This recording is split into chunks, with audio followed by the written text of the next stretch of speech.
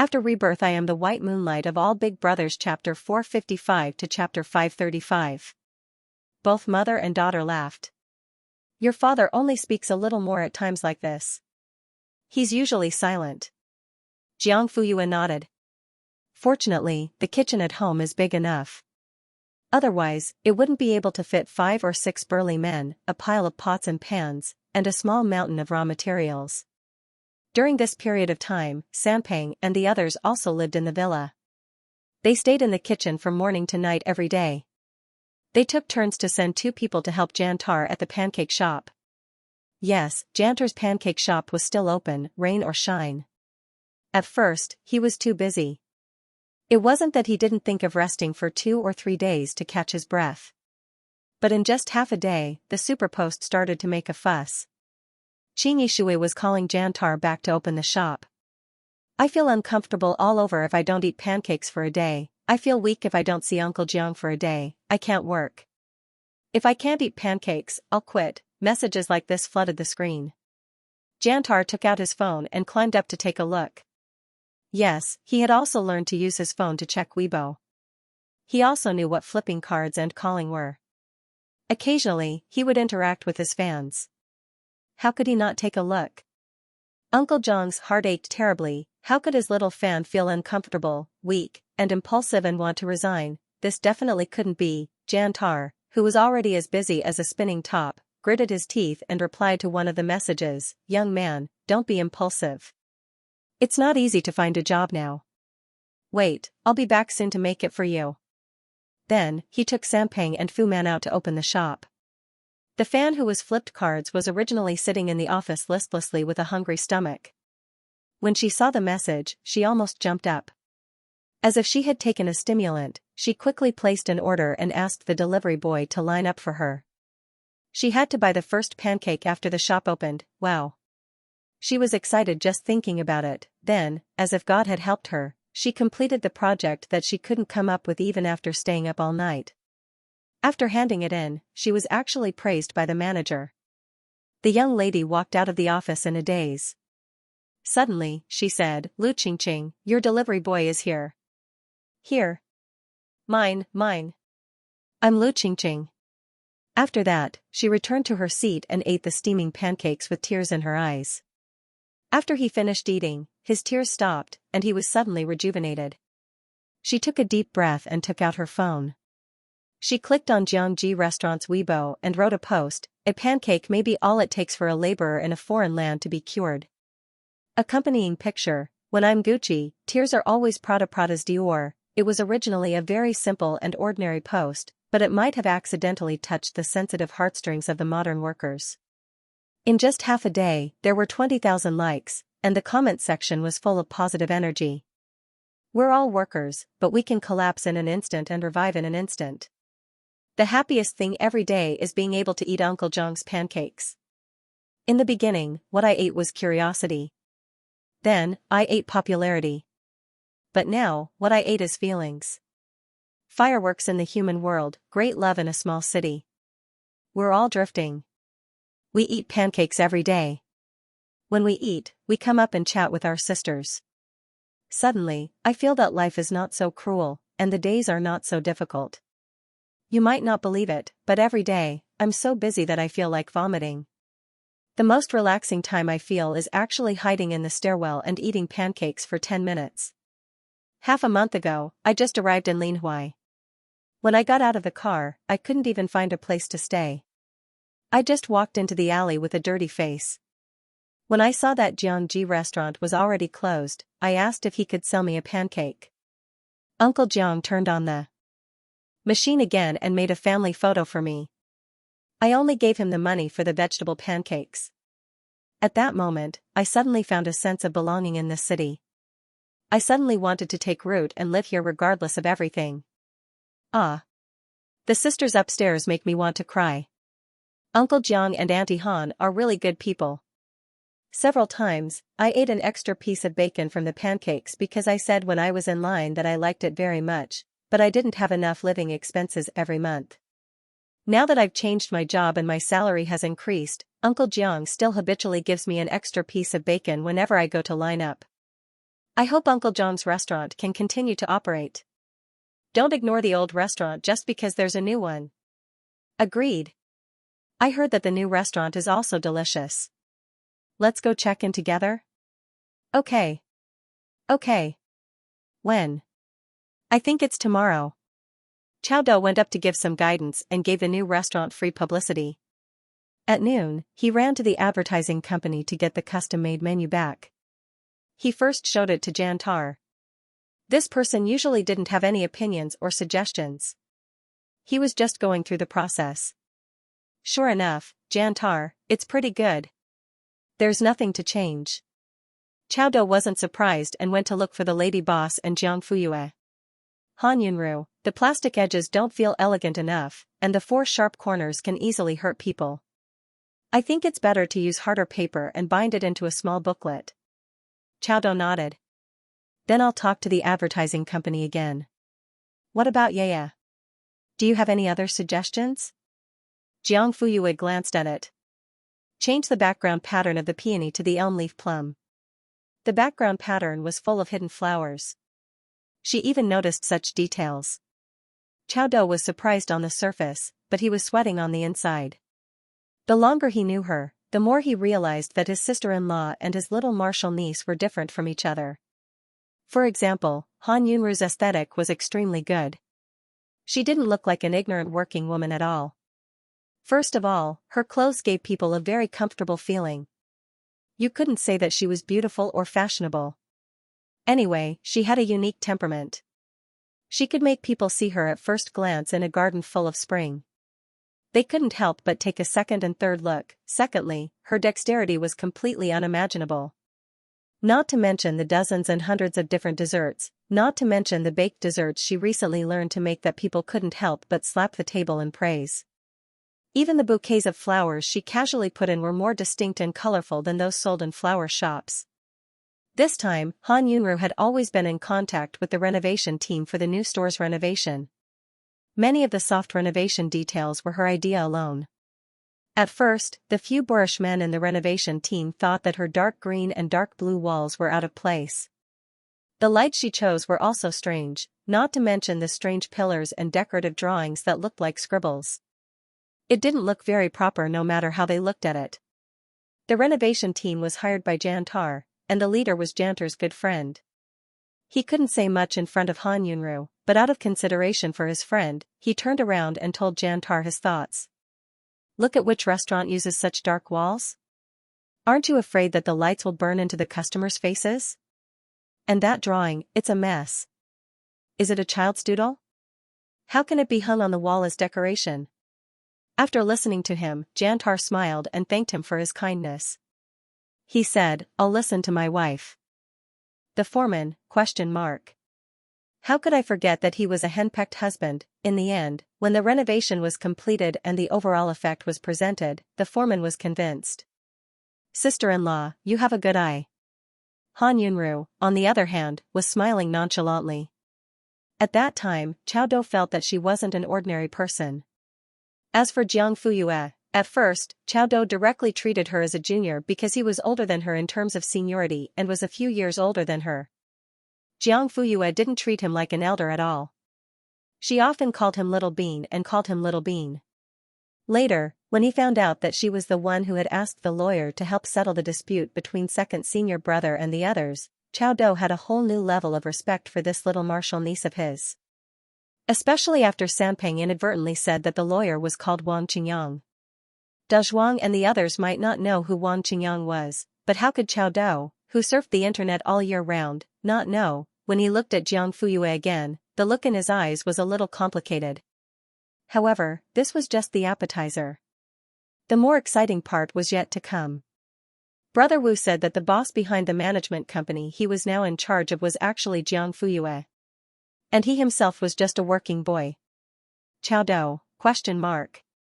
Following that, Jiang Fuyue and Jiang Qinqing once again demonstrated what it meant to be inhumane and rich in front of him, because he personally ordered the Kuranin, picked up the car, and drove it back to the Imperial Heaven Palace. More than 7 million yuan. He swiped the card without hesitation. His hands were shaking as he handed the card over. In the end, after he drove it back, Jiang Fuyue and Jiang Chenxing didn't even look at it. They directly handed the keys to Jantar and Han Yunru. Done, then, the siblings went upstairs to do their own things. Chao Do? He really wanted to ask eldest senior brother, as the most ordinary member of such a hidden blue family, and as the pillar of the family, how was he living? Wasn't he crushed to pieces? Digression, 3,000 words. Chao Do, it's too difficult for me. This family is full of hidden big bosses. The third watch, midnight. With this question in mind, Chao Do looked at Jantar strangely for the past few days. Little bean, why are you looking at me like that? Oh, senior brother, it's great that you're still alive. Jantar, ? Is this kid crazy? Back to the present. Chao Do had just finished his visit to the advertising company and modified the menu according to Han Yunru and Jiang Fuyue's suggestions. He redid it, and the sample was indeed better than before. Rizbot again. Okay, let's use this seal. Make 200 copies first and send them to Jiangji Restaurant's private kitchen this afternoon. Then, he looked at the finished product of the promotional banner.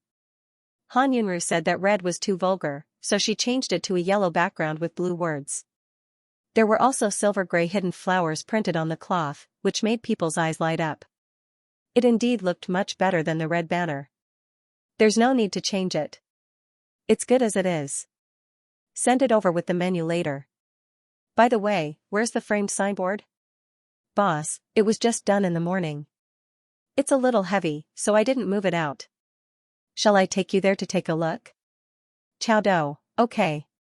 The two of them went inside. The boss lifted a piece of red cloth and revealed the signboard under it. The words Jiangji Restaurant's private kitchen appeared in front of his eyes. It was obvious that this signboard and the Jiangji Restaurant's Jianbing signboard were both made by the same person. Strong strokes and silver hooks, valiant and unrestrained. The boss rubbed his hands excitedly. This handwriting is really good. I don't know calligraphy, but I feel that it's majestic just by looking at it. Chao Do looked at it a second time and nodded. It's quite good, little brother. Which master did you find to make this? To be honest, several old customers have already asked. Do you think it's possible to introduce them? My old customers are not cheap, so they can definitely afford it. As he spoke, he handed a cigarette to Chao Do in a fawning manner. Chao Do didn't smoke and politely declined. The boss thought that he was unwilling to reveal, so he hurriedly promised, I'm not afraid of you. Those old customers really like this calligraphy. If you can help me pull some strings, how about we split it 30 to 70? 7 for me, 3 for you. It's not about money, 6 for me, 4 for you. The corner of Chao Do's mouth twitched. His eyes were filled with helplessness. I really don't, alright. Don't say anything else. 50-50, just pass on the message. You'll get half of the money we earn. This is equivalent to whoring for free. We can't give in any more. Boss, it's not that I don't want to help you, and it's not that I don't think the money is enough. I really don't know who wrote this. Ah? Didn't you send this over? How could you not know? This was given to me by someone else. I'm just running an errand. I see. The boss looked regretful. Why don't you ask that person who wrote it? Chao Do thought for a moment. Alright, I'll try, but I might not be able to get anything out of him. Alright. Then should I send this signboard over as well? Yes, cover it with a red cloth and hang it up when we open for business tomorrow. Maintain a sense of mystery first. Alright. After dealing with the advertising company, Chao Do took a taxi directly to the store. He checked the site again and made sure that the interview area, tasting area, dining area, and waiting area were all set up correctly. Then, he went outside to wait for the delivery truck from the advertising company. In the meantime, he cleaned the front desk again. The wooden sculpture of the fortune cat was polished until it was shiny. Soon, the car arrived. All the materials were moved into the warehouse. He checked them one by one again before signing for payment. After washing his hands, Chao Do called more than 10 newly recruited staff members and told them to gather at the store at 6 o'clock the next morning.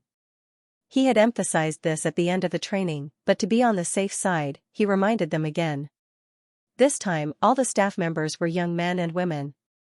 They had good personalities, but they were also lazy. Although they had already gone through training, they still needed to be constantly reminded and supervised. After doing all this, Chao Dou returned to the villa under the setting sun. Jiang Fuyue was tasting Han Yunru's new air chocolate. It was mellow and melted in her mouth. She nodded. It tastes better than the previous few times. How about the sweetness? It's not greasy or oily. It's more suitable. Han Yunru immediately smiled. After returning to the kitchen counter, she opened her notebook to record the amount used this time. If nothing went wrong, the recipe would be set. In addition to Janter's original dishes, the private restaurant would also sell Han Yunru's desserts.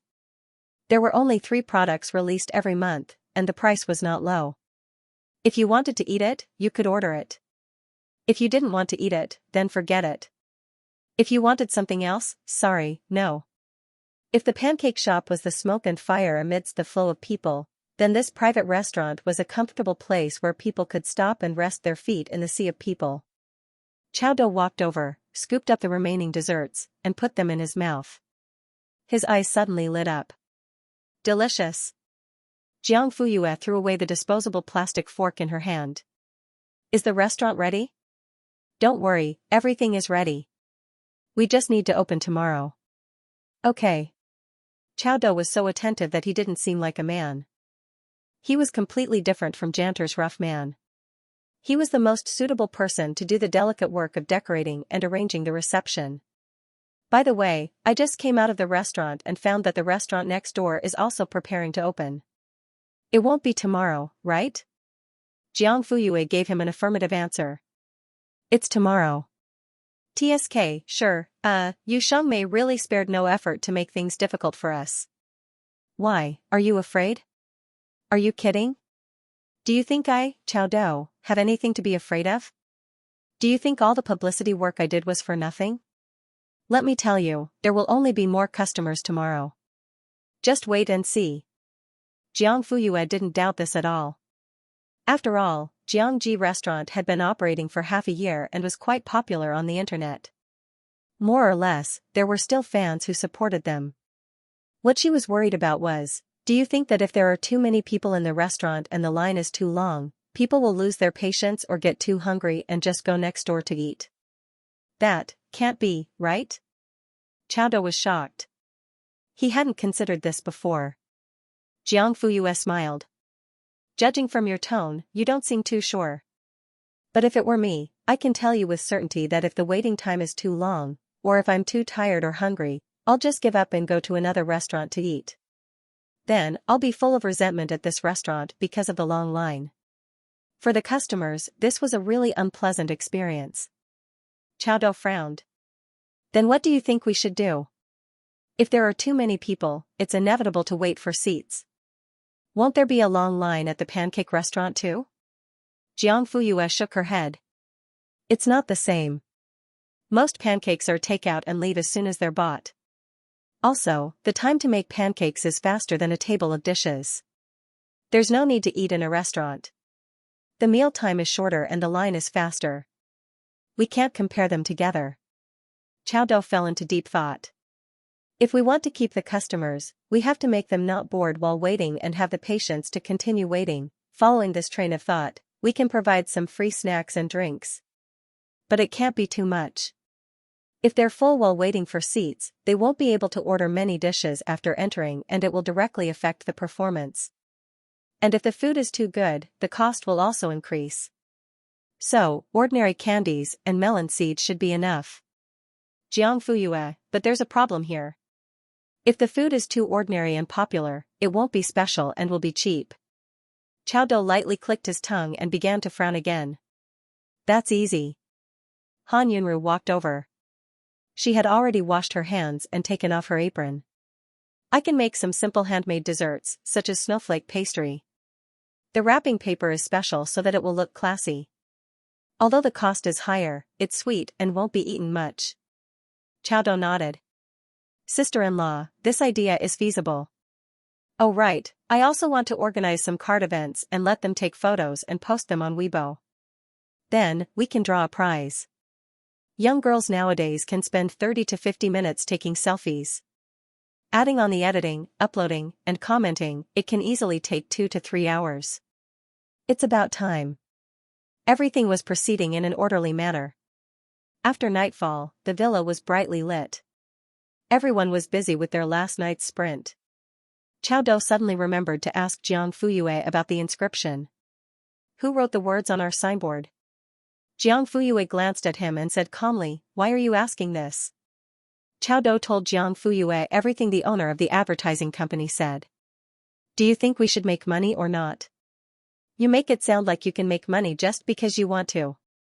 Jiang Fuyue gave him a sidelong glance. Chao Do.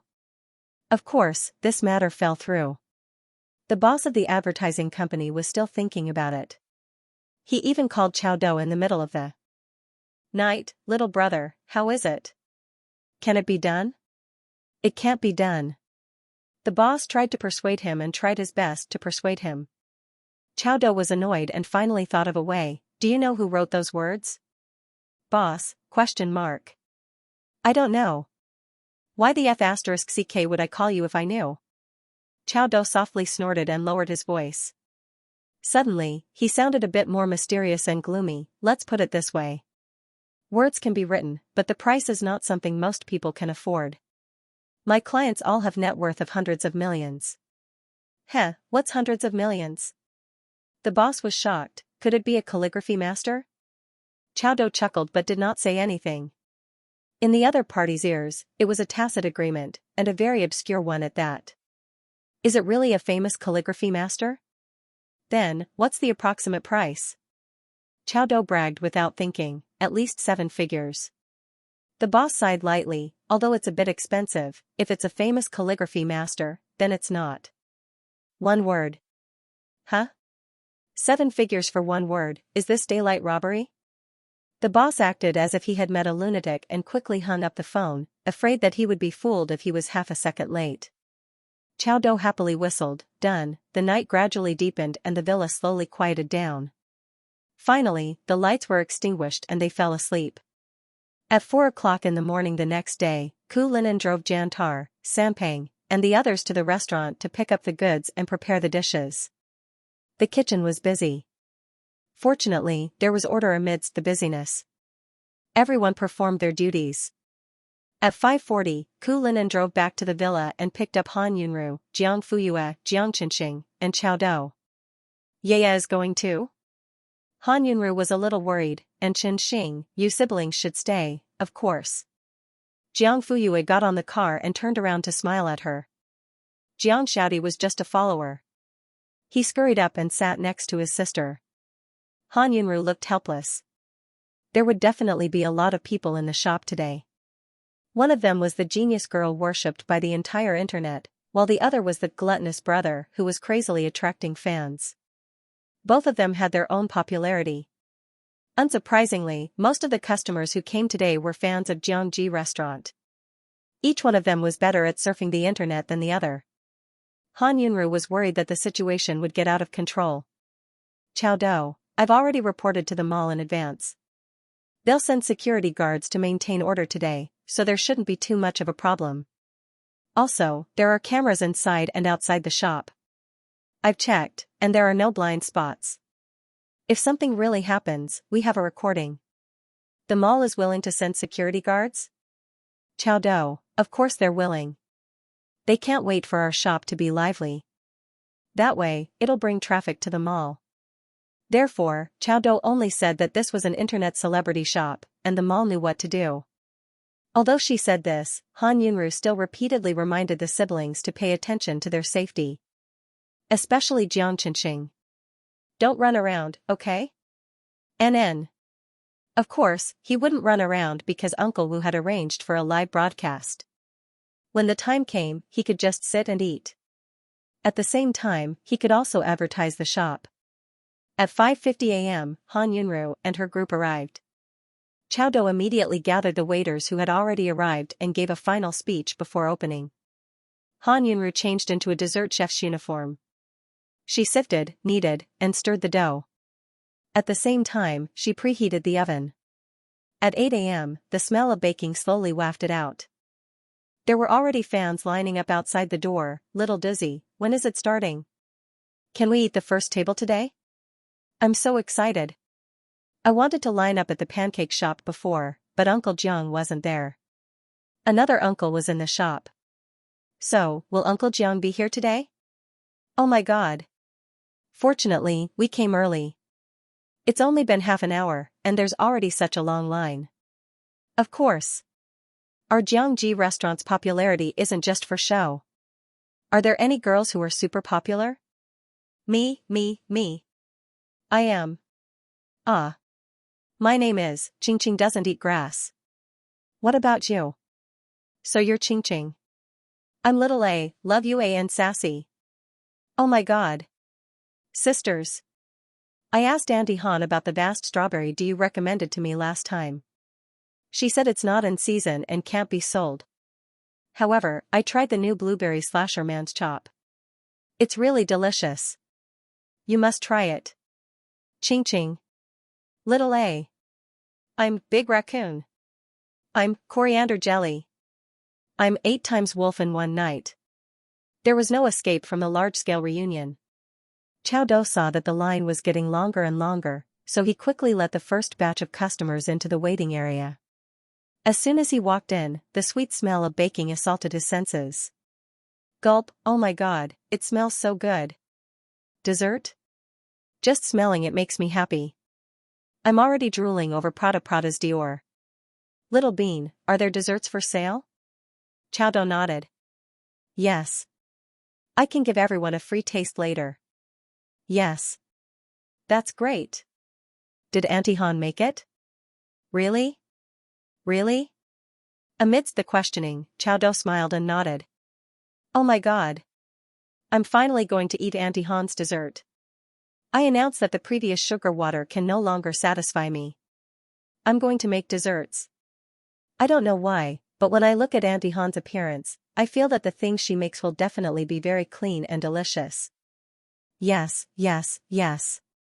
Auntie Han looks like a very gentle and meticulous person. She must have been very beautiful when she was young. Time has never defeated a beauty. Auntie Han is also beautiful now. So, how did Uncle Jiang marry her? There was silence. Yes, how did he marry her? Everyone looked at each other. Oh. I'm going to bring out my older brother and let him learn from Uncle Jiang. If I can have a sister-in-law who is gentle and knows how to make all kinds of desserts like Auntie Han, I'll wake up laughing in my dreams. Then I'll help my brother sign up first. My little uncle wants it too. Cough. I want to help my dad find a stepmother like Auntie Han, hee. Seeing that the topic was getting more and more out of hand and that everyone was still in high spirits, Chao Do slipped away with a face full of cold sweat. Everyone didn't care. After discussing Han Yunru, they began to look at the interior decoration. Then, there were screams one after another, oh my god. Is this a crystal chair? There's even a halo. Quick, help me take a picture. I want to post it on my WeChat moments. This piggy chandelier is too cute. Every pig has a different expression. I like this wall so much. It's dark green and full of high-end feeling. The flowers in that basket are actually fake. It's so realistic. Fake? Let me see. Hiss. Knitted with wool? I remember now. Last time when the pancake shop was closing, I went to buy sago. At that time Auntie Han was holding wool and knitting. I asked her if she was knitting sweaters. She said no, she was knitting some decorations. I didn't expect to see it here. Is there anything Auntie Han doesn't know how to do? Oh. My mom doesn't even know how to sew socks.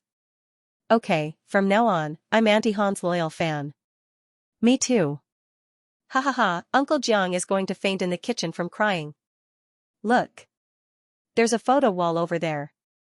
Really? Is this Uncle Jiang when he was young?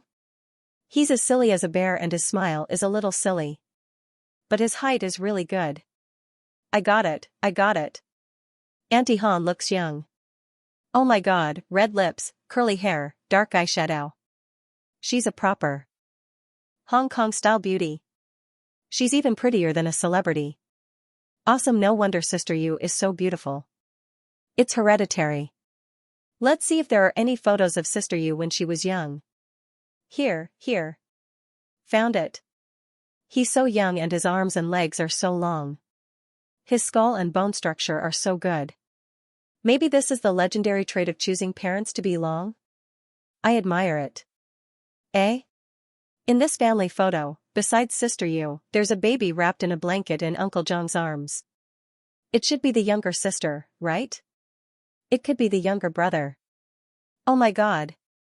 Jiang Fuyue's younger brother? His IQ can't be over 200, right? His IQ isn't important. What's important is that he has such good-looking parents and sister. His genes are excellent. TSK, I can do it. Ahem. Sister, be more reserved. There are people around. Oh, let me wipe my saliva first, it's really the younger brother. Look at this photo. It was taken not long ago. The younger brother is leaning against the older sister, like a little bird leaning against a big tree. He's so obedient. But, why does the younger brother look so familiar? After hearing what you said, I think it's a little familiar too. Where have I seen him before? Digression, 3,000 words. 9 o'clock. This. Isn't that little brother Gon fan who is very popular on TikTok? Ah? That's the one who hugs the rice cooker every time he broadcasts. Oh. It's him. I was wondering why he looked so familiar. Heavens! Is this Uncle Jiang and Auntie Han's child? Jiang Fuyue's little brother? Oh my god, the bell of good fortune went to the Jiang family. So, the reason why I'm not popular is because my surname isn't Jiang? Hehe, sister, sorry, my surname is Jiang, but I'm not popular either. Oh. You seem to be a bit worse off than me. A father who can cook, a mother who is clever with her hands, a daughter who has a heaven-defying IQ, and a lovely son. What kind of immortal family is this? Chao Dou had just come out of the kitchen when he saw a group of girls screaming at the wall. Little Dou is here. Let's go and ask him. Little Dou, is little brother Gonfan the son of Uncle Jiang and Auntie Han? Is he really that good at eating? Can he eat 3 rice cookers in one meal? Why isn't he fat at all? Uncle Jiang's cooking is so delicious, and Auntie Han's sugar water is so delicious. Is his academic performance as good as big sister Jiang Fuyue? Are Sister Yu and little brother Qinqing coming today? Can I see them in person? I'm so excited. Chao Dou had never enjoyed such colorful treatment. A group of beautiful young ladies surrounded him as if he was a delicious cake that everyone wanted to take a bite of. Very beautiful. Very beautiful. Perhaps the only fly in the ointment was that the young ladies were surrounding him, and the one they were asking about was Jiang Qinqing. He was a dignified handsome young man, yet he was inferior to a little brat. Everyone, quiet down. Listen to Brother Dou. Alright, now it was Brother Dou. If he didn't say something useful, he would be letting down this brother. Cough dash, Chao Dou cleared his throat. First of all, Qinqing is indeed the son of the boss and lady boss. Secondly, both the siblings will be here today. Finally, little fairies, please lower your screams. Sorry, I really can't keep my voice down. When the fans who were still queuing outside heard that the room was so lively, their hearts felt like they were being scratched by cats. They craned their necks to look inside. Chao Dou asked the waiter to give the freshly made snowflake pastries to the young lady. Not only were there people inside, but there were also people queuing outside. Delicious. It's firm, fragrant, and soft.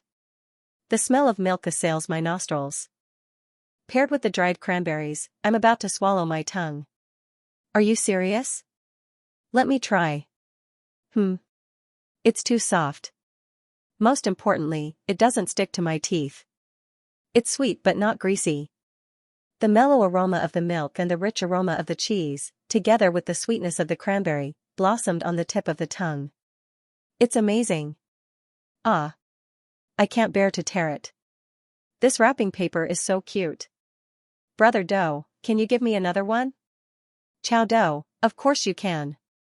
These are all prepared by the lady boss. Thank you for coming here so early in the morning. There are a lot of people in front, so it might take a long time. The tea area has free snowflake pastries and lemon mint tea. They're all made by the lady boss herself. If you're hungry, go get it, or let the waiter do it for you. Don't be shy, Auntie Han made it. No wonder it's so delicious that I'm dizzy. There's also mint tea. It's refreshing. 1 cup and I'm about to fly. The waiter quickly served the snowflake pastries to everyone. Ahem. I'll eat 2 and bring 2 more for my roommate. She's working part-time today and can't come. Last night, she saw us discussing what to order today and was so angry that she burst into tears. If it were me, I'd cry too. Only those who have eaten Uncle Zhang's food will understand how sinful it is to miss out once. By the way, can we buy these snowflake pastries? I want to buy some to send home. My mom loves sweets and is very picky. Wait for Brother Do to come out and ask him. If you like them, you can take a few more. They're all free anyway. That's not very good, is it? That's true. If we can buy some, I'll bring some home. Auntie Han worked so hard to make them. I can't take them for free. At 8 o'clock in the morning, a long line snaked from the entrance to the center of the square and circled around the fountain. As time passed, it didn't get shorter. Instead, it got longer and longer. The mall manager who had just arrived at work was stunned when he saw it. When did our square become so popular? Manager, it's not the square that's popular. It's that restaurant. Xianxia restaurant? Oh no. Hurry up and get the security personnel in place. How could I forget about this? Hurry up. There will be more people later. It'll be troublesome if we can't maintain order. Okay, I'll call the security department right away. Not only did the mall manager see such a long line, but the employees of Chow's restaurant next door who were preparing for the opening were also not blind. Lu Shanhua hadn't arrived yet. Only the 20 or so waiters were busy. However, there was no joy on their faces. Other than frowning, they sighed. What's wrong? Didn't you eat breakfast? Today is the opening of a new restaurant. Everyone, cheer up. The deputy store manager clapped his hands loudly, trying to encourage them. Everyone stood up straight, but there was still no joy on their faces. Brother Tan, is this considered opening for business? It's more like the one next door. The deputy store manager was silent. Compared to them, we don't look like we're opening for business. It's more like we're closing down. As the saying goes, people will die if they compare themselves with others. There's no harm if there's no comparison. It could have been avoided, but we had to bump into them on the same day. Isn't this courting death? Brother Tan mentioned before that it's not good to bump into them on the same day. However, someone didn't listen and gave orders. What can we do? Needless to say, everyone knew that this person was referring to Lu Shanhua. How can a paratrooper be a store manager when he just arrived? Brother Tan has worked hard and conscientiously at Chow's restaurant for so many years. Enough. The deputy store manager, the man called Brother Tan, reprimanded, since we've come this far, there's no use regretting it. Everyone can only grit their teeth and move forward. Go back to work and do what you're doing. We'll wait for the store manager to come over and see what he has to say. The crowd dispersed, muttering among themselves. One of the waiters ran to the door and peeked at the line next door. The line was long again. What are you looking at? Why aren't you going to the kitchen? Old Lu, look over there. This lineup is too exaggerated. In the age of the internet, traffic is king. It's not strange at all. Moreover, the taste is really good. As he said that, he smacked his lips. Eh? How do you know it's good? Have you eaten it before? I bought pancakes from Xianxia restaurant. To be honest, our pancakes are just for show. Their pancakes are the real deal. Is it really that good? You'll know when you try it another day. I'm going to the kitchen to prepare first. Come in when you're done looking. Hey! Coming. As he said that, he took out his phone and quickly sent a WeChat message to his son, "Brat, hurry up and come to Jiangji restaurant at Tianqing Square to line up and get a number. Wait for me to get off work and we'll go eat together." There was no other way. Both father and son were gluttons. They didn't care about competition or whether they were rivals. Wherever there was good food, they would go there. The reply from the other end was super fast. "You know about Jiangji restaurant too? This restaurant has been very popular recently. I was just about to come over from school to line up. Do you see how many people there are? Pops, Judwa, Pops, picture, son, damn. That's scary? Then I'll just take a taxi and come over. Pops, hurry up." When the line was too long, not only would the management of the shopping mall be amazed and the competitors would be defeated, but there was also a very obvious advantage. It was eye-catching. Once it was eye-catching, it would easily attract onlookers. Onlookers would naturally attract customers. For example, a young mother pushing a stroller was originally out for a walk. Suddenly, she was attracted by the scary long line in front of her. She stood behind the line and asked gently, "What are you doing?" "Waiting in line for a number." "Is it this Jiangji restaurant's private cuisine?" "Yes." "Are you also a fan of Super Talk?" "I'm not. I received a flyer from this restaurant before and thought that the names of the dishes were very interesting. I thought that it was opening today and happened to pass by, so I came to take a look. I didn't expect there to be so many people in line." "Miss, let me tell you, you made the right choice this time. Eat a snowflake pastry first and listen to me slowly. How good is this restaurant's boss's cooking skills?" The line outside was orderly while the waiting area inside was bustling. Chao Do saw that everything was going according to plan and couldn't help but let out a sigh of relief. At 8:30 p.m., the invited TV station reporters and some food celebrities arrived one after another. Among them, there was an internet celebrity with tens of millions of fans and a veteran glutton. Digression, second night watch, 3,000 words. Third night watch, around 11 p.m. Approximate time, not necessarily accurate. "Dad, there are so many people." Lin Xiao gulped and tugged at her father's sleeve. Old Lin coughed lightly and said to his daughter, "Calm down. You're the child of a famous foodie with a 3 million gold V. Don't embarrass your dad." Lin Xiao rolled her eyes. "Narcissist. I didn't expect Jiangji restaurant to become so popular in just half a year." Old Lin suddenly felt emotional. Back then, Jiangji restaurant became popular because of Lin Xiao's post. Yes, Lin Xiao was also a small blogger with more than 100,000 fans. Then, Old Lin reposted it. Then, the entire network spread the word and Jiangji restaurant became popular overnight.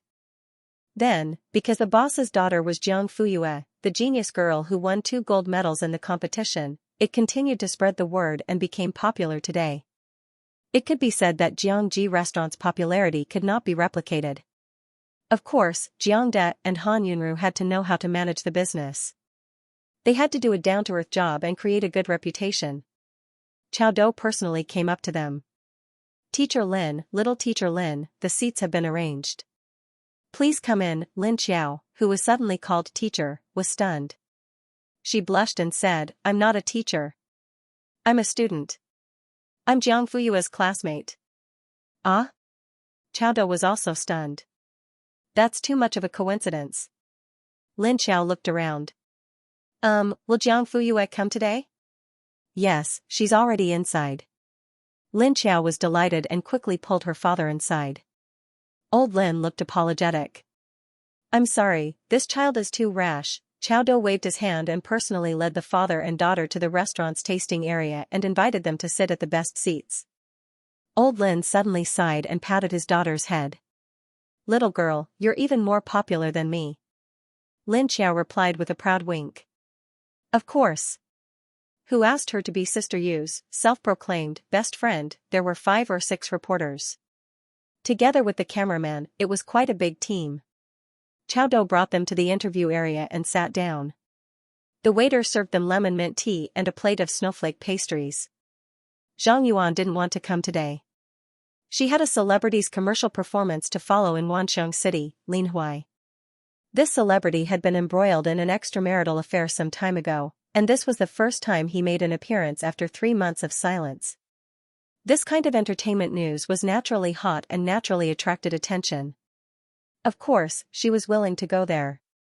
If she managed to capture something exciting, she would easily become famous. Who would like to see a restaurant open for business? So what if it was Xianxia restaurant? She could barely be considered an internet celebrity. She was still a little popular, but it couldn't be compared to celebrity gossip. In the end, the leader didn't even ask and sent her to deal with this kind of trivial news, while leaving the celebrity's side to an intern reporter. Huh. Don't think that she didn't know about the dirty relationship between the two of them. Secretary Zhang, you don't look too good today? Did you not rest well last night? A colleague beside him asked with concern. Zhang Yuan forced a smile. It's nothing. Maybe it's my low blood sugar. She really didn't rest well last night. She was so angry. Don't think that low blood sugar is a small problem. You'll feel dizzy when you faint. If you fall somewhere you shouldn't, it'll be really terrible. Last week, I reported a similar piece of news. An old lady fainted in the middle of the road. Low blood sugar isn't life-threatening, but the car driving over is. In the end, she died before she could reach the hospital. I'll take note. Thank you. Although she said that, the irritation between the woman's eyebrows became more obvious. The noisy environment, the crowded space, and the noisy colleague next to her made her already bad mood even worse.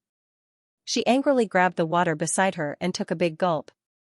Suddenly, a cool but not stimulating peppermint fragrance slid down her throat and rushed to the top of her head. She felt as if she was in a cool mountain stream, stepping on the cool stream water and enjoying the cool mountain breeze. All the gloominess and irritation disappeared, leaving behind only contentment and leisure. She exhaled a big mouthful of turbid air. She originally felt like her whole body was on fire, but at this moment, she strangely calmed down. Zhang Yuan looked at the cup in her hand in surprise. What was this peppermint tea again? The liquid was light green in color, and even from a distance, one could smell the fragrance that was escaping from it. Delicious, right? Her colleague winked at her. I'm a loyal fan of Xianxia restaurant's pancakes.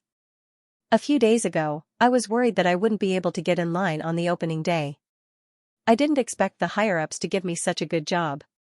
I can go directly into the restaurant and taste the specialties for free later. It's really great. As she spoke, she smacked her lips happily and shook her head. Zhang Yuan looked at her with some surprise. Sister Liang, I remember that you're in social news? Why are you interested in this kind of food report? So what if I'm in social news? I'm not a machine. I also need to adjust and rest. It's great that you're occasionally giving me such a relaxing and comfortable job. Zhang Yuan took another sip of the peppermint tea. The taste was really comfortable. It was neither too strong nor too light, and it gave people a refreshing and calming experience. Aren't you afraid that if you're not on duty for a day, others will take over the news you're following? Of course I'm afraid. Why wouldn't I be afraid? It's not easy for us reporters to dig up news. Who wants to be intercepted halfway? Zhang Yuan nodded. She couldn't help but feel anxious again. She quickly took another sip. But Sister Liang changed the topic. Work is endless, just like the news is endless. If you keep thinking that you can't rest and that your opportunity will be taken away when you rest, then you'll be very, very tired. Not only the work itself, but also the pressure you put on yourself. Zhang Yuan was thoughtful. Actually, if you occasionally stop in a hurry and look at the surrounding scenery, you'll find that it's very beautiful. For example, now, if you look carefully at this restaurant and use our unique insight and empathy as reporters to dig, you'll see a lot of surprises. It was only then that Zhang Yuan started to look around. The very stylish lighting, the bright but not dazzling lights, the bold color of the walls, and the surrounding bustling with life. It was no longer the feeling of disdain she had when she first came in. Is there a surprise? Yes. Zhang Yuan nodded. This time, she smiled sincerely. Hiss. Suddenly, she gasped and raised her hand to cover her stomach. What's wrong? Are you okay? Zhang Yuan waved her hand. It's an old problem. I didn't eat breakfast, so I'm hungry and my stomach hurts. That won't do. Hurry up and eat a snowflake pastry to replenish your sugar. No need. I don't like sweet things. I'll drink water. It's not sweet or greasy. Try it. Sister Liang peeled off the wrapping paper and handed it to her. Zhang Yuan really didn't want to eat it, but the other party was being kind. She could only reluctantly accept it and put it in her mouth with some hesitation. Yes, a small bite. The next second, she suddenly paused. Her eyes met with Sister Liang's eyes in surprise. It was as if she had expected this reaction. Zhang Yuan finished the whole pastry. Her empty stomach was soothed, and the colic gradually disappeared. This snowflake pastry, I was right, right? It's not sweet or greasy. There's a bit of sugar, but it's more milky. The cranberry also has a sweet taste. Yes, yes. This is completely different from what I've eaten before. Sister Liang smiled. Let me tell you, I don't eat sweets either, except for the ones made by the lady boss. The lady boss made it? Yes, the snowflake pastry and lemon mint tea are all made by her. Zhang Yuan picked up another pastry, peeled it, and put it in her mouth. She couldn't help but nod as she ate. Then the lady boss must be a great dessert chef. No. Sister Liang shook her head. She seemed to be very familiar with the shop and the owner. She only started learning in the past year. She used to set up a stall with her husband and make pancakes. I see. She's very talented. Sister Liang smiled. Maybe beautiful people have more dexterous hands than ordinary people. Zhang Yuan was surprised. Is the lady boss very beautiful? Here, there's a photo on the wall. Zhang Yuan looked over suspiciously. The next second, her eyes widened in disbelief. When she heard the description of setting up a stall with her husband and making pancakes, the first image that came to her mind was a middle-aged woman. She was obese but hardworking and simple. She was a bit old-fashioned and old. She wasn't as delicate as the city beauties, but her eyes were full of kindness. However, in fact, not only was there kindness in the woman's eyes, but there was also a touching gentleness. She was also very good-looking. Her 2 children had also inherited their mother's excellent genes. Eh? Why does she look so familiar? Digression, 3,000 words. 12:30. Zhang Yuan was in the entertainment news industry, so it was one of her jobs to pay attention to the public opinion on the internet. She was sure that she had seen this pair of good-looking siblings before, but where exactly did she see them? Suddenly, she had a flash of inspiration, the genius girl and the popular snack channel on TikTok. The woman turned around and looked at Sister Liang in shock. They're siblings? Uh-huh. That's incredible. This was much more valuable than that celebrity commercial performance. One had to know that back then, Jiang Fuyue's popularity on Weibo had surpassed that of celebrity gossip. She had directly reached the top and even exploded. As for this little brother of hers, he had been very, very popular recently. Although his popularity on Weibo was not as high as TikTok's, his ability to attract fans and promote goods was far superior to that of the long-established streamers. In the past 6 months, he had even started to shoot videos. He was a little labor expert at home, from cooking to washing dishes. There was nothing he couldn't do. Apart from that, he also live-streamed doing mathematical Olympiad questions, attracting a large number of primary school students to listen to his explanations in the live-stream. He had also gained the favor of a large number of parents. A few days ago, she was still lamenting to her colleague, "If my child was as obedient and self-aware as him, I would wake up laughing in my sleep." Her colleague sighed. Good children belong to other people. Wake up. Sister Liang saw that she could not hide her surprise and smiled. How is it? Did you stop and admire it carefully? Did you realize that there are good scenery everywhere? Zhang Yuan nodded. Sister Liang is indeed a senior. I've learned a lot today. Yo, it's time. Let's go out. Huh? It's 9 o'clock and officially open for business. Bring the cameraman and hold the microphone. It's time for us to go on stage. Sister Liang did not expose the fact that she did not read the process in advance and was prepared. Zhang Yuan, on the other hand, was embarrassed and looked ashamed. This time, she was not professional enough, but it was not too late to mend the pen after the sheep were lost. Today, she would write about this internet celebrity shop that not only had delicious food, but also had a human touch. Let's go, Brother Wang. Be careful when you shoot later. Don't shake the camera. Okay. At 9 o'clock sharp, under the command of Chao Dou, Jantar, Han Yunru and her husband, Jiang Fuyue and Jiang Qinxing, as well as many fans, media reporters, and food celebrities, the signboard of Jiangji Restaurant Private Home Cuisine was officially hung in the middle of the restaurant. The thunderous applause was intertwined with the cheers and shouts. Uncle Jiang. Everyone is waiting for you to feed them. Auntie Han, look here. We want to know, if we eat desserts made by beauties, will we also become beauties? Moon Goddess. Moon Goddess. I'm your fan. Sister, please look at me. Jiang Fuyue looked in the direction of the voice, her beautiful peach blossom eyes rippling with a faint smile. Ah. I'm dead. Sister you. Sister you. Here, I'm not a fan. I'm your IQ fan. I love the way you look when you stand on the podium. So cool. They're still showing off in the mathematical Olympiad, please kill them. Stomp them under your feet. It was only then that Jiang Fuyue realized that there were quite a number of her fans among the guests. Seeing that the situation was getting out of control, she called out to everyone, don't push, be careful. At the same time, she hinted to Chao Dou to quickly knock down the security guards who did nothing but watch the show. Soon, the security guards came down, and the situation was temporarily under control. However, what happened next was even more terrifying. A group of female university students, escorted by their boyfriends, squeezed to the front and then raised a custom-made support banner. On it was written, Little Cutie Qinxing, sisters are calling for you. Everyone was stunned by the scene. There's even Auntie Han, is this a celebrity support scene? I lost. Jiang Shouty, ? He stood in place with a small and confused expression, instantly poking the cuteness of this group of sisters.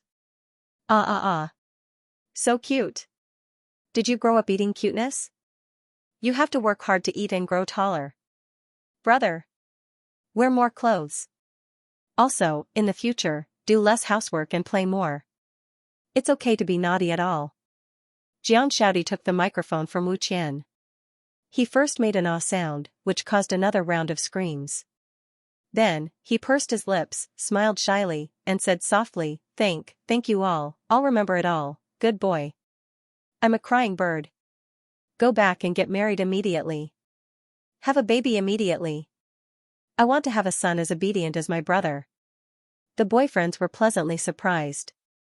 Let's go. Let's do it. Then, he carried his girlfriend, turned around, and ran out of the crowd. He didn't even look back and shouted at Jiang Qinxing, brother, thank you. When the baby is born, I'll go to your broadcast room to give red packets to the matchmaker and birth promotion. Jiang Shouty, ? Everyone, at this point, under the live battle of Jiangji Restaurant fans, Jantar fans, Han Yunru fans, Jiang Fuyue fans, and other fan groups, Jiang Shouty fans came out on top and won the Best MVP award. What a show. All of this was recorded by several cameramen, and there were also many fans who took out their phones to record. After the signing ceremony, it marked the official opening of Jiangji Restaurant's private home cuisine. The first batch of customers was invited to the dining area. Under the waiter's patient guidance and explanation, they began to order. The rest could only continue to line up and wait for their numbers to be called. When Lu Shanhua arrived at the restaurant, he was just in time to see Jiangji Restaurant's signboard. The entrance of the restaurant was jammed, and there was a sea of people around. The congratulatory words could be heard clearly even though they were so far away. Looking at his own restaurant, the firecrackers had been hung up, and the red lanterns were lit. The deputy store manager and a group of waiters stood on both sides of the restaurant, ready to welcome the customers. The flower basket that he had spent a few thousand yuan on yesterday had also been delivered. The red carpet was spread out, and the atmosphere was jubilant. However, there were only a few aunties holding vegetable baskets in front of the door, watching the show. He gritted his teeth and asked the deputy store manager to light the firecrackers. Suddenly, there was a loud crackling sound. This commotion did indeed attract a lot of people to come and watch. In addition to the free fruits, a group of people gathered in a short period of time. Unfortunately, it was completely incomparable to the scene next door. Lu Xianxia forced a smile.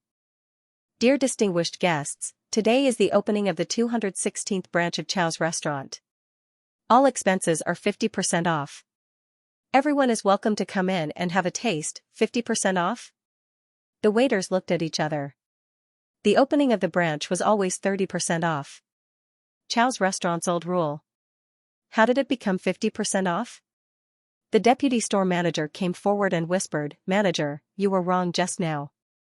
It should be 30% off."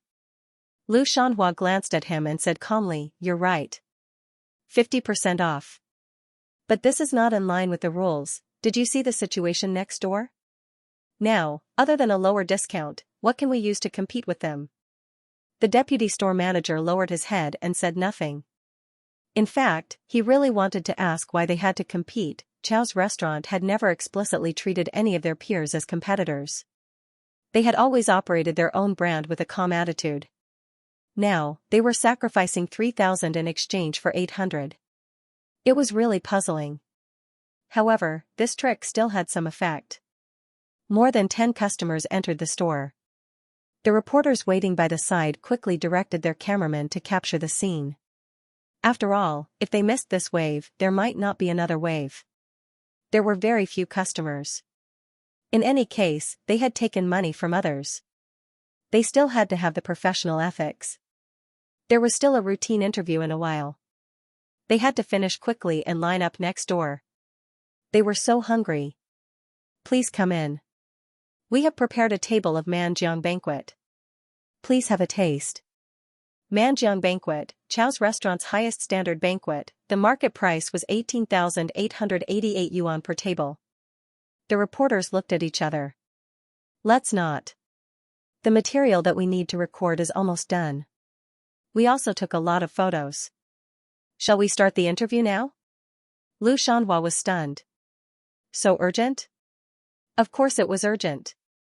They still wanted to line up next door after they finished here. The few of them thanked him politely and refused to let go. Lu Xianxia frowned slightly. He caught a glimpse of a cameraman looking at the Jiangji restaurant next door with a longing and expectant gaze. His face suddenly sank. No matter what, he had to keep these people. "Oh, it's like this. We invited Mr. Niegua Tao to taste the food on site. Are you sure you don't want to interview him?" "Ah? Niegua Tao? Is it that traveling gourmet Mr. Nie?" Lu Xianxia smiled and nodded. "It's him." The reporters were shocked. Didn't he retire many years ago due to illness? Also, it said that after he retired, he never accepted any media or magazine interviews. Half a year ago, Central TV was rejected. Can you let him accept our interview? Lu Xianxia braced himself and didn't look reluctant at all. Of course. Digression, 3,000 words. In order to interview Master Nie, the reporters decided to stay. Lu Xianxia invited them into the restaurant with a smile and told the waiter to serve them well. Then, he walked to a corner and looked around. After making sure no one was around, he took out his phone and dialed a number. "How is it? Did you pick him up?" "Yes. Yes. He just left the airport and is on his way." "Hurry up, the reporters are still waiting for an interview." "Interview? Who?" "Master Nie, of course." Lu Xianxia sounded a little impatient. The person on the other end was stunned. "President Lu, we discussed with Master Nie that there was no interview." Lu Xianhua's eyes flickered. "He's already here. It won't take long." But Master Nie hasn't appeared in front of the media for 3 years and has always rejected interviews. This time, we're only willing to come because of President Yu. I'm afraid he won't agree. If he doesn't accept an interview, how will others know he came to the restaurant? How will we promote it? If he's just here as a guest, I can invite anyone. Why did I invite him? But President Yu said, no matter what President Yu said, I believe she's doing this for the sake of Chao Ji. Moreover, I'm the person in charge of this branch. I can make decisions without President Yu's permission. The person on the other end was silent. Lu Shanhua's tone softened. It wasn't easy to invite him here. Of course, we have to make the best use of him. This way, we won't have invited him in vain. That's true. But Master Nie's assistant is very strong. I'm afraid he won't agree. When he said this, the person on the other end lowered his voice. Obviously, he was afraid that others would hear him. Lu Shanhua paused. They're beside you? They just got in the car. I stayed outside to answer the call. Let's not talk about it first. We'll just let the reporters interview him. You want to act first and report later? This is a last resort. Okay then. In the car, Niegua Tao looked out of the window and suddenly sighed. I haven't been to Linhui for many years. The airport doesn't seem to have changed much. It's just that the sky isn't as blue as before and the air is wet and sticky. The corner of Nie Chen's mouth twitched. Are you sure it's not an illusion caused by your stuffy nose and poor breathing? Niegua Tao. Brat. Can't you be a little more interesting? It was such a poetic and picturesque phrase, reminiscing about the past, but when it came out of your mouth, all that was left was cold and nasal congestion. Rotten wood can't be carved. Nie Chen wasn't angry at all. Instead, he chuckled and nodded. You're right. I'm just a bore. I can't learn to be poetic. Brat, are you still my grandson? He didn't inherit any of it. Ahem. You don't have to accuse yourself. Niegua Tao snorted and turned his head to continue looking out the window. 5 seconds later, he suddenly reacted. Nie Chen. You stinking brat, how dare you mock me? Slander, what hat, of course it was a cuckold, Nie Chen said leisurely. If you suspect that I'm your grandson, then you're indirectly suspecting that my father is your son. My father is no longer your son. Isn't that the same as putting a label on him? Full marks for logic. It was infuriating. Niegua Tao's face turned green. He clutched his heart and looked like he was having difficulty breathing. Nie Chen's expression changed. No way, did a joke make the old master so angry that he had a heart attack? F***CK. Bear with it. The medicine will be here soon. As he spoke, he deftly took out the medicine box and unscrewed the cap of the mineral water bottle. You'll be fine after you eat it. Hee hee. I put it on.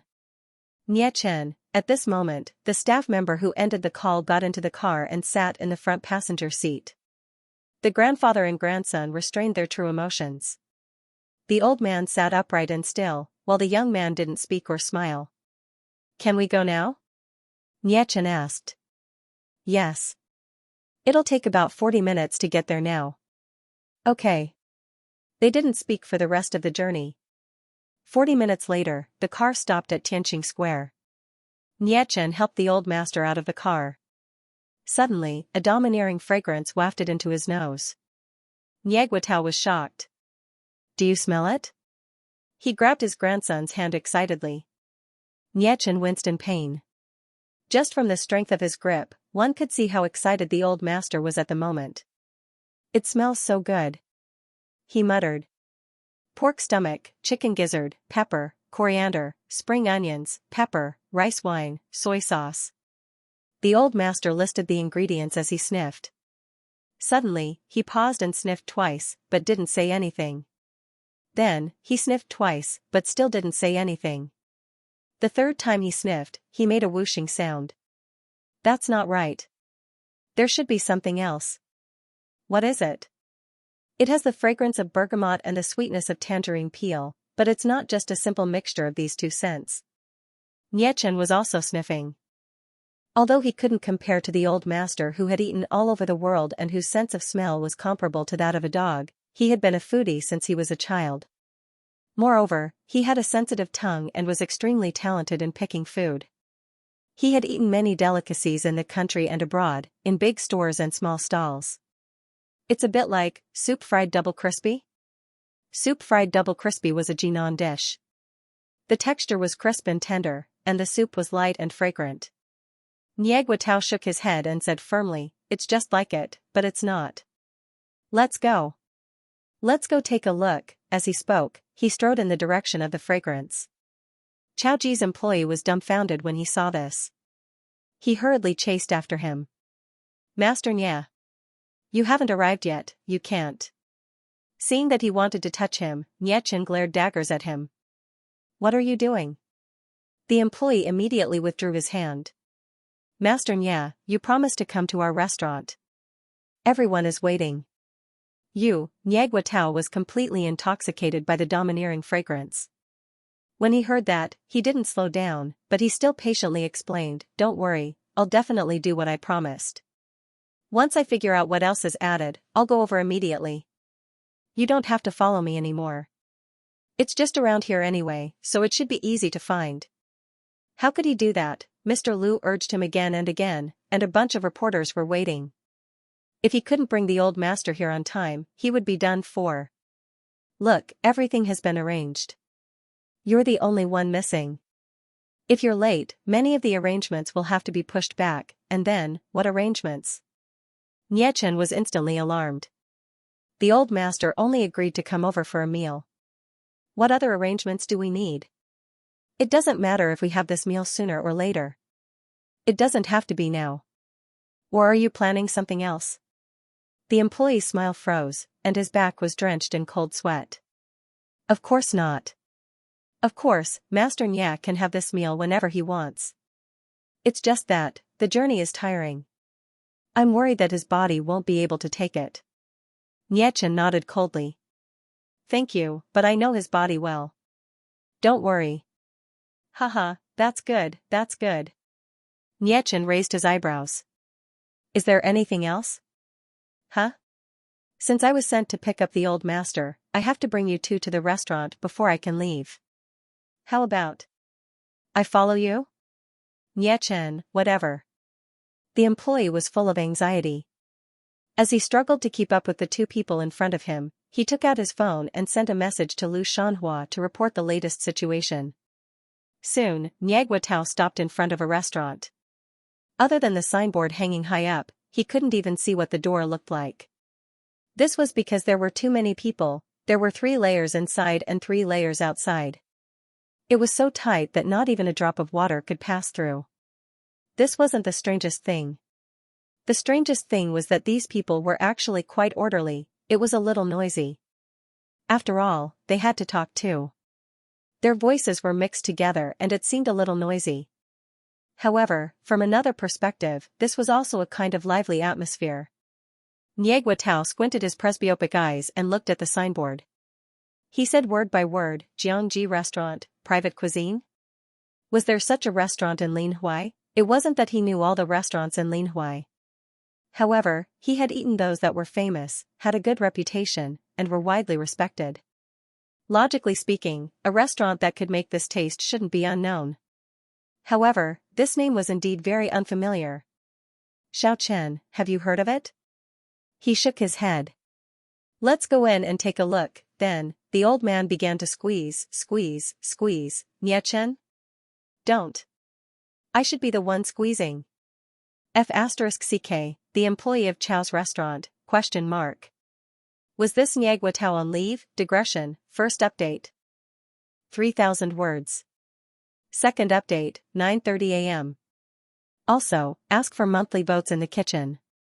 Jantar stood in front of the large chopping board and gently cut open the pig's belly with a knife. He peeled off the skin in a clean and neat manner. Then, he washed the pig's belly in clean water, removed the internal organs, and made a cross-shaped knife on the outside. The depth was controlled to 2/3 of the belly's thickness, forming a fishnet shape. Then, he cut it into 2.5 centimeters. The cubes were soaked in alkaline water for 3 minutes. Then, he took them out, rinsed them, and put them in clean water. Next, he prepared the gizzards. Again, he made a cross-shaped knife and controlled the depth to 2/3 of the gizzard's thickness. Then, he washed them with clean water and put them in another bowl. He put water in the pot and heated it until it was 80% cooked. Then, he put the gizzards first, then the pig's belly, and immediately put it into the soup bowl. Then, he added 10 g of scallion and yellow wine and mixed it well. Then, he sprinkled in coriander and pepper. Then, he put 750 milliliters of clear soup, 15 g of soy sauce, salt, and scallion and yellow wine into the pot. Then, he boiled it over a large fire, removed the foam, and poured it into the soup bowl. Jantar said, "Table 32, Phoenix pair, serve the dishes." 2 waiters immediately took action. One carried the soup pot and the other carried the soup bowl on a tray. As soon as they placed the soup on the table, they immediately pushed the main ingredients in the bowl into the soup. In an instant, the domineering aroma filled the entire restaurant. When the wind blew, it kept floating outside. At the same time, the pig's belly and gizzards were nourished by the broth and bloomed instantly. It was a beautiful sight to behold. Niegua Tao squeezed into the restaurant with great difficulty and just happened to see the blooming scene. He was as agile as a wolfhound and jumped up. Niechen couldn't hold him back. Every time this happened, he couldn't help but wonder if the old man really had a heart disease. The young couple who were about to eat were startled by him and almost dropped their soup bowl. Niegua Tao quickly reached out to help them. How could they spill such delicious food? Not even a drop. Thank you, old man. The young wife spoke gently and kindly. She was very polite and knew how to respect the old and love the young. The old man rolled his eyes. "You're welcome. It's all my fault for scaring you." No. The woman quickly waved her hand. Seeing that he was still standing there, she couldn't help but ask, "Is there anything else?" Alas, the old man heaved a heavy sigh, his eyes filled with sadness. "To tell you the truth, I was attracted by the fragrance of this pot of soup. This smell reminds me of my grandson who passed away early." His grandson, Niechen Ben Chen, who had passed away early, ? She quietly retreated, not daring to step forward. The old man was going to use unscrupulous means to cheat people out of their food and drink again. As expected, The woman was stunned. Then, an apologetic look appeared on her face. The husband was a little suspicious, but he still didn't want to judge this well-dressed old man who didn't look like a swindler at all with the greatest malice. Niegua Tao acted as if he didn't notice, his eyes full of nostalgia. "My grandson loved to drink this pig's stomach and chicken gizzard soup when he was young, but I didn't want to make it for him often because I thought it was too troublesome. But he's still a child. The more the adults don't give him, the more he'll yearn for it." The woman nodded. She had been like this when she was young. The young husband, who was still a little suspicious, gradually became immersed in the story, and a look of nostalgia appeared on his face. Who didn't have childhood memories? Unfortunately, when I wanted to make it for him, I didn't have the chance anymore. The old man's eyes were red. The woman and man were suddenly at a loss. "Old man, don't be sad. If your grandson was still here, he definitely wouldn't want to see you sad because of him." "Yes." Niegua Tao nodded. "He's always been a good boy." Nie Chen, who was in the corner, was speechless. He didn't even dare to say anything good. "Because I like to eat, I also like to make it. When I missed my grandson, I made a pot of pig's stomach and chicken gizzard soup, but now..." The old man sighed again and shook his head. He spoke of the loneliness and vicissitudes of life in his twilight years. The young couple's hearts suddenly clenched. What's wrong with you?" Niegua Tao stretched out his hands. His hands were visibly trembling. "My heart isn't good, so I had an operation. I barely managed to survive, but my hands can't. Now, it's difficult to even lift a kitchen knife, let alone a flour-cutting knife. So, I can't make pig's stomach and chicken gizzard soup anymore. It's usually fine, but when I miss my grandson, my heart is always empty, as if a piece of it has been cut out." The woman's eyes were moist. She wanted to comfort him, but she didn't know what to say. Niegua Tao said, "I suddenly passed by this shop today and smelled the familiar aroma. I really wanted to try it again. But I seemed to be late. There were many people waiting outside, so I thought it would be good to come in and take a look. It's exactly the same." "I'm sorry." The old man looked apologetic. I've been nagging for so long and delayed your meal. Hurry up and drink it while it's hot. This soup is the strongest and freshest 11 minutes after it comes out of the pot. It's just right now. After saying that, he prepared to leave. His back view was very lonely. Wait. Old man, Nyagwa Tao turned around and was quite confused. Huh? If you don't mind, sit down and eat with us? How can I? The old man waved his hands. Nyechin sneered at him. However, some people would fall for this trick. The man took the initiative to step forward and helped him to his seat. It's fate that we met. You don't have to be polite. We originally wanted to give the soup to you, but my wife is pregnant and can't sit still. She vomits whatever she eats, and her weight is dropping rapidly. The doctor said that if she can't eat anymore, she can only be hospitalized. During this period, we've tried everything, but she still has no appetite at all, except for the pancakes from Xianxia restaurant. It just so happens that the private kitchen here is opening today. I heard that it's also Master Zhang's cooking, so I brought her here to try it. We started lining up early in the morning, but we only got to eat now. Fortunately, when she entered the shop, she smelled the fragrance of the food and didn't vomit, so. He couldn't give all of it to the old man, because his wife and the child in her belly were also important. The woman also looked apologetic. She had suffered enough during this period of time when she couldn't eat. Only the pancakes from Xianxia restaurant and the pot of soup in front of her could stimulate her appetite. Sit down and sit with us. We'll order another serving for you. Is that okay? Nyagwa Tao waved his hand. No, I'll just drink a small bowl. Thank you. Good people will be rewarded. The couple looked at each other and smiled. Then we'll count on your auspicious words. Nyagwa Tao finally drank the hot soup. 1 mouthful, 2 mouthfuls, 3 mouthfuls, unknowingly, he reached the bottom. Even he was shocked. Can I get you another bowl? The woman asked considerately. Not to mention the old man, even she couldn't help but gulp down a few mouthfuls. It was really delicious. No, thank you. The soup is delicious. You two are also very good. After saying that with a smile, he got up and left. Suddenly, he turned back. I forgot to ask, what's the name of this soup? The woman, Flight of the Phoenix. Nyagwa Tao smacked his lips for a moment, then said, wonderful. He turned around and left. Nyechin stepped forward and cleaned up the mess for his father. He also left a business card of an obstetrician and gynecologist, then turned around and chased after his father. The couple was still in a daze. The husband glanced at the name card and suddenly paused. Dr. Bai Xinhui's personal contact number? Ah? The best obstetrician in Linhui? Yes. That's her. The woman frowned. Didn't you say that you couldn't make an appointment? Yes, all the appointments for next year are full. Then this, shall I call and try?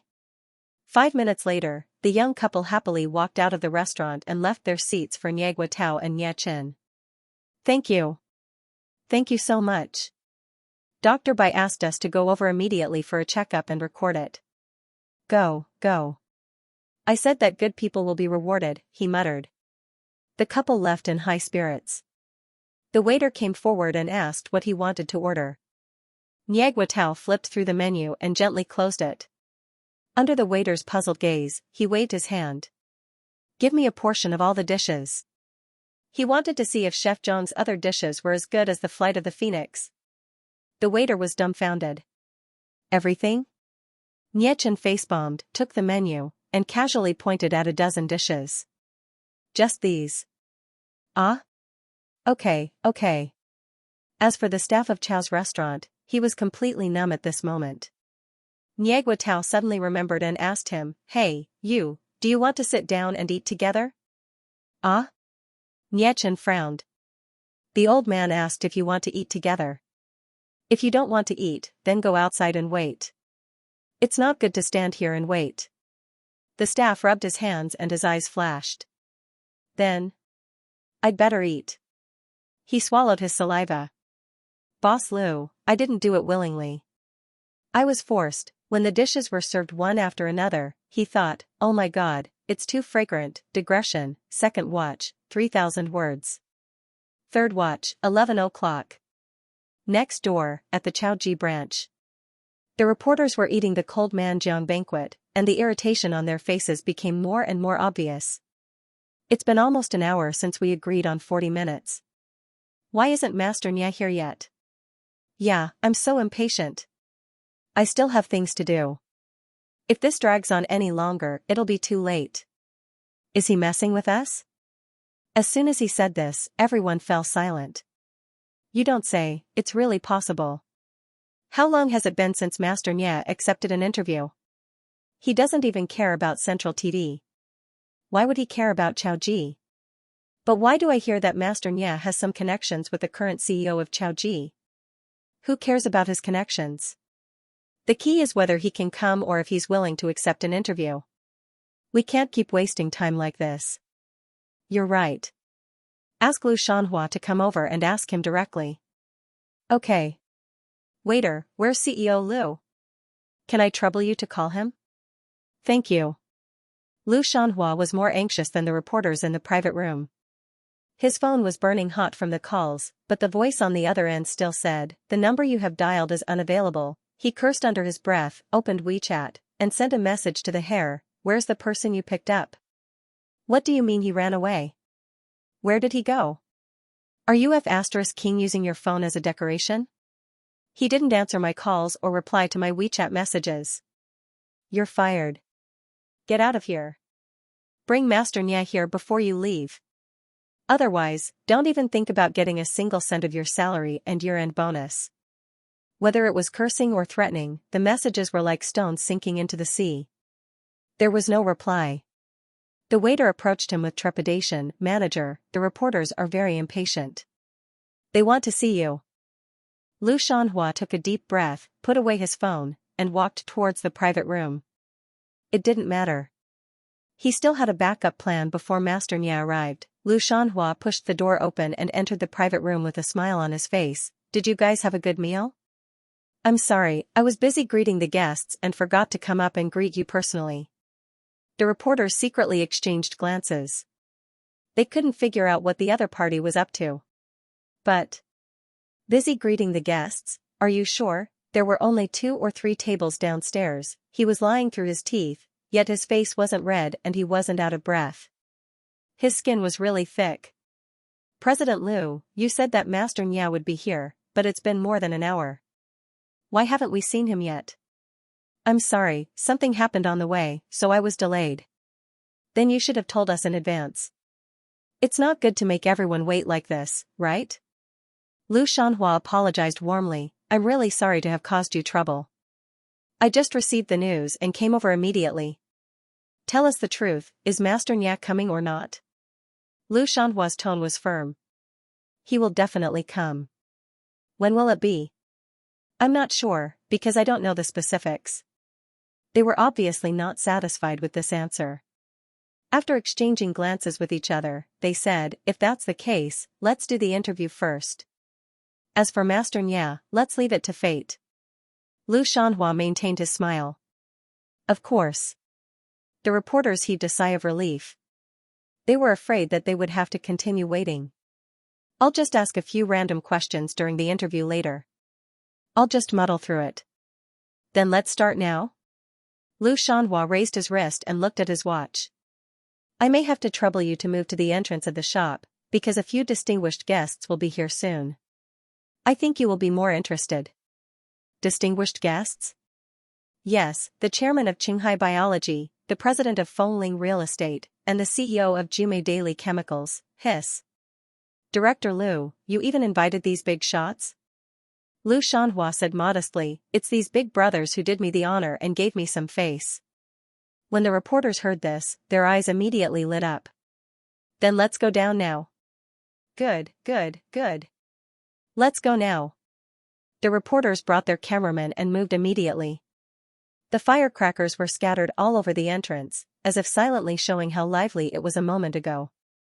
A black Mercedes-Benz slowly stopped. Lu Xianxia stepped forward with a smile and opened the door for the person who came. It's an honor to have you here, President Li. Let's skip the pleasantries. I wish you a prosperous business and a rich source of income. Please come in. The reporters also took the opportunity to surround him. President Li, is there a relationship between Qinghai Biology and Chao Ji? It seems like you have a good relationship. Is there a story behind this? Then, Lu Shanhua invited President Sun and President Zhou in. The reporters who were originally listless suddenly seemed to have been injected with chicken blood. They no longer mentioned ending it quickly or leaving early. Lu Shanhua breathed a sigh of relief and looked next door with narrowed eyes. The line was still as long as before. After so long, it didn't seem to have shortened at all. Although he was mentally prepared for the popularity of Jiangji restaurant, it was still beyond his expectations.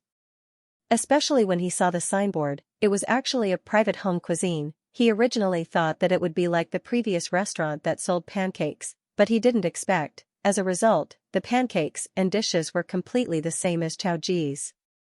This time, it wasn't Yu Shangmei who was single-handedly targeting Jantar. It was inevitable that the two restaurants and the two brands would compete.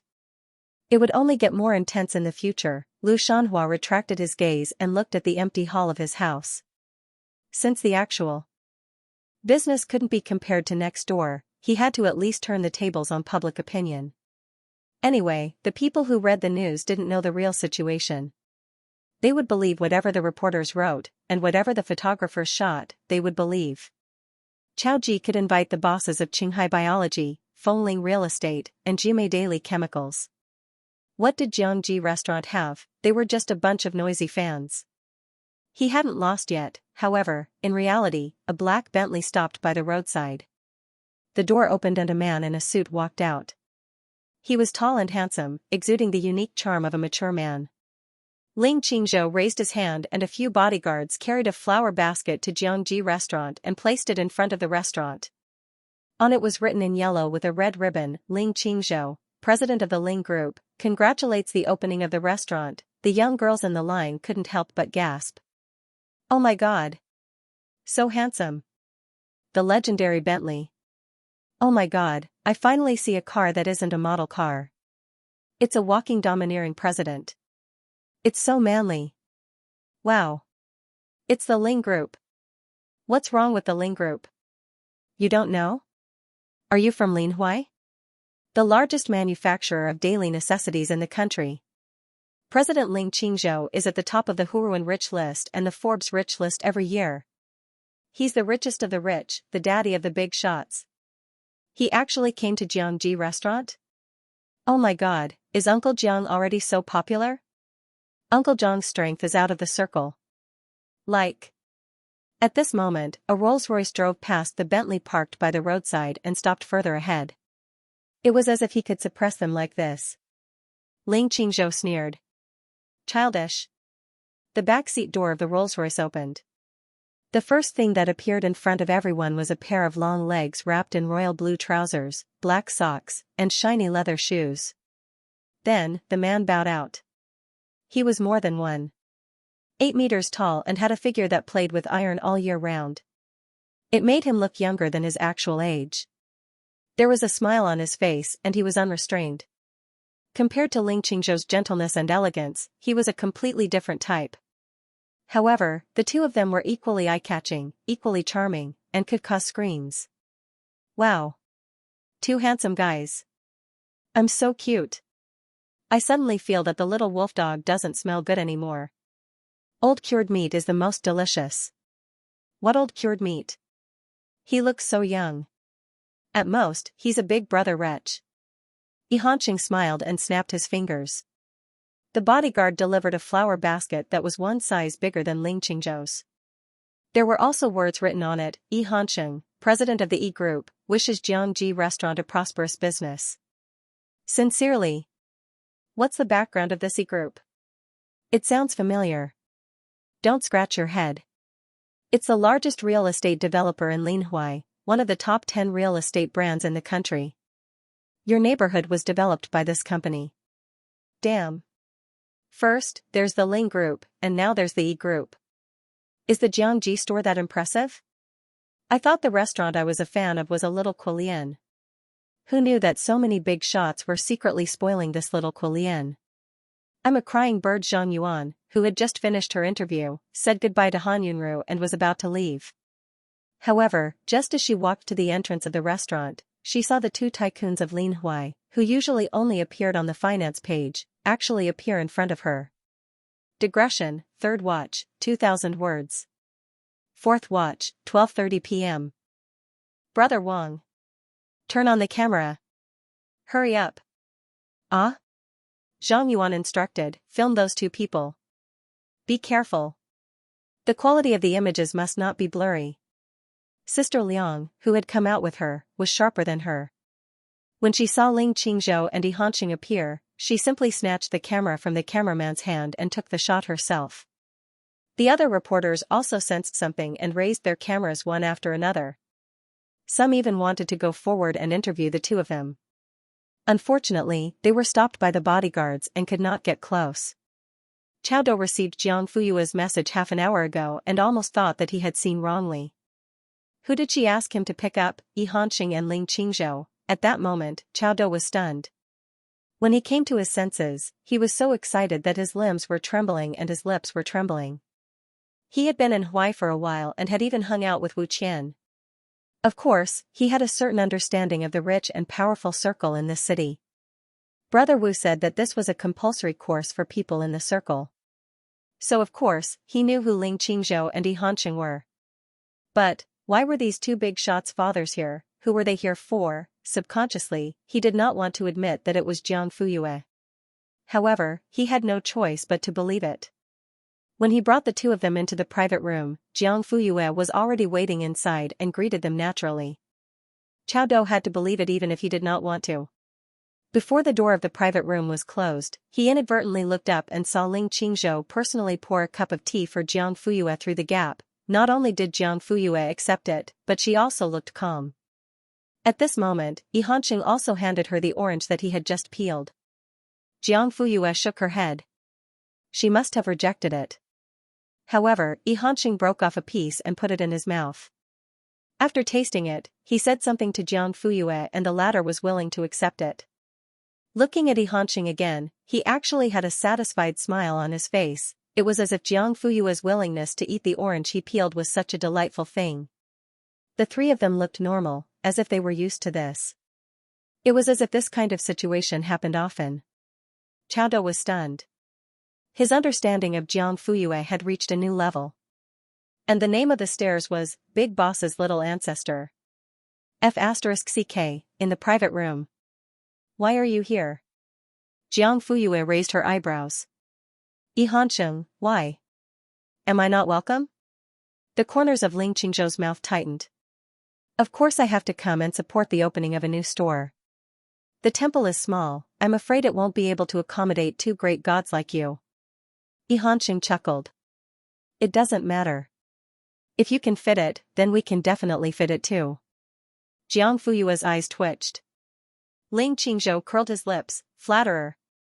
Of course I welcome you, but didn't you say last time that Lu Mingxin had her eyes on the two of you and wanted to reduce contact recently? Yi Hanqing snorted. She can't even take care of herself now. How can she have time to pay attention to us? Jiang Fuyue tapped her fingers on the table and showed some interest in her eyes. What's wrong with her? Tell me about it. Yi Hanqing's eyes lit up and he began to talk. Ling Qingzhou originally wanted to speak, but a certain annoying person beat him to it. He could only listen quietly and occasionally add a few words. Lu Mingxin had spent far more money than the budget to buy the old house on Bronze Street, and the group's funds had a shortfall. The board of directors had found out and held accountable. On impulse, she made a military pledge and promised to fill the shortfall within a month. But how could she fill the shortfall with more than $1 billion? She thought of cooperating with the Jufeng Group in City A to buy a piece of land from the Su family at a low price. It was said that in order to connect with the young master of Jufeng Group, Su Yao, she deliberately appeared at Ketty's auction to buy the red chalcedony as a stepping stone. Unfortunately, she was intercepted midway and robbed of the bid. Don't you think she's unlucky? Yi Hanqing said and laughed. Little did he know that the person who intercepted Lu Mingxin's bid for the red chalcedony was sitting next to him at the moment, listening to him gossip with a smile. I heard that the person who bought the red chalcedony not only became Su Yao's guest of honor, but also gambled at Jean D and won so much in one night. He gestured a number.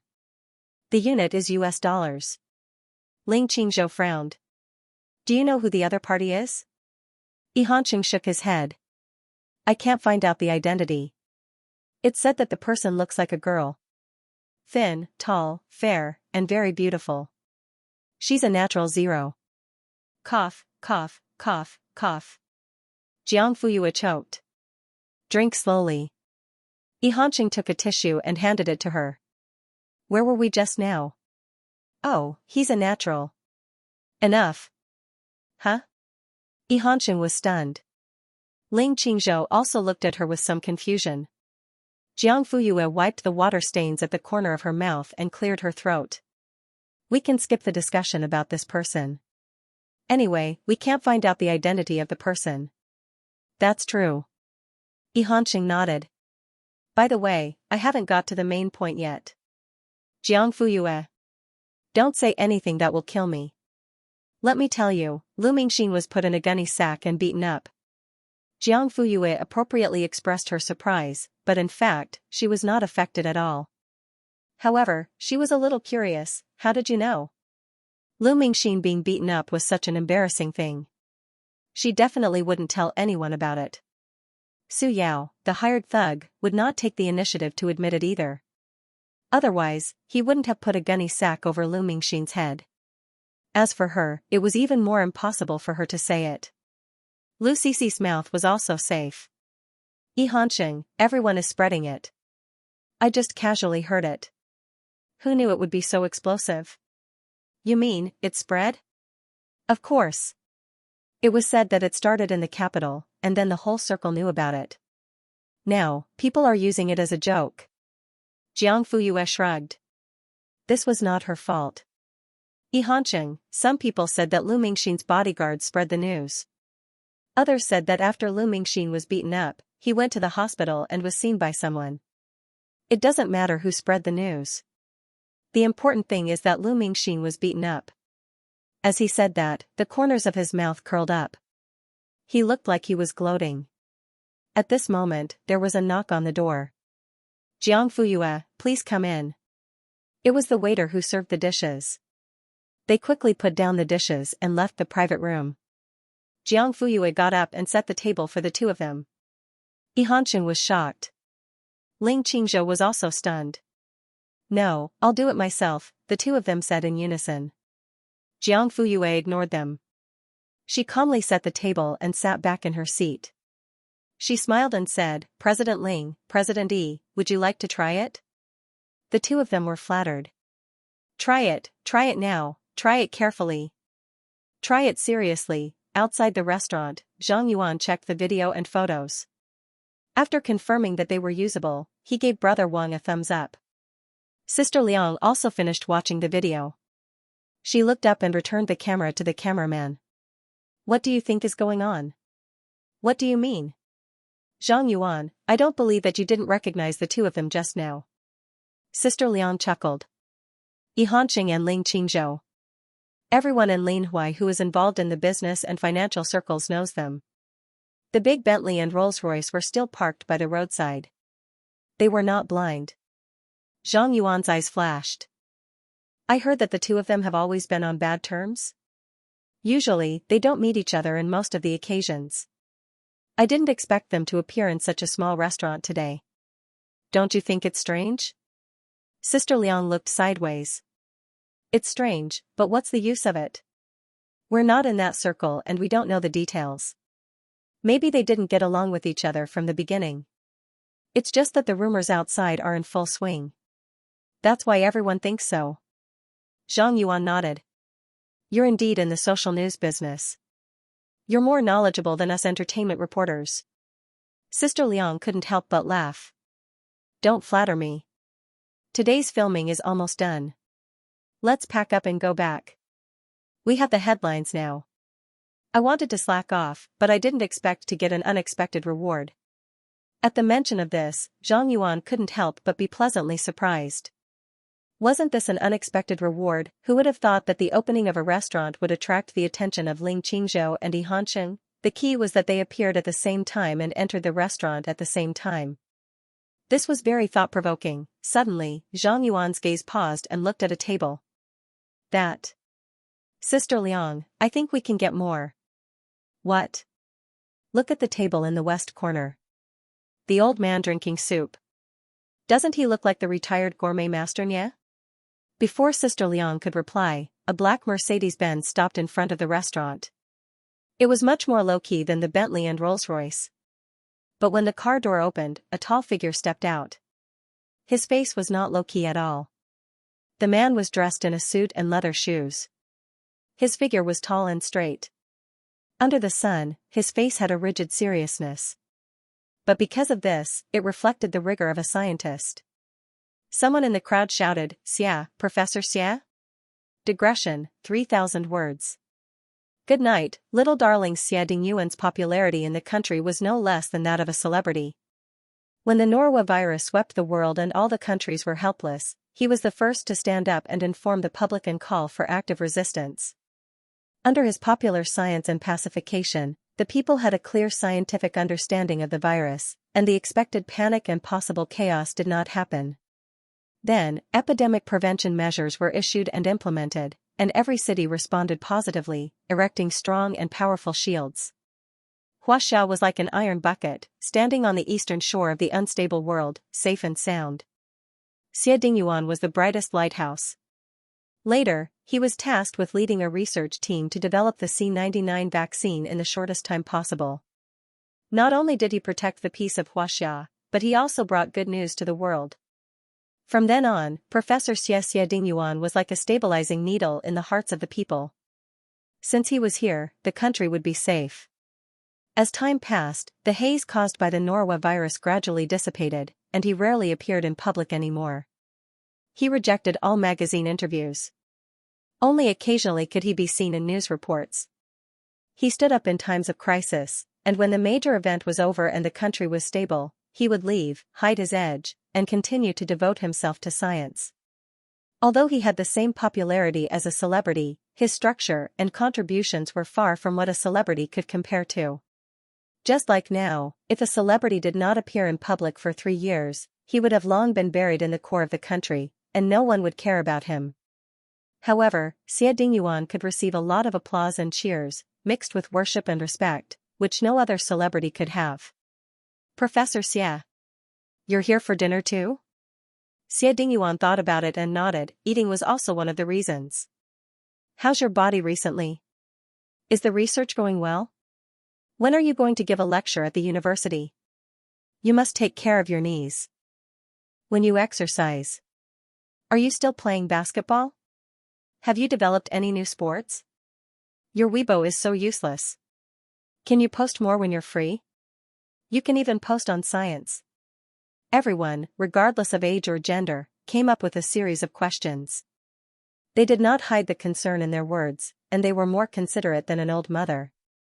Can you imagine an 8-year-old primary school student looking at Xie Dingyuan, full of passion and worship, and crying out, "Uncle! You've worked hard." What kind of scene was that? Zhang Yuan suppressed the tears at the corners of her eyes. Brother Wang, take more photos. It's not easy to meet Professor Xia. Suddenly, she paused. Forget it. Let's take photos of him. He definitely doesn't want to be so high profile. Sister Liang heard this, and she could not help but tilt the camera in her hand. Xie Dingyuan, Xie Dingyuan, Xie Dingyuan, and Xie Dingyuan, Xie Dingyuan, Xie Dingyuan. Instead of worshipping Xie Dingyuan, it was more appropriate to say that they loved him. Of Xie. Xie Dingyuan also did not think that there would actually be so many people. He specially rushed over in the morning because he wanted to miss the meal. Chao Dou had been standing at the door since he came out of the private room. From the moment Xie Dingyuan got out of the car to the crowd, he had been in a state of shock. Professor Xia is here too. Why didn't anyone tell me in advance? Is he looking for Jiang Fuyue again? Chao Dou only reacted when a waiter came over to ask if he should go up to serve Xie Dingyuan. Of course, he walked up quickly and heard a bunch of customers wanting to give their numbers to Xie Dingyuan and let him eat first. Xie Dingyuan declined. Chao Dou wiped the sweat off his forehead and immediately said, Professor Xia appreciates your kind intentions, but we have reserved a seat for him, so we won't neglect him. You can arrange your own seats. Chao Dou was afraid that everyone would think that Xie Dingyuan was giving them special treatment, so he chose his words carefully. Unexpectedly, wow. The restaurant is so humane. We should give priority to people who have contributed to the country. Yes, yes, yes. It's okay if we wait a little longer. Chao Dou. He worried too much. Xie Dingyuan was brought into the restaurant. Chao Dou was worried about where to put him. Every table was full, but the reception area for reporters was empty. Suddenly, he asked, Is Jiang Fuyue here? Chao Dou, ah? Xie Dingyuan asked again. Yes, yes. Please take me there. Okay. Sure enough, he was here to look for Jiang Fuyue. First, it was Ling Qingzhou, Yi Hansheng, and now Xie Dingyuan. There was no more shock, only more shock. His little martial niece was amazing. When the door of the private room was pushed open, Yi Hansheng was putting a crab leg into Jiang Fuyue's bowl. This is tender. Try it. Jiang Fuyue, I've eaten it before. You can eat it yourself. No. I've already prepared it. At this time, Ling Qingzhou put a piece of pork rib into her bowl. I remember that you used to like pork ribs. I don't know if you still like pork ribs now. Before Jiang Fuyue could say anything, the door was pushed open from the outside. Xie Dingyuan and Chao Dou stood at the door and saw two handsome men putting food into Jiang Fuyue's bowl at the same time. Chao Dou was surprised because he had seen it before, but he didn't panic. Xie Dingyuan was also calm. Well, at least it didn't look like it. However, that pair of eyes was more serene and deep than ever before, and a dark light surged between the flickering and flickering. When he looked at the two old men beside Jiang Fuyue, he was sizing them up. There was also a trace of hostility that even he didn't notice. Ling Qingzhou and Yi Hansheng were cunning old foxes. They could tell what he was thinking at a glance. They turned to look at each other and formed a natural alliance. They could compete and fight normally, but in the face of external threats, they could also be allies. Why are you here? Jiang Fuyue stood up and looked surprised. Come in and sit down. Little Bean, go get another set of chopsticks. Okay. Chao Dou didn't forget to close the door when he left. Xie Dingyuan looked at the seats on both sides of her. They were both taken. He could only sit opposite her. I heard that the new store opened today, so I came to take a look. I didn't expect business to be so good. Jiang Fuyue looked confused. Isn't the lab busy? As far as she knew, after the data collection, the model she was responsible for was close to the optimal stage. The next stage was the analysis and disassembly stage, all of which were done by Xie Dingyuan. Logically speaking, he should be so busy that his feet didn't touch the ground. The man's Adam's apple bobbed, but he said, it's not that busy. Jiang Fuyue didn't think much of it. She just thought that he was efficient and fast. At this moment, Chao Dou brought a clean bowl and chopsticks and placed it in front of Xie Dingyuan. Jiang Fuyue, do you mind if we eat together? Xie Dingyuan, no, I don't mind. There was no warmth in his eyes. What about you two? She looked at Yi Hansheng and Ling Qingzhou. The two smiled. The CEO of History Biology, the famous Professor Xia. It's usually harder to see him, let alone eat at the same table. Of course, we can't ask for more. That's good. You two know each other, right? Xie Dingyuan, yes. According to seniority, I should call the two of you uncles. Ling Qingzhou, Yi Hansheng, so angry. It's my honor to be able to eat with the two of you. Ling Qingzhou put on a fake smile. You're welcome, Mr. Xia. Let's follow the rules of the business. Yi Hansheng immediately said, you're the CEO of History Biology. We're of equal status. It's more appropriate to call each other brothers. Xie Dingyuan's expression didn't change. Although that's the case, the age gap is obvious. It's a virtue to respect the old and love the young. The two of you don't have to be too modest. Ling Qingzhou. Who's being modest with you? Yi Hansheng. I want to hit someone. The three of them were in a storm. Everywhere they looked, there was smoke. Jiang Fuyue felt the tension in the atmosphere, but she didn't know why. She could only call out to everyone, eat, Xie Ding Yuan, I'm used to drinking a bowl of soup before eating. Jiang Fuyue looked at the vegetable soup in front of her, which was the furthest away from him. She said naturally, I'll help you. He passed the bowl to her. Thank you. The next second, he looked up at Ling Qingzhou and Yi Hanqing with a slight smile, as if provoking them. How the hell could he tolerate this? Ling Qingzhou immediately said, Mr. Xia, there's a limit to how much you can order people around. Yi Hanqing's smile didn't reach his eyes. As the saying goes, you'll have plenty to eat and wear by yourself. Jiang Fuyue, it's okay. It's just a matter of convenience. Xie Dingyuan took the bowl of soup from her. Thank you. Then, he lowered his head and took a sip. It's delicious. Digression, 3,000 words. Trouble, it was midnight. Ling Qingzhou and Yi Hanqing looked at each other. Interesting. I want some too. Ling Qingzhou pushed his bowl over. Jiang Fuyue had not returned to her seat yet. She picked up the spoon and scooped a bowl for him. Xie Dingyuan stopped drinking his soup and his face turned dark. Even the soup in his mouth did not taste good. Yi Hanqing didn't want to be left behind. As soon as Ling Qingzhou took his bowl back, he took his bowl. Jiang Fuyue was very busy. After scooping 3 bowls of soup, she finally sat down. Ling Qingzhou asked, Why didn't I know that you were friends with Mr. Xie? He did not ask Xie Dingyuan. Instead, he asked Jiang Fuyue. He tilted his head and looked at the girl gently. In Xie Dingyuan's eyes, it was a man's gentleness to a woman. Clang, the spoon was released and hit the wall of the bowl, making a crisp sound. Xie Dingyuan said, The world is full of unknowns. Even scientists can't understand everything, let alone ordinary people. In other words, there were many things that you did not know. Ling Qingzhou laughed. Mr. Xia is obsessed with academics. He rarely socializes. I can see that he is inexperienced. It's okay for us to chat, but it's not necessary to turn it into a science lecture. After all, not everyone can understand. You have to take care of ordinary people like us. Xie Dingyuan nodded slightly. Of course. You are my elders. I should be more patient and try to make it easy for you to understand. Jiang Fuyue, you don't have to. She can understand everything I said. Because we are the same kind. As for you, you are just ordinary old men with higher IQ. Ling Qingzhou said, You got me. Ahem, Yi Hanqing coughed. I'm also curious. How did you know each other?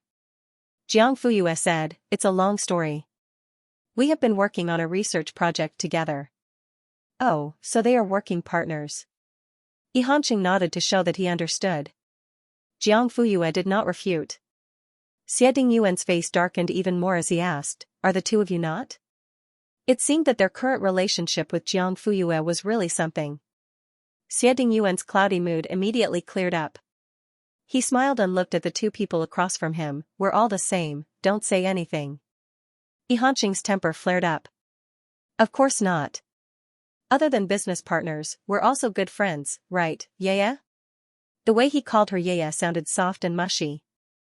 Jiang Fuyue immediately had goosebumps all over her body. She gave him a warning look, You better be normal. Yi Hanqing felt wronged and said, That's not normal. There's a little brat who wants to steal you. Before Xie Dingyuan could retaliate, Chao Dou pushed open the door and rushed in. You, quickly go and take a look. There's an old man who insists on entering the kitchen. I can't stop him.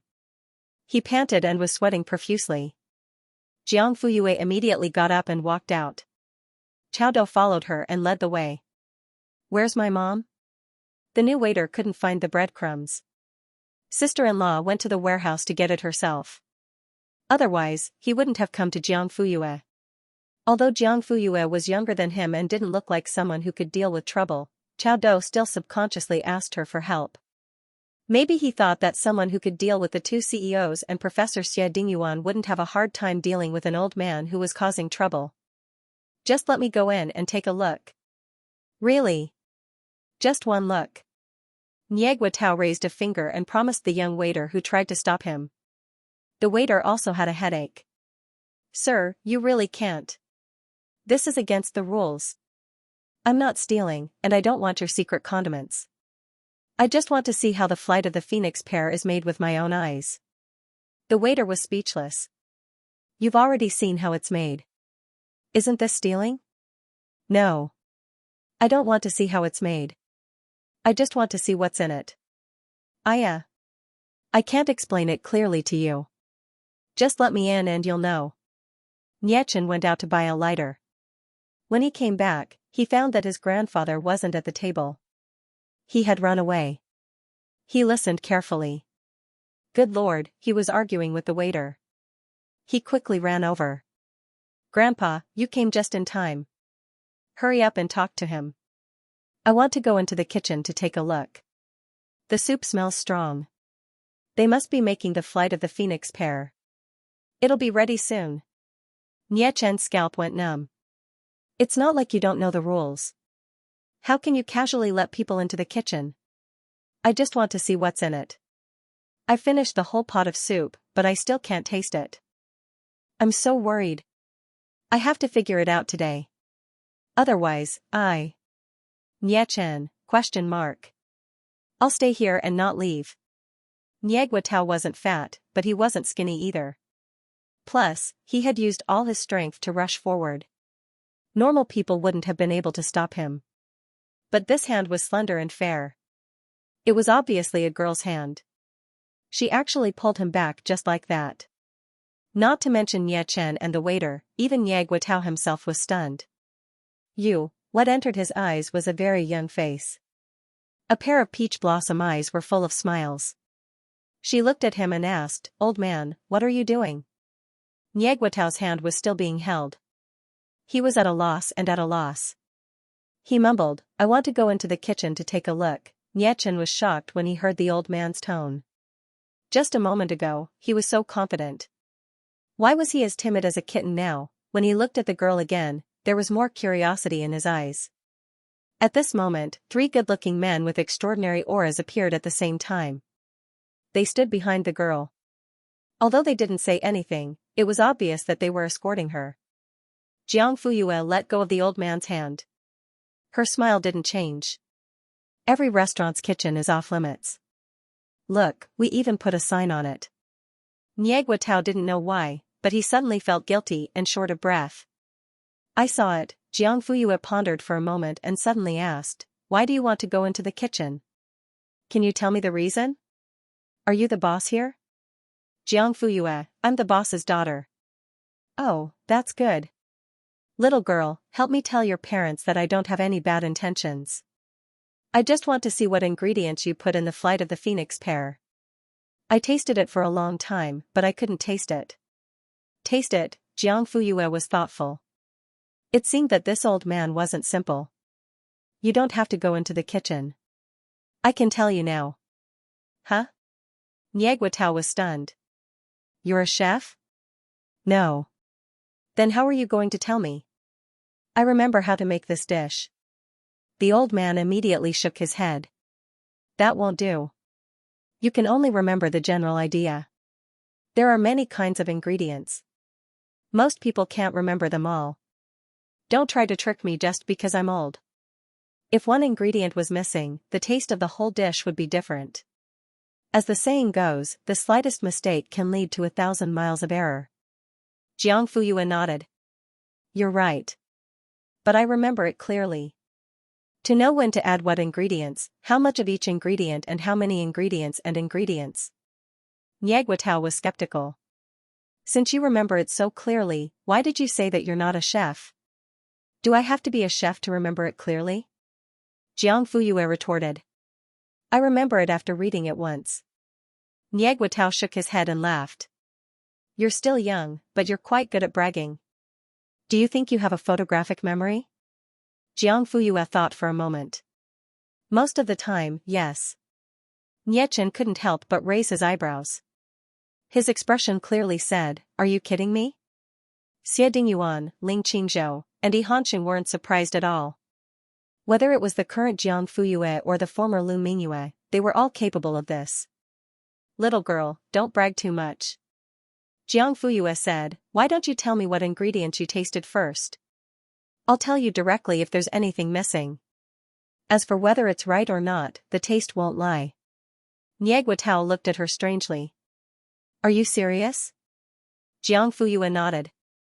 In addition to the two main ingredients, the flight of the phoenix pear should also have pepper, coriander, spring onions, pepper, rice wine, soy sauce, salt, and chicken essence. Jiang Fuyue nodded.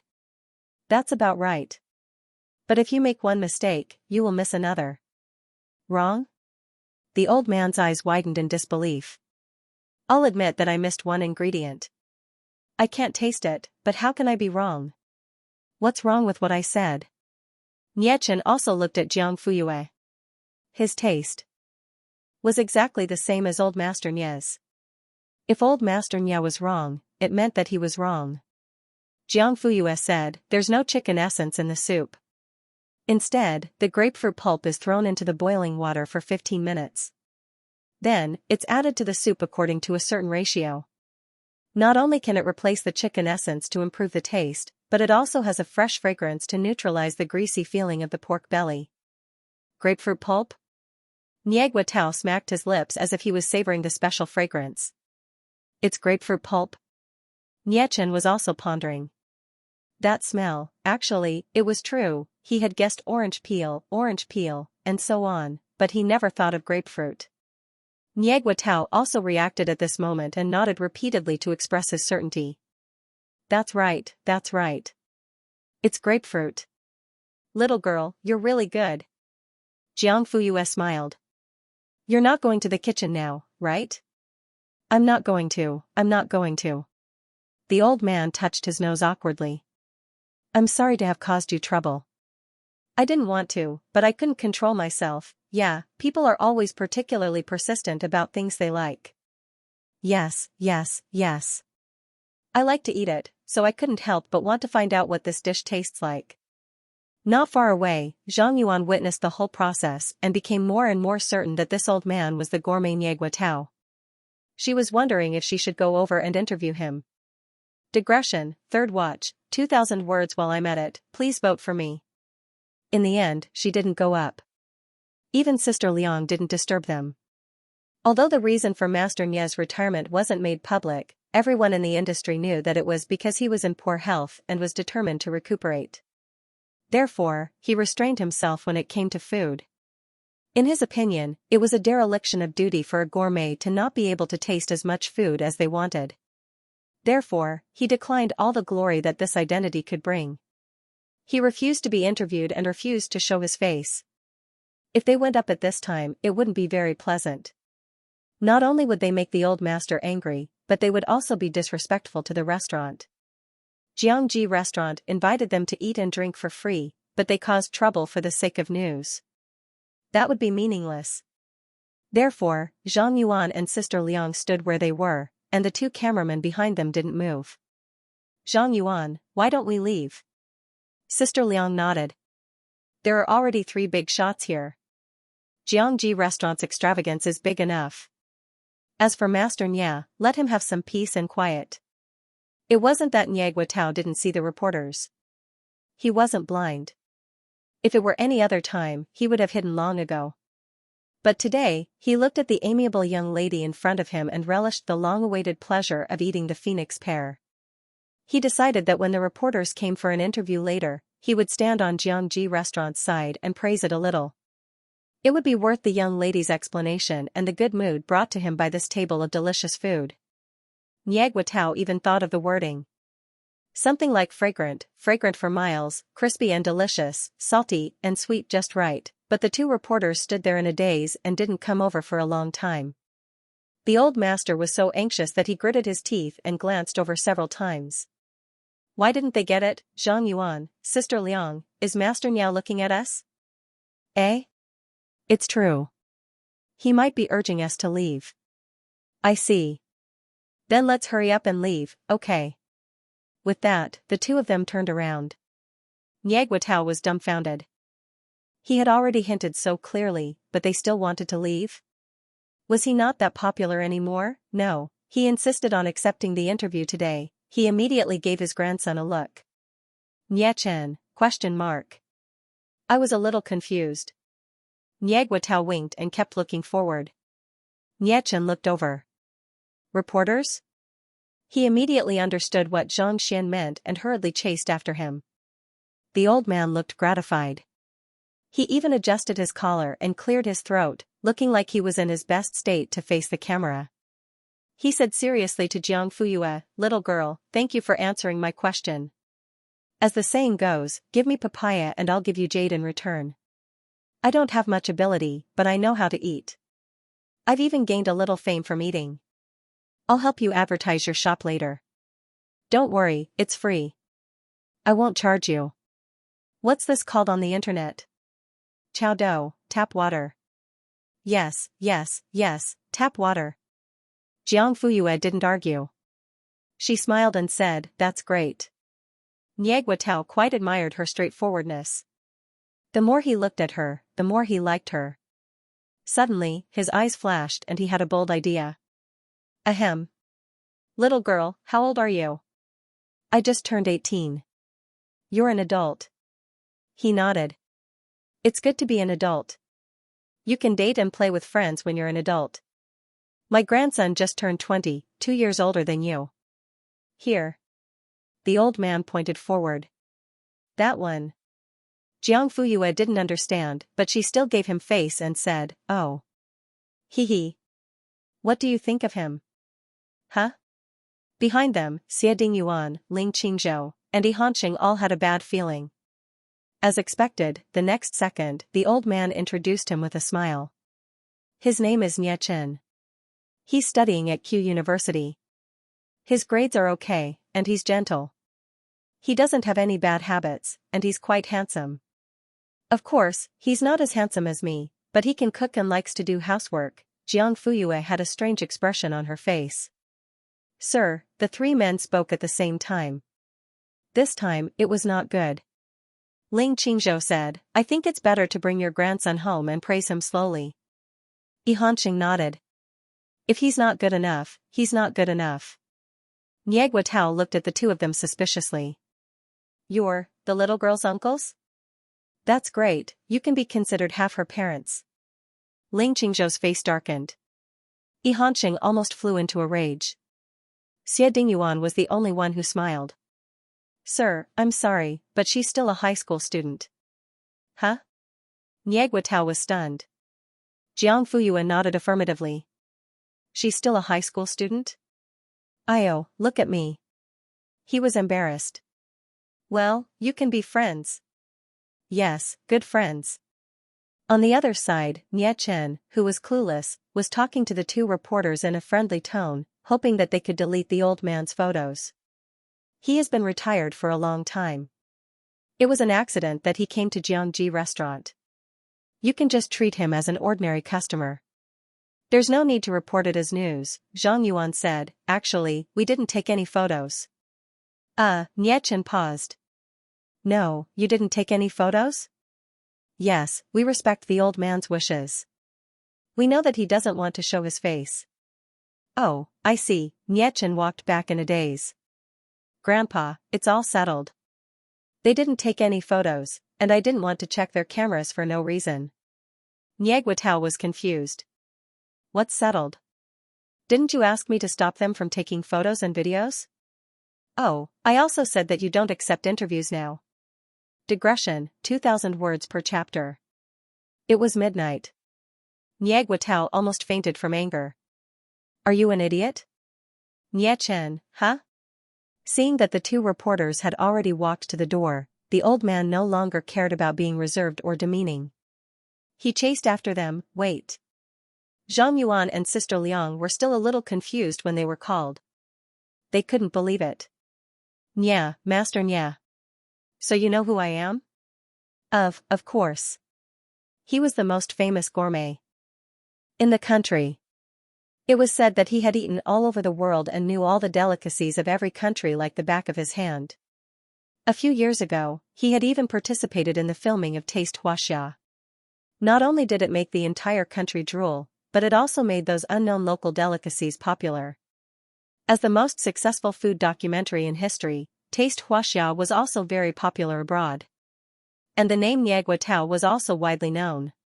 For a person to be able to eat as much as he did, he could be considered a top-notch foodie, a fighter among top-notch foodies. Zhang Yuan was in the entertainment news industry. How could she not know? Sister Liang had interviewed the old man with her master a few years ago. At that time, she wasn't qualified to stand in front and hold the microphone. She could only stand behind and carry the camera. Niegua Tao was puzzled. Then why don't you interview me? Zhang Yuan, ? Sister Liang, ? Is there a problem? You don't accept interviews, right? Niegua Tao glared at him. That's on a normal day. Zhang Yuan probed, so, can we make an exception today? Of course. The old man raised his chin and snorted. The two of them exchanged glances. Oh my God, what kind of luck did they step on today? They really made a lot of money. Then can we start now? Niegua Tao straightened his sleeves and stood up straight. Yes. Zhang Yuan and Sister Liang quickly asked the cameraman to turn on the camera. Master Nya, is it a coincidence that you came to Jiangji restaurant today, or did you receive an invitation in advance? Niegua Tao was shocked. What? Someone received an invitation? Who? The two of them looked at each other. We were all invited here. Zhang Yuan added, and those food celebrities over there. Jiangji restaurant didn't invite me? The old man couldn't believe it. Sister Liang smiled. You're not someone that just anyone can invite. That was true. Niegua Tao suddenly didn't mind so much. Zhang Yuan, what do you think of the dishes in Jiangji restaurant? Is it worth recommending? Niegua Tao said seriously, first of all, the names of the dishes are very interesting. For example, one of them is called Flight of the Phoenix Pear Pig Stomach Soup. The ingredients are fresh and the soup is clear and delicious. At this moment, the old man's professionalism and experience were vividly displayed. From the raw ingredients, to the cooking process, to the final taste of the food, he could talk endlessly about every point. In short, he praised Jiangji restaurant to the skies. Nie Chen looked at the old man who took the initiative to ask for an interview and was already shocked. Now that he heard him praise Jiangji restaurant so much, which didn't conform to his nitpicky habits at all, he was even more shocked that his mouth formed an O shape. Was this still his nitpicky and willful old man? Could it be that he was possessed by someone? Until the end of the interview, Niegua Tao only picked the good things to say. Zhang Yuan and Sister Liang got the first-hand exclusive and left satisfied. They thought to themselves, when I go back, I must write about this magical Jiangji restaurant. Niegua Tao seemed to have completed a major task and happily walked to Jiang Fuyue. How was it? Was my advertisement okay? Jiang Fuyue and Chao Dou gave him a thumbs up at the same time. Nie Chen swallowed and finally couldn't help but ask, are you, okay? Niegua Tao, stupid boy, I don't want to talk to you. At this moment, Xie Dingyuan stepped forward. He discreetly blocked Nie Chen's line of sight and blocked Jiang Fuyue behind him. Master Nie, how long do you plan to stay in Linhui this time? Niegua Tao looked at the handsome young man in front of him. He was puzzled. You are? He looked familiar. Xie Dingyuan said, my father is Xie Zhendong. Eh? Your old Xie's youngest son. He remembered. Xie Dingyuan was a famous scientist. No wonder he looked so familiar. Oh, I didn't expect you to be so big. The last time I saw you, you were only a month old. You were crying in sister-in-law Wanqiu's arms. Xie Dingyuan's eyes twitched. From Jiang Fuyue's perspective, the man's side profile was stiff. His eyelashes fluttered faster and his eyes were unfocused. It was obvious that he was not used to such social situations. It was not difficult to tell from his personality that he was a social black hole. Since he was not used to it, why was he in a hurry to make small talk? Jiang Fuyue was deep in thought. Niegua Tao said, there's still a difference between real life and TV. I almost didn't recognize you. How are your parents? Yes. That's true. Old Xia has always been in good health, Xia Dingyuan said. If you have time, I'll arrange for someone to show you around Linhuai. This meant that he wanted to entertain them. No, I've already booked the plane tickets. We'll return to the capital tonight. Niegua Tao suddenly remembered why he was in Linhuai. Niechen suddenly came to his senses. He looked at the staff member of Chao Ji who had been ignored since the beginning. He was most afraid of the sudden silence. He braced himself and said, Master Nya, can we go over now? It's not far. It's just next door. Oh, okay. The old man coughed softly and touched his nose to hide his embarrassment. Let's go now. The staff member was delighted. Suddenly, Niegua Tao turned back and whispered to Jiang Fuyue, can you save a seat for me? I'll come over for dinner after I'm done. Okay. Old Master Ji gave her a look that said, you're really smart. He left in a hurry. Who knew that he would turn back after taking 2 steps, Jiang Fuyue, ? Ahem. That, you're quite strong. Others might not know, but Niegua Tao himself clearly felt that tug just now. Oh. How did you train? He blinked his old eyes. Jiang Fuyue smiled. Do you want to know more about women's shot put? This time, Niegua Tao really left. Niechen followed him and wanted to help him up. The old man waved his hand. No need. I'm strong. It's not like the wind can blow it away. Niechen, Jiang Fuyue retracted her gaze and turned to look at the 3 men. Are you guys full? It was time to leave after eating. Ling Qingzhou's eyes flashed.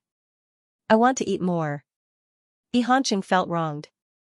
I didn't even touch the vegetables. Xie Dingyuan, I only had a bowl of soup.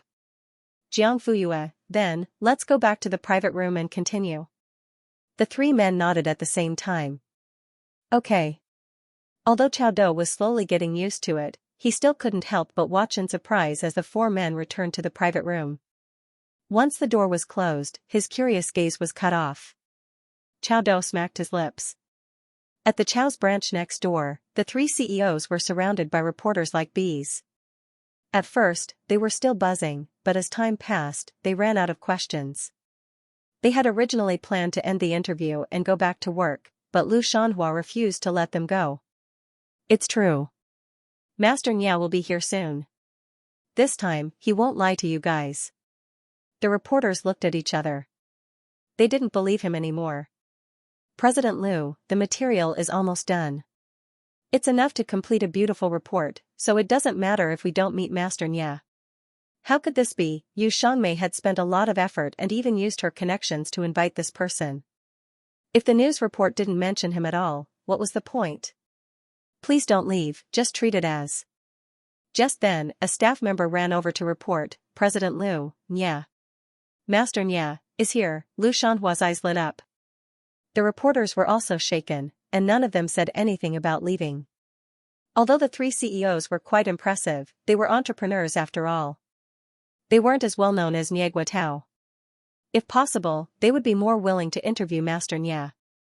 Sure enough, after a while, the old man entered the restaurant accompanied by a young man. Lu Shanhua quickly went up to him. Master Nya, welcome. The reporters stood in place, hesitating whether they should go up. You don't have to be so polite. It's just a meal. There's no need to make such a big fuss. Lu Shanhua's heart sank. It seemed that the old man really wanted to be a normal customer. He gave his assistant a look. The assistant understood and immediately asked the reporters to come forward. The reporters thought that Master Nya had agreed and happily raised their microphones. But the next second, the old man's face suddenly darkened and his voice was cold. I don't think I agreed to be interviewed, right? Lu Shanhua's smile froze. He didn't expect Niegua Tao to be so rude. The reporters also showed a surprised expression, and then turned to look at him with inquiring eyes. Didn't you ask us to come up? Lu Shanhua's scalp went numb. Nye Chen's mouth twitched. You didn't do that at the Jiangji restaurant just now. Double standards. Smile, digression, 2,000 words in the third watch. Xian 99, in order to divert attention, I'm going all out. Niegua Tao didn't care about double standards. He treated Jiangji Restaurant as an exception, but that didn't mean that he would give face to Chaoji Restaurant. Even if Yu Shangmei owed him a favor. Lu Shanhua forced a smile. Master Nya, they just want to do a simple interview. Do you think 5 minutes is enough? Without waiting for the old man to speak, Nye Chen's face turned cold. We communicated very clearly before that we would only eat, not show our faces, and not accept interviews. On the way here, we also communicated with your assistant in advance. Everything was fine. Why, are you going back on your word now? When the reporters heard this, they looked at Lu Shanhua with a hint of condemnation. Master Nya, I'm sorry. We didn't know that you didn't agree to the interview. If we knew, we definitely wouldn't have come rashly to disturb you. Yeah, Boss Lu didn't say anything in advance. What do you think we are? Not only did he not say anything, but he also deliberately gave them false hints. If Master Nya was really angry, wouldn't he blame them? That was too sneaky. No matter how thick-skinned Lu Shanhua was, he couldn't withstand public anger. His face immediately turned ugly. Nye Chen asked again, are you still eating? Lu Shanhua forced a smile, but it was uglier than crying. Of course, please come in. Since Niegua Tao promised Yu Shangmei to come to the branch for a meal, it was really just a meal. In the end, he even took the initiative to pay. He was just like an ordinary customer. He didn't give Chaoji Restaurant any special treatment, so he naturally didn't take advantage of them. Lu Shanhua looked at the dishes on the table that were only a few bites. He turned his head and saw the backs of the old man and the young man leaving. Suddenly, anger rose from his heart and he directly lifted the tablecloth. Suddenly, the sound of bowls and plates shattering echoed in the restaurant. The waiter stood aside, not daring to breathe. It was too scary. The reporters who were finally able to leave Chaoji Restaurant after being rejected for interviews were unconsciously attracted by the long line in front of Jiangji Restaurant. Their first reaction was surprise. Oh my god. Why are there so many people? When I came, the line was only at the fountain. Now it's actually at the entrance of the garage. Jiangji Restaurant is quite popular online, but it shouldn't be to this extent, right? Then, their second reaction was curiosity. Look at the line. How delicious must the food be? I'm afraid these people aren't like fans who chase after celebrities, accepting all the good and bad, right? That's too blind. The pancake vendor is making private dishes. Is this okay? What's that smell? It was a bit like freshly baked bread. Isn't this a restaurant? Why does it smell like baking? At this moment, Chao Do led a few tall and burly male attendants into the shop and placed a tray on the counter at the entrance with a clang. Then, they skillfully put on masks and disposable gloves, freshly baked Danish skewers. Everyone can line up now. We'll get it based on the number of diners on the ranking list, so each family only needs to send one person. Don't rush, don't push, everyone will get one. The salty aroma of the cheese mixed with the taste of the bacon reached its best after being fermented in the oven. At this moment, the fragrance stubbornly entered everyone's nostrils. Gulp, it was the sound of swallowing. Reporter A, well, it's free. Shall we get one too? Reporter B nodded. I think it's fine. Reporter C had already run to get a number. We have to rely on this, hee hee. Not bad, you're quite fast. Of course. I originally planned to line up this morning. When I saw that the line wasn't that long, I thought I could just come and order after the interview. I didn't expect there to be so many people. Good heavens, how long would this delay last? It's all that guy's fault for being so slow and almost offending Master Nya. Reporter C was a middle-aged woman. Once she started nagging, there was no end to it. She was basically complaining about Lu Shanhua. When the others heard this, they echoed her. Suddenly. Hey! Isn't that Master Nya? Look, look, they all looked over. Indeed, it was him. The old man was standing in the middle of the line, waiting obediently to get his bread. His little tiptoes, unconsciously craning neck, and undisguised eagerness in his eyes all showed his eagerness. Why isn't it here yet? Nye Chen took advantage of his height to look ahead. It's already being distributed. Don't worry. Oh, hurry up, it's too fragrant, why don't we go directly to that girl just now? I think she has quite the right to speak. Nyagwatao looked at him with disdain. It's all your fault. She doesn't want to be your girlfriend at all. Now I'm embarrassed to ask for special treatment. Niechen? He was as shocked as a dog. You said you were very popular in school.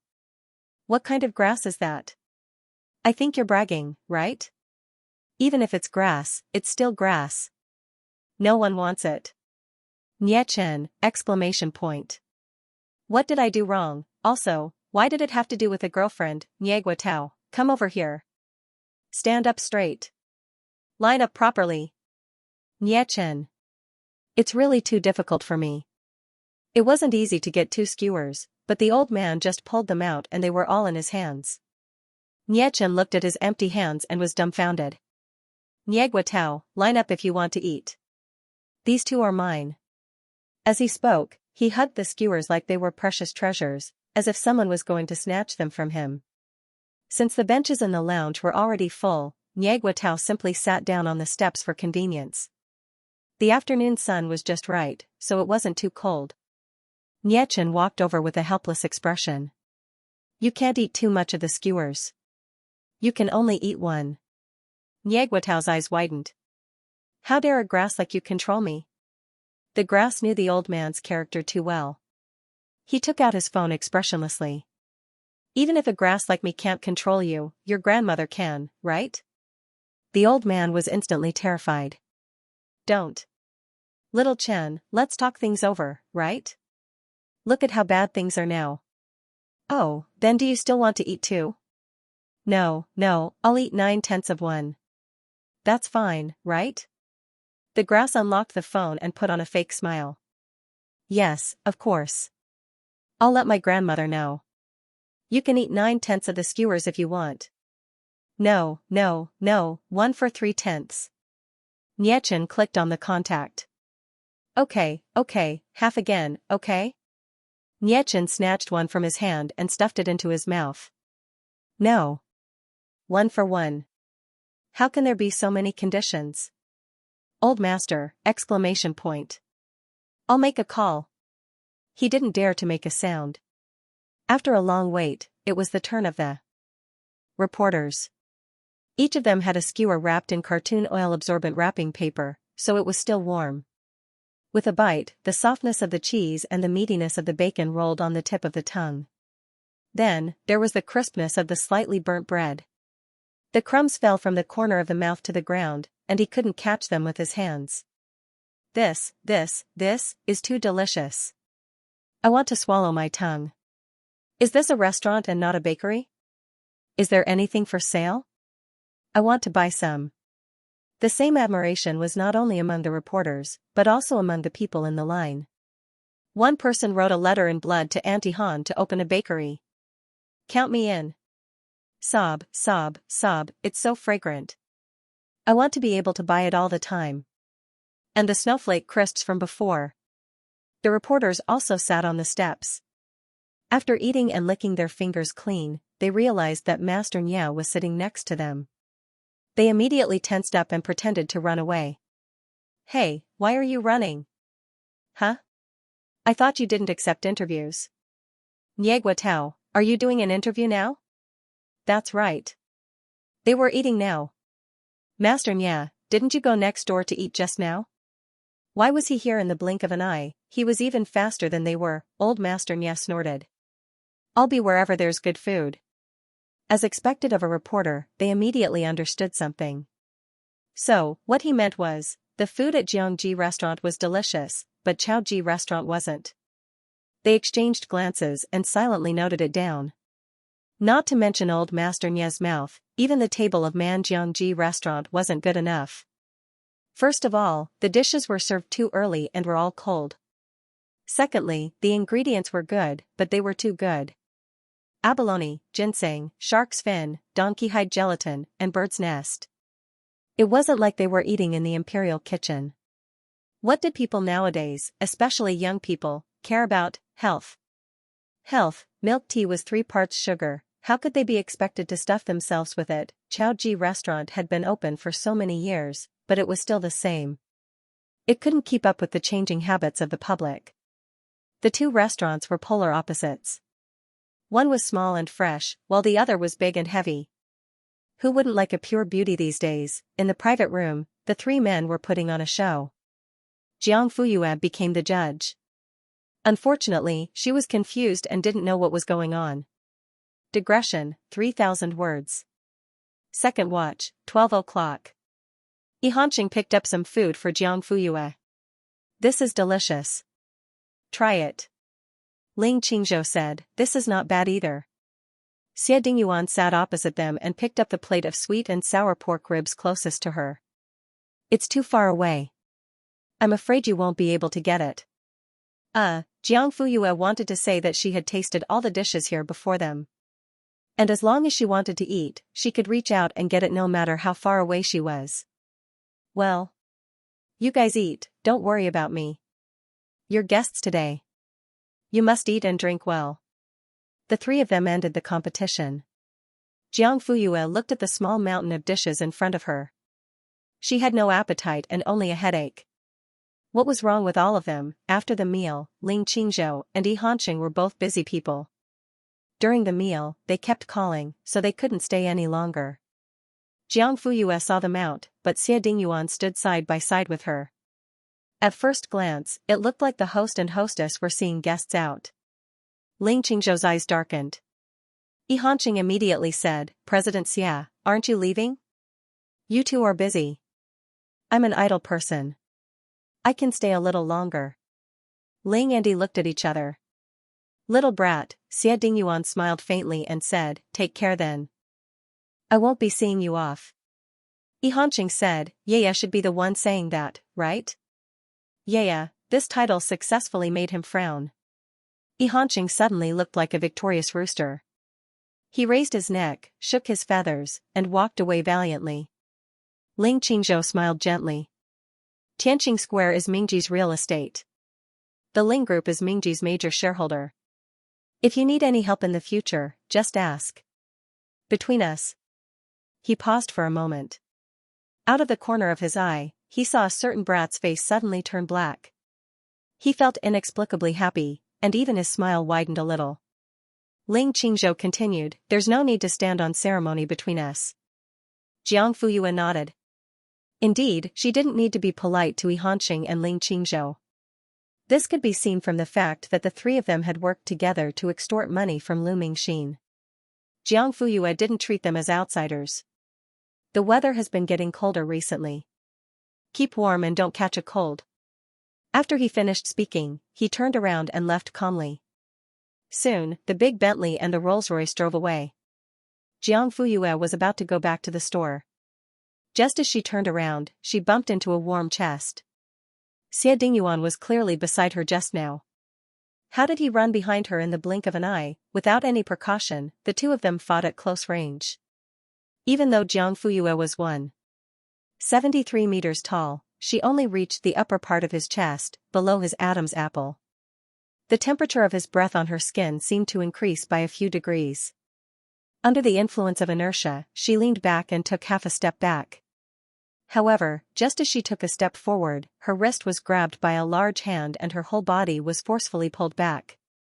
This time, Jiang Fuyue leaned directly into his arms. The fragrance of orange blossoms mixed with amber wafted over.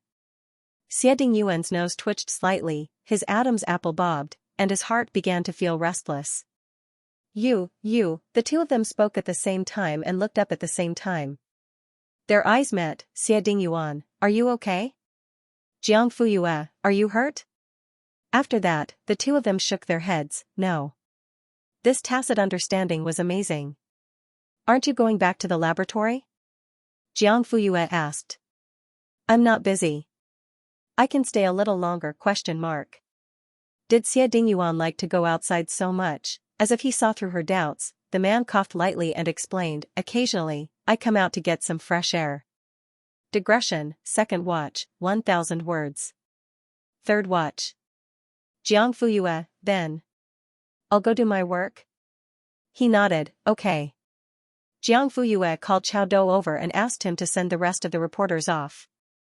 Of course, it was necessary to give everyone a small gift before they left. It wasn't expensive either. There were 2 boxes of snowflake crisps and 3 Danish skewers inside. They were all packed in beautiful packaging boxes, coupled with a simple and textured packaging bag. It was instantly filled to the brim. The reporters who ate, took, and even caught a few big news reporters.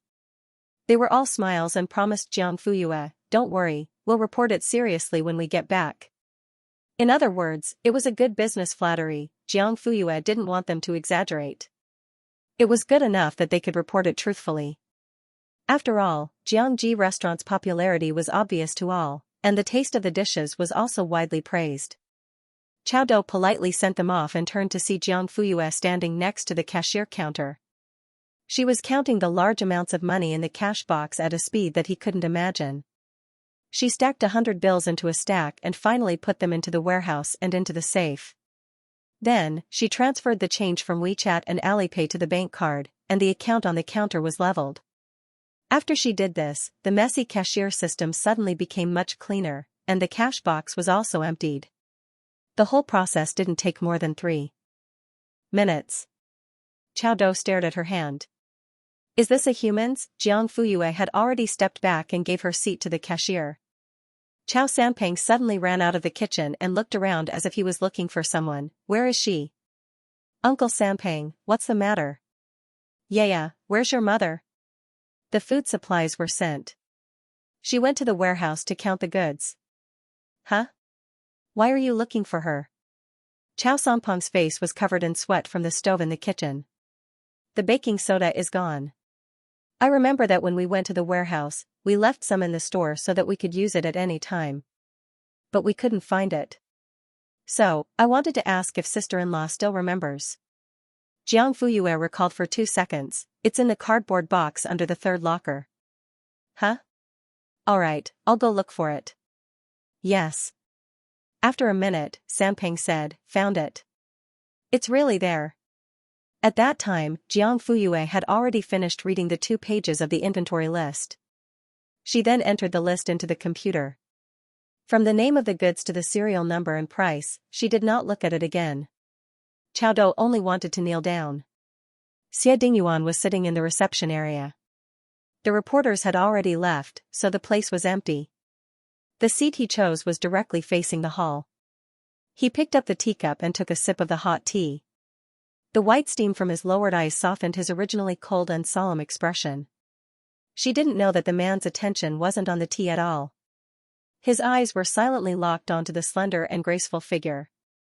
Xie Dingyuan could not help but be mesmerized by the way she dealt with the reporters with ease, the way she dealt with the accounts swiftly, and the way she seemed to have everything in her heart and had a card up her sleeve. She was like a shining object that attracted his gaze. He couldn't look away, and he didn't want to look away.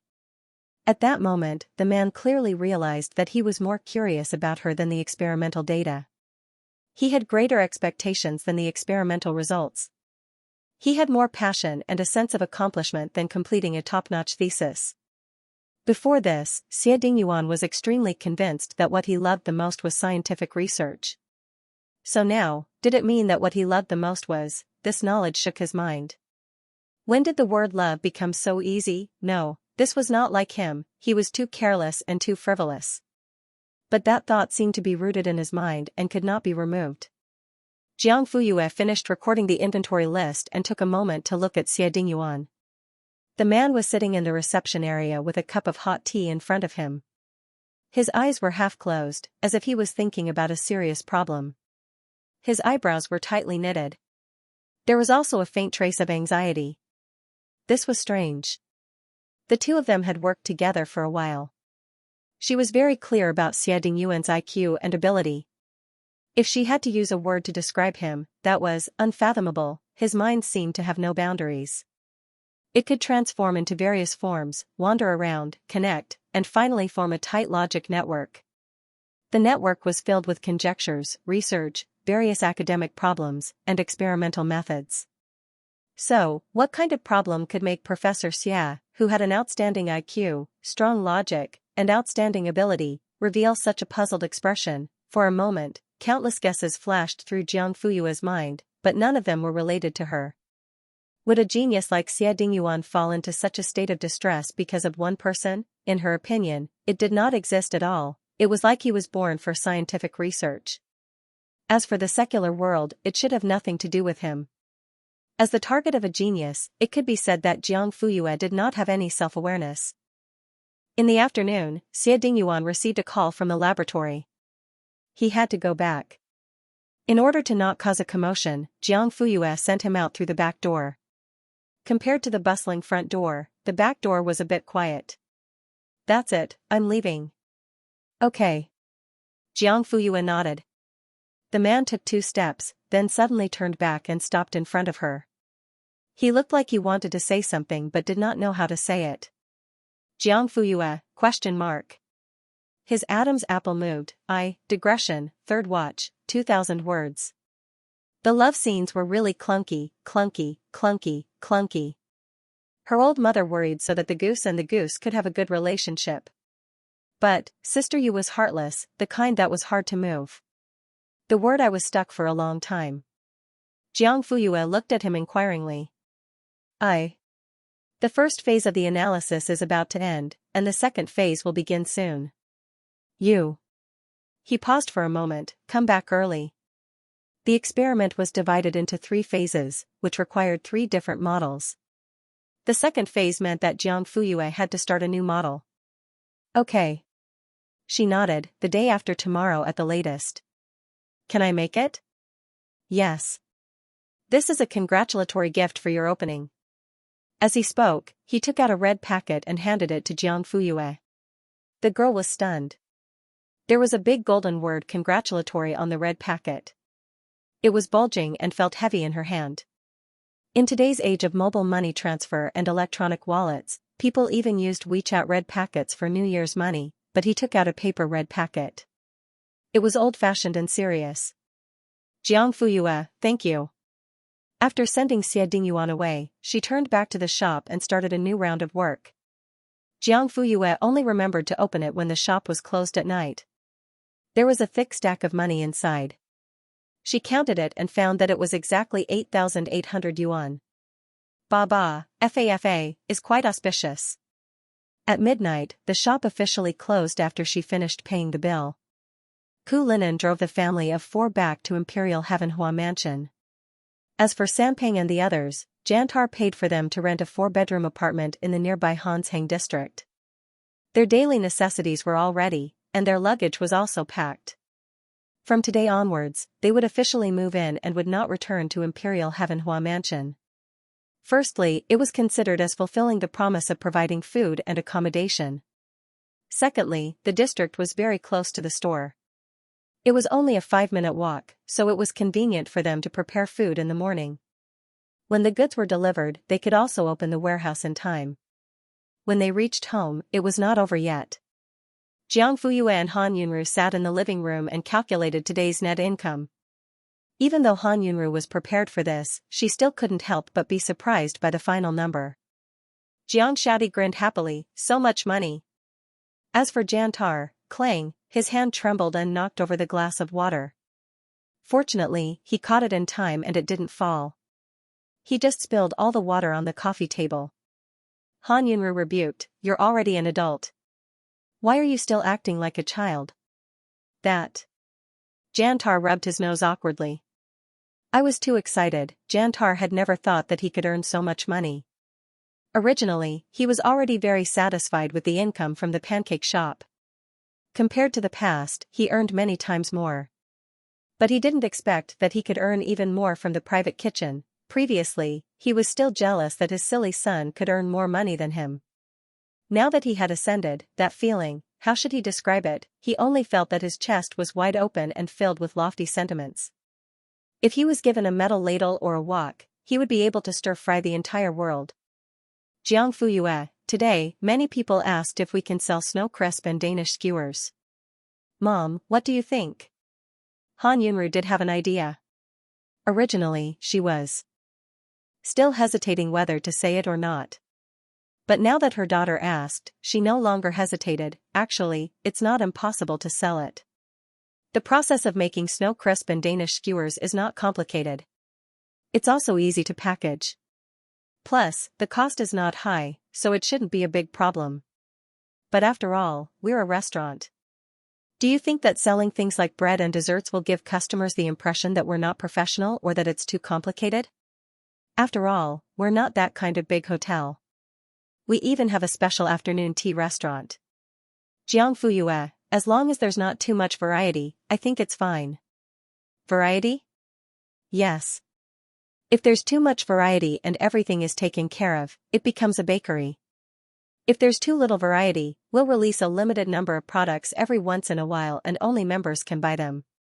Will people still treat Xianxia restaurant as a bakery? Han Yunru shook her head. No.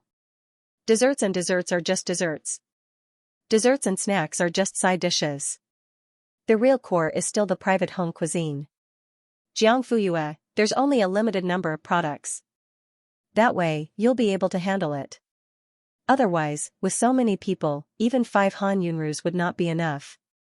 Moreover, the rarer something was, the more valuable it was. Appropriate hunger marketing was very necessary. In fact, Han Yunru's explanation was not comprehensive enough. Now, it seemed that desserts were just a subsidiary of the dishes. But with this operation, Xianxia Restaurant's desserts or Auntie Han's handmade desserts would soon form a unique impression in the minds of consumers. It was not impossible to develop into an independent brand in the future. Dad, Mom, I'm going back to the experimental group the day after tomorrow. I might be very busy after that and won't have time to help out in the restaurant. Based on the popularity today, you'll have to hire a few more waiters. Han Yunru, we shouldn't have let you go to the restaurant in the first place. It's a waste for someone who uses their brains to do manual work. It was not that Xianxia could not do manual work. She also did not do manual labor. It was just that everyone had their own position. Only by putting them in the right position could they be maximized. Could a sledgehammer kill a chicken? Of course, it could, but it was not necessary. It was also not worth it. Han Yunru, today's opening is an exception. You and Xianxia are not allowed to go to the restaurant tomorrow. I already had Little Bean send out a recruitment notice. Tomorrow, there will be a few part-time university students coming to help out. We don't need you guys at all. Xianxia, oh. He originally could not go to the restaurant tomorrow because he had to go to school. As for Xianxia, since she could not go to the restaurant, she would go back to the laboratory a day earlier. In any case, Xie Dingyuan had given her an access card before, so she could go whenever she wanted. That night, the family of 4 fell asleep, filled with plans and expectations for the future. Jantar must have had a good dream because he was laughing in his sleep. He even laughed out loud in the middle of the night, which directly woke Han Yunru up. She kicked him, but it was not heavy or painful. But in the next second, Jantar woke up. Dudu mumbled as he pulled her into his arms and hugged her tightly. Wife, I'm warm. Come closer to me. Han Yunru did not move and allowed him to hug her. It was indeed very warm, as if she was wearing a large heat pack. Suddenly, Jantar moved closer to her neck and breathed into the woman's soft ear. He softly said, Wife, I will do my best to let you live a good life. In the darkness, she opened her eyes and made a sound of agreement. Only then did Jantar fall asleep with satisfaction. He thought, the current life is really too good. In the future, it will be better every day. The night was dark and the entire neighborhood was asleep, but the internet was still lively. Yesterday morning at 8 o'clock in the morning, #Xianxia Restaurant's new store long line hashtag squeezed into the top 20 searches. The first thing he clicked on was a 2-minute video. It was the situation of the line in front of Xianxia Restaurant. The caption, do you think this is the end? No, there's also, as the camera continued to scroll down, the line also continued to stretch. It looked like it had finally reached the end, but it only turned a corner and continued to scroll down. Even when the video ended, the end was still not seen. In the comment section, oh my god. Those who don't know will think that it's a luxury store that's rushing to buy it at a cheap price. Xianxia Restaurant actually started to make private home cuisine? Is it better than pancakes? The hand that pancakes can cook? Is the taste good? Some people don't have to be so sarcastic. Whether it's good or not, you'll only know after eating it. I'm waiting for a feedback. It's just a restaurant. Does it have to be so exaggerated? Can internet celebrities afford to buy trending searches these days? Who bought trending searches? Rumor monger. Whether it was praise or criticism, it meant popularity and exposure. Originally, they thought that this was the highlight of Xianxia restaurant's new store opening. After all, being in the top 20 trending searches was already a lot of attention for non-celebrity gossip and major social news. But after that, they could only think of something. There was nothing that Xianxia restaurant couldn't do. At 10 o'clock in the morning, #time never fails beauty # squeezed into the trending searches. Usually, this kind of thing was either a post by a has-been celebrity or an edited video of a beauty, accompanied by an old song, Kiss Everywhere. It would directly praise the former Hong Kong female celebrities to the sky. But this time, it seemed a little different, huh? Why is it all about the opening of a restaurant? Are the trending searches stupid, or am I stupid? Sister, you're not alone. Xianxia restaurant?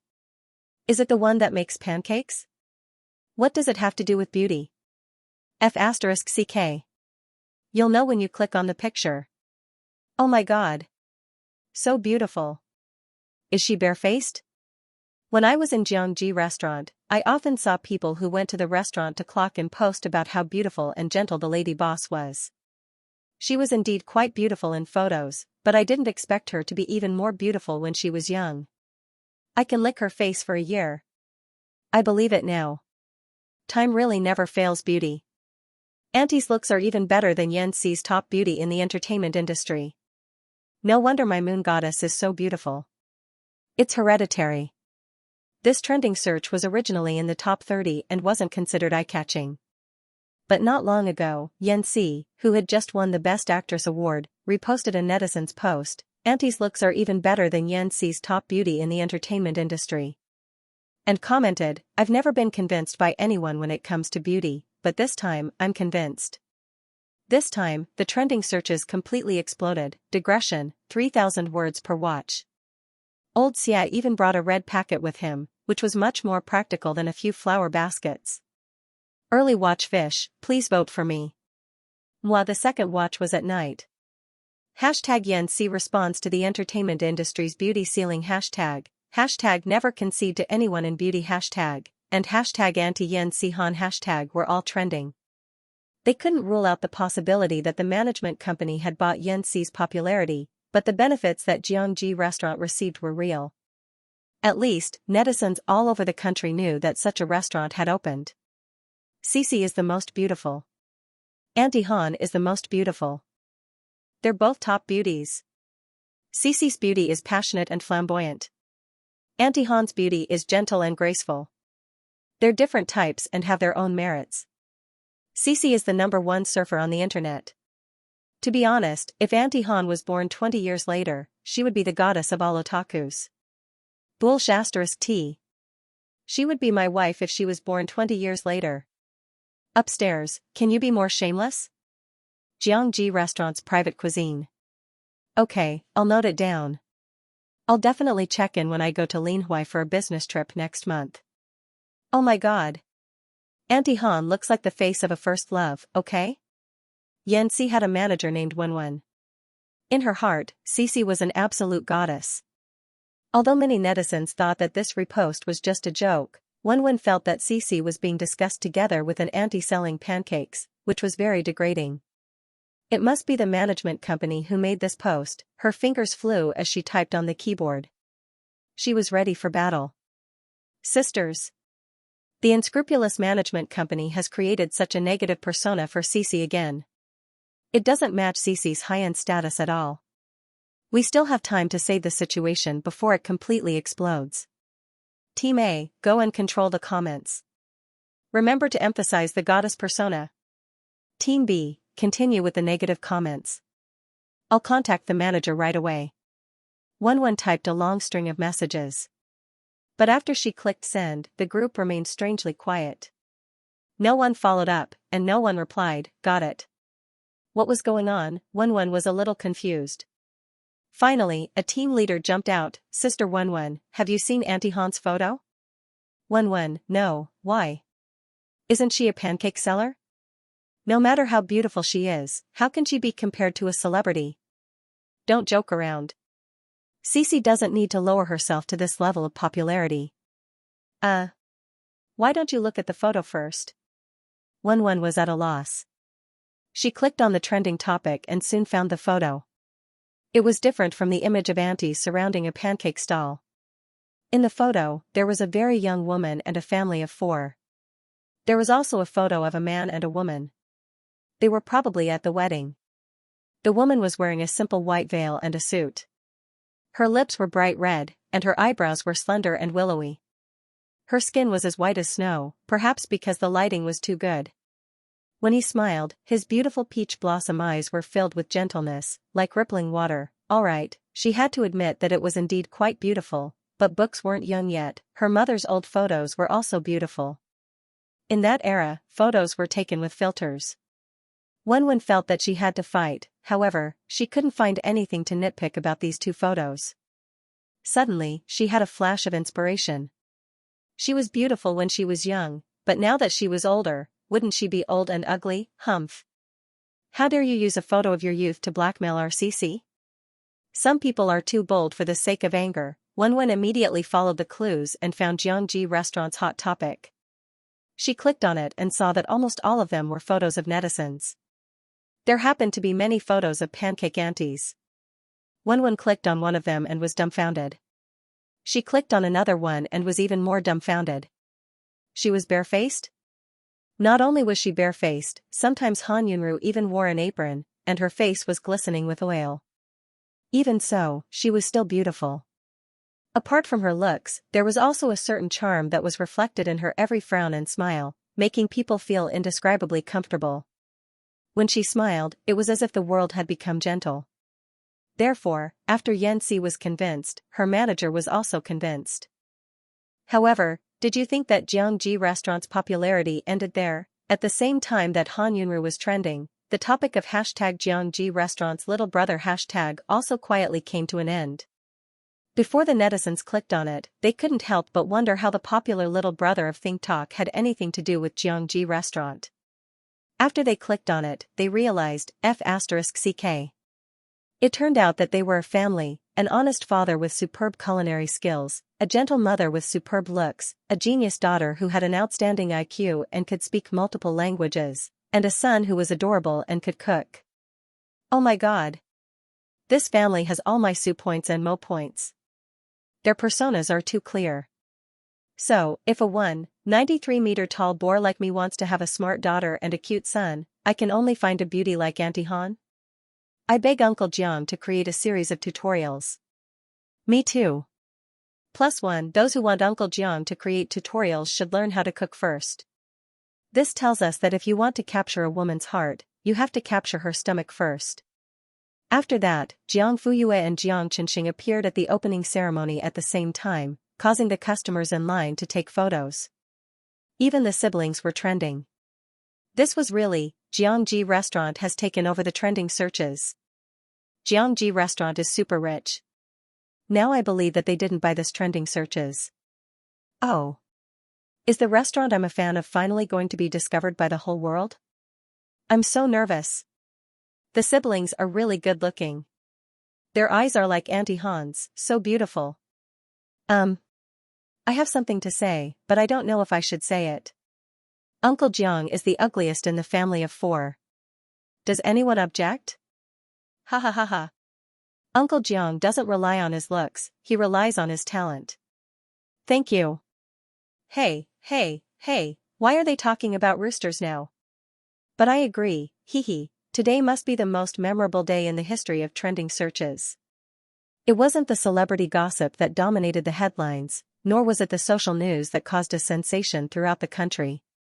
It was just the opening of a restaurant named John's Restaurant that completely flooded the internet. After all, even the free snow crisp and Danish skewers were trending. Is Auntie Han really not going to open a bakery? When he clicked in, he saw the snowflake crisps and Danish skewers taken from various angles. In addition, the netizens were all experts in filter, and the free stuff was taken to show the elegance and nobility of the royal family.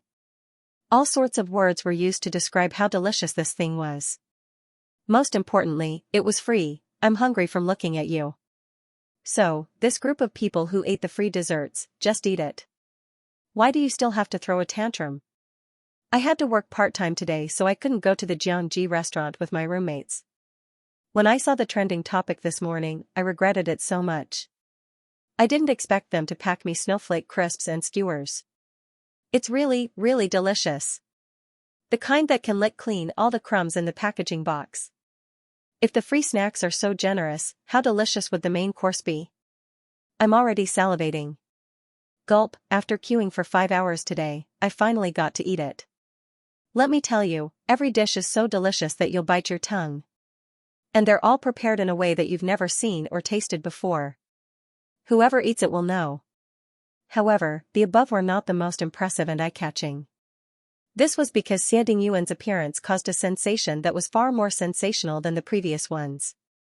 Hashtag Professor Xie appears at Xianxia restaurant. Hashtag was directly tagged with the word explosive. What Yanxi? What desserts?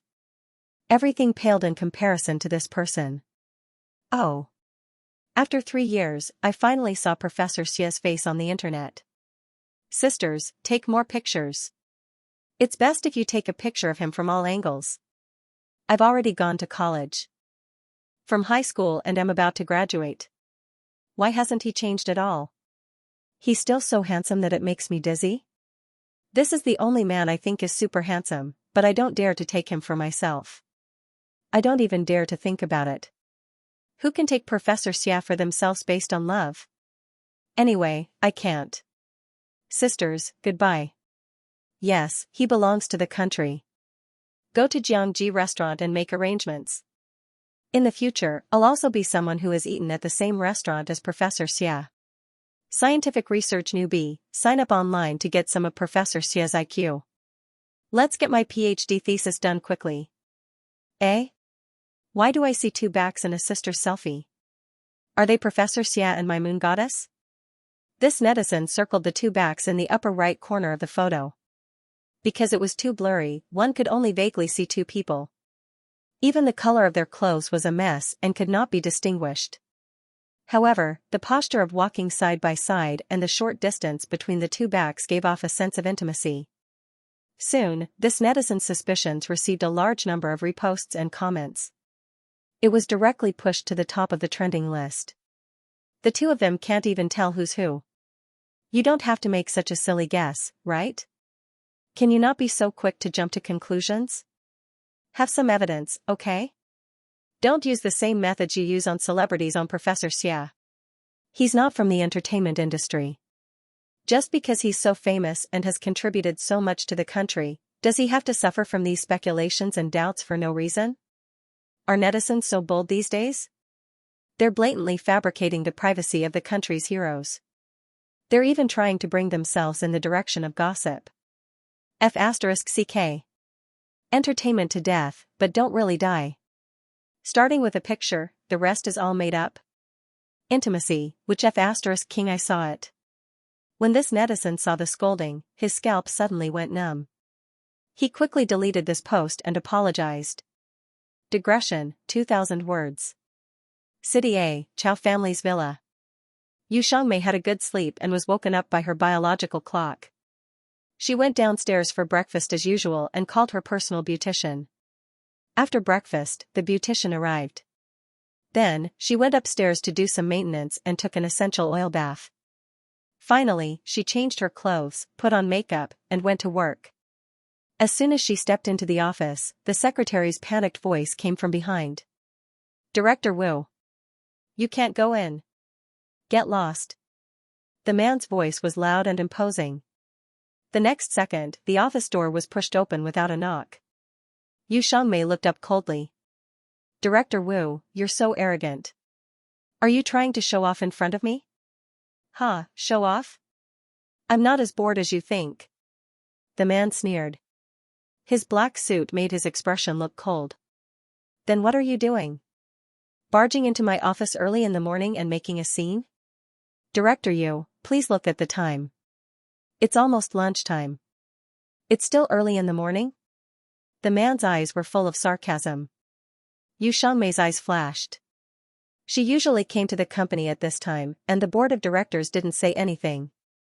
Anyway, she ran Chow's restaurant very well and gave them a lot of dividends every year. Why today? The woman frowned. What happened? Director Wu saw that she didn't know anything, and his anger rose. Look at the news on the internet yourself. We've lost face in Linhui and let all the food and beverage companies in the country see us as a joke. Do you know how big a loss this is to the brand? How bad is the impact on Chow's reputation? Oh, I forgot. You don't know anything at all. It's so easy to be the CEO. Xianxia was dumbfounded by the other party's roar and bombardment. What was embarrassing? What joke? Wait, the news on the internet. She immediately took out her phone and went to the food and beverage company group. There were already 99 plus messages, and the chat history started yesterday. Then, she opened the app to look at today's news. The headline was a big black headline. On the same day, Xianxia restaurant became popular, but no one cared about Chow's next door. Is it the rise of a new force? Or the decline of an old restaurant? Xianxia's heart thumped. However, there was something even more embarrassing than this. The netizens on Weibo were known as the world's #1 detective.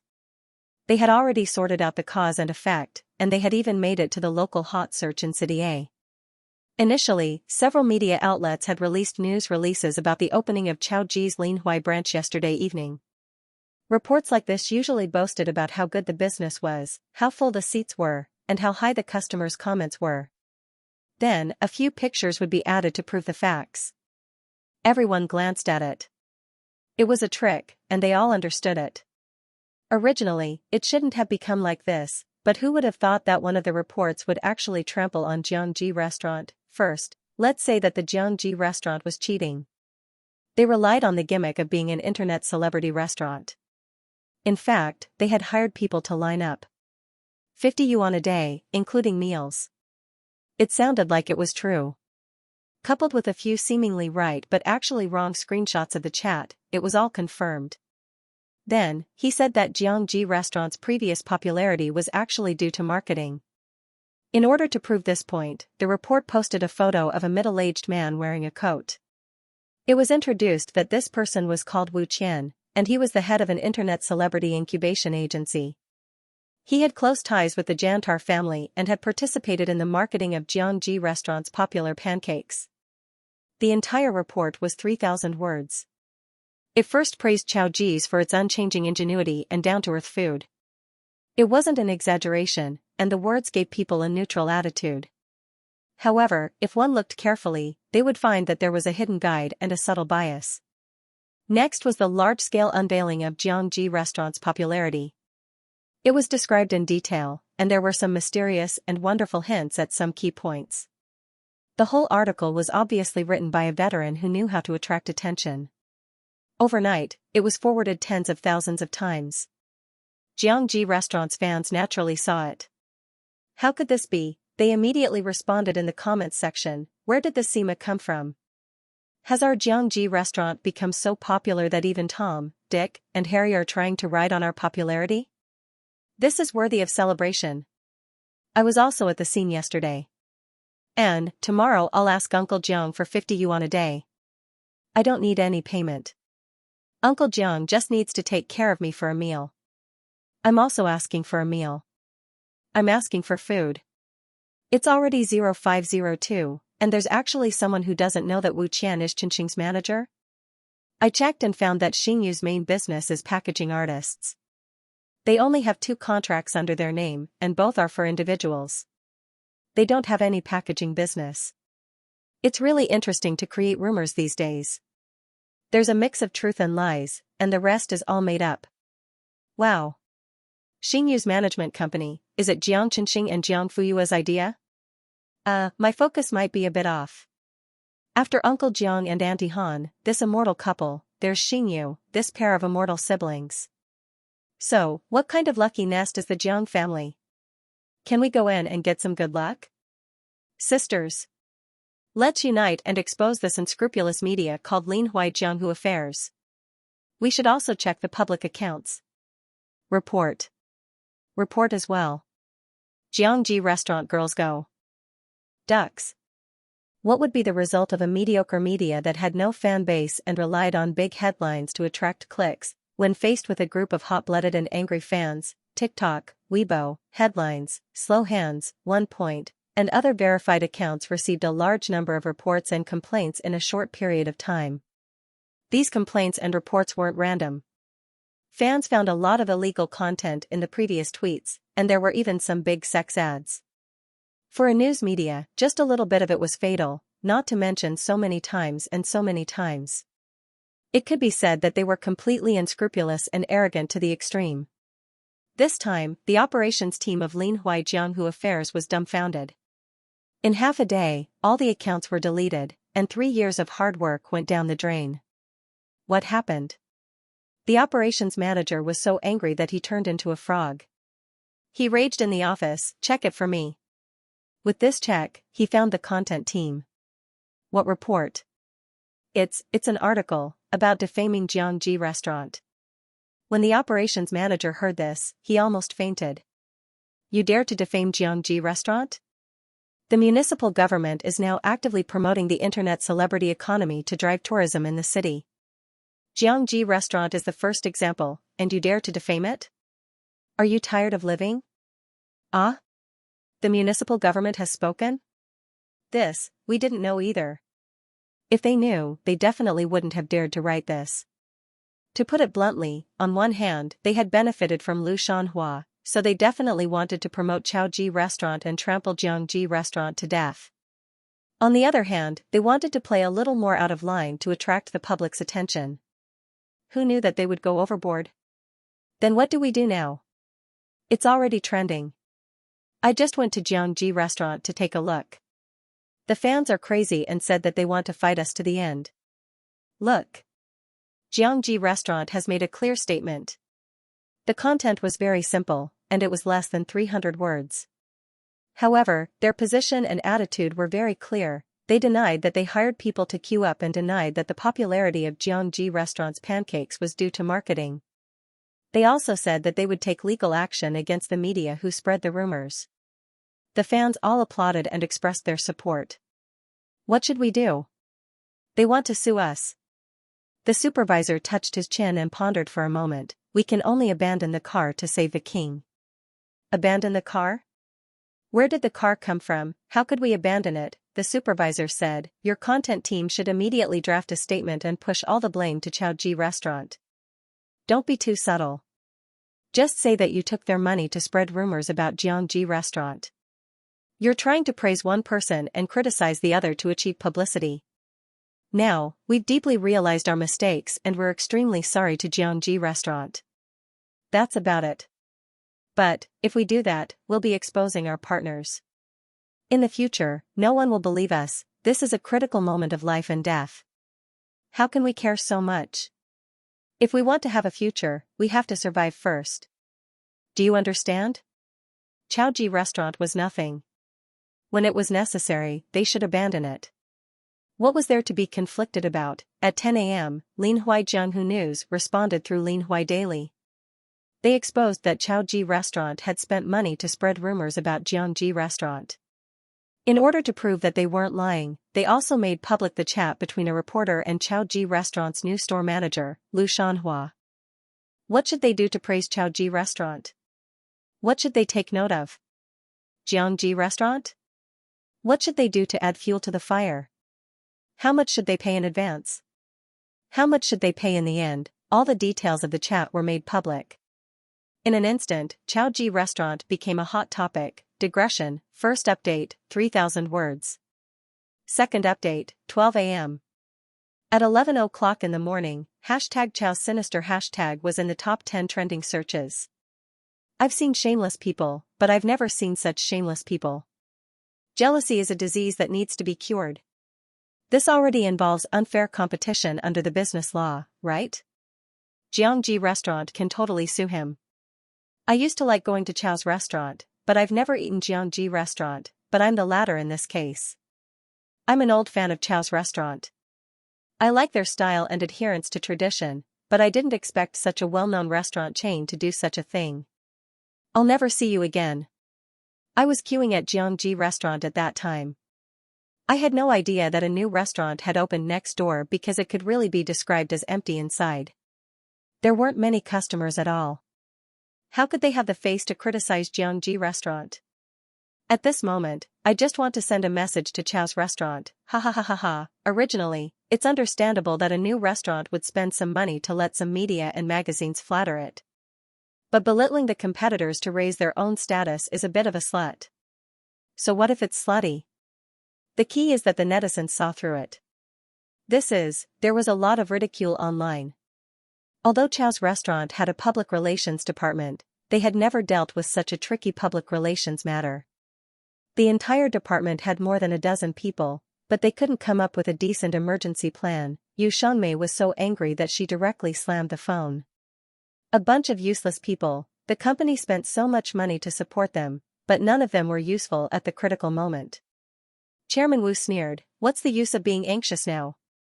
Anyway, you've already lost face. It doesn't matter how much you lose." Xianxia took a deep breath. "Chairman Wu, at this time, are you still going to make sarcastic remarks?" "Okay." The man's face suddenly darkened. "Then let's talk about something else." Xianxia, question mark. Who was the one who casually said that he wanted to open a branch in Linhui without the marketing department's inspection? Who was the one who insisted on transferring Lu Shanhua over to be some troublesome store manager? He's a talent for decision-making and leadership. You directly sent him to the grassroots level, and in the end, you created such a big mess. President Yu, how do you plan to clean up this mess? The woman's eyes flashed and she frowned slightly. If I remember correctly, most of the board members didn't support your decision to open a branch, and they didn't agree with the location of the subsequent stores. However, you insisted on doing it both times and promised that you would bear all the responsibility if anything happened. Director Wu pressed on. "Then, may I ask Director Yu, how do you intend to bear the responsibility?" Xianxia's eyelids twitched violently. In the next second, she forced a smile. "Isn't it a little too early for Director Wu to denounce me? Too impatient?" Director Wu narrowed his eyes. "I represent the board of directors today. The board of directors should also give me time to solve the problem, right?" Director Wu sneered. "Looks like Director Yu is still struggling on his deathbed. But you are right. Convicts also have the right to defend themselves. 3 days. This is the limit of the board of directors. If you can't calm this storm and restore Chaoji's reputation, then you, the chairman." He paused for a moment and suddenly laughed. "Why don't we have someone else to sit with us?" Xianxia's expression changed dramatically. However, Director Wu turned around and left, leaving her with a cold and resolute back view. Xianxia's knees went weak and she fell onto the leather chair. Her palms were cold and her back was already soaked. Suddenly, she took out her phone and dialed a number. As soon as the call was connected, she couldn't help but curse, "Lu Shanhua. How do you do things?" Digression, 2,000 words. 3,000 words. The person on the other end was stunned. Xianxia said, "I asked you to go to Linhui to destroy Xianxia restaurant, not to make a fool of yourself." "Auntie, do you know that the old man with the surname Wu is already here to force us to abdicate? 3 days. If we can't solve this crisis in 3 days, he will join forces with the other directors to dismiss me as the chairman." "Sorry, I didn't expect. What's the use of apologizing?" Now the whole internet is full of negative comments about Chow's restaurant. Many of our old customers even called to say that they are very disappointed with us. Weibo is full of anti-fans. Lu Shanhua stopped talking. However, Xianxia had no intention of letting him off. "I know that you agreed to transfer you to Linhui on the surface, but deep down, you are still unwilling. But you don't have to do this to me." "Auntie, what do you mean?" Lu Shanhua's voice was tense. "You suspect that I did it on purpose? Are you not worthy of suspicion?" Xianxia blurted out. At that moment, Lu Shanhua's heart was completely cold. So, after working so hard for so many years, this was how he was treated. Xianxia also realized that she had actually said what was on her mind in a fit of anger. She tried to salvage the situation. Xianxia, auntie is not, you don't have to say any more. The person on the other end suddenly raised his voice and interrupted her. Actually, I should have seen through it long ago. From the beginning to the end, you have never treated me as family. In her eyes, he was not even her biological nephew. He was only an employee of Chow's restaurant, a useful labor force. Yu Xiangmei saw that he did not know what was good for him and even dared to question her. She was instantly furious.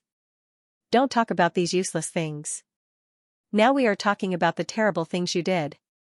Auntie, are you sure I did it? The person on the other end sneered. If you had listened to my advice back then, things would not have developed to this point today.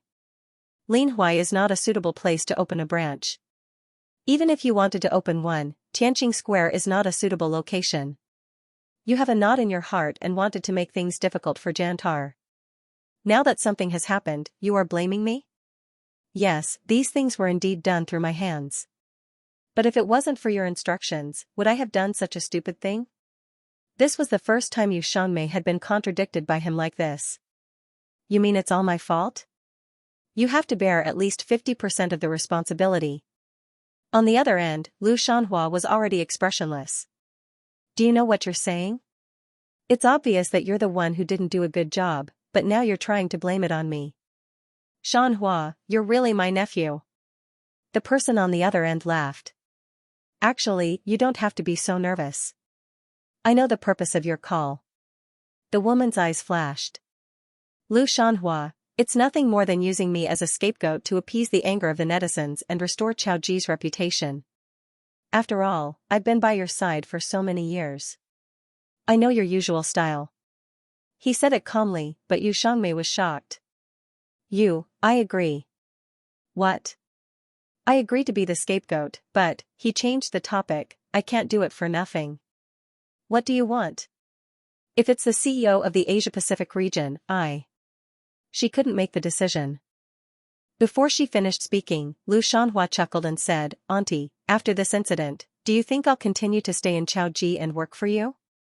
Yu Xiangmei's heart skipped a beat. You want to resign? Isn't this what you want? I'll satisfy you. But I didn't take the blame and leave for nothing. The woman said in a deep voice, What do you want? 8 million, cash or transfer is fine. When the money arrives, I'll make a statement. 8 million? Are you out of your mind? Auntie, I'm more awake than ever. You're extorting me. Extortion. You're asking for too much. Don't tell me that the things I've done for Chao Ji all these years aren't worth 8 million?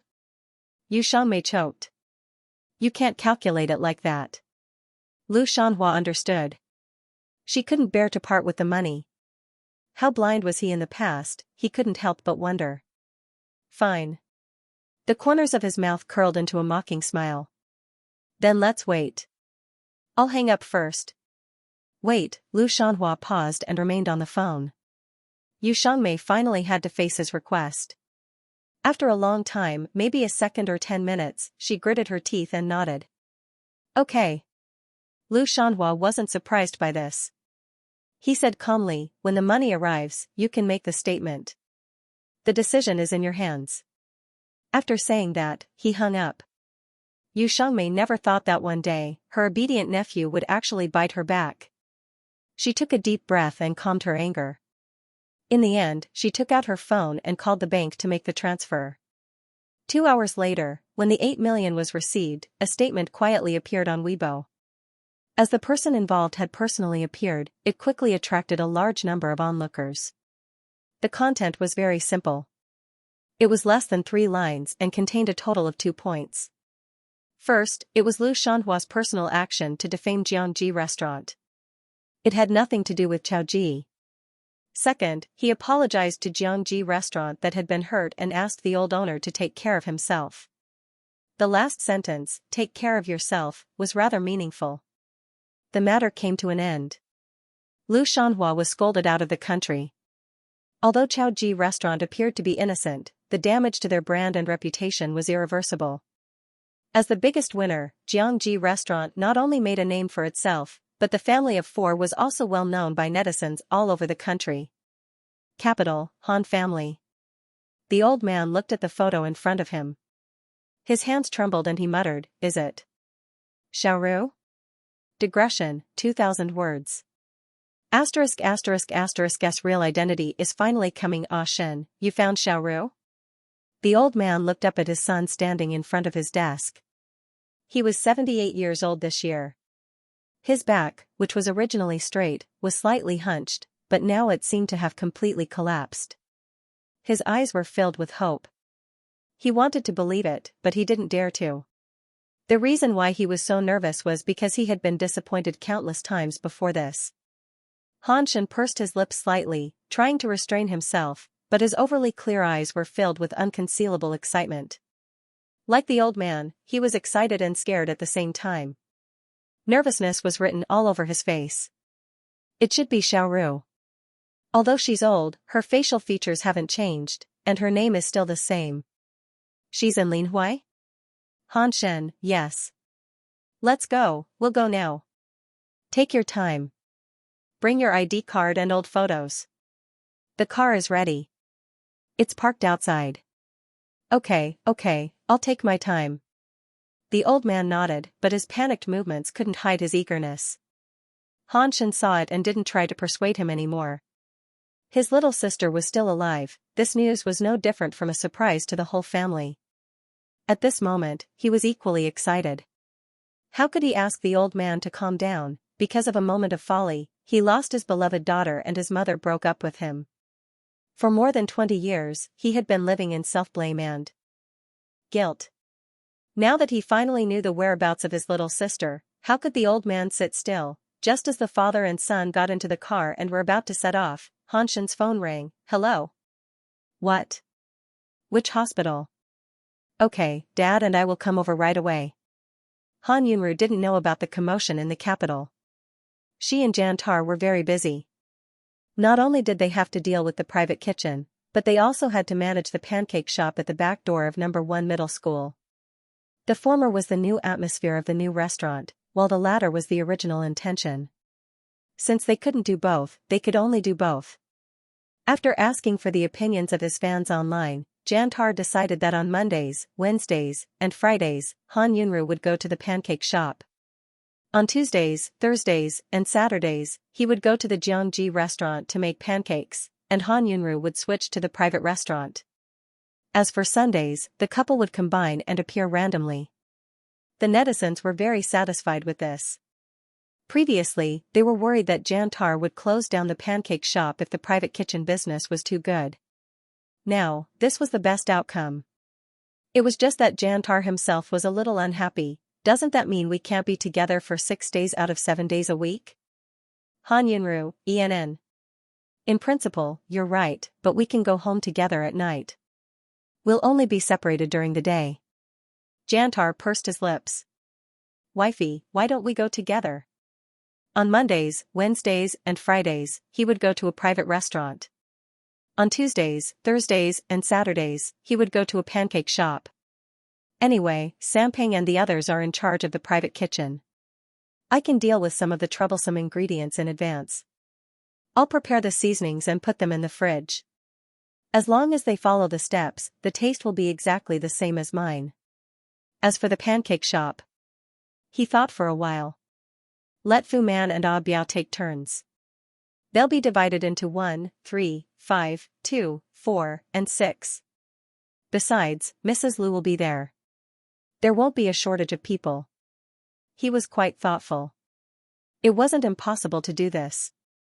However, Han Yunru, you've already promised the netizens, and Little Bean has already released the statement. Isn't it a little too late to go back on your word? Jantar scratched his head in annoyance. Then what should we do? Han Yunru shrugged. Wifey, why aren't you sad at all? I'm more than happy that business is good. Why should I be sad? But we have to be separated for 7 days a week. Han Yunru couldn't help but laugh. Her eyes flashed with helplessness. You're not a child. Why are you so clingy? I'm not clingy. Jantar's face turned red. Fortunately, his skin was dark, so it wasn't obvious. I just can't bear to part with you. He said the last 4 words very quickly, afraid that someone would hear them. Han Yunru glared at him and her face turned red. What nonsense are you saying? Aren't you afraid that Yaya and Xianxia will laugh at you? Jantar looked around with a guilty conscience and laughed. They're upstairs. They can't hear.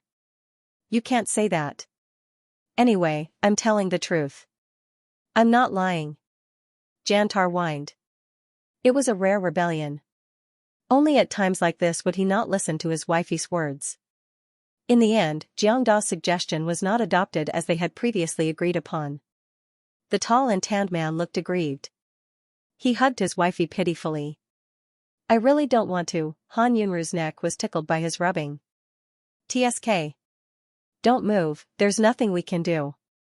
We've already discussed it. You really can't change it? Han Yunru shook her head. Jantar suddenly looked like a Shar-Pei that had been bullied. He frowned and hung his head dejectedly. Han Yunru felt a bit of heartache. She thought for a bit. Let's implement this for a while. We'll change it later, okay? Good. Jiang Shar-Pei immediately stood up, his eyes shining. Chao Dou personally witnessed the grand opening of Jiangji restaurant. After the grand opening of Jiangji restaurant, he became more and more aware of the power of the internet. It wasn't an exaggeration to say that the effect of this wave of promotion might not even reach tens of millions in advertising fees. Now that he was the manager of Jiangji restaurant, he had several important social media accounts in his hands. Due to his diligent updating during this period of time, the number of his fans had skyrocketed. His level of activity was even comparable to that of professional video bloggers. Others had ultra-high-definition shots, fancy editing, and accompaniment music and text. However, Chao Dou only filmed the process of Han Yunru making desserts, or Jantar's figure busily working in the kitchen, and he could achieve the same number of views and reposts as the former. He even surpassed the former in terms of likes. Chao Dou suddenly felt a sense of mission. He had to make the video well so that he wouldn't let down the expectations of so many fans. For this, he once again looked for Wu Qian. You want to learn video editing? Yes. Chao Dou nodded. His gaze was very firm. I don't know how to do this, but I can get someone who knows how to teach you, Xiao Zhang. Then, Chao Dou updated his status as he learned how to edit. Soon, the fans discovered, why is the image clearer than before? It seems like there's even light, the camera isn't shaking anymore. So, Brother Dou is finally willing to spend money on a tripod, he even knows how to use slow-motion special effects. This should be applauded. The better the feedback from the fans, the more motivated Chao Dou was to learn. In addition, he was also responsible for recruiting people. This used to be Han Yunru's job, but she was too picky. She didn't hire people who didn't like cleanliness, didn't hire people with bad personalities, and didn't hire people who were lazy. As a result, Han Yunru couldn't recruit people at all. Even Auntie Lu was introduced to her by Jiang Fuyue. Chao Dou was different. He was young and flexible. Even if he recruited people who were a little smart and lazy, he would slowly train and straighten them out. If they were useless, it wouldn't be too late to fire them. With his efforts, Jiangji restaurant was unprecedentedly well-staffed. In order to avoid unclear responsibilities due to unclear division of labor, he also simply divided the team into different departments. For example, the serving team, the guest welcoming team, the cashier team, and the kitchen helpers. The team was further divided into cleaning team, dishwashing team, cooking team, and so on. Some teams may only have 1 or 2 people, but at least the division of labor was clear. Everyone had their own roles, and the internal operation was similar. After Jiang Fuyue found out, she suggested, you can also formulate some appropriate reward measures or performance incentives. For a team, only with proper competition would they be able to continuously improve. Chao Dou was inspired and began to draft the details on the same day. Jiang Fuyue originally agreed with Xie Dingyuan to return to the laboratory the day after tomorrow. But in fact, Han Yunru didn't let her and Jiang Shaodi go to the restaurant the next day. Since she had nothing to do, she might as well go back a day earlier. She took a taxi to the experimental area of the DNA biology building and directly opened the sealed door with the access card. She walked through the long and narrow corridor and turned into the changing room. She changed into a white lab robe and tied her long hair into a ponytail behind her head. Then, she washed her hands at the sink and finally stepped into the work area. But, where is everyone? In such a big space, there was no one else except her. The computer was turned off, and there were no open documents on the seat. There were no obvious traces of work. Old Jean? Lao Bai? Jiang Fuyue walked around. Strange, where did they all go? At this time, a slight sound came from the core experimental area. Jiang Fuyue went forward and tentatively placed the access card in her hand into the sensor area. The next second, there were 2 beeps. The door opened. Digression, 3,000 words. 12 o'clock. Where is everyone? She couldn't see anyone else in the spacious room. The computer was turned off, and there were no open files on the desk. There were no obvious signs of work being done. Old Jean? Lao Bai? Jiang Fuyue walked around the room. That's weird, where did they all go? At this moment, there was a slight noise coming from the core laboratory area. Jiang Fuyue stepped forward and placed the access card in her hand on the sensor area. The next second, there were 2 beeps. The door opened. She remembered that Xia Dingyuan had said that there was another set of encrypted access instructions in the core laboratory area. One of the checkpoints even used iris recognition technology. The level of security was obvious. Jiang Fuyue just wanted to give it a try and see if the magnetic card in her hand would work. She didn't expect it to open. The metal isolation door was half open, and there was a continuous beeping sound. This was a reminder that the time was about to expire. After the set time, the door would automatically close. Jiang Fuyue was still in a dilemma. Should she enter or not? The embarrassing scene of her protective suit being cut was still vivid in her mind. This time, she opened the isolation door without the permission of the owner, Xia Dingyuan. Although the access card was given by him, Jiang Fuyue took half a step back and finally decided not to enter. Even elementary school students knew that they couldn't touch other people's things without permission. She couldn't be worse than an elementary school student, right? Just when she decided to turn around and leave, there was a sudden boom from inside. It was no longer a small noise like before.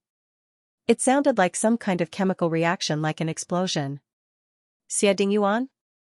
Are you in there? After she shouted, Jiang Fuyue realized that they were separated by 5 interlocked doors. No matter how hard she shouted, the person inside wouldn't hear her. But the next second, she was shocked. The explosion just now could be heard so clearly through so many interlocked doors. It was not hard to imagine that the real situation was far worse than what she had imagined. Jiang Fuyue's eyes turned cold. She didn't hesitate anymore and squeezed in at the last second before the door closed. If the card in her hand could open the first door, then it would definitely be able to open the second, the third. Sure enough, with a series of beeping sounds, Jiang Fuyue passed through the 5 checkpoints unimpeded. The closer they got to the core area, the stronger the pungent smell. When he opened the last door, he saw that Jiang Fuyue had already put on a protective suit and a gas mask. She also had a new set in her hands. She thought that it might come in handy. Drip, the last door opened, and thick black smoke rushed out. Jiang Fuyue's heart sank. The situation might be worse than she had expected. But she didn't panic. He was fully armed from head to toe. As long as his protective suit wasn't torn apart like last time, he wasn't afraid of the black smoke. She took out the PA walkie-talkie she had found in the locker in the preparation room. Xia Dingyuan? Can you hear me? There was a deathly silence. You don't need to open your mouth to reply. As long as you make a sound, I'll be able to determine your approximate location. The thick smoke obscured her vision. She couldn't see more than a meter away, so Jiang Fuyue felt as if she was blind at the moment. Suddenly, there was a crisp sound of metal hitting metal. Jiang Fuyue began to recall the furnishings and decorations from the last time she came in. Her brain was like a broken jigsaw puzzle. The memory fragments were constantly filling in, returning to their original positions, and connecting into a complete piece. In the end, a 3-dimensional space was formed. The furnishings were perfectly restored in her mind, down to the bottles and jars on the experiment table. She suddenly opened her eyes. In the thick smoke, they couldn't see anything. Jiang Fuyue didn't take big steps, and every step she took was very careful. Knock again. Clang, sure enough, the sound was getting closer, and the distance between them was slowly shortening. Finally, Jiang Fuyue walked in front of him. In the rolling black smoke, the man's back was pressed against the wall, and his whole body shrank into the corner. He was covering the damaged part of the gas mask with a wet towel, so he couldn't speak. Once he opened his mouth, the black smoke would get in, and the consequences would be unimaginable. The man's other hand was holding the electrode copper tube. Unsurprisingly, he was using this thing to knock the triangular alloy frame under the experiment table. Jiang Fuyue handed over the new set of protective equipment. Can you change it yourself? Clang, yes. 5 minutes later, Xie Dingyuan put on the new gas mask, and the two left the core experimental area together. As the protective doors opened and closed one by one, the black smoke was completely left behind, and the irritating smell gradually disappeared. While walking quickly, the two of them didn't speak. Until they entered the spray disinfection area, the two of them stood under the disinfection nozzle, and then passed through the ultraviolet sterilization room. Finally, they took off their protective suits and gas masks. Their eyes met. Xie Dingyuan's shirt was wrinkled, and his suit pants were no longer as straight as a knife. His hair was wet with sweat, and at the moment, it was messy on his head. His meticulous seriousness was gone, and he was no longer glamorous. At the moment, he was very embarrassed, but it was also very real. Just like, the high and mighty god finally had one foot in the mortal world, and the clean soles of his shoes were stained with the smell of soil, the decay of flowers and trees, but also the fragrance of falling flowers and the smoke of the mortal world. In comparison, Jiang Fuyue was much more decent. Because of the strict protective measures and the fact that she hadn't been in the core experimental area for a long time, her clothes weren't wrinkled, her hair wasn't messy, her face was rosy, and at the moment, there was a slight smile on her face. It was as if she had just experienced a wonderful adventure. She was frightened, but more importantly, she was full of interest. She just didn't know whether this interest was because of the inexplicable black smoke in the core experimental area, or because the man in front of her was embarrassed, which was rare to see. Thank you. The man smoothed out the wrinkles on his collar, and his expression became more solemn. Jiang Fuyue asked, "What's going on?" He smiled bitterly. It's a new type of chemical reaction. Something unexpected happened during the experiment. What is the main composition of the black smoke?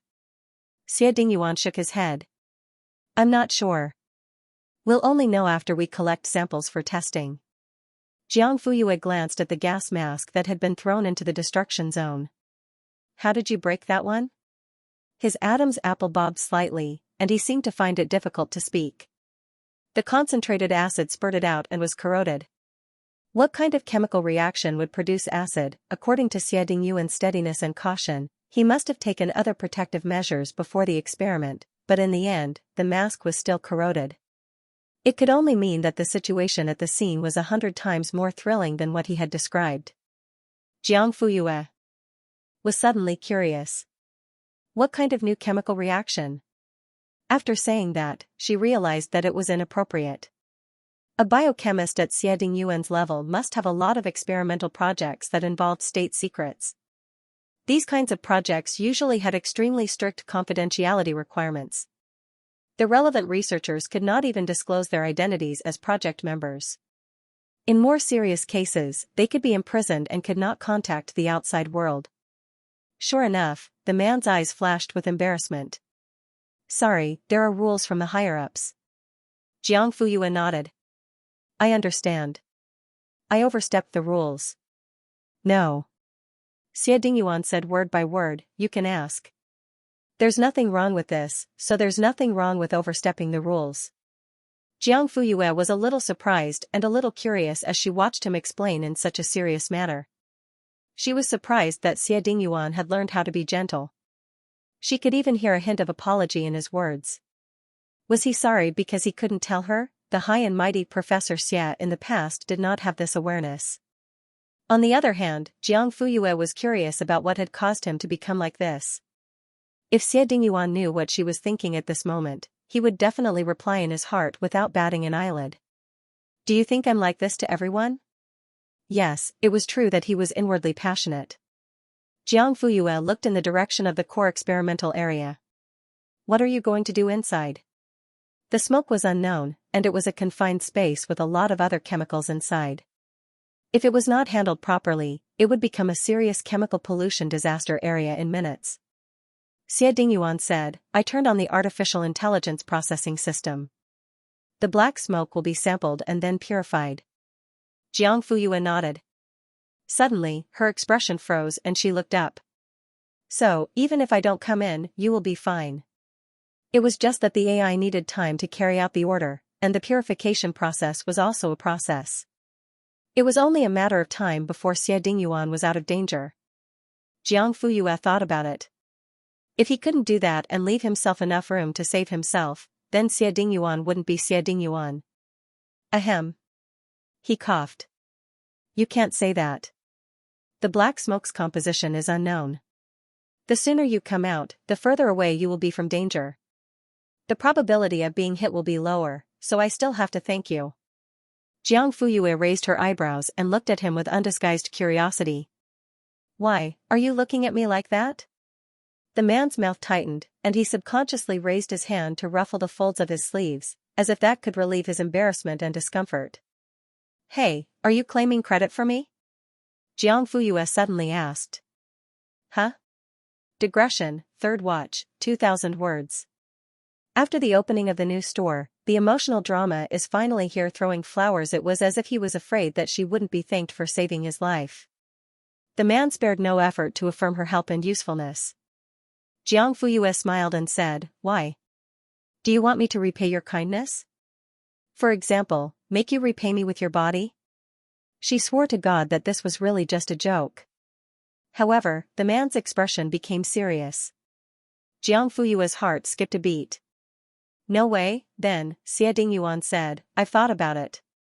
It's not impossible. Connected together, it was not impossible to repay him with one's body. Jiang Fuyue stared at him as if she had seen a ghost. Stop joking, I'm not joking. His mouth tightened. Are you serious? The girl frowned, and a hint of seriousness appeared in her eyes.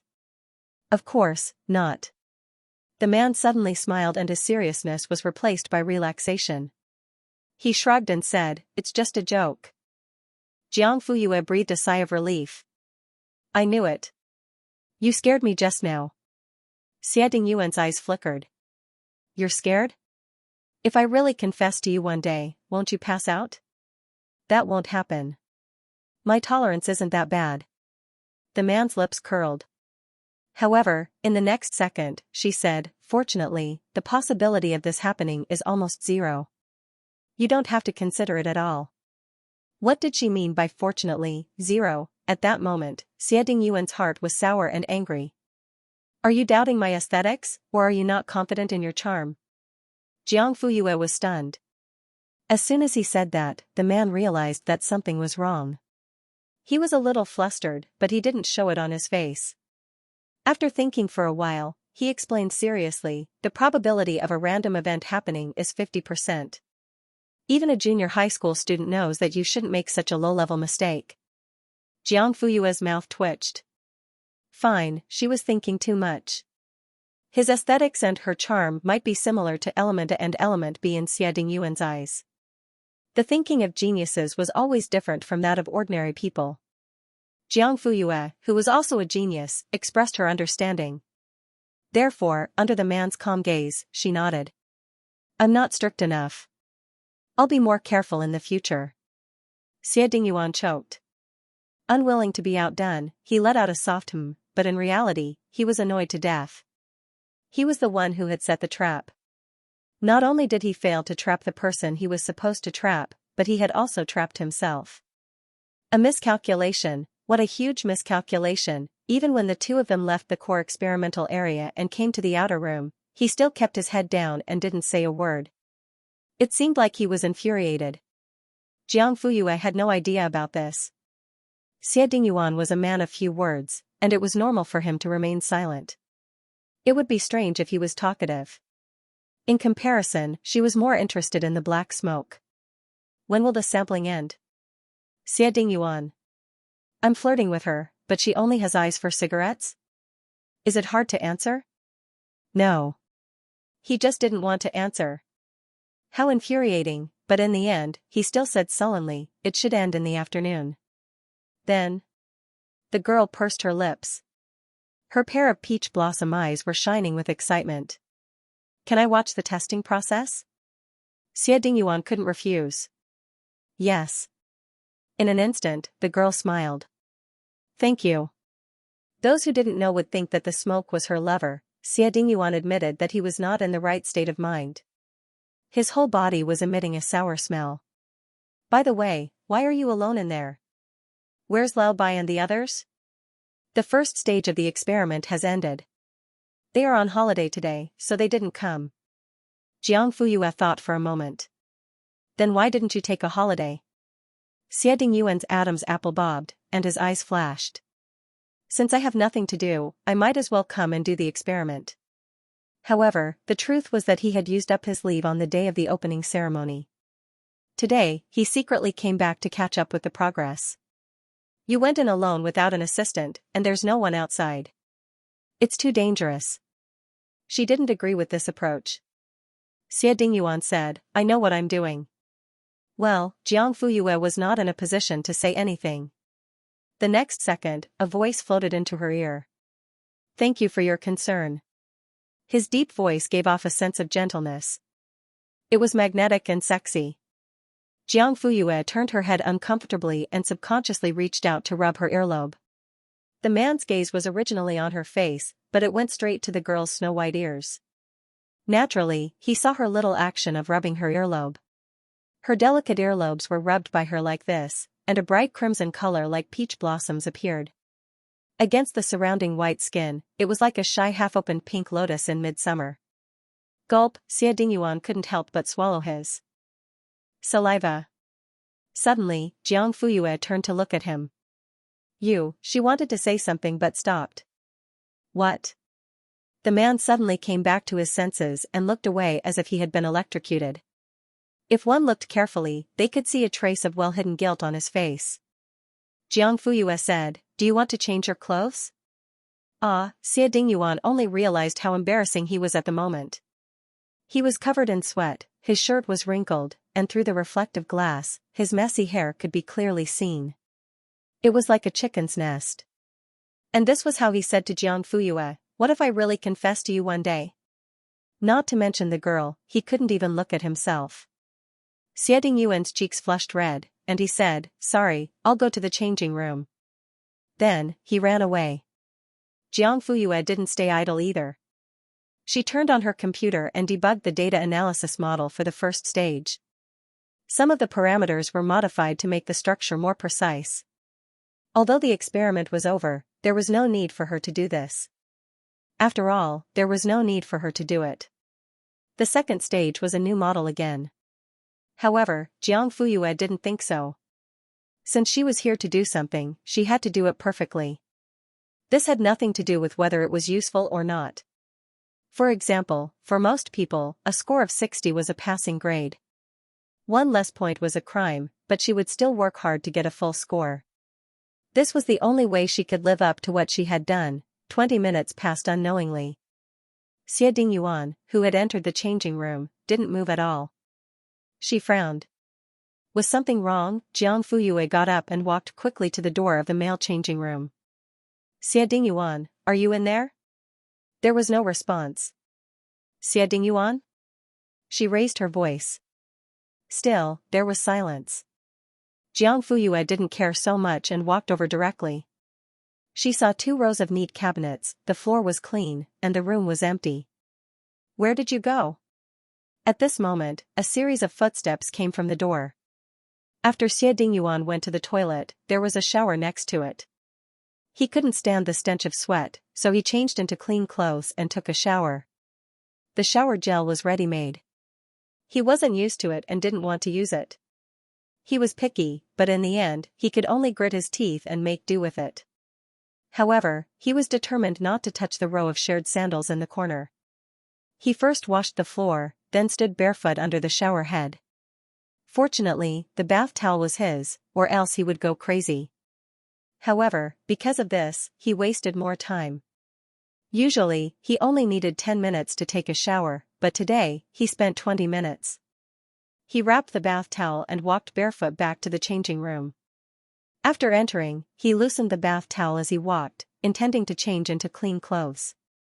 When he turned the corner, the bath towel was already half undone, but he heard a soft cry. Xie Dingyuan froze and looked up abruptly. At that moment, even the steady Professor Xia couldn't help but tremble. His eyes almost popped out of their sockets. He saw Jiang Fuyue standing in the middle of the changing room. She might have heard his footsteps and subconsciously looked back. Then, she saw him. Xie Dingyuan came back to his senses and wrapped the bath towel around himself.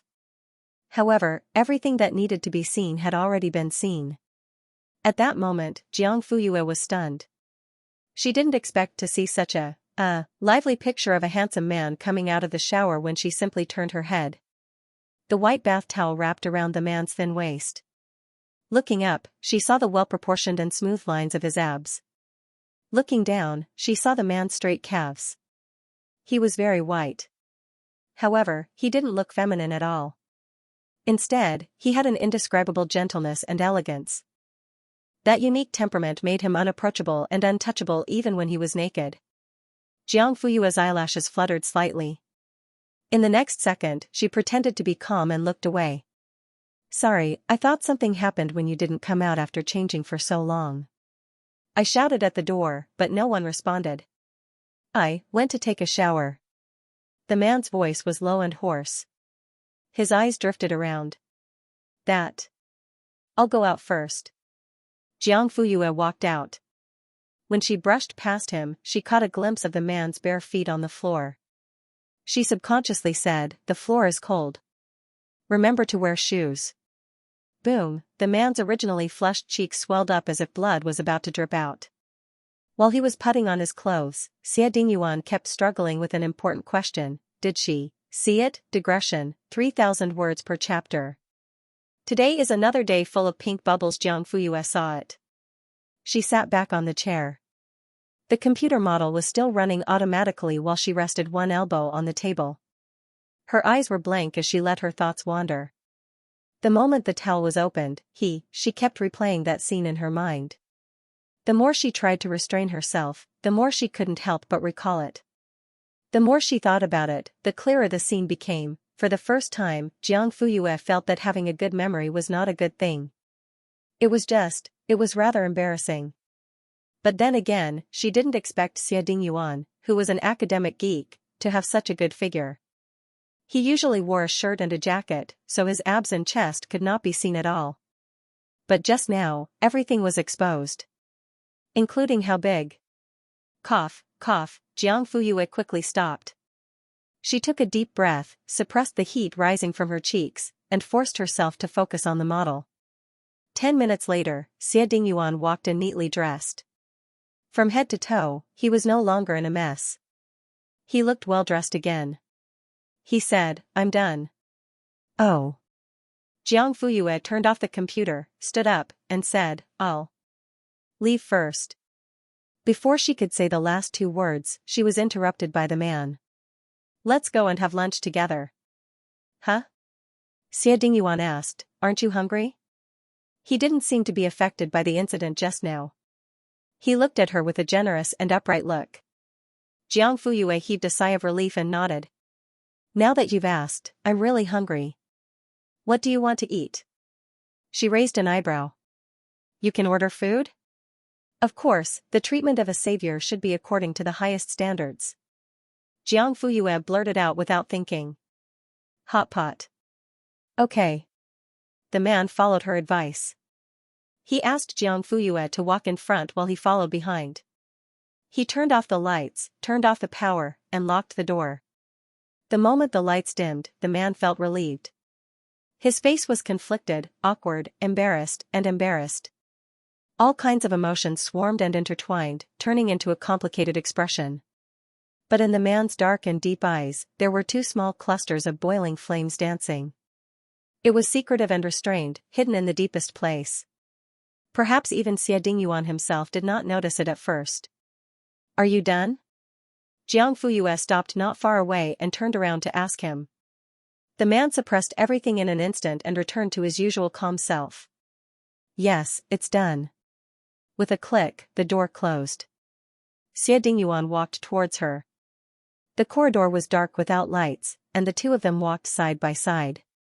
Suddenly, Jiang Fuyue took the initiative to speak up. Just now, it was all a misunderstanding. The man said softly, I know. You know, what did he know? Jiang Fuyue rolled her eyes. Fortunately, the light in the corridor was dim, and the man beside her was looking straight ahead. He did not see through her embarrassment at the moment.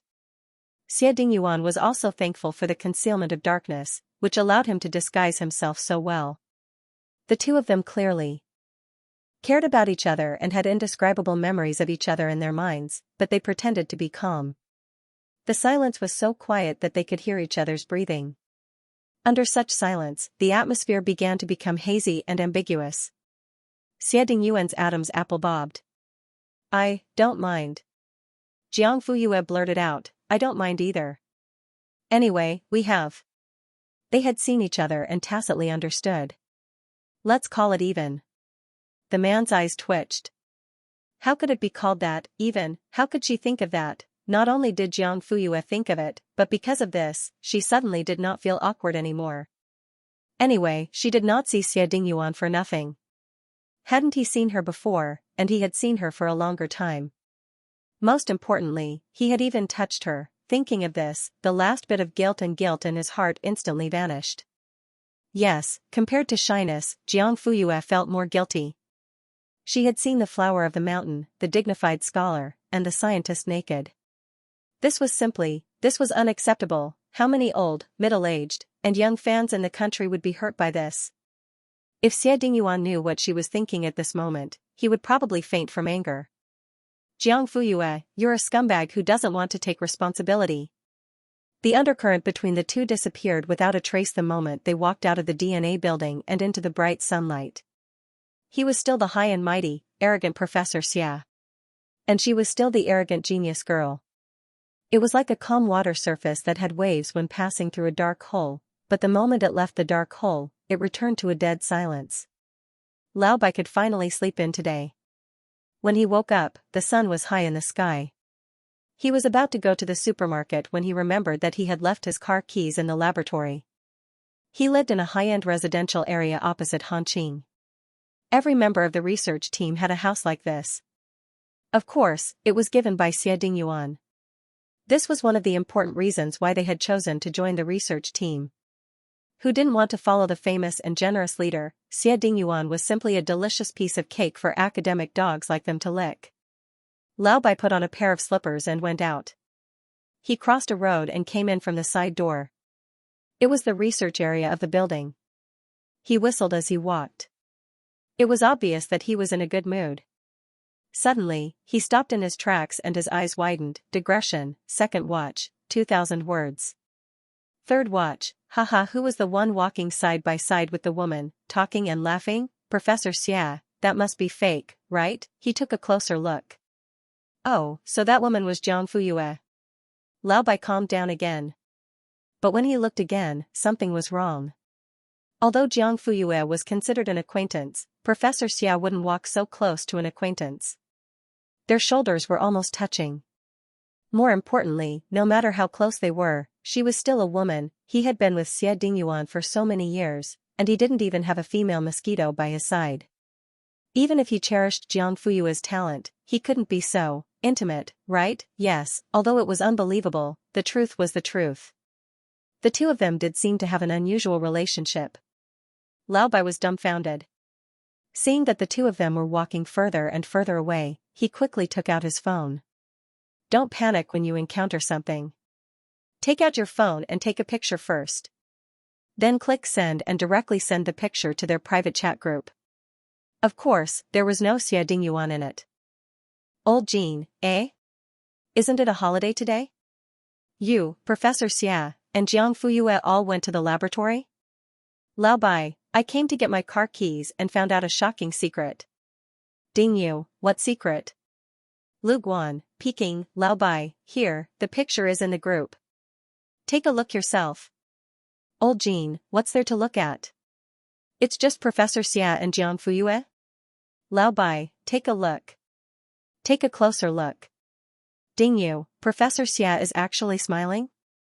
Why does it feel like he's happier than when Aka's speculation was confirmed? Lao Bai, old Ding has sharp eyes. You hit the nail on the head. Lu Guan, why do I feel like you're implying something? Are you implying Professor Xia? Lao Bai, roll my eyes at you, old Jean, no way. Lao Bai, are you suspecting Professor Xia and Jiang Fuyue? The group was silent for 2 seconds. Ding you, F*CK. Are you serious? Lu Guan, I can only say that you've got guts. He even dared to make up stories about Xia Dingyuan. The other 3 did not believe him at all. Only Lao Bai was still persisting alone. You guys weren't there, so you didn't feel the impact that I felt. My intuition tells me that there's definitely something going on between the 2 of them. Lao Bai, have you ever seen Professor Xia talk to someone so casually? Most importantly, the 2 of them were extremely close to each other. Do you know the safe distance theory? To be able to tolerate the other party crossing a safe distance, he's definitely a very trustworthy person. How long has Jiang Fuyue been here? If they're just ordinary colleagues, why would Professor Xia trust her so much? We've been in the experimental group for so many years, but why haven't we seen Professor Xia walk shoulder to shoulder with us? He rambled on and on by himself. Actually, it seemed quite reasonable. Old Jean, Jiang Fuyue and Professor Xia? It feels weird. Ding you, I still don't believe it. Lu Guan, the point is, you didn't take a picture of the hammer. Seeing that they did not believe him, Lao Bai suddenly felt a sense of vicissitudes of life. It's up to you to believe it or not. When it comes out in the future, all of you will be so shocked that you can't even put it back together. Lao Bai thought to himself. On the other hand, Jiang Fuyue and Xia Dingyuan were still in the same hot pot restaurant. They were in the same private room as last time. However, this time, the man seemed to be quite familiar with ordering and eating. He did not ask weird questions like what is yellow throat. Jiang Fuyue only thought that he had a strong learning ability and high comprehension ability. She did not know that someone had secretly prepared for class after going downstairs. From looking up information to experiencing it on the spot, he had trained himself to be so familiar with it. The funniest thing was that Xia Dingyuan wanted to be safe. He even learned about the origin of hot pot and the differences between Sichuan and Chongqing hot pot. In addition, he also made a book called Basic Hot Pot Knowledge, which contained many strange questions about hot pot. For example, was it better to have a 9-square grid or a 2-square grid? Was it better to have duck intestines or goose intestines? Was it necessary to order ham after ordering lunch and meat? Why was it laughed at in Yudu for ordering the double-flavored hot pot? Why was it said that the spicy hot pot was the last compromise? The appendix page also recorded some professional hot pot terms. For example, boiling tripe was messy, boiling duck intestines was like noodles, and so on. As long as Xia Dingyuan wanted to, hot pot would be his topic. Knowing how it worked, he would also explore the reasons why it worked. Obviously, it was not enough to enrich the theoretical knowledge. True knowledge could only be obtained through practice. For this reason, Xia Dingyuan had continuously checked into 10 different hot pot restaurants near his company for a week. At the beginning, he was hesitant to order the dishes. Later on, he could easily make a choice. Then, he, gloriously, had a mouth ulcer. In the private room, the dishes were served one by one, and the soup base in the middle also began to boil. Xia Dingyuan asked her, "What do you want to eat first?" Jiang Fuyue glanced around and said, "Duck blood." He personally went into the soup, looked up and asked again, "What's next?" "Shrimp slippery." The man did as he was told and did not say anything in the middle. Compared to the last time, he had really improved. Jiang Fuyue ordered Xia Dingyuan as she ate. This time, she was not polite at all. What about Xia Dingyuan, TSK? He actually followed her orders and obediently followed her orders. If Lao Bai was there and saw this scene, his jaw might have dropped to his feet. Digression, third watch, 2000 words. Xia 99, everything is open to discussion, smile. After eating the hot pot, the 2 of them walked for a while to digest the food. Jiang Fuyue asked, will the second phase of the experiment start tomorrow? Xie Dingyuan said, yes, according to the plan. Okay. When they passed by a dessert shop, the man stopped and turned to ask her, do you want some? Jiang Fuyue's legs couldn't move anymore. She liked sweets. She couldn't refuse Zhongxiang's mango layer at the entrance of the A1 laboratory, so she couldn't refuse Xie Dingyuan now. Yes. Let's go in and take a look. Xie Dingyuan pushed the door open, and Jiang Fuyue followed closely behind. The two of them stood in front of the transparent glass freezer, which was filled with all kinds of sweets. They were exquisitely designed and colorful. Which one do you like? The man tilted his head and asked her. Jiang Fuyue's eyes were completely attracted by the desserts in front of her. She couldn't bear to look away when she heard the question. Xie Dingyuan looked at her focused side profile, and his heart beat faster and faster. This one. She pointed to the yellow dessert on the left. The man glanced at the label. It was called medium rare cheese. What else? Jiang Fuyue shook her head. One is enough. You don't want anything else? Xie Dingyuan was a little confused. She had shown her desire for all of them, but why did she only choose one in the end? Jiang Fuyue was very clear. No. Actually, you can choose two more. This doesn't look like much, so you should, but I can only eat one. The girl smiled and interrupted him. There are so many beautiful things in the world. You don't have to try all of them. It's good enough to choose the one you like the most. Xie Dingyuan was stunned. Jiang Fuyue raised her eyebrows. Am I wrong? Why are you looking at me like that? The man opened his mouth but didn't say anything for a long time. He wanted to ask, if you're like this for things, what about people? Will you only choose the one you love the most and be faithful to one person? But just as the words were about to come out of his mouth, he suddenly realized that their current relationship was not suitable to discuss this issue. Xie Dingyuan's gaze was deep and his Adam's apple moved slightly. No, you're right. No matter whether it's a person or a task, one should never be greedy. Yes. Jiang Fuyue nodded and stood up straight. Her clear eyes looked at the smiling waiter behind the counter. 2 pieces of medium rare cheese, can you eat it? She asked for Xie Dingyuan and ordered 2 servings. Sure. The man nodded gently. But in reality, anyone who knew Xie Dingyuan knew that he never touched sweets. Waiter, would you like to order takeout or eat in the restaurant? Jiang Fuyue was fine with anything. She cast an inquiring look at Xie Dingyuan. In the shop. All right. The shop was not spacious, but the decoration was very stylish. The walls were painted with aqua colors, but it was not dazzling. Instead, it made the whole space look bright and warm. The two of them chose a seat in the corner by the window. It was a simple square table and small wooden chairs. Jiang Fuyue, who was 1.73 meters tall, felt squeezed, let alone Xie Dingyuan. The tall man sat down uneasily and looked around unnaturally.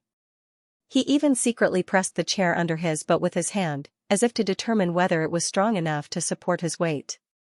Fortunately, it was very stable and did not shake. He breathed a sigh of relief, but he still had no place to put his long arms and legs. He could only draw them in, and then shrink his body again and again. In the end, he became a ball. Coupled with his slightly resentful eyes, he looked really wronged. Jiang Fuyue could not hold it in any longer and burst out laughing. Xie Dingyuan, ahem. Jiang Fuyue stopped teasing him and pouted at the dessert in front of her. Don't you want to try it? It tastes okay. She could not wait to take 2 bites. Xie Dingyuan's scalp was numb, but he did not show it on his face. He picked up the small steel spoon next to him and put a bite into his mouth. The mellow taste of cheese rushed to the tip of his tongue.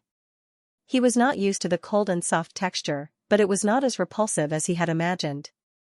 Under the cheese was a crisp cake base. It was crispy but not greasy, and the milky fragrance was overwhelming. In fact, it was not too sweet. Maybe it was because of the addition of citrus and other ingredients. There was even a fragrance in it that neutralized the greasy sugar. How is it? She looked expectant. Xie Dingyuan nodded. It's delicious. It's just that the seats are too cramped. Then, shall we go out? Eat while we walk? Xie Dingyuan's etiquette education since he was young told him that this was not appropriate behavior. But, so what? Okay. He agreed immediately. After paying the bill, the two of them took the unfinished desserts and ate while walking. This was an experience that Xie Dingyuan had never had before. He was full of novelty. Soon, he realized that it was not only him and Jiang Fuyue. Many young men and women on the street were either holding milk tea or barbecued skewers in their hands. They ate while walking, chatted while eating, and laughed while chatting. They were brimming with happiness. Even though they were half a street away, it was still so clear. Are all young people like this nowadays? Xie Dingyuan could not help but ask. What was this? Jiang Fuyue followed his gaze and saw a young man and woman holding a bunch of skewers and eating them one by one. The two of them were head to head and smiled at each other from time to time. Jiang Fuyue was a little surprised that he would ask such a question. She thought about it and said, this has nothing to do with being young or not. It's because couples are so close. Couples? Xie Dingyuan was a little surprised. Yes, can't you see? He looked at them again and was confused. Just because they are close to each other and are chatting and eating together? Were they considered a couple? Then, he and Jiang Fuyue were quite close to each other, chatting and eating together. Xie Dingyuan was shocked by his own thoughts. However, logically speaking, it did not seem to be a problem. Jiang Fuyue looked at him strangely. Xie Dingyuan was confused. Have you never been in a relationship? She blurted out. The man was stunned. In the next second, his ears turned red. Jiang Fuyue realized that she had blurted out and quickly explained, well, just pretend that I didn't. Before she could finish her sentence, she heard the man gritting his teeth and saying each word clearly. No. Have you never been in a relationship? No. Jiang Fuyue was shocked. Xie Dingyuan smiled coldly. Why? You seem surprised? Shouldn't I be surprised? You're already so old. You're going to be in your 40s after 30, but you've never been in a relationship? The man seemed to have seen through her thoughts. His smile became colder. You seem to have a lot of experience. No, no, no. Jiang Fuyue waved her hand. I don't. Look at me, I don't look like I have, right? Well. That's good. He nodded and said seriously, don't fall in love at a young age. Focus on your studies. Don't be fooled by his casual words, he was secretly ecstatic. Jiang Fuyue looked at him strangely.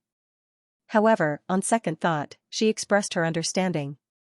After all, a man who was almost 30 years old had never been in a relationship and was exposed by her on the spot. No wonder he was so eccentric. His pride must have been hurt. TSK, men, no matter how high their IQ is, are still pretentious in some aspects. Xie Dingyuan, who was labeled as pretentious, glanced at her ? Why is she looking at me secretly? Why is she sighing secretly? Don't tell me, she has some thoughts about me. Thinking of this, the corners of the man's mouth uncontrollably rose. His whole face was glowing red. After eating dessert and taking a walk, Xie Dingyuan drove back to Imperial Heaven Palace. On the way, Jiang Fuyue yawned. Sleepiness hit her, and she tilted her head and began to doze off. At the entrance of the neighborhood, the guard went up to stop the car to verify the identity of the owner. Xie Dingyuan lowered the car window. Before the guard could speak, he said in a low voice, "Lower your voice." The guard looked at the passenger seat. The young and beautiful woman was already asleep. The street light shone on her face. How could he not understand? He quickly nodded and whispered, "So it's Mr. Xia. I didn't expect you to drive today. Please come in." Okay. He nodded slightly and closed the car window. Under the guard's gaze, he steadily drove into the neighborhood. TSK. That's strange. The guard muttered. Hey, Xiao Tian, are you on duty today? Jantar stopped in front of the guardrail and greeted him with a smile. Yo. Brother Jiang, you're back? You closed so early today? There are people guarding the shop, so I came back first. I'm worried about the child. Come, have a cigarette. Thank you, thank you. You're too kind. It's cold tonight. Why are you standing outside alone? You're even talking to yourself. TSK, I just came out of the pavilion. A resident drove in and I let him pass. It's strange. This resident seems to be a researcher. He leaves early and returns late. His life is simple. I've lived here for so many years, but I've never seen him go in and out with anyone other than the driver. This is the first time I've seen him with a woman in his car. Digression, 3,000 words in one chapter. Another chapter of sweetness. I want to eat medium rare cheese. Haha, it was 12 o'clock. Is he a researcher? He's probably a university professor, right? Xiaotian nodded and said, maybe. These professors are very busy nowadays. They're already in their 30s and 40s and still haven't found a partner. Although they're dedicated to science, they should consider their personal problems. Don't gossip about them. Don't let them run away. How could I? I'm just telling you in private, Brother Jiang. Okay, then I'll go in. Okay.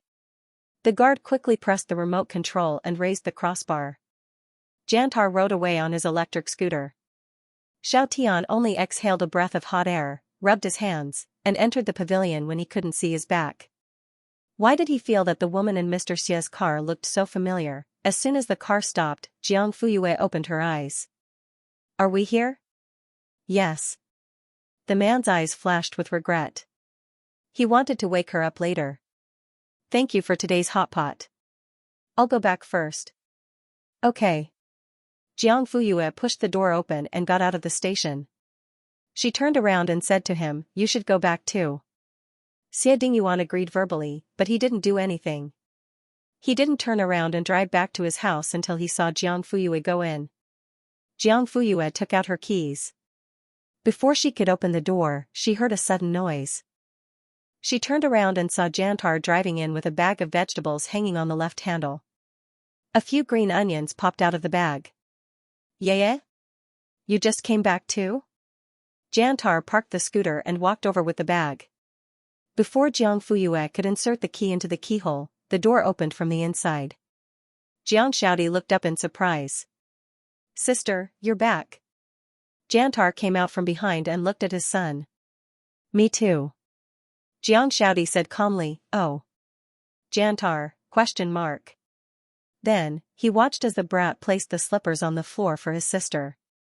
After Jiang Fuyue changed into them, the siblings happily went to the living room. Jiang Fuyue, here, I brought you a 1,000-layer cake, Oreo with mango.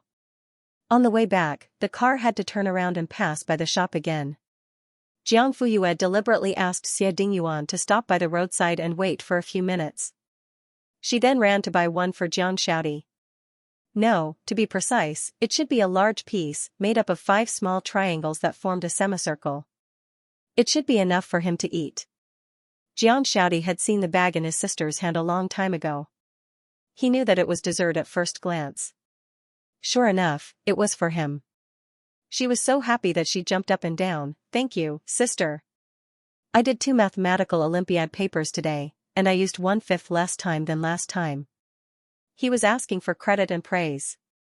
Jiang Fuyue patted his little head and said, not bad, you've improved. Also, your accuracy has improved. Yes, keep up the good work. I'll bring you supper next time. Hee hee. So happy, Jantar looked at this scene, ? He was the brat's biological father, right? Right, finally, he sighed heavily and changed into his slippers from the shoe cabinet. It was better to raise a pot than a son. A pot could cook, but what could a son do? He could only piss him off. Fortunately, he had a wife. Wait. Jiang Chenxing, is your mother back yet? Jiang Shaodi's voice came from afar. Not yet. Hiss, Jantar frowned. It was so late, therefore, less than 2 minutes after returning home, Jantar put down a bag of vegetables and onions and went out again. Yes, he rode his electric scooter to the pancake shop to pick up his wife. Digression, second watch, 1,000 words. Jantar, I was 3 seconds away from my precious daughter's puppy love. Third watch. Under the same night sky, in another villa not far away, there was a huge commotion. Auntie Lu, where's my uncle? Xianxia asked as soon as he came back and put down the basketball. Auntie Lu handed him a dry towel. Why are you wet again? Wipe yourself. Sir just came upstairs. Just? Xianxia caught the keyword. He just came back? He came back 10 minutes earlier than you. Okay, I'll go up and look for him. You haven't wiped your sweat. Xianxia came back and wiped his head, face, and neck with the towel. I'm done. Then, he went upstairs. Auntie Lu, in the study room. Xie Dingyuan was sitting behind his desk, looking at the computer screen with a thoughtful look on his face. Suddenly, the door was pushed open from the outside. Zhongxiang rushed in like a gust of wind. Uncle, let me tell you, Xie Dingyuan frowned and looked at him coldly. Don't you know how to knock? You didn't lock the door either? Zhongxiang smiled and jumped in front of him. Uncle, I have good news and bad news. Which one do you want to hear first? Xie Dingyuan pushed his head away. I don't want to hear any of them. Don't, please cooperate with me. I've already used honorifics. The man turned his head away and refused. Zhongxiang's face fell. Uncle, you're too. Eh? He paused suddenly as if he had discovered something. He suddenly leaned forward and sniffed Xie Dingyuan like a puppy. What are you doing? The man frowned and leaned back to avoid him. He did not hide the disdain in his eyes. Uncle, did you eat hot pot tonight? Xie Dingyuan's eyes flashed. Yes. No way? Are you possessed? Don't you hate eating hot pot, shabu, and barbecued meat? Zhongxiang looked at him strangely as if he was looking at a stranger. Xie Dingyuan's expression did not change. I try it occasionally. Then, do you think it's delicious? The image of Jiang Fuyue eating with her head lowered flashed through the man's mind uncontrollably. White steam rose from the boiling pot as if there was a curtain between them. Behind the curtain, the girl was eating until the tip of her nose was sweating. Her lips were bright red, which made her skin look even fairer. She was beautiful and generous, upright and bright. It's delicious. Xie nodded. Zhongxiang swallowed his saliva. Speaking of which, I haven't eaten hot pot for a long time. Why don't you take me there tomorrow? The man glanced at him coldly. Can't you find the place? It's eating hot pot. It's boring. Xie Dingyuan choked. Then, classmate. Zhongxiang curled his lips. I don't have a good relationship with the people in my class. If I treat them to hot pot for no reason, they'll think I'm going to poison them. Xie Dingyuan said, then go by yourself. TCH. Uncle, admit it. You just don't want to eat hot pot with me. You don't like me. The man nodded. I admit it. Zhongxiang, ? Uncle, you don't love me anymore. I'm not your baby anymore. Tell me, do you have another dog outside? Is that why you're so heartless to me? Get out. Okay, I knew it. You really have a dog. Who is it? Let's see if I don't skin him alive. Xie Dingyuan's mouth twitched. If you want to go crazy, go away. Don't go crazy in front of me. Zhongxiang said bitterly. I can't do it. I'll say it one last time. Get out. Fine. If you don't want to accompany me, I'll go find Jiang Fuyue. She likes hot pot, so she won't refuse. Oh, right. She also likes sweet things. Let's go eat cake after hot pot. He turned around and left. Yes, why didn't he think of inviting Jiang Fuyue to hot pot? What a good opportunity. Feelings could be formed after some time, right? Stop. Zhongxiang turned around. What? You're the one who told me to get out, and you're the one who told me to stop. Uncle, you're really crazy. Xie Dingyuan suppressed the anger in his eyes. I agree. Huh? Didn't you want to eat hot pot? I'll find time to accompany you tomorrow. Humph. I don't care anymore. I want to find a goddess. Isn't hot pot desserts delicious? Who wants to go out with a Lao Bai vegetable like you? Zhong. Z. Ong. The young man shrank back. It's useless to call me. You used to ignore me, but now you can't afford to. Xie Dingyuan nodded angrily. Fine, I can't afford to, right? I think you're itching for a beating. Don't. Don't come over. I'm warning you, if you take another step, I'll. Xie Dingyuan sneered and stepped closer. What? I'll complain to third aunt. Say that you're abusing me. Xie Dingyuan paused and frowned. Third sister? Yes. Third aunt is coming to Huai tomorrow. Let's see if you're afraid. Xianxia braced himself and said the harshest words, but his face showed the most cowardly expression. Is this the good news you were talking about? Yes. Uncle, please don't touch me. Third aunt loves me the most. What's the bad news? Ah? Xie Dingyuan looked up. Don't make me repeat myself. Oh, it's nothing. Third aunt brought you a blind date. Digression, third watch, 2000 words. Xia 99, you're sitting at home, but your date comes from the sky? The next day, Zhongxiang still did not manage to eat hot pot. It was because his uncle did not bring him along. Xie Dingyuan carried a small luggage bag and prepared to leave early in the morning. Auntie Lu, I won't be back for a few days. Keep an eye on Zhongxiang for me. Call me if you need anything. Ah. Why are you in such a hurry? Do you have enough clothes to change? I'll pack a few more. No need. After that, he left without even calling the chauffeur. Auntie Lu muttered, what's going on? That's strange. Xie Dingyuan was a very well-planned person. In the past, he would inform Auntie Lu in advance when he would not be home for a few days. But now, it seemed to be a last-minute decision. When Zhongxiang woke up and went downstairs while yawning, Xie Dingyuan was long gone. He looked around and ran to ask Auntie Lu, where's my uncle?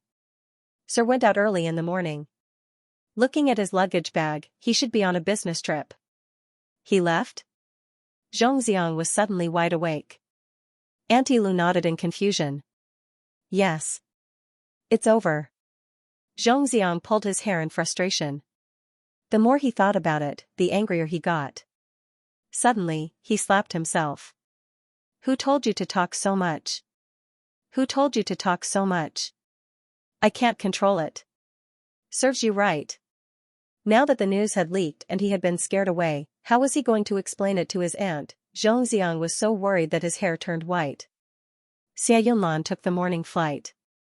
She leveled the cabin and started to catch up on her sleep. As soon as she woke up, she heard a gentle voice from the side. Auntie Xia, you're awake? Do you want some hot water? Xia Yunlan sat up. When she heard that, she replied, I'm a little thirsty. The girl called the flight attendant and asked for a cup of hot water. Soon, the hot water was served and handed to the girl. The girl handed the cup to Xia Yunlan and said gently, the temperature is just right. Thank you. It's nothing. You're welcome.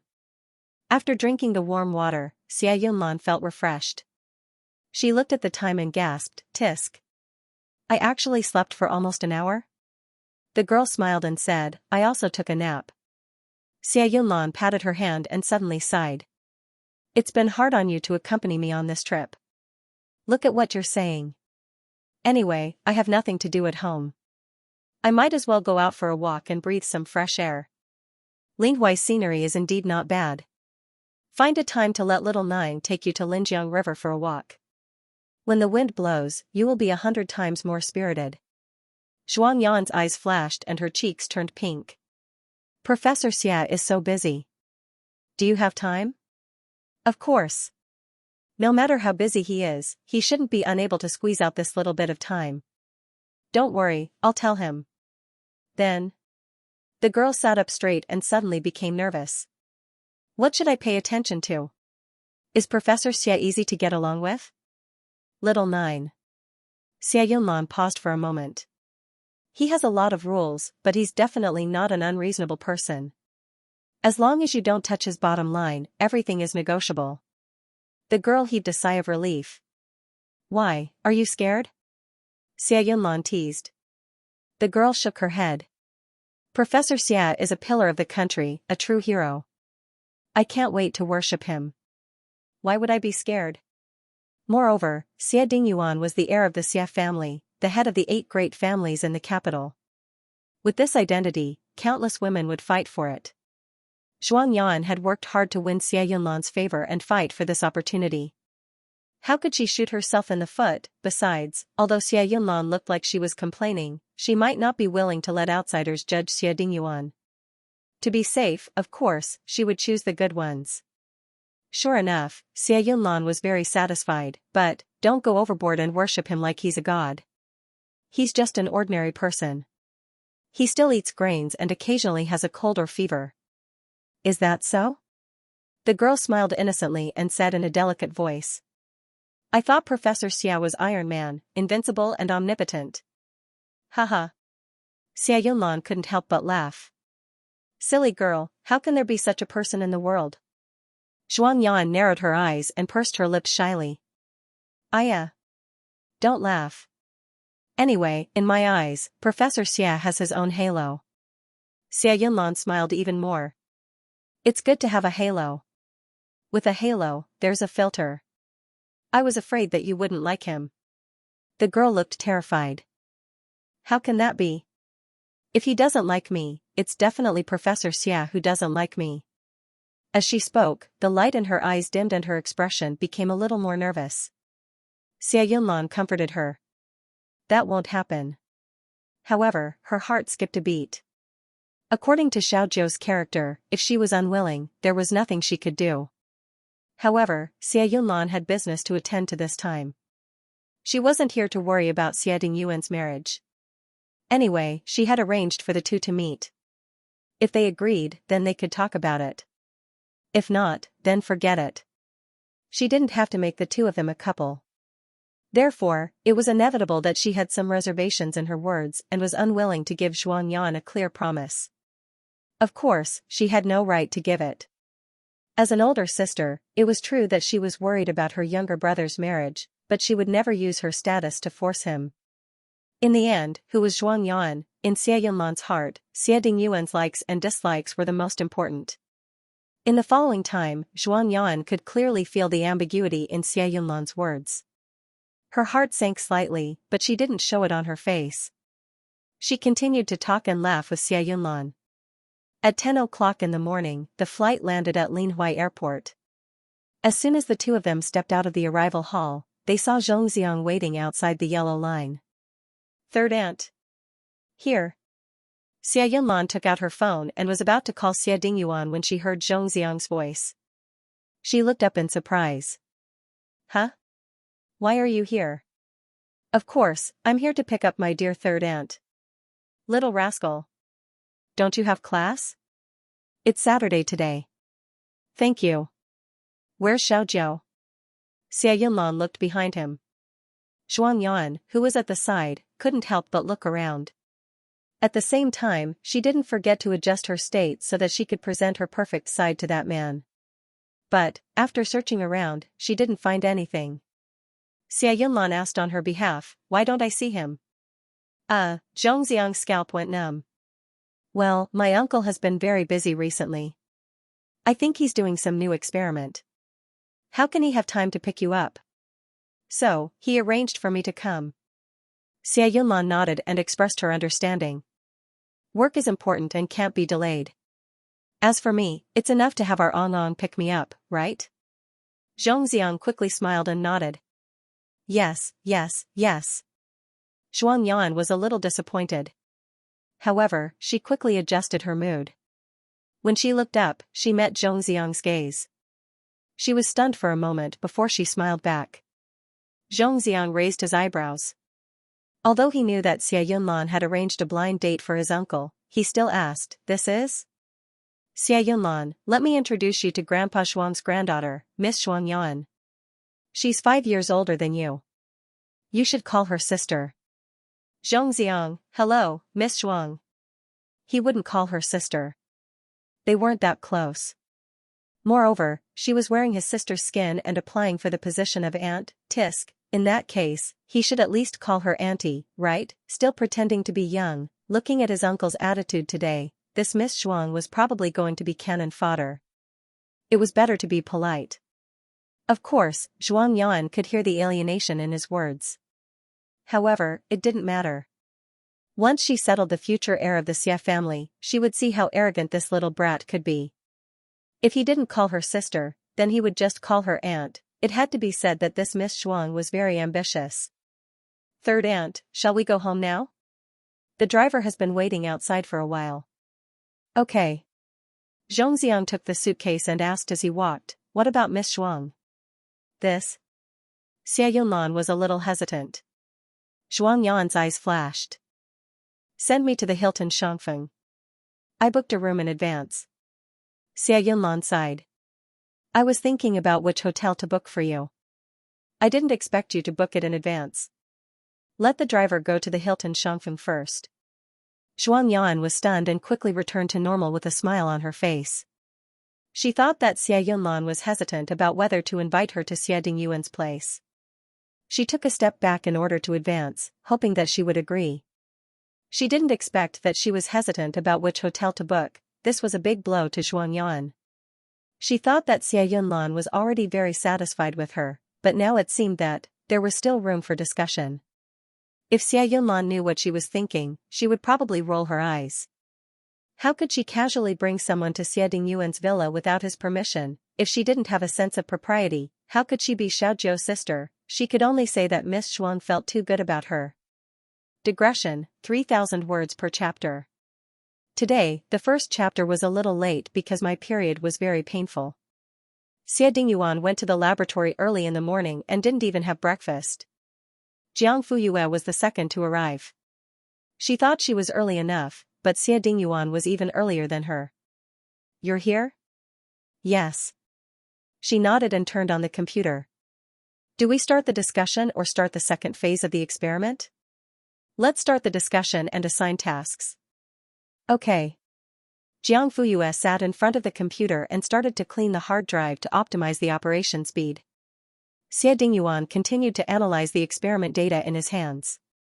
The two of them were about 7 to 8 meters away from each other and were busy with their own tasks.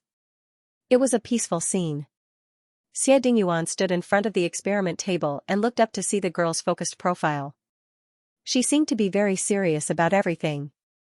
Even when she ate, she had a solemn and ritualistic feeling. Jiang Fuyue faintly felt that someone was looking at her.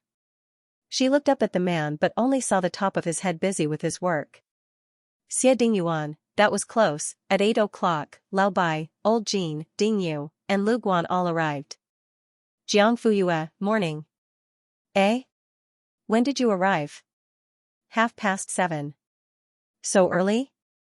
There's someone even earlier. They all looked at Xia Dingyuan but didn't find it strange at all. After all, he wasn't called model worker for nothing. At 8 o'clock, the discussion started.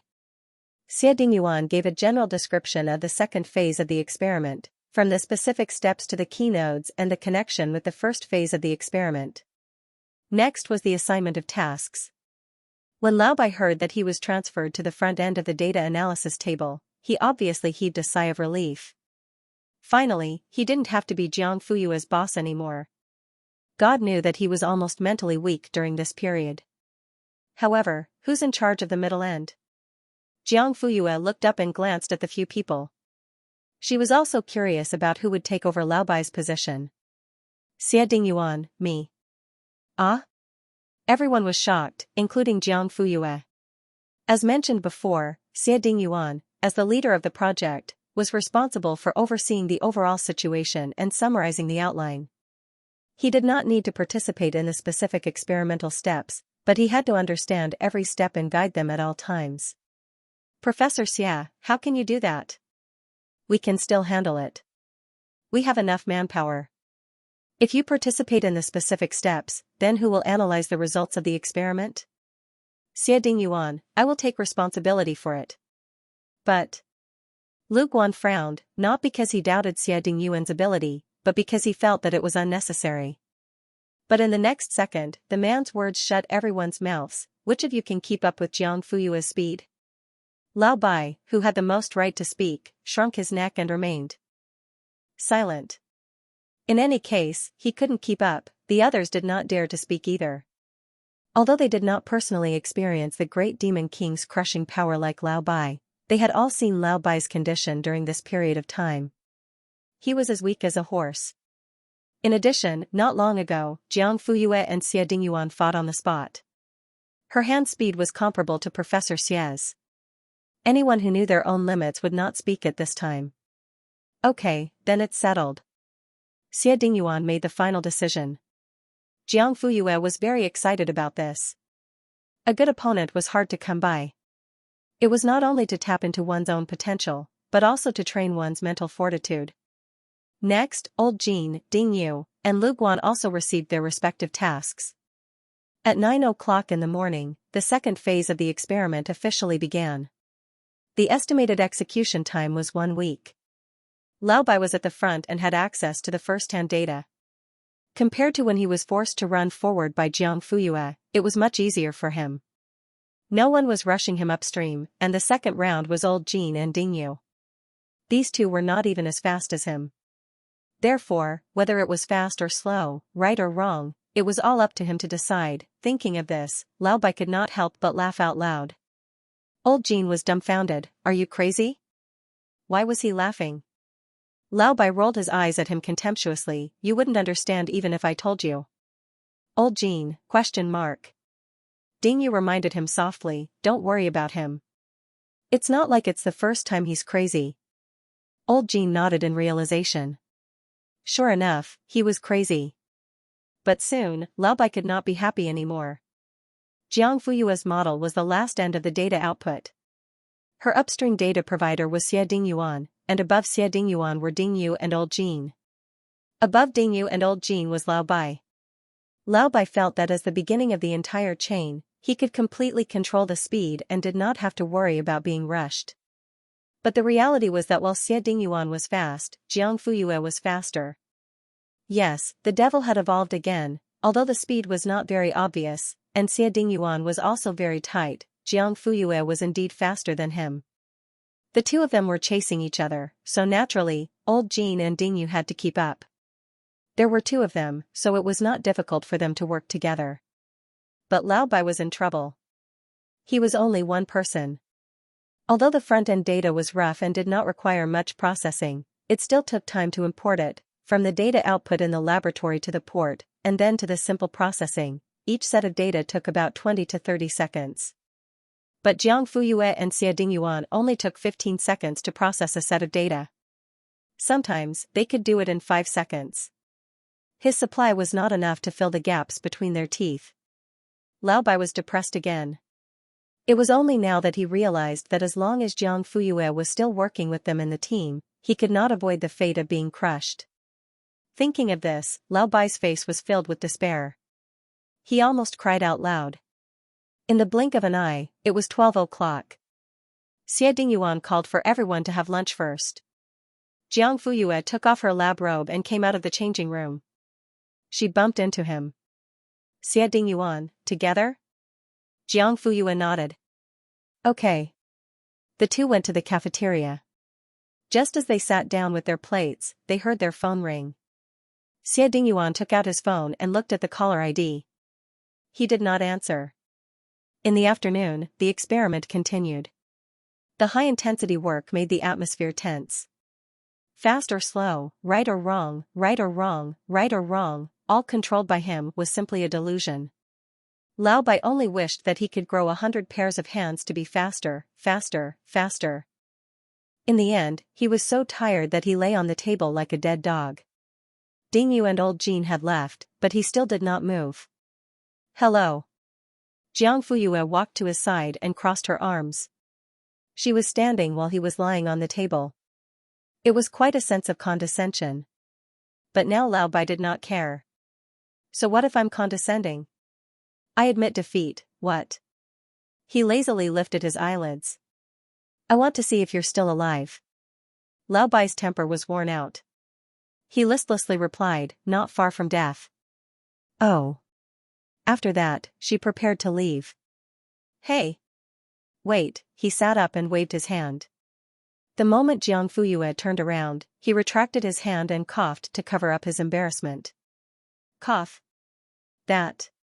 How did you fix your speed? It was abnormally fast. Before this, Lao Bai could not help but imagine. If he were to do Jiang Fuyue's modeling work, what speed could he achieve? The conclusion was that he could drag down the entire experiment with his own strength. Although he was unwilling to admit it, the fact was in front of him. He could not catch up with Jiang Fuyue. He did not even have half of her speed. For this, Lao Bai was deeply affected.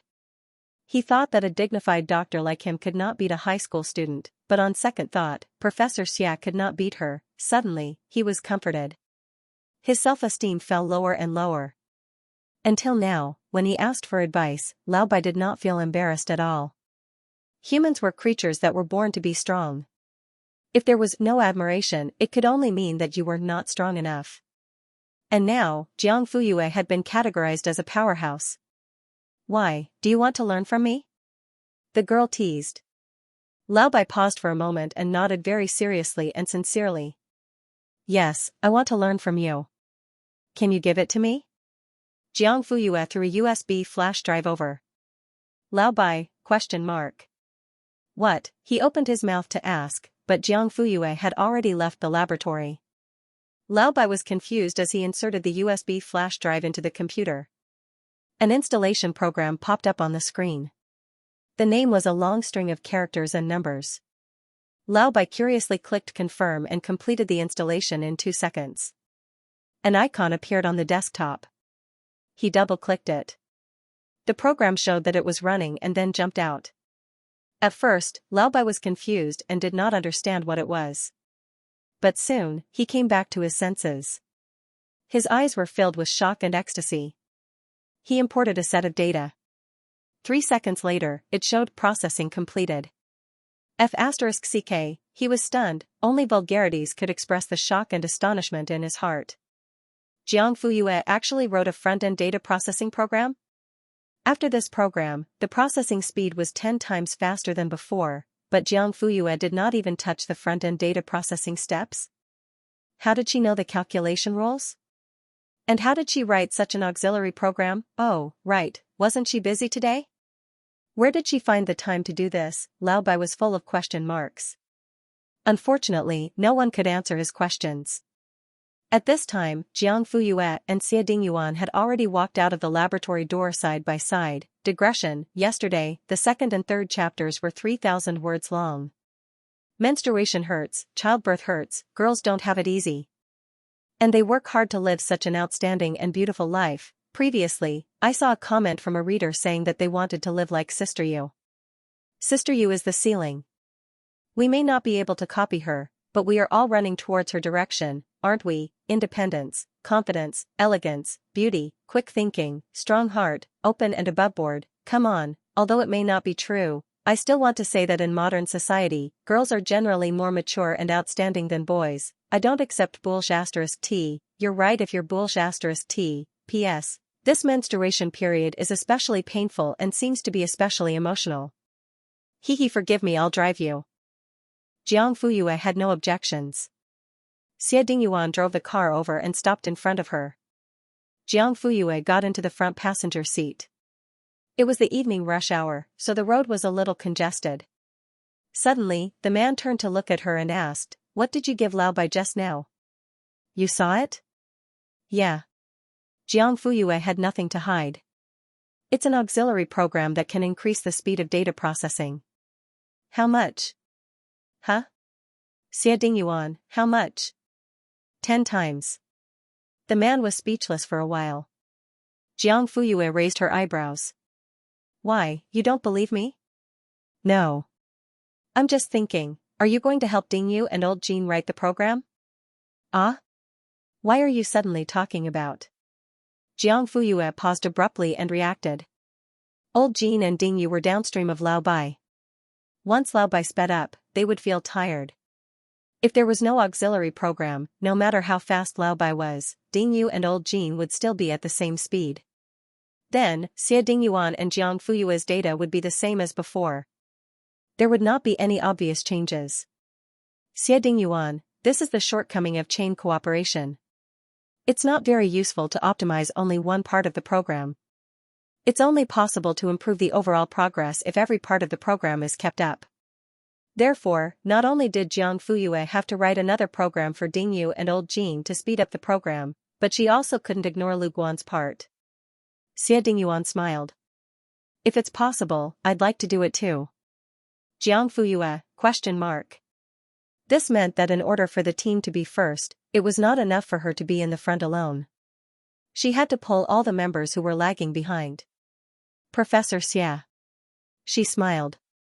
Her red lips curved up slightly and a sly look flashed in her eyes. Isn't this your job? How come it's my job? Capable people do more work. Is this the latest excuse for slacking off? More importantly, I don't know how to program. Oh, then I only know how to write the Lao Bai port. Xie Dingyuan did not believe that little fox was lying. It's good that they don't write. They've been living peacefully for too long. It's time to pull them out for some practice. Jiang Fuyue. You're saying everything good and bad by yourself. Why didn't I realize that Xie Dingyuan was so good at talking? Half an hour later, the black Mercedes-Benz entered the Imperial Heaven Palace and stopped in front of the Jiang family's villa. We're here.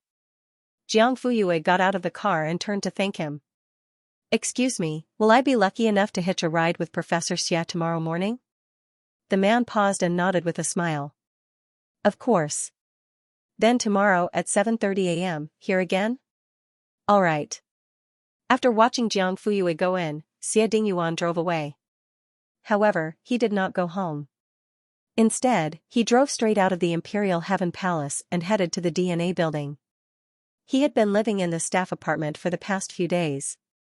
He planned to wait for Xie Yunlan to leave before returning. Eh? Is that little Joe? Xie Yunlan sat in the back seat of the Bentley and drove past a black Mercedes-Benz at the entrance of the neighborhood. Zhongxiang glanced at it and looked away. Uncle didn't drive when he went out. Is that so? Maybe I saw wrongly. Xie Yunlan did not think much of it. Old Zhang, who was holding the steering wheel in the driver's seat, heard this and his heart skipped a beat. He clearly saw that it was Elder Joe in the Mercedes-Benz. As for not driving, just because he did not drive out of the villa's garage did not mean that there were no cars in the company's garage. As long as Elder Joe wanted to, he could drive at any time. Once they reached home, Xie Yunlan put down her bags and started to take out her phone. Zhongxiang, are you calling my uncle? Yes, he didn't pick up during lunch. He's probably busy. I don't know if he's free now. As she spoke, she dialed the number. After a few rings, the other end picked up. Third sister. Little Joe, where are you? I heard from Mrs. Liu that you're going out for a few days. Are you on a business trip? Nope. I have an experiment to rush. It's too troublesome to go back and forth, so I'm staying here. Xie Dingyuan was not lying. He was indeed very busy. Can't you come back for a meal? Xie Yunlan probed. Third sister. The other end was helpless. Okay. I know you're busy. You're doing big things. Just one thing, take care of your body. Don't work too hard. Okay, I won't disturb you. Remember to eat on time. After ending the call, Xie Yunlan's good mood was not affected. After so many years, their family had long been used to Xie Dingyuan's busy life.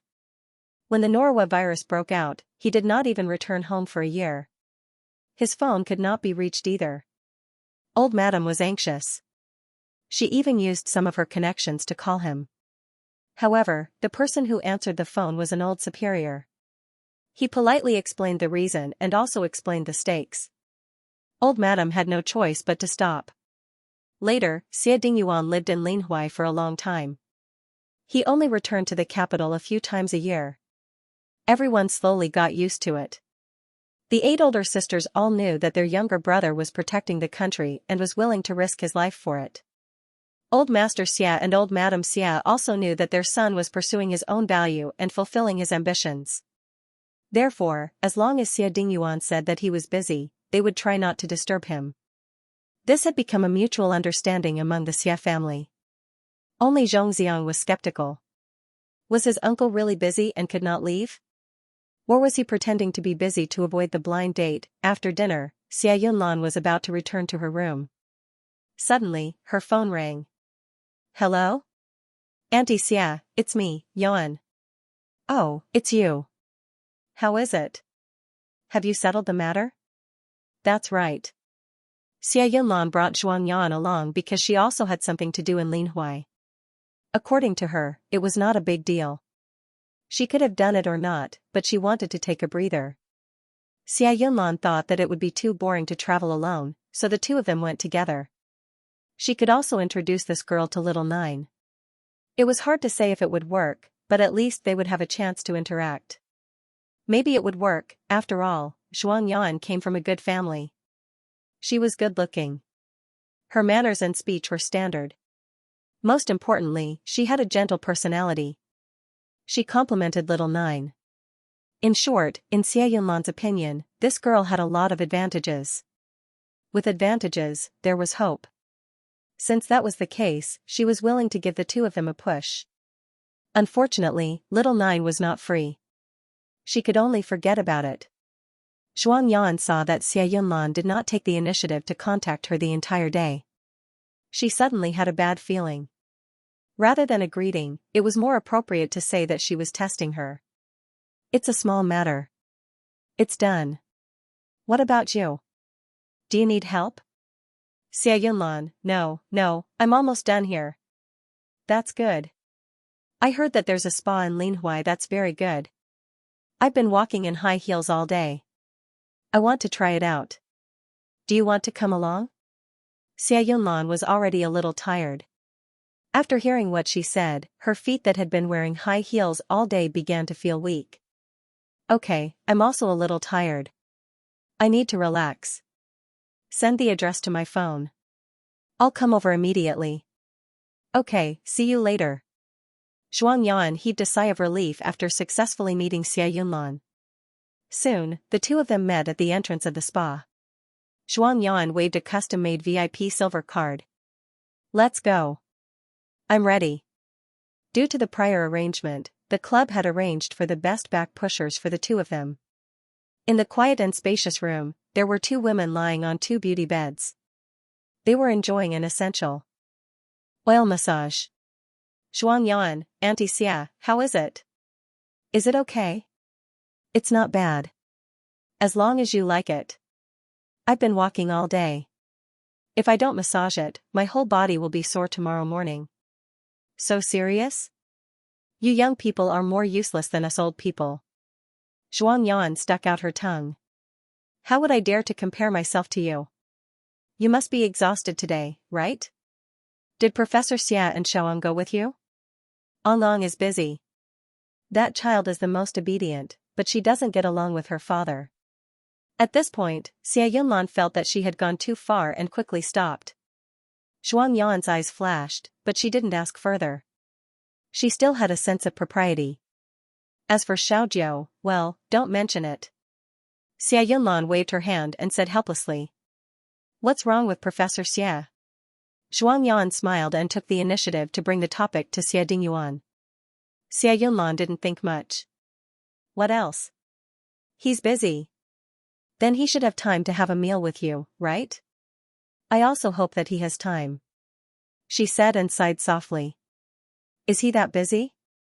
Zhuang Yan murmured, but her heart suddenly sank. Xia Dingyuan didn't even have time to have a meal with his sister. How could he have time to talk to a stranger like her? It wasn't easy for her to get this opportunity. In front of Xia Yunlan, she had to be careful and considerate. How could she just give up like this? No, she must see Xia Dingyuan this time. Digression, 3,000 words. 12:02 p.m. So, Yan, I'm afraid I can't. Auntie Xia, do you want to try this ancient massage? I heard that it's their signature dish. Zhuang Yan was flipping through the brochure in her hand and spoke almost at the same time as Xia Yunlan. She realized that she might have interrupted her and smiled apologetically. I'm sorry, what did you say? Xia Yunlan originally wanted to say that she was going to introduce her to Xia Dingyuan, but with this interruption, it was a little difficult to say. Nothing. Did you just say the ancient massage? Yes, it's this. Take a look. She smiled and handed the brochure over, but her heart suddenly sank. She heard everything Xia Yunlan said, and Zhuang Yan could more or less guess what she was going to say. That was why she interrupted her. If she really said it out loud, there would be no turning back. If she still wanted to maintain her reserved image, she definitely couldn't rush. Xia Yunlan said to forget it, so she could only forget it. It looks good. Xia Yunlan closed the brochure and put it aside. Give it a try. Zhuang Yan immediately nodded. I want to try it too. After the massage, the technician left. Xia Yunlan smelled the incense and felt a little sleepy. Zhuang Yan suddenly said, it would be perfect if I had a bowl of black sesame glutinous rice balls for supper. Xia Yunlan was slightly surprised. You like black sesame glutinous rice balls? Yes, especially the ones from Juquan restaurant. They're fragrant and glutinous, and the stuffing is thick and thin. When you bite into them, your mouth is full of the aroma of sesame. What a coincidence. I like their glutinous rice balls too. Oh, now that you mention it, I'm craving it. Haha, it's my fault, my fault. Actually, my cooking is not bad. If Auntie Xia doesn't mind, you can try my cooking. Huh? You know how to cook? Zhuang Yan smiled shyly. I learned it for a while. I learned how to make black sesame glutinous rice balls from the chef at Juquan restaurant. I see. Xia Yunlan was a little tempted, but she still didn't invite Zhuang Yan to the villa. I booked a suite, and there's a small kitchen inside. Pots, bowls, ladles, and basins are all there. Come over tomorrow morning, and I'll make some simple food. Once you're done eating, we can go shopping. How about that? Since I'm already here, of course I have to have fun. But I'm alone and I don't have any friends in Linhuai. At this point, she sighed softly. Of course, Xia Yunlan agreed. Initially, she was still conflicted about whether or not she should invite him to the villa. Now, she didn't have to worry anymore. The more she thought about Zhuang Yan, the more she felt that Zhuang Yan did everything well. Early in the morning, at 6:30 a.m., Xie Dingyuan woke up in the apartment and washed up. At 7 o'clock, he left on time. While waiting for the elevator, she bumped into Lao Bai, who had just woken up and came out to take out the trash in her pajamas. The two of them stood in the corridor and looked at each other. Lao Bai stopped yawning and opened his mouth wide like an idiot. Xie Dingyuan only glanced at him and then retracted his gaze, not looking at him again. Professor? Lao Bai closed his mouth and walked over. He looked at him like he was looking at a rare animal. Why are you here? As he spoke, he looked at the apartment at the end of the corridor and suddenly understood. You stayed here last night? Yes. Are you going to the laboratory now? Lao Bai scratched his head. It was only 7 o'clock. Did it have to be so scary? But on second thought, if it wasn't scary, then it wouldn't be Xie Dingyuan. Ding, the elevator arrived. Xie Dingyuan walked in. He didn't answer Lao Bai's question about whether he was going to the laboratory or not. Lao Bai didn't think much about it. In his heart, he was still wondering if he was too lazy. He quickly threw away the trash and went home to wash up and change his clothes. Then, he rushed out. When he arrived at the laboratory, he found that there was no one there. Where's Professor Xie? At this time, Xie Dingyuan had already parked his car in front of the Jiang family's villa. At 7:30 a.m., Jiang Fuyue appeared on time. Sorry to keep you waiting. She opened the car door, sat in the passenger seat, and fastened her seatbelt. I just arrived too. In fact, he had stopped here 15 minutes ago. Jiang Fuyue, have you had breakfast? Xie Dingyuan was stunned. Before he could speak, a bag of steaming buns was handed to him. My mom made it. It's not bad. Do you want to try it? The man raised his hand and took it. Thank you. He drove here as soon as he left the house. He didn't have time to eat breakfast. The smell of the steamed buns filled his nostrils. Even Xie Dingyuan couldn't help but swallow his saliva. Jiang Fuyue, it's still early. Why don't you finish eating before we leave? It won't taste so good when it's cold. Okay. After that, Xie Dingyuan sat in the car and ate the buns one bite after another. Jiang Fuyue inserted a straw into the paper cup and handed it to him. Soy milk. Xie Dingyuan choked on the buns. He couldn't speak now, and the straw happened to be right next to his mouth. He leaned forward and took a sip. Jiang Fuyue was slightly stunned. She saw that he was holding the steaming hot buns with both hands. She didn't think it was a big deal, so she simply held it for him. After a while, she handed it to him and let him take a sip. Xie Dingyuan, on the other hand, felt uncomfortable. His eyes darted around, and his ears turned red. Suddenly, his body stiffened. Cough, cough, cough, he choked. Jiang Fuyue quickly handed the soy milk to his mouth. Quick, take a sip. Xie Dingyuan opened his mouth, but in the next second, he coughed even harder. This was because a soft hand was gently patting his back. Jiang Fuyue, do you feel better now? Her movements were not practiced, and her strength was sometimes light and sometimes heavy. This was not Jiang Fuyue's fault. She had only seen how Han Yunru helped Jiang Xiaodi choke. This was the first time she did it personally. Xie Dingyuan, it's done, but why is your face getting redder? Is it stuck in your throat? As she said that, she continued patting him. This time, not only the man's ears, cheeks, and neck were all red. Jiang Fuyue was speechless.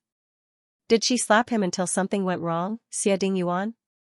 If his heartbeat was accelerating and his breathing was stagnant, then yes, it was because of you. I'm done. The man took a deep breath and calmed himself down. Jiang Fuyue looked at him. It seemed that there was indeed no problem.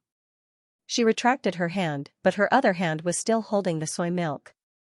Do you want more? The man suddenly looked up as if he was avoiding a scourge. No, I don't want more. Jiang Fuyue did not suspect anything. Anyway, there were only 2 mouthfuls left. She grabbed the plastic bag containing the buns and threw it away. Let's go. Xie Dingyuan started the engine and looked straight ahead. He looked no different from usual. At least, in Jiang Fuyue's eyes, he looked no different. But in fact, his hands were sweating as he gripped the steering wheel.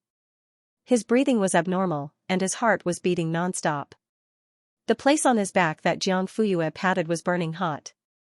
After entering the building, the 2 of them went into their respective changing rooms. Xie Dingyuan hurriedly changed into his lab robe and ran to the bathroom to wipe his face with cold water. Only then did he calm down. So, when he appeared in front of everyone, he became the calm, rational, serious, and powerful Professor Xia. At this time, Jiang Fuyue was already sitting in front of the computer and starting today's modeling work. She knew nothing and was heartless. Only Lao Bai was a little confused. He looked between Xie Dingyuan and Jiang Fuyue. If he was not wrong, the 2 of them came together. If it was on the way before, then Professor Xia stayed at the apartment last night. How could it be on the way? So, it could only be Professor Xia who drove to pick them up. They left together last time and came together this time. Lao Bai would not believe that there was nothing fishy about it. Did they think that he had never been in a relationship before? Okay, he had never been in a relationship. He was a 10,000-year-old single dog. But he had followed romance dramas before and was a fan of couples. He was the best at taking advantage of the details. On Xie Yunlan's side, after breakfast, she asked the driver to send her to the hotel to look for Zhuang Yan. Since she was going to visit, it was not good to go empty-handed. She picked a bottle of red wine from the villa's wine cellar and brought it with her. The moment the door opened, a woman wearing a plain apron, casual clothes, and no makeup appeared in front of him. Aunt Xia, you're here. Please come in. Zhuang Yan smiled. Xie Yunlan was a little surprised. What are you doing? Sorry, I woke up this morning to prepare the ingredients. I was so busy until now that I didn't even have time to put on makeup. Sorry for making a fool of myself. What? You look good even without makeup. Look at your soft skin. What surprised Xie Yunlan the most was that Zhuang Yan's dressing made her look like a good wife and mother. She looked like the kind of woman who could take good care of her husband. Little Nine was so busy. It seemed good to have such a caring partner who could take care of the family in an orderly manner. It had to be said that Zhuang Yan's actions added a lot of points to Xie Yunlan's heart. Her thoughts that had already rested started to come alive again. Digression, 3,000 words. 2 or 3 chapters yesterday. In the kitchen, Xie Yunlan stood aside and watched Zhuang Yan wash and stir-fry the vegetables. After a while, the table was filled with dishes. "Auntie Xia, have a seat." "Yan, I didn't expect you to be so good at cooking. You haven't even tasted it and you're already saying that I'm good at cooking. Are you just trying to coax me? Judging from the looks of it, do I even need to taste it?" Xie Yunlan wasn't exaggerating, but she was indeed good at cooking. The beef was sliced evenly. The braised pork ribs were also covered in a rich sauce. She could smell it from afar. Even the stir-fried broccoli, which didn't require much cooking skills, was made green by her hands. With a sprinkle of red pepper, it was even better than the ones in restaurants. "You just like to make fun of me." Zhuang Yan shook her head helplessly and placed a bowl of glutinous rice balls in front of Xie Yunlan. "I almost forgot about this. Try it. TSK. I just casually mentioned it last night and you really made it?" Xie Yunlan raised her hand and took it. It smells like sesame. I'm going to make it anyway. One more won't make a difference." Although she said that, Xie Yunlan could tell that she had put in a lot of effort. The glutinous rice balls were soft and glutinous. As she bit down, the thick black sesame filling flowed out and the fragrance filled her mouth. "This?" Xie Yunlan was shocked. "It tastes exactly the same as Juquan restaurant." Zhuang Yan smiled. "As long as you like it." "That's incredible. You're the daughter of a rich family. Are you really going to learn cooking from a chef? What's wrong with that? Not every daughter of a rich family doesn't do household chores. I like to cook for my family. I'm happy to see them eat happily." Xie Yunlan ate another glutinous rice ball. "You have a unique interest. It's rare for girls to know how to cook nowadays." Zhuang Yan rested her chin on her hands and smiled gently. "I'm not afraid that you'll laugh at me. My biggest wish is that my husband and children can eat my cooking every day. I'll take care of them until they're healthy and chubby." Xie Yunlan's eyes moved slightly, and she couldn't help but nod. "You are a good child. Here, try this. I saw that you usually eat lightly, so I only put some salt and chopped green onions. I didn't put any chili or garlic." As he said that, he used the serving chopsticks to put it on the bone plate next to Xie Yunlan's hand. His movements were graceful, and his manners were refined. The look of satisfaction in Xie Yunlan's eyes deepened. "Don't just focus on getting food for me. You eat too." "All right." At the end of the meal, Xie Yunlan was already full. Only then did Zhuang Yan remember that there was still a can of chicken soup in the electric casserole. Xie Yunlan waved her hand. "No, I can't drink any more. Then what should we do? I personally prepared the chicken and added a few tonics. We couldn't eat it when it was just stewed." As she spoke, Zhuang Yan's eyes revealed a look of pity. "We can't find a third person to help us deal with it. It seems like we can only waste it." Xie Yunlan paused. "Why don't we send it to little Nine?" "Ah?" Zhuang Yan appeared to be surprised, but she heaved a sigh of relief. Only the heavens knew that she had done so much and prepared for so long just to wait for Xie Yunlan to say this. "You don't say, it's really possible. Look, the hotel isn't far from Hanqing. It'll take at most 10 minutes to walk there. Plus, little Nine has been busy in the laboratory these past few days.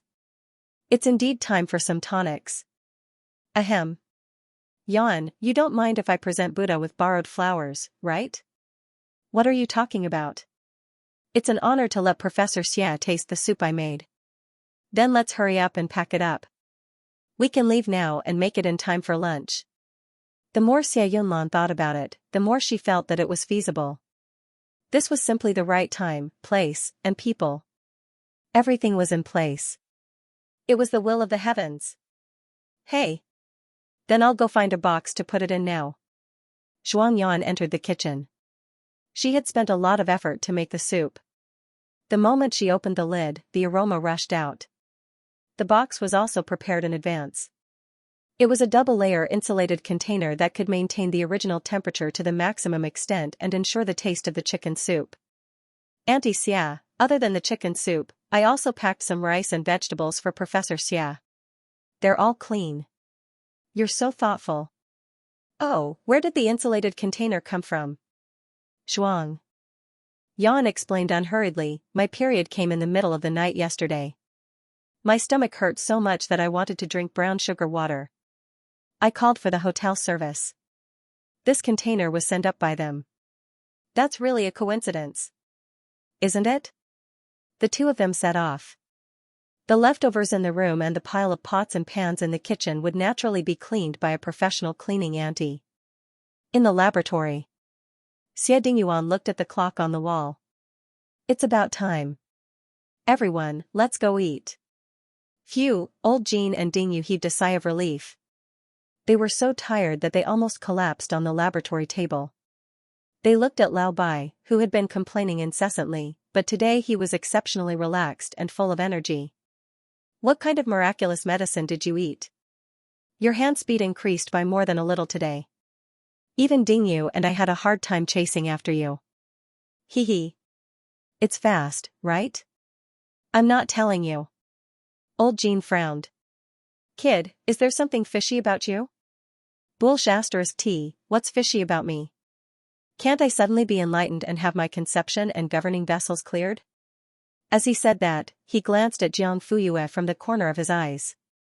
Godly, simply godly, Jian Libo, anyone who used it would know. Moreover, he even lowered the parameters and deliberately slowed down the speed. This was already too much for old Jean to handle. If the parameters were set to the maximum, TSK. Old Jean and Dingyu would probably cry on the laboratory table and call for their mothers, right? Because of this, Lao Bai looked at Jiang Fuyue in a completely different way. Among the admiration, there was also a hint of submission and fear. This was simply not a human, but a god, old Jean sneered. Hee hee. Do you think I'll believe you? Lao Bai was proud. It's up to you to believe it or not. If you don't believe it, then forget it. He would not tell others that Jiang Fuyue had given him a cheat. What if old Jean and Dingyu also asked her about it? It would be worthless if there were too many of them. Now was just the right time. He had grasped the advantage tightly, and the others could only wait to be abused. Lao Bai was like a serf who had turned over a new leaf. He looked like he wanted to wash away his previous shame. Just based on this, he wanted to firmly hold on to Jiang Fuyue's thick thigh. Hee hee, little yaya, do you want to eat? Jiang Fuyue lifted her eyelids and glanced at him. You can call me by my full name. How unfamiliar is a full name? It's not good at all. Am I very close to you? Lao Bai was not angry. Instead, he smiled even more brightly. If we're not close now, then won't we be close in the future? I'm very easy to get along with. I'll definitely do anything for my friends.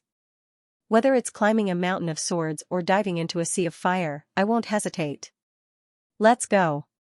Xie Dingyuan sorted out the information at hand, got up and walked to Jiang Fuyue's side. Okay. The latter nodded. She just followed Professor Xia and left. Lao Bai was left alone in the same place.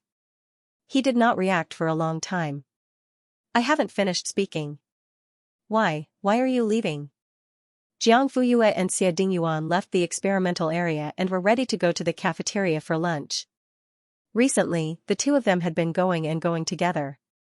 They would also discuss the progress of the experiment or talk about the latest research results in related fields. Then, Jiang Fuyue discovered that Xie Dingyuan also had the habit of regularly reading the latest SCI papers. Xie Dingyuan had a new understanding of the depth and breadth of Jiang Fuyue's knowledge. The two of them were like each other opening a jar of old wine. The more they understood, the stronger the aroma. The more they could not help but want to take a sip and taste what the other party tasted like. Jiang Fuyue had to admit that her interest had gotten to her head. Xie Dingyuan, on the other hand, was addicted to it and could not extricate himself. The two of them maintained a strange and balanced state. Neither of them wanted to break it. Jiang Fuyue was lazy. Xie Dingyuan was afraid. He knew what he was thinking. The only thing he could not predict was how Jiang Fuyue would react. Before he had absolute confidence, he could only bide his time and wait for the right time. Lao Bai was looking for you just now. The man asked casually. Jiang Fuyue shook her head. I'm not sure. He didn't get to the point. Lao Bai talks a lot of nonsense. Don't pay attention to him. Okay. She also felt that although a scientific researcher was a little slow, he would not make himself into a comedian. Lao Bai, who talked a lot of nonsense, was still in the laboratory and had not come out. Achoo, who is scolding me? F*CK, Auntie Xia, is this the place? The two women stood outside the entrance of the experimental area. Without the access card, they could not enter. Yes, Xia Yunlan nodded. Xiaojiu is inside. Wait a minute, I'll give him a call. Digression, there were 2 or 3 updates. Hello, third sister? At this moment, Xia Dingyuan and Jiang Fuyue had already taken their food and sat down. Xiaojiu, are you in Hanqing now? Yes, what's the matter? I'm at the entrance of your laboratory. I brought some chicken soup over. Can you inform the security? Xia Dingyuan frowned. Why are you here?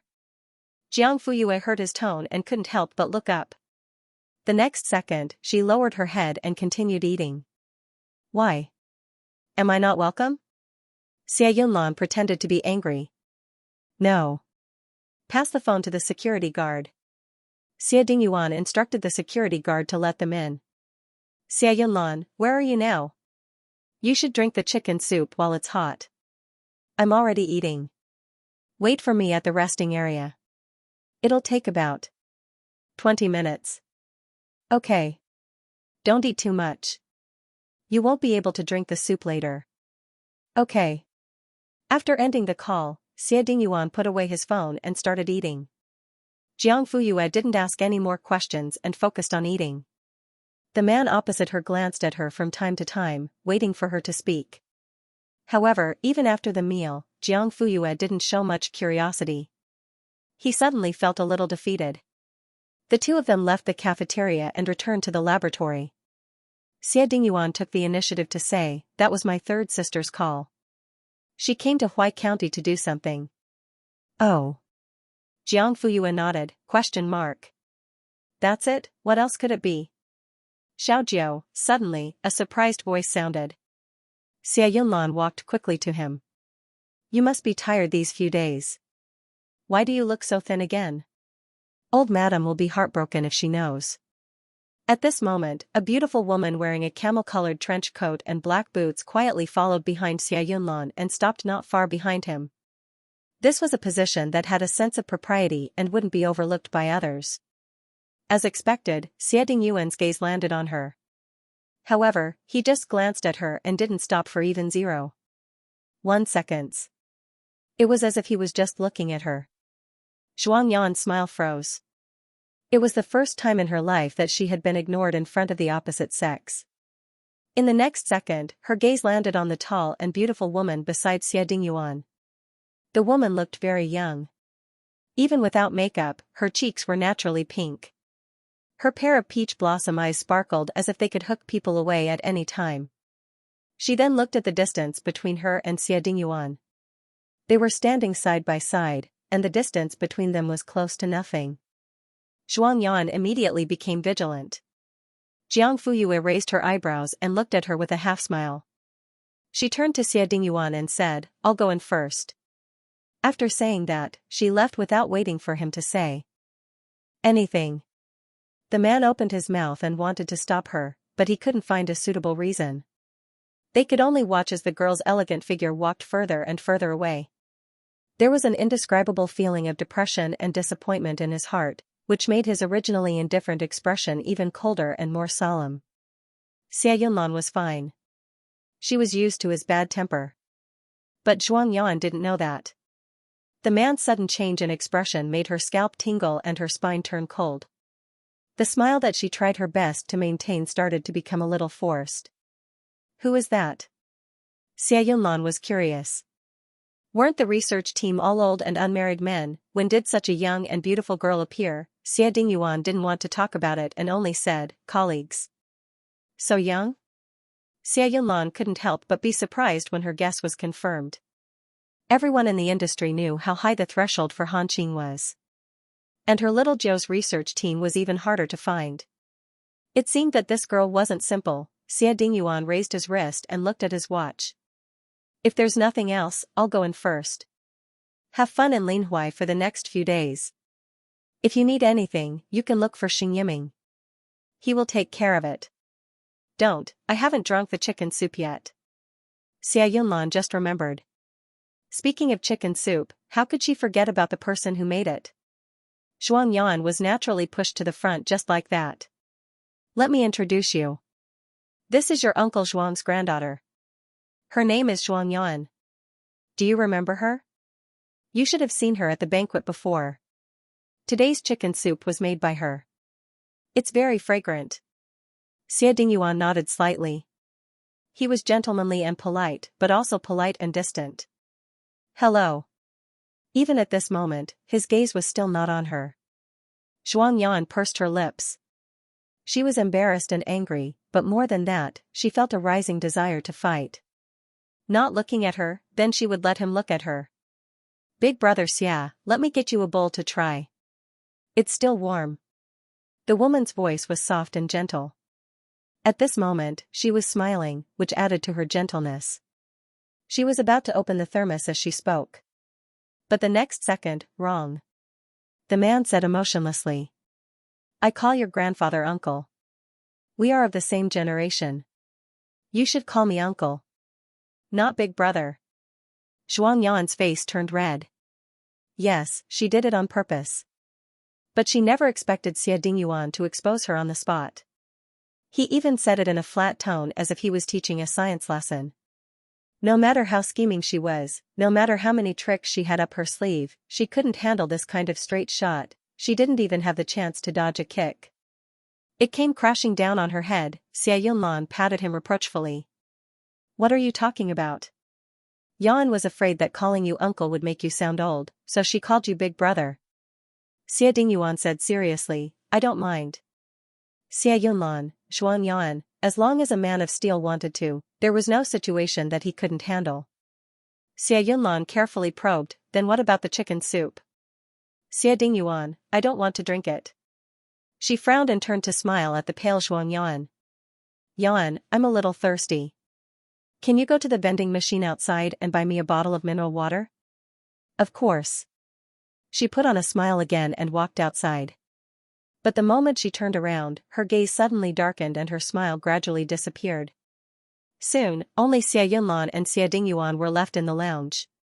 Little Jiu, I don't believe that you can't tell why I brought Yan here. I can tell. He nodded. So? Xia Yunlan was amused by his self-righteous question. Since you know, can't you save some face for her? Haven't I saved enough face for her? In other words, I've already been merciful. Hiss? Looking at your attitude, it seems like you don't want to go on a blind date? Then why did you agree to it last time in the imperial capital? Didn't you meet Lin Weiwei? I thought you didn't mind. Otherwise, she wouldn't have thought of bringing Zhuang Yan here directly. Xia Dingyuan's eyes flashed. The past is the past, and the present is the present. I don't want to do this now. Why didn't you say so earlier? Xia Yunlan's mouth twitched. He made it sound like she was forcing him to marry her. You didn't ask. Wait, how long has it been? Why did you agree to it last time, but now you don't? Xia Yunlan wasn't so easily fooled. She quickly caught the key point. His eyes flashed even more. Xia Yunlan was certain. There's definitely something wrong here. Tell me, did something happen? Xia Dingyuan didn't answer for a moment. His eyelids drooped, making it difficult to see his specific expression. Xia Yunlan's heart suddenly tightened. You, don't tell me there's something wrong with your body? Or are you going to do some dangerous virus research again? Ah Yuan, don't scare me. Third sister, what are you thinking? The corner of his eyes twitched. It's nothing. Then why did you agree to it before, and now you don't agree to it? Aren't you afraid that something will happen to you and drag the girl down? Xia Dingyuan, that must be it. I know you signed that confidentiality agreement. You can't say anything to outsiders. It was the same with the norovirus. The whole family didn't know anything. They were all kept in the dark by you. No, I'm going to call home. This time, I can't let you coax her again. She took out her phone and was about to dial. Xia Dingyuan immediately stopped her. Third sister, don't be impulsive. It's not like that at all. Then tell me what's going on. Don't make up those messy excuses to fool people. I don't believe it. Old master and old madam at home won't believe it either. Xia Dingyuan opened his mouth and paused. His lips moved soundlessly. His eyes were blank, and he didn't know where to start. Okay. You're lying to me. Let go. I want to make a call. Xia Yunlan struggled. Xia Dingyuan didn't really use his strength. She was caught off guard and managed to break free. Seeing that the number had been dialed and was about to be connected, I have someone I like. In a hurry, he blurted out. The wind calmed down, and the air froze. Digression, 3,000 words in the second and third chapters yesterday. He admitted it. He admitted it. If she didn't force him, old Xia would never know how to jump. Xia Yunlan froze on the spot. Huh? The call was connected, and old Madame Yang's joyful voice came from the other end. Ah, Yuan has someone he likes? Is this for real? Who is it? Xia Yunlan regained her senses and looked at Xia Dingyuan in surprise. She wanted to know too. Xia Dingyuan avoided the question and said, anyway, don't arrange any blind dates for me in the future. After that, he was ready to leave. Xia Yunlan quickly said, Mom, I'll hang up first. I'll tell you more when I get back. Then, she chased after Xia Dingyuan and grabbed him. Who taught you to run away when you haven't finished your sentence? Xia Dingyuan's scalp went numb.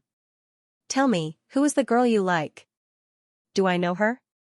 Xia Yunlan stood in front of him and put her hands on her hips. Suddenly, she tilted her head. Is it a girl? Don't give me a young man. Xia Dingyuan suddenly had a headache and said helplessly, Third sister, I still have an experiment in the afternoon, it's okay. It's just a matter of one sentence. Once you're done, I'll let you in. You can do whatever you want. Xia Dingyuan, hard to say? Not convenient to say? Or, are you lying to old Madame Yang and me? Actually, there's no such person? Xia Yunlan thought of something and suddenly widened her eyes. Xiaojiu, don't scare me. Is it really a young man? You. You're the only heir of the Xia family. We're still counting on you to carry on the family line. The veins on Xia Dingyuan's forehead twitched.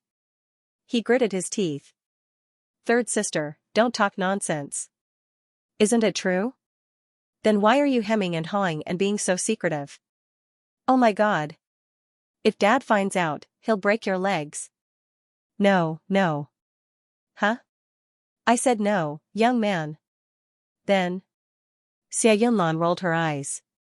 Which family is it? Xia Dingyuan kept quiet again. Third sister punched him. You're still hiding? Do you think I'll eat her up? You little rascal, why is your mouth so hard to pry open? Xia Dingyuan didn't dodge and let her hit him. It didn't hurt anyway. Third sister, it's not that I don't want to tell you, but, Xia Yunlan, what is it? You're only telling me half of the story. Are you trying to make me anxious? Xia Dingyuan gritted his teeth. It's because I'm not sure about her feelings. So, it's still too early to say anything. What do you mean? She doesn't like you? Xia Yunlan was slightly surprised. Not really. I don't know if she likes it or not. After all this time, little nine, is it your one-sided love? Xia Dingyuan's cheeks reddened at a speed visible to the naked eye. Then, the redness spread to his ears until his entire face turned red. He was a little embarrassed, but he was even more embarrassed from being exposed in front of everyone. From the looks of it, he and Jiang Fuyue were still unrequited. The latter did not respond at all, and she did not even realize it. From the beginning until now, he had been singing a one-man show. Thinking of this, Xia Dingyuan didn't have the courage to say anything. Xia Yunlan saw the changes on his face clearly and couldn't help but click her tongue in wonder. When did little Nine have such a worried expression? He felt conflicted, wronged, angry, and helpless. He was the dignified Professor Xia. He had always been arrogant and looked down on everyone. So, what kind of person could make him look like this? Xia Yunlan admitted that she was really curious. Can't you tell me a little? Just a little? She pinched her fingers and showed him the size of a fingernail. Xia Dingyuan shook his head decisively. No. Forget it, I won't ask about this. As long as you promise that the other party must be a woman. I promise. This time, Xia Dingyuan didn't avoid the question. Xia Yunlan breathed a sigh of relief. That's good. There's still hope for our Xia family. Xia Dingyuan, then when I go back, what should I say when old madam asks? Tell her the truth. She must be clamoring to come to Huai County to see her future daughter-in-law. Xia Dingyuan looked at her coldly. This is one of the reasons why I didn't tell you. Xia Yunlan's mouth twitched. But on second thought, her mouth wasn't suitable for keeping secrets. If old madam asked, she would be exposed. Then this chicken soup, Xia Dingyuan shook his head. I don't drink it. Okay. Xia Yunlan didn't force him. I brought it. As for whether you choose it or not, it's up to you. She didn't know if she was talking about chicken soup or Xianxia. Then I'll go in first. Okay, go.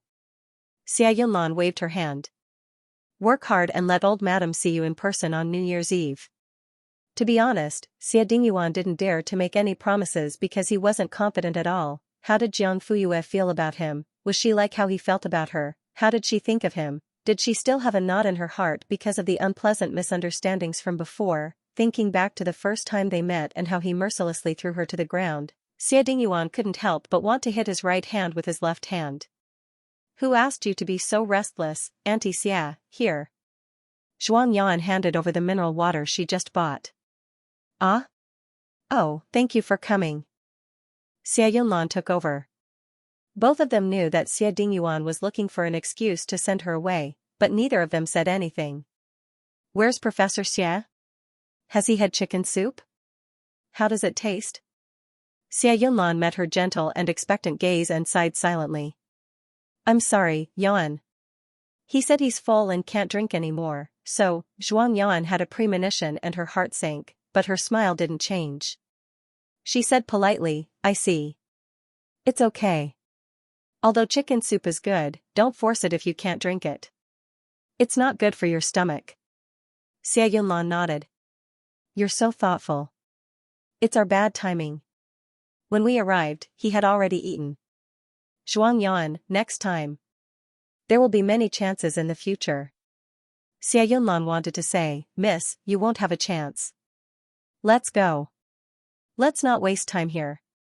How about we go shopping? The ancient massage technique yesterday was pretty good. I want to try a few others. Okay, Xianxia replied sweetly. However, if one looked closely, they would find that her eyes were full of seriousness. She wasn't as relaxed as she sounded. Are we leaving now? Yes. Where's Professor Xia? She sounded surprised. It's rare to see him. Shouldn't he accompany you for a while? This question was truly impeccable. He didn't mention himself at all and only said that he was accompanying Xia Yunlan. He's busy. He rushed back to the laboratory after a few words. That's good. When he's really busy, he won't be able to say anything even if we're separated by a door. Is he that scary? Xianxia was really surprised. She had always heard Xia Yunlan say that Xia Dingyuan was very busy. She thought that it was just an excuse or an excuse. She never thought that he was really that busy. What else do you think? Xia Yunlan sighed. It's not easy to be a scientist. The greater the ability, the heavier the responsibility. He's always in the laboratory and can't even go home more than a few times. But there's no other way.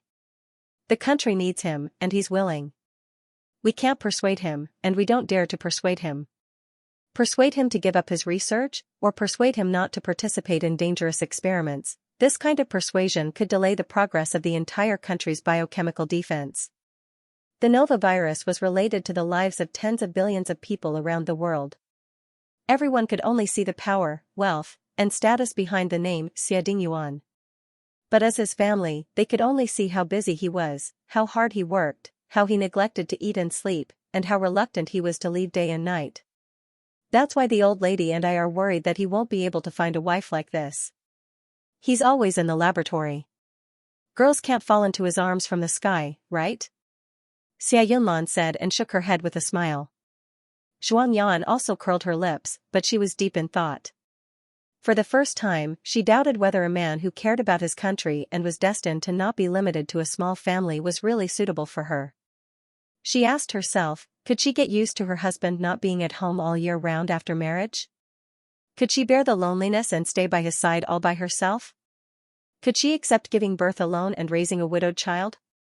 Zhuang Yan felt scared just thinking about any of the above situations. Auntie Xia, aren't you going shopping? It just so happens that I also want to buy something. Let's go. Xia Yunlan saw that she understood and thought that this was a smart person. Unfortunately, she couldn't be the daughter-in-law of the Xia family. Did she really think that she didn't know anything? This little girl's tricks were all left over from her years of playing. When she left, Zhuang Yan looked back at the closed door. Professor Xia, right? He didn't even look at her. She didn't know which unlucky person would take over this iron-willed straight man in the future. Digression, 1 update, 3,000 words. There will be 2 or 3 updates today, and more tomorrow. As soon as Xie Dingyuan entered the laboratory, he saw Lao Bai leaning towards Jiang Fuyue. Half of his body was leaning towards her. You can't help old Jean and Dingyu. After lunch, old Jean had figured out why Lao Bai's hand speed had increased so much. He also wanted Jiang Fuyue to help him write an auxiliary program to increase his efficiency. The two of them had finished talking, but Lao Bai suddenly appeared. After sending old Jean away, he secretly made this request to Jiang Fuyue. Why? Lao Bai, if you do this, everyone will be on the same level again.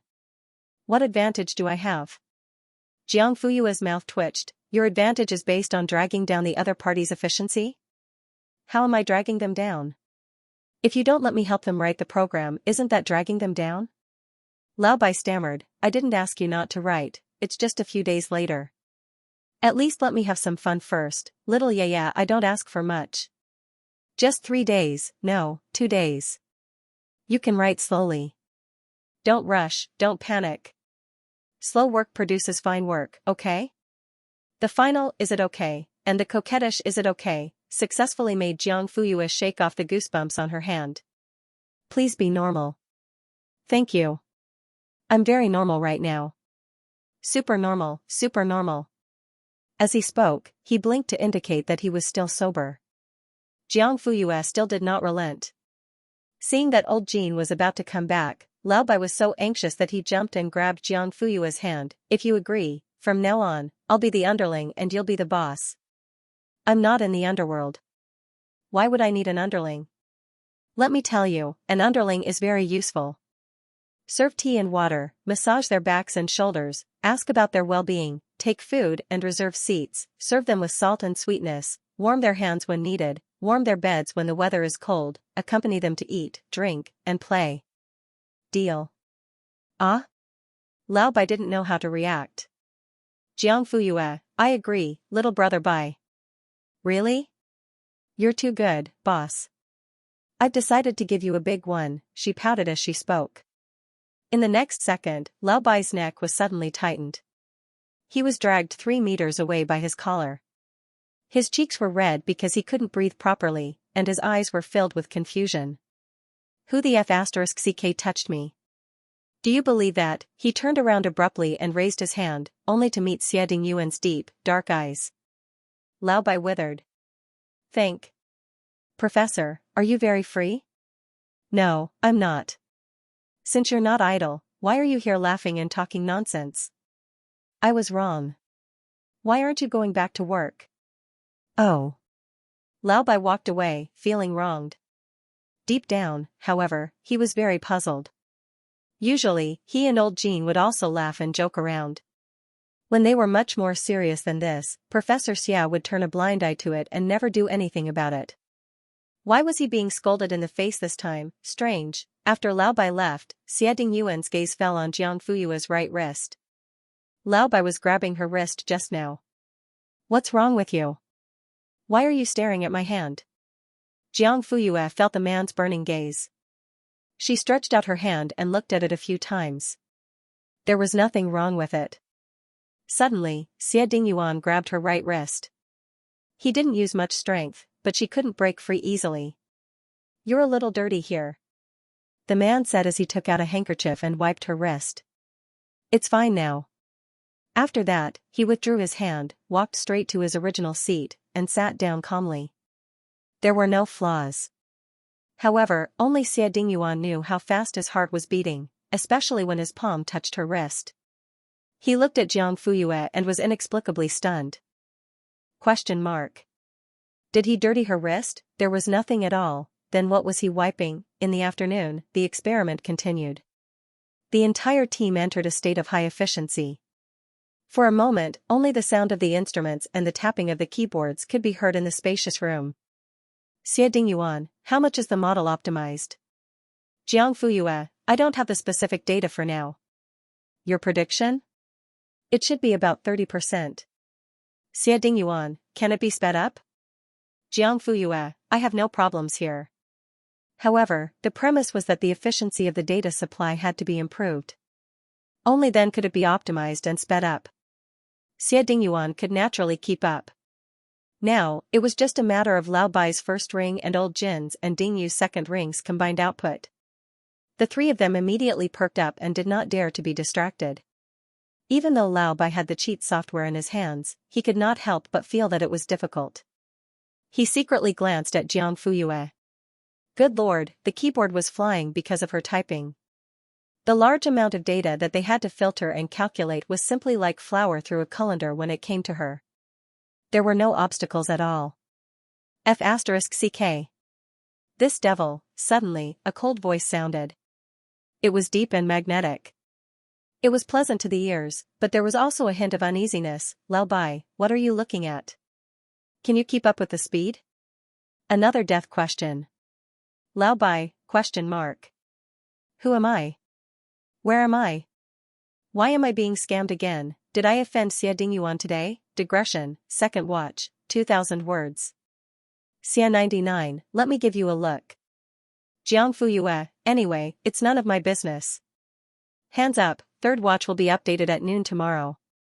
For the rest of the time, Lao Bai was as obedient as a quail. He didn't dare to talk too much, didn't dare to peek, and didn't dare to be distracted. He nestled on the lab table and concentrated, afraid that he would be caught.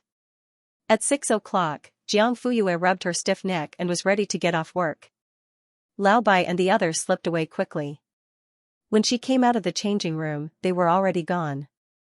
Xia Dingyuan, let's go. Why don't you have a driver? He had been driving himself for the past 2 days. Xia Dingyuan, it's convenient. Jiang Fuyue said oh and didn't ask any more questions. On the way back, it was the evening rush hour, so the journey was slow. Jiang Fuyue took out the test papers from her bag and started to write. The test papers were given by Su Jing. He was afraid that Jiang Fuyue would be out of practice and affect her performance at the winter camp, so he gave her questions everywhere. He flipped through all the difficult questions and gave them all to Jiang Fuyue. It was just like how people in the north stocked up on cabbages in winter. As for Jiang Fuyue, anyway, she didn't refuse anything. If you gave it to her, she would accept it. When she was free, she would do it for practice. Because there were too many test papers, in order to increase efficiency, Jiang Fuyue just glanced at them. If she could answer them immediately, she would pass them. She didn't even put her pen down. For those questions that were more interesting or tricky, she would write in the blank space. However, she wouldn't write down everything. She would only write down the key steps. Only when it was a real difficult question would she force herself to finish it and calculate it seriously. However, until now, there was no such question in the pile of test papers given by Su Jing. Test paper, I'm not worthy, Su Jing, no, I was careless. Xie Dingyuan didn't find it strange at all when he saw her filling in the blanks. He even took some time to calculate while driving. On average, it took 2 minutes to turn a page and 5 minutes to change to the next page. Also, she had a good habit, she didn't use scratch paper.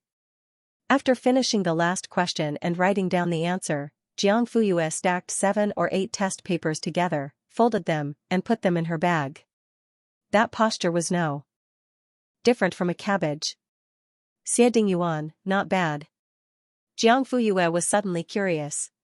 When you were in high school, did you participate in any subject competitions? No. Why? For a genius like Xie Dingyuan, even if he did not want to participate, the teacher would not let him go so easily. No chance, I skipped a grade. Which level do I jump to? If they jumped from grade 1 to grade 3, as long as they spent half a semester in school, it wouldn't affect their participation in the competition. Xie Dingyuan, from middle school to university. Therefore, he did not attend high school at all. Jiang Fuyue. Sorry for disturbing you. You can do it if you want to. Xie Dingyuan was well aware of her IQ. She was more than capable of skipping high school and going straight to university. She even had a talent that other geniuses of her age did not have, and that was a strong scientific thinking and research ability. This is not something that can be cultivated by reading a lot of books, learning a lot of knowledge, or reading a lot of papers. It is a kind of perceptual talent, built between humans and natural science, and exists in an invisible way. He said, Jiang Fuyue, you were born for scientific research. The same words, someone had said it in her previous life. He said, if you don't inherit the family business and plunge into the business world, then you will be the most amazing physicist of this century. As for me, I'm only fit to be your assistant, doing odd jobs, massaging your shoulders and legs, and serving tea. At that time, that person was wearing a white lab coat and standing in front of the microscope, laughing and joking with her. When he saw that she was not laughing, he asked foolishly, isn't it funny? Why aren't you laughing? My beautiful, honorable, and intelligent Miss Fiancé? Digression, third watch, 1,000 words. This Mr. Fiancé appeared before. Does anyone remember who he is? What are you thinking about? A voice suddenly rang beside her ear, pulling Jiang Fuyue's drifting thoughts back. Nothing. Xie Dingyuan glanced at her. Have you ever considered going into scientific research? Jiang Fuyue said honestly, yes, but I haven't decided yet. The man raised his eyebrows. So, you have other plans. She didn't say anything, but silence was a tacit agreement. After being reborn, Jiang Fuyue had too many things to do. She wasn't sure if she could calm down and focus on research like Xie Dingyuan. That's true. The man nodded. You're still young. You have too many choices. What about you? Jiang Fuyue suddenly turned her head to him. What? Have you always been so determined? She had chosen scientific research so resolutely and moved forward on this path. No. I only decided what I wanted to do in the future after I went to university. So, you're still young. There's no rush. Jiang Fuyue curled her lips and hummed softly. She used to think that the man was an iceberg. Later, she felt that he was a volcano under the iceberg. Now, he was more like a bowl of chicken soup. The sky gradually darkened, and they were stuck in traffic all the way until sunset. Finally, they arrived. The car stopped in front of the villa. Jiang Fuyue took her bag, thanked the man, and was about to get out of the car. Suddenly, the man said, my third sister is here today. Jiang Fuyue was stunned. I know. At that time, she heard Xie Dingyuan calling for someone. Ahem. The person with my third sister is her friend. Oh. Jiang Fuyue didn't know why he said this to her. Oh, shouldn't be wrong, right? Aren't you curious? Didn't you just say it? Was there a need to be curious? What I mean is, Jiang Fuyue waited for him to continue. What do you mean? The man gulped and looked defeated. Forget it. Jiang Fuyue was confused. Then I'll go back first? Yes. I'll wait for you here at 7:30 tomorrow. Okay. At this moment, in the northwest court state, a red sun was slowly sinking before finally disappearing into the horizon. The world suddenly darkened, and night slowly fell. The lights of a research institute located in the yellow sand were also turned on. One could vaguely make out the brick red outer wall and the green tile roof. In a laboratory on the third floor, Assistant Xianxia carefully placed a document on the table and took half a step back. Then, he glanced at the straight and indifferent figure in the wheelchair with a complicated expression. Professor Ming, the old leader asked me to bring this to you. Can you at least take a look at it? I've said it before. I don't accept apprentices or students. The man's eyes were gentle, but his tone was very tough. This is the list of this year's IPO gold medalists. Xianxia has 4 gold medals and 1 silver medal. One of the girls even won a special award. The old leader said that she's a very good seedling. Q University and B University's physics department are fighting over her. You don't have to say any more, Mingyu interrupted. I'll say it again, I don't teach students. But the old leader, I'll explain it to him personally. There's no need. I'll come over now to hear your explanation. An old man with white hair and a beard appeared at the door of the laboratory. His voice was loud and his eyes were hale and hearty. Xianxia lowered his head and called out softly, Mr. Hong. Yes, let me talk to him. Xianxia stepped back and made way for the old man beside the wheelchair. The old man stepped forward and gently tapped the document with his knuckles. These are very talented children. If we train them well, they will be our successors in the future. Mingyu, I know. Then you, Mr. Hong, you think too highly of me. I don't have the patience to teach students. Let other colleagues do it. You said the same thing last year, and you're using the same excuse this year. Mingyu, we're not young anymore. If we don't have a successor for our skills, we'll really turn to dust once we close our eyes, and nothing will be left behind. We only have one life, so there's nothing to feel sorry about. But have you thought about how big of a loss this is to the country? It was not easy to train a scientific researcher. Excellent scientific researchers were even rarer. And Mingyu, who could carry the burden of national defense, was 1 in a million. Unfortunately, the person in the wheelchair was still indifferent. His gaze was fixed straight ahead, and his pupils, which were clouded with a greenish-gray shade, were cold and indifferent. Seeing this, Mr. Hong sighed deeply. His eyes were filled with regret and sorrow. There was also a trace of helplessness. Ah, it's been 20 years. Why haven't you gotten over it? Who said I haven't gotten over it? The man's voice was clear and his expression was normal. Mr. Hong looked at his right hand that was holding the wheelchair. His knuckles were already turning white. Forget it. He shook his head. Leave the information of these 4 students first. It's up to you whether you want to read it or not. Give me an answer tomorrow. Although he knew that it was impossible for him to agree, Mr. Hong still had a faint hope. It was good to drag it on for a day. What if he changed his mind? After that, the old man left with his hands behind his back. Xianxia, put the things away. Yes. Xianxia stepped forward and was about to take the folder when a piece of A4 paper suddenly fell out. He quickly picked it up and was about to put it back. Suddenly, a slender hand stretched out in front of him. Give it to me. Huh? Xianxia was a little confused. He looked into Mingyu's gray eyes and swallowed nervously. Do you want to see it? Mingyu was still in the action of reaching out his hand. Yes. He was about to hand over the entire folder. Mingyu shook his head. I only want that one. Okay. Xianxia immediately handed it to him. The man took it and put it on his lap.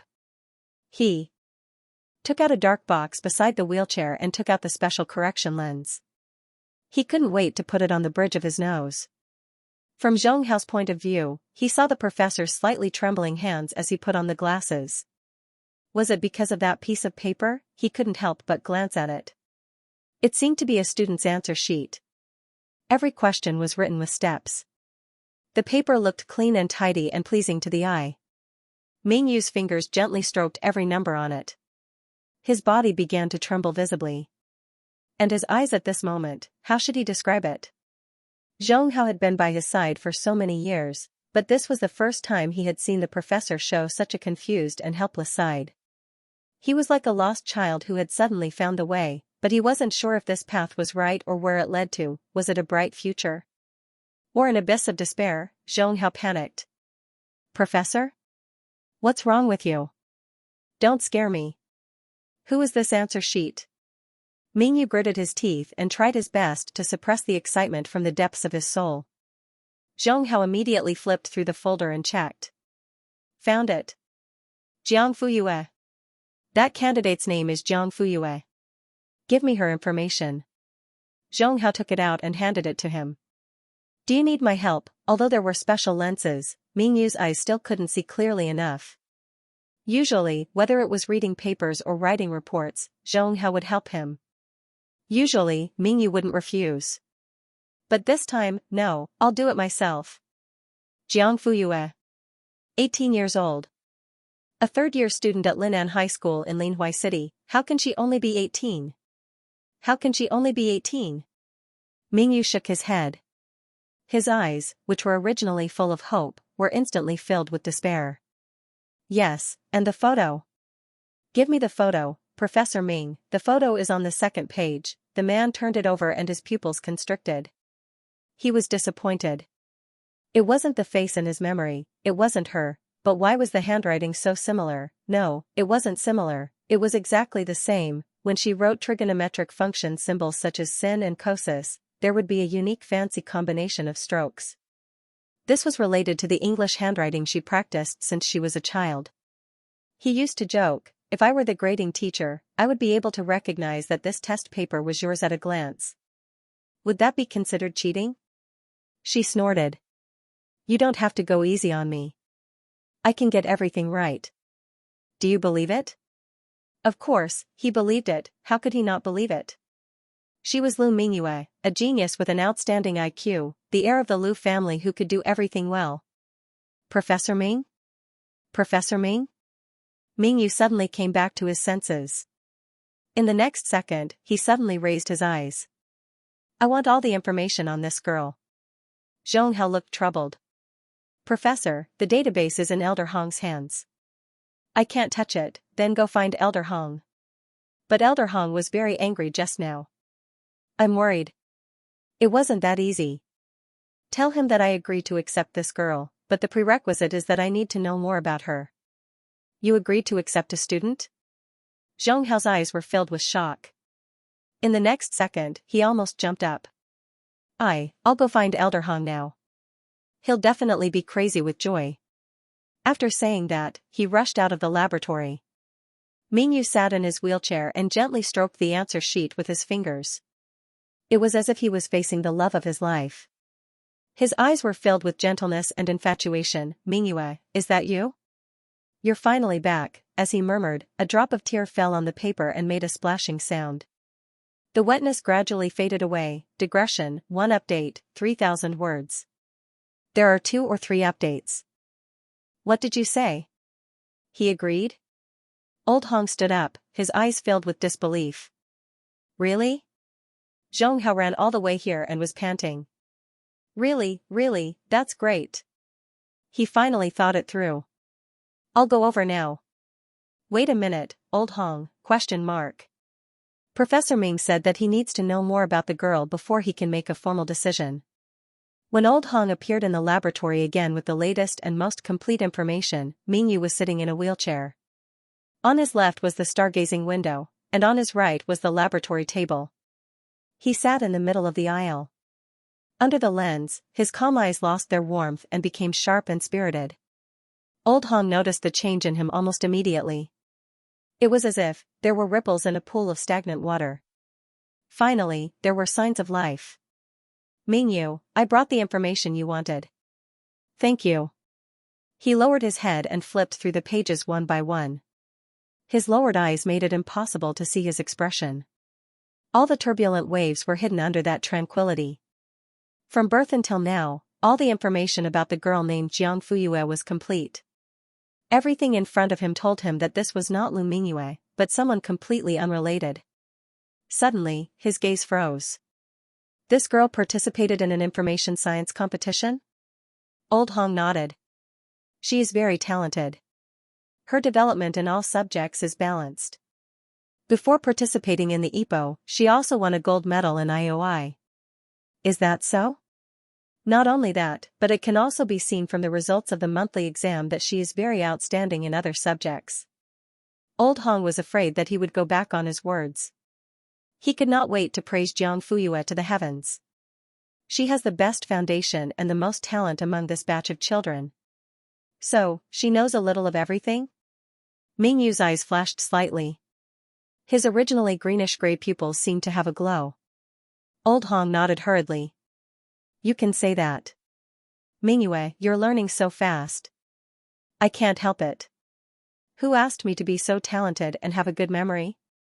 I can learn everything once. TSK, reserved. Reserved. Can't you be more humble? Am I wrong? You're not wrong, but I'm under a lot of pressure to have an all-round fiancé. What if people say that I'm living off a woman in the future? Your teeth are bad to begin with. Mingyu pulled himself out of his memories and looked up at Elder Hong. Please let me take a look at her IOI competition paper. IOI's entire test run. I wonder if there are any archived files. Let me take a look first, Mingyu. There's no need for the computer test. Do you have the normal test papers that require writing? Yes, it's at the back. When their school handed over the information, it came with a set of monthly test papers. Mingyu quickly rummaged through the books. The eagerness in his eyes could no longer be concealed. Elder Hong was shocked and looked at Zhong Hao questioningly. What happened to him? The latter shook his head. I don't know either. When Professor Ming saw the test paper that had fallen out, his expression changed. Zhong Hao could see that under his calm appearance, he was suppressing a turbulent undercurrent. He did not know when the undercurrent would become a clear wave, covering the sky and covering the earth as it rolled over. The switch might be on that girl. Mingyu paused in his actions and his gaze froze. He found it. The familiar handwriting came into view. Every stroke was that person's shadow. Ha ha ha ha. He laughed out loud under Elder Hong and Zhong Hao's bewildered gaze. He laughed so hard that his entire body trembled and tears came out. It's really you. I've finally found you, Mingyu. Jiang Fuyue sat up in bed suddenly. In the darkness, her expression was palpitating with fear and her forehead was covered in cold sweat. She looked at the time. It was 3 a.m. Someone seemed to be calling her in her dream, but it was not Jiang Fuyue. It was Lu. Mingyue. She rubbed her temples, lifted the blanket, got out of bed, and walked into the bathroom in her slippers. 15 minutes later, Jiang Fuyue took a hot shower and put on a clean set of pajamas. Then, she lay down again. She slept all the way until dawn. Jiang Fuyue left the house 10 minutes earlier than the agreed time. When she looked up, Xie Dingyuan's car was already waiting outside the villa. She walked over, opened the car door, and sat in the front passenger seat. Here, breakfast. Today, it was sandwiches with hot milk. Considering Xie Dingyuan's appetite, Jiang Fuyue specially took 2 sandwiches. Is it enough? If it was not enough, he could go inside to get more. Anyway, Jiang Xiaodi was here. There was always food at home. It's enough. Seeing that he only took sandwiches, Jiang Fuyue passed the milk to him. And this, the straw is already inserted. Xie Dingyuan pursed his lips and could only take it. The sandwich was at room temperature. It was not like the steamed buns that had just come out of the steamer. Therefore, he did not have the chance to enjoy the same treatment as yesterday. It was a pity. With her hands free, Jiang Fuyue quickly fastened her seatbelt. At this moment, Xie Dingyuan suddenly said, I think the steamed buns are better. Really? Jiang Fuyue looked up. Yes. He nodded seriously. Okay, then I'll bring you some steamed buns tomorrow. Xie Dingyuan's lips curled up. He could not help but laugh. Jiang Fuyue was confused. It was just a few steamed buns. Did he have to be so happy? Digression, second watch, 2,000 words. Little Jojo, you deserve it little cutie, give me a monthly ticket, pack it up and send it away IOSKR. please use wrap for this part. Third watch. Tomorrow the busy day flew by quickly. Before leaving work, Jiang Fuyue handed the written auxiliary program to old Jean and Ding Yu. At the same time, she received an angry glare from Lao Bai. He clutched his chest. I'm not your only baby anymore, right?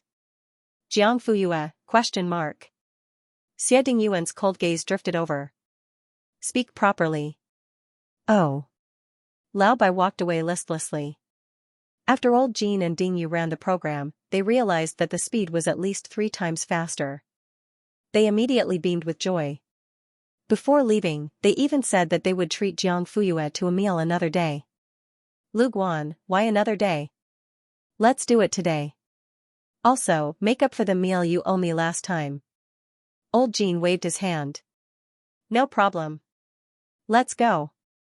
However, Jiang Fuyue shook her head. You guys go ahead. I still have something to deal with here. How is that possible? Old Jean was the first to not believe it. They all knew how fast Jiang Fuyue was. She was only faster than them. Let me see. Ding Yu leaned in front of the screen. Isn't this decomposition and optimization a step that will only be done tomorrow? Yes. I want to take a day off tomorrow to do it first. But the data isn't out yet. How are you going to do it, Jiang Fuyue? According to my prediction, I set n+1 sets of optimization processes. When the data comes in, it will automatically enter the algorithm for filtering. If there are n sets of data, then there will be at least one process in the n+1 sets of optimization processes that meets the optimization conditions. At that time, the program will automatically complete the update. Old Jean smacked his lips. Using algorithms to filter and program to control, completely without manual labor. Awesome, Ding Yu looked at the densely packed numbers on the screen and felt dizzy. On the other hand, Xie Dingyuan listened attentively. He rubbed his chin and looked thoughtful. Jiang Fuyue didn't want to go, but Lu Guan didn't let old Jean off. Okay. I'll treat you today and treat Xiaojiang another day. Then, he turned to Xie Dingyuan and asked, Professor, are you coming too?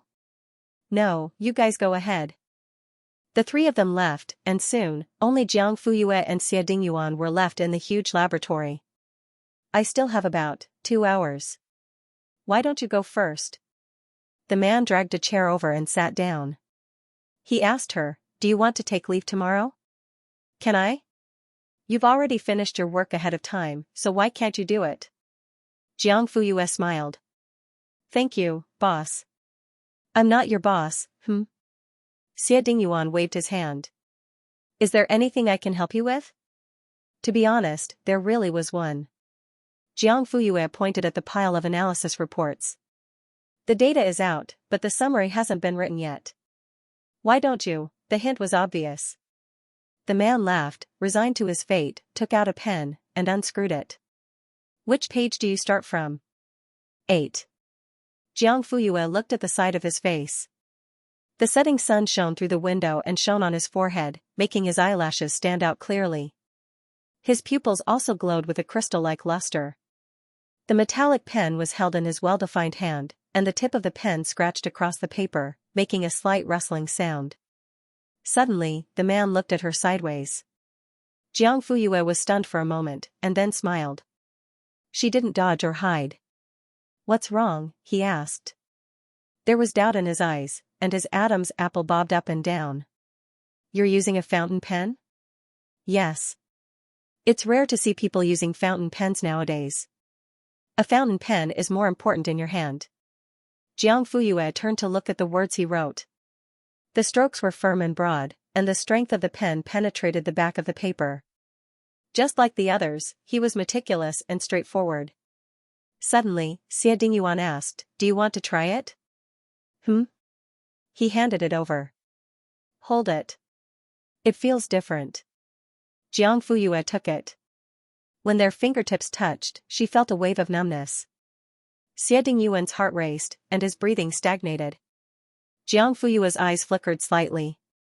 As he said, the weight of the fountain pen in her hand couldn't be ignored. The originally cold body of the pen still had the warmth of the man's palm, and the warmth lingered in the air. Try writing a few words. Jiang Fuyue pulled a piece of paper over, and the tip of the pen fell on the paper. She wrote the word moon on the paper.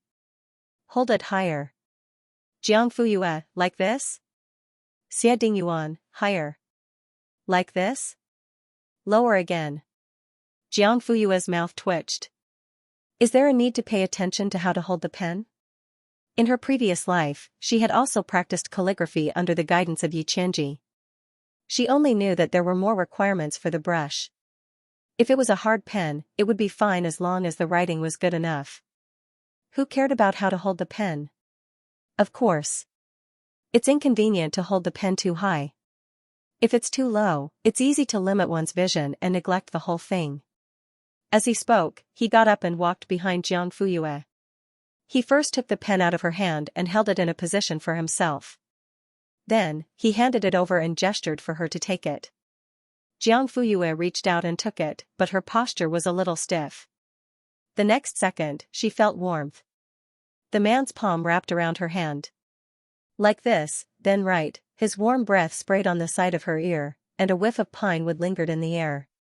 When she took a deep breath, she was filled with his scent. Jiang Fuyue's eyelashes fluttered. She saw the word yuan appear in front of her eyes, and it stood side by side with the word moon that she had written earlier. Did you see it clearly? The man's tone was calm, but if Jiang Fuyue turned around, she would be able to see his uneasy gaze, and the crimson red spreading from his ears to his neck. Digression, third watch, 2000 words. Warning. Warning. Today's sugar content has exceeded the limit. Jiang Fuyue said, yes, I've seen it clearly. Okay, try it. Xie Dingyuan retracted his hand and stepped back. His eyes were glued to her body, lingering until, is it like this? Jiang Fuyue turned around and put the paper upright. There was an additional surname on it, Jiang. Yes. The man nodded. Your writing pen will look better. Jiang Fuyue raised her eyebrows. This person's eyes were sharp. Didn't she practice writing in her previous life? Jiang Fuyue wrote the word thank you again. Needless to say, the feel of this pen was indeed different. Here, take it. She handed it over. Xie Dingyuan took the pen and returned to his original seat. The two of them began to work. Half an hour later, the summary was finished. The man sat up straight and put away the pen. Jiang Fuyue's eyes were fixed on the screen. She caught a glimpse of his movements and said calmly, I still need 15 minutes. No rush. Take your time. 15 minutes later, Jiang Fuyue was done. The two of them finished the rest of the work at the same time. She was responsible for tidying up the lab table and turning off the computer. Xie Dingyuan checked the power supply, instruments, doors and windows.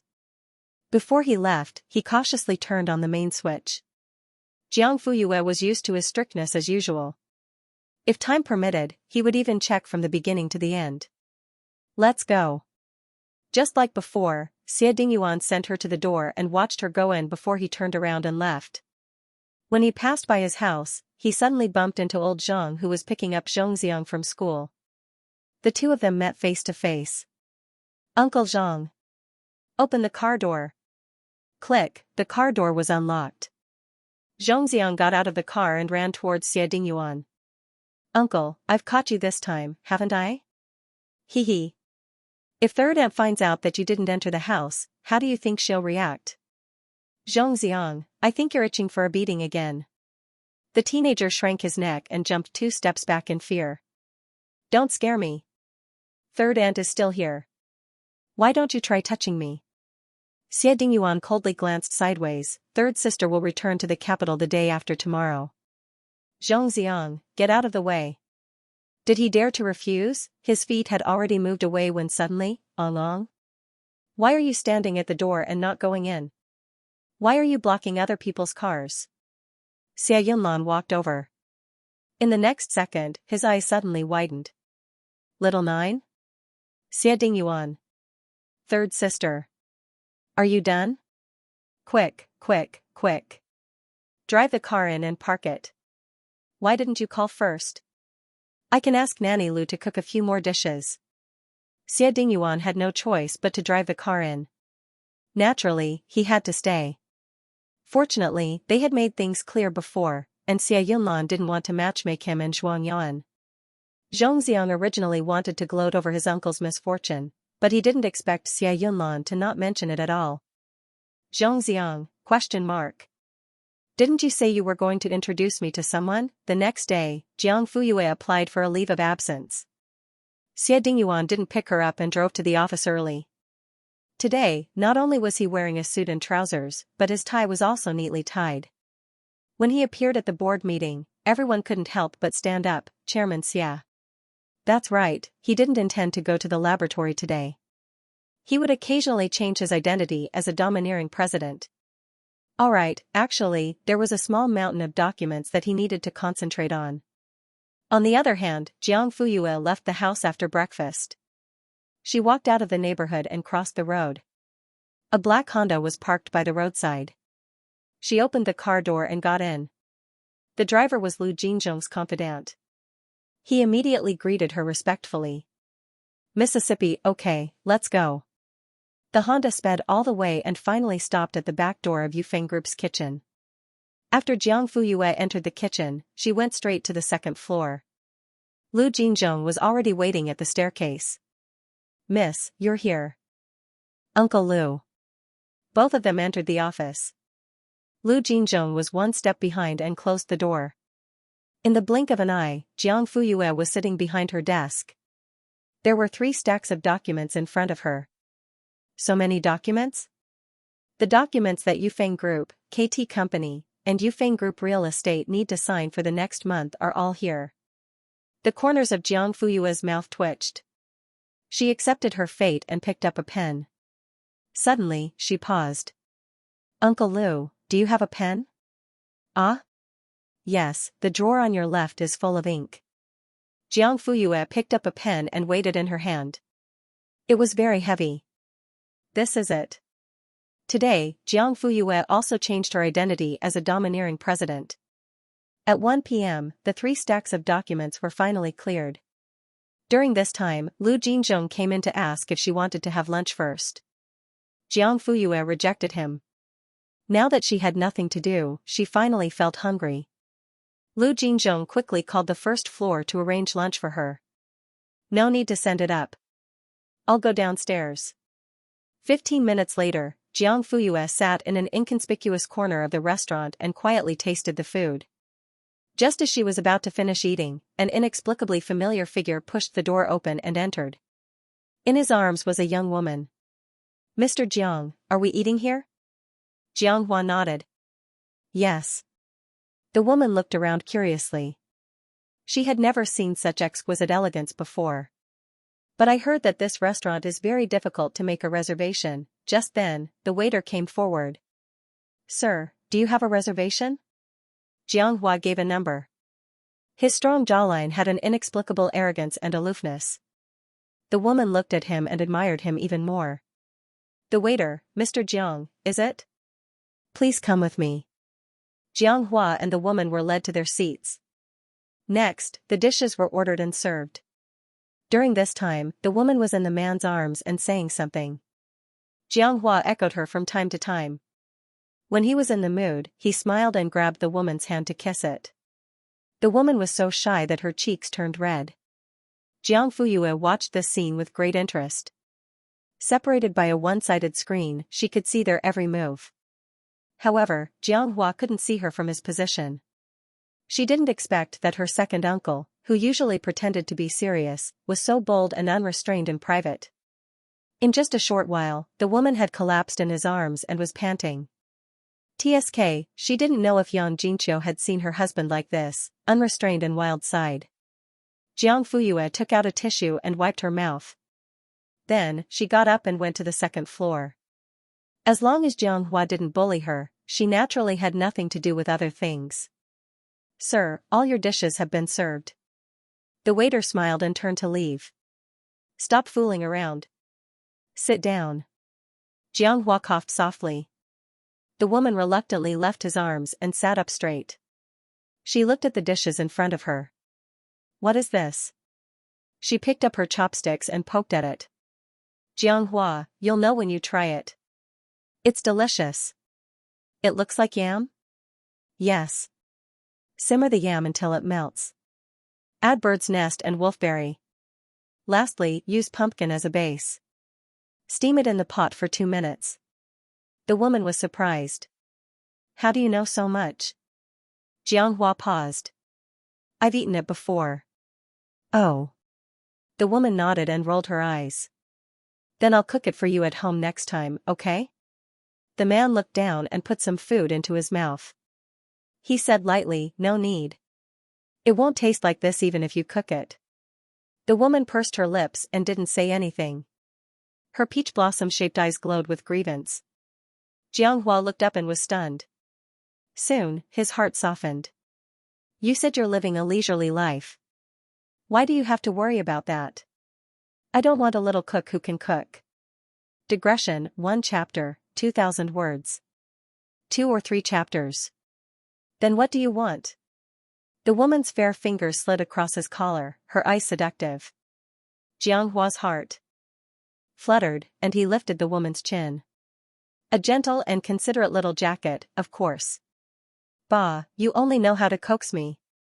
After flirting with each other, the two of them began to flirt again. Jiang Fuyue stood on the second floor, turned around, and walked inside. She was going to take a nap. 3 in the afternoon.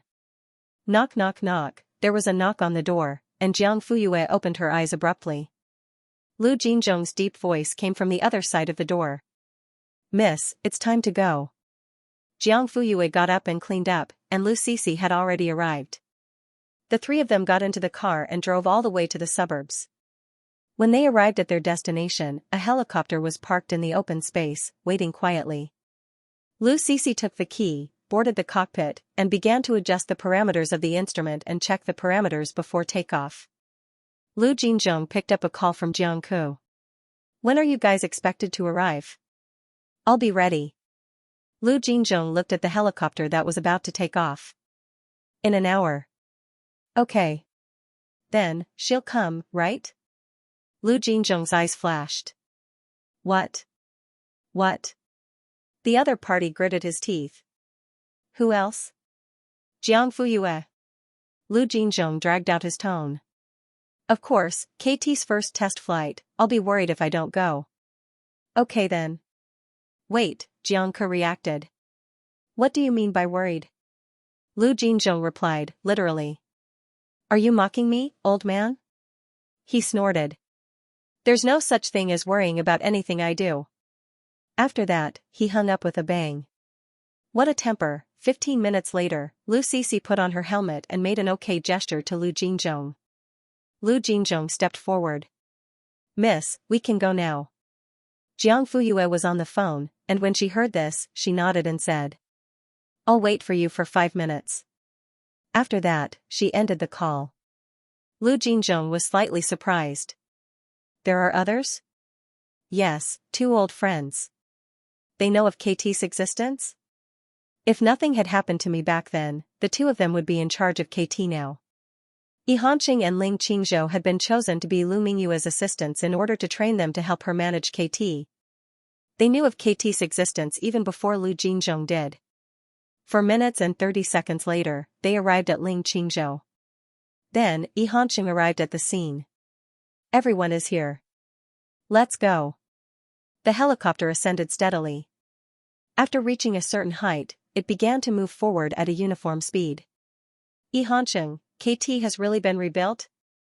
He had received a call from Jiang Fuyue at the last minute, asking if he wanted to go and see the test flight of the new generation Black Gold KT. Yi Hanqing was dumbfounded on the spot. He didn't have time to ask any more questions before he sped over. Fortunately, he made it in time. Jiang Fuyue nodded. Yes. Ling Qingzhou, when did this happen? 2 months ago. No wonder that bratty CI said that Qi Yang also ordered a black gold drone. Yi Hanqing muttered. Has it been decided to put it into production again? We have orders. Currently, the TK-39 is the most commonly sold. In other words, the first generation. Ling Qingzhou pondered for a moment. What about this test flight? Jiang Fuyue, KT-43. At Isi's birthday, she had given her a KT-42. Had it been replaced so quickly? Yi Hanqing was secretly shocked. As if she had seen through his doubts, Jiang Fuyue smiled and said, whether or not it can be replaced will depend on the results of this test flight. If there are no accidents, it should be fine. Jiang Ku was arrogant but not arrogant. He always had a goal in mind. Since he dared to let Lu Jinzhong take Jiang Fuyue to watch the test flight, he must have made such an arrangement because he was confident. Ling Qingzhou was thinking about how Jiang Fuyue could easily rebuild KT in such a short period of time without the help of him and Yi Hanqing. She even had the latest generation of models. It was obvious that the hidden power behind this was far beyond imagination. He looked at Lu Jinzhong, who had been silent since they got on the plane. His gaze suddenly changed. Lu Jinzhong was not unaware of the scrutiny from the other side. He did not panic. He looked up, smiled, and nodded. Ling Qingzhou nodded back. For a moment, the undercurrents converged and everything was hidden under the calm surface. 40 minutes later, the helicopter landed on a huge open space in the western suburbs of City Ji. Jiangku personally came to pick them up. He saw that there were suddenly 2 more people in the original 3. These 2 people seemed to have a good relationship with Jiang Fuyue. When they got off the plane, they even chatted together. He could not help but raise his eyebrows. The 2 sides met. Jiang Fuyue introduced the 2 sides. When Yi Hanqing and Ling Qingzhou saw half of Jiang Ke's destroyed face, their eyes flashed with surprise, but they quickly returned to normal. Then, whether intentionally or not, Jiang Ke kept looking at the 2 of them with the destroyed half of his face. Yi Hanqing and Ling Qingzhou were a little confused. Then, he leaned over to Jiang Fuyue and smiled. These 2 uncles have good self-control. Jiang Fuyue glanced at him. Boring. Jiang Ke shrugged. He had always been like this. Target customers? Jiang Fuyue did not speak. She just looked at him. Why, I guessed wrong. Otherwise, why did you bring them here? For a tour? Jiang Fuyue, when do we start? Jiang Ke, let's go to the observation platform first. 5 minutes later, they stood on the platform. In front of them was a vast wilderness, and the sky was high and blue. Jiang Ke handed the special glasses to them and handed the control panel to Jiang Fuyue. Me? Jiang Ke shrugged. You're the boss. If you don't come, who will? This was not laziness, but absolute confidence in the drone that was about to fly. Lu Jinzhong couldn't help but look at him. He happened to meet Jiang Ke's provocative gaze, as if to say, open your eyes and don't blink. See if I can trust you. Lu Jinzhong, Jiang Fuyue pressed the start button, and the projection interface popped up. Compared to the KT-42, it was more concise, which was unexpected. With more functions, the buttons tended to be more complicated. It seemed to be normal not only for drones, but also for other electronic products and some precision instruments. Could it be that the KT-43 had fewer functions than the KT-42? Jiang Fuyue looked at it carefully and found that it didn't. It was just that some functions were integrated together. For example, the previous cruise function and search technology were all included in the circle menu, and the cruise and search were subdivided down. In addition, the KT-43 also added a red film recognition function, replacing the original sound wave recognition function. There were a lot of changes, and they were very bold. After the test flight, the return time was shortened by 30% compared to the KT-42. That was the most important thing, those were all details. As long as one thought about it, it would not be difficult to achieve. But improving the performance of the drone itself was the real technical challenge. Obviously, Jiang Ke did it. How was it? It didn't disappoint you, did it? Jiang Fuyue nodded. Not bad. Just not bad? Jiang Ke was unhappy. How about an additional 3% of the shares? That's more like it. He muttered, but his heart was already blooming with joy. He had seen Dr. L's research materials, and it was thanks to those materials that he was able to achieve the results he had today in just 2 months. As his understanding of KT deepened, how could a smart person like Jiang Ke not see the future of this company? Don't think that 3% was too little. As long as the cake was big enough, 3% was enough to fill one's stomach. From now on, he would not be working for Jiang Fuyue, but a partner. She would provide the money and resources, he would provide the brains and the technology. When they got down from the observatory, Lu Jinzhong had already prepared the share subscription agreement and handed it to Jiang Ku. Sign it. Oh, so fast? Don't tell me you already prepared it? Lu Jinzhong chuckled. Jiang Ku took it and quickly read through it. Then, he signed his name. On the other side, Jiang Fuyue took off her glasses and put them back in the basket. She slowly looked up at Yihanqing and Ling Qingzhou. How is it? What do you think? The two of them looked at each other. Ling Qingzhou, 20 million, 3%. Yihanqing, same as him. Jiang Fuyue smiled. Uncle Lu Jinzhong put away Jiang Ku's signed document and magically took out 2 more documents and handed them to Ling Qingzhou and Yihanqing. It's all ready. Yihanqing. Have we become pigs, Ling Qingzhou? Yes, the kind that is willing to be slaughtered. Business was business.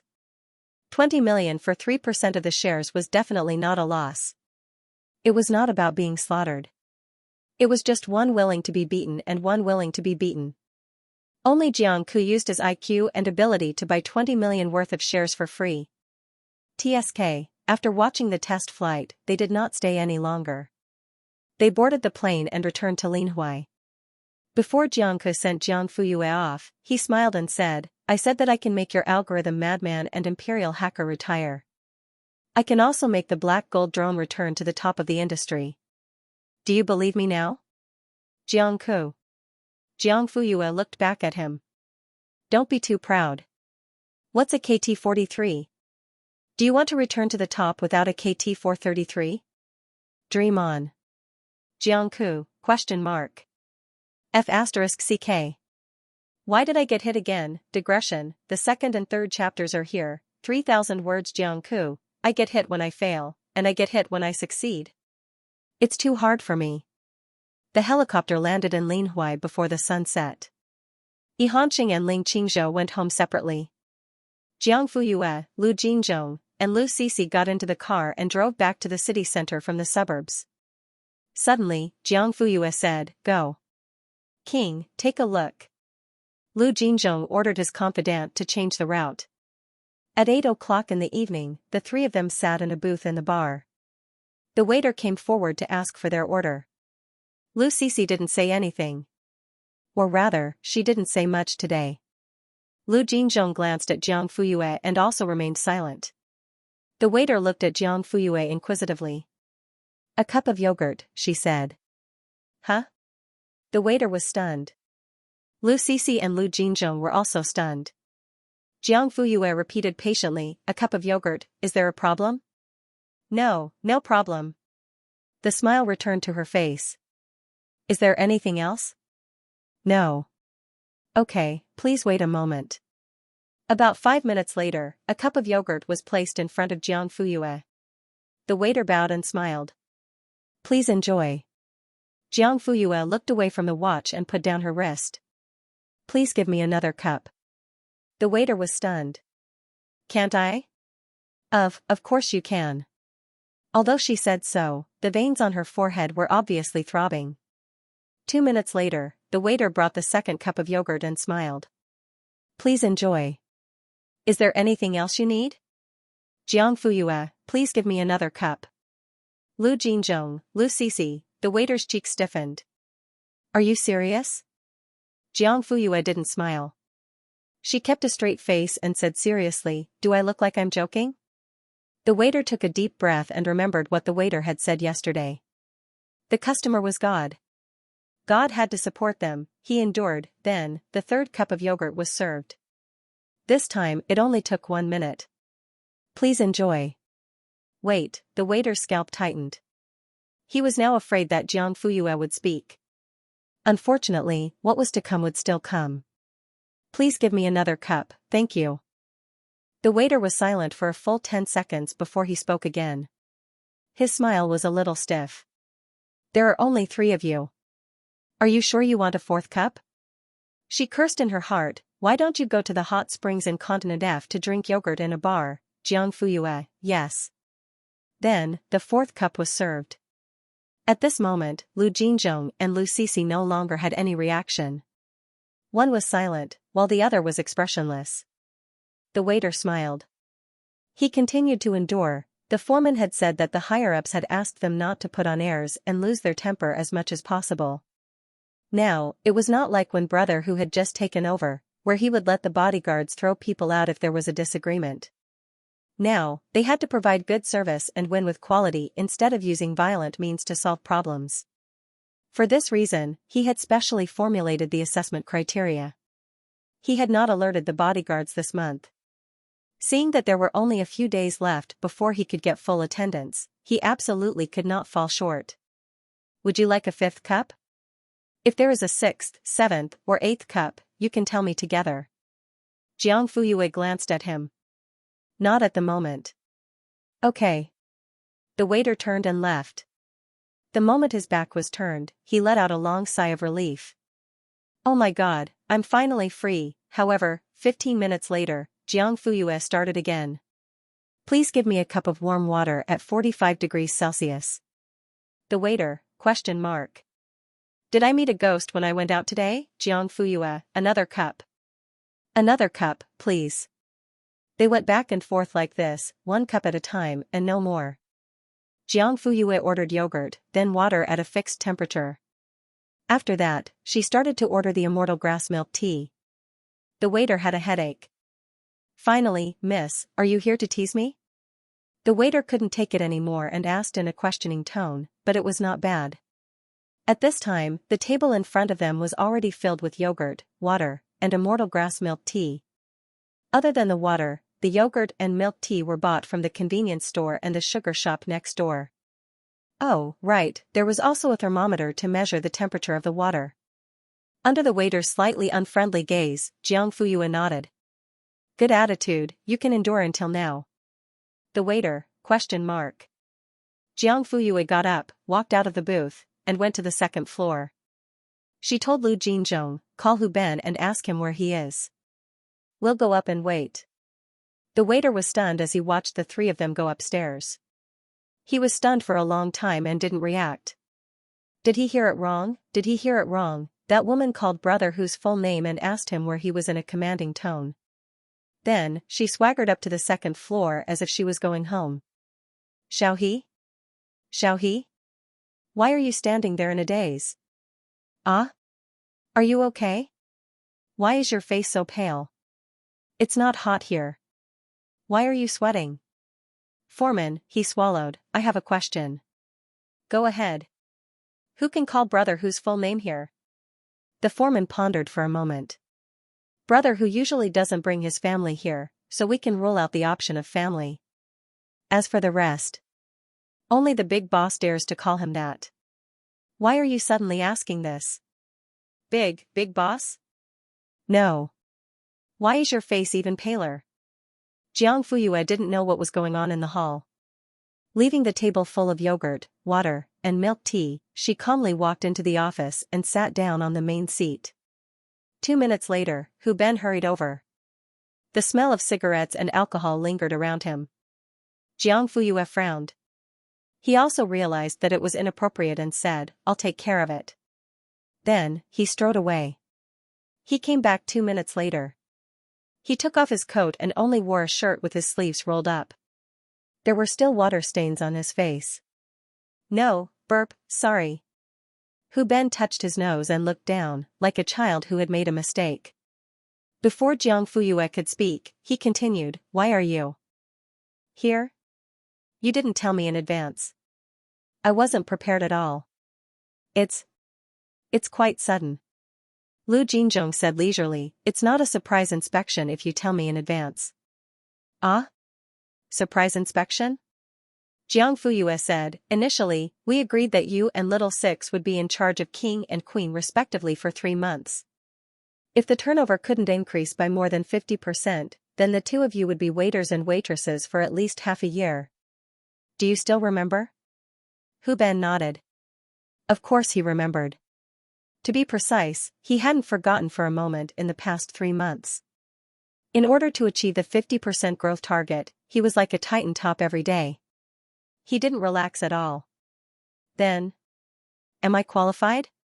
He didn't have the authority to check the accounts and couldn't see the account books. How much he earned, whether it increased or decreased, he could only rely on his intuition. Jiang Fuyue raised her eyebrows and suddenly asked, "What do you think?" "Ah? Do you think you're qualified?" Hu Ben thought about it seriously. "I think, it's okay." Jiang Fuyue looked at Lu Jinzhong. "Uncle Lu, tell him." The latter immediately went forward and took out his cell phone. The atmosphere suddenly became tense. Hu Ben swallowed. 3 months of hard work was about to be revealed at this moment. It was a little sudden, but it was expected. King's turnover for the last quarter was. Lu Jinzhong reported a long number. Then, King's turnover for this quarter. He reported another number. It was still a long list. Hu Ben hated that he wasn't good at math and couldn't get the answer immediately. Did it exceed 50% or not? It was urgent. Compared to the previous quarter, the turnover for this quarter increased. Hu Ben's eyes widened and he clenched his toes. Lu Jinzhong glanced at him. 62%. I'm qualified? F*CK, I'm F*King qualified. Lu Jinzhong. He didn't have to be like that. Jiang Fuyue said, "You've trained your subordinates well. I'll leave King in your hands from now on, brother Hu." The last brother tiger that sounded like a smile made running tiger tremble. "I wouldn't dare." He smiled sheepishly and touched his nose. "I'll manage it well from now on and make more money, big money." Hee hee. When Jiang Fuyue left, Hu Ben personally walked her downstairs. "Will it be 6 turn later?" Jiang Fuyue glanced at him from the corner of her eye. Lu Jinzhong said, "No tipping off." Hu Ben said, "How can I?" "I'm just asking, just asking." Jiang Fuyue and her group left King and went to Queen. It was the same routine, but this time she asked Lu Sisi to do it. Lu Sisi followed suit. First, she ordered yogurt, then water, and a few cups of milk tea if it wasn't enough. The waitress at Queen was smiling the whole time. Six also noticed their presence before Jiang Fuyue called him. "Is it fun?" He walked over and asked Lu Sisi with a smile. Lu Sisi blinked and turned to look at Jiang Fuyue. Digression, 3,000 words per chapter. 12:40 p.m. Six immediately became respectful. "Ahem. Sister Yu, Uncle Lu. Let's go upstairs and talk." "Okay." Compared to Hu Ben, who reeked of alcohol, Six was much cleaner and fresher. Jiang Fuyue asked, "You didn't drink?" He shook his head. "No." Lu Jinzhong nodded secretly. They went to the second floor and waited for Uncle Lu to report the results. It was a 70% increase, 8 points higher than Hu Ben's. Little Six wasn't surprised by this. "Why, you guessed it already?" Six scratched the back of his head. "I did a rough calculation. It's a little higher than expected." Jiang Fuyue said, "You've taken care of Queen very well." He just smiled foolishly. Strictly speaking, Six's starting point was slightly lower than Hu Ben's. Because King's reputation and location were superior to Queen's. But in the end, Six's results were better than Hu Ben's. This was very surprising. Jiang Fuyue pondered for a moment, as if she was thinking about something. Lu Jinzhong knew at a glance that she might have other arrangements for Six. "Sure enough, since you passed the assessment, you should be in charge of Queen. But I think you have other options." Six didn't understand. Other options? For example, construction and renovation, or building bridges and paving roads. Six was still confused. Lu Jinzhong couldn't hide his surprise. Miss wanted to use him, but on second thought, it didn't seem like he couldn't use him. Jiang Fuyue said, "Yufeng Group recently registered a real estate company. You should know about it, right? I occasionally heard Uncle Lu mention it. Since it's a real estate company, there must be corresponding partners. Just like I said, construction and renovation need people. Usually, construction and renovation companies will be chosen in the form of bidding, but the premise is that they have to be trustworthy. No matter how good other companies are, there's always a layer between them. It's best if we have our own construction and renovation team. Do you understand what I mean? 6. I understand, but what can I do? Jiang Fuyue said, Uncle Lu is already preparing for a new construction company. He's still short of a person in charge. This time, 6 completely understood. You want me to go? Jiang Fuyue, it depends on what you choose. Queen is an established business and already has a fixed profit model. As long as you use your brain a little and restrain yourself, you can manage it well without making any mistakes. But a construction company is different. Everything is new, and it's like starting from scratch. You need to constantly explore and improve, and you might even incur losses in the process. The pressure you have to bear may be 100 times greater than now, but new things often give birth to new opportunities and new possibilities. It depends on whether you want to settle down or take a risk. Give me 1 minute to choose your answer. 6's eyes flickered and his expression was uncertain. His brain began to work quickly. On one side was a flat road ahead. It was safe enough, but there were no surprises or accidents. On the other side was a rugged stone forest. It was possible to dig out treasures there, but of course, it was also possible to die there. Jiang Fuyue reminded him, you have 10 seconds left. 6. I'll go to the construction company. Have you thought about it? After today, there's no room for regret. I'm still young, he said.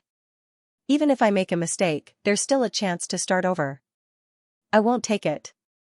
Okay. But I have a request. 6 frowned. What request? Jiang Fuyue walked in front of him and leaned forward slightly. Her voice was as light as a feather, but her words were as heavy as 1,000 pounds.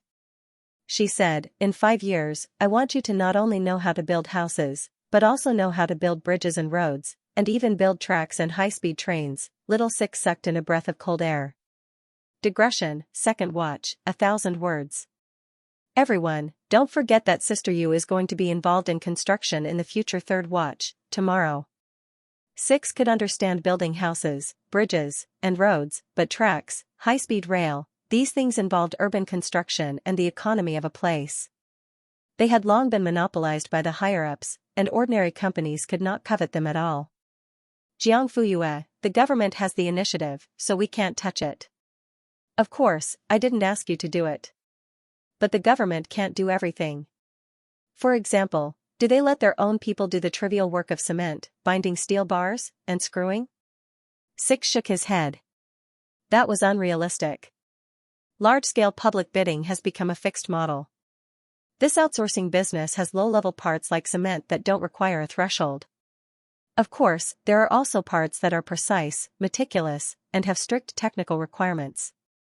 The former can be done very well by ordinary engineering teams, but the latter requires the contractor to have a certain qualification.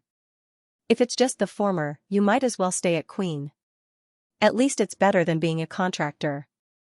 Jiang Fuyue's words were not without provocation. 6 was not in a hurry to agree. Instead, he thought for a while before replying. I naturally hope to do the latter, but I can't do it alone. Jiang Fuyue smiled. If 6 agreed immediately, she would really be worried. It was good that he thought twice before acting. The satisfaction in her eyes increased a little. Uncle Lu can solve the money problem, but how to spend the money, who to spend it on, and what kind of connections can be exchanged for, depends on your ability. 6's eyes lit up. Don't worry, I know. As soon as Jiang Fuyue and the others left, Hu Ben immediately called. 6 had just called out brother when he was bombarded with questions. Is there something wrong with your brain? You don't want a good bar, and you don't wear a suit. Why do you want to do construction? 6 coughed softly and touched his nose. You know, how could Hu Ben not know? Just now, Lu Jingzhong called to inform him to take over the affairs of Queen as soon as possible. Hu Ben was dumbfounded at that time. His first reaction was that 6 failed the assessment. But after thinking about it carefully, that shouldn't be the case. 6 had clearly told him that business was good and that there would be no problem in reaching the target. Only after asking further did he find out that this brat actually wanted to set up a construction company. This was simply crazy. Isn't that good? Compared to Hu Ben, who was stamping with rage, Six was quite calm. There was even a hint of a smile in his voice at this moment. Good my ass, I've already asked, it's just a new company. There's nothing promising about it. Why don't you live a good life and go starving? Brother, you're thinking too much. Sister, you won't mistreat me. It's still not as comfortable as managing a bar. Haven't we been living a good life recently? Don't listen to Sister Yu's words and run off blindly. You'll suffer when the time comes. To put it nicely, it was a construction company. To put it bluntly, it was a construction company. Not only was he exposed to the elements, but he also had to work with a group of rough old men. He had to do hard labor and take hard-earned money. No, I'll call Sister Yu now and tell her that you're regretting it. I'll ask her to return Queen to you. Brother, it's no use. We've already agreed. Hu Ben was ruthless. Then I'll drag it out and not take it. Let's see what they can do. Don't. Six was helpless and a little touched. Believe it or not, once you say that you don't want to take over, someone else will immediately do it for you. Hu Ben was silent. He knew very well that no matter what he did, he couldn't threaten Jiang Fuyue. Six sighed. I believe that during this period of time, Sister Yu's influence is far more than just 2 bars. There are also many people who work for her. We've known her for a long time, and she's still putting us in an important position. She's willing to hand king and queen over to us. But frankly speaking, this is a kind of training and test in disguise. Hu Ben didn't interrupt and listened quietly. Six knew that he had listened. He continued, if we don't pass this test, then we'll be abandoned. Of course, Sister Yu is kind and will arrange a suitable place for us. There's no doubt about that. As long as we work hard, we won't have a problem with food and clothing. It won't be in vain for us to know her. But brother, are you willing to accept this? After seeing the prosperity, you'll return to being ordinary and muddle-headed for the rest of your life?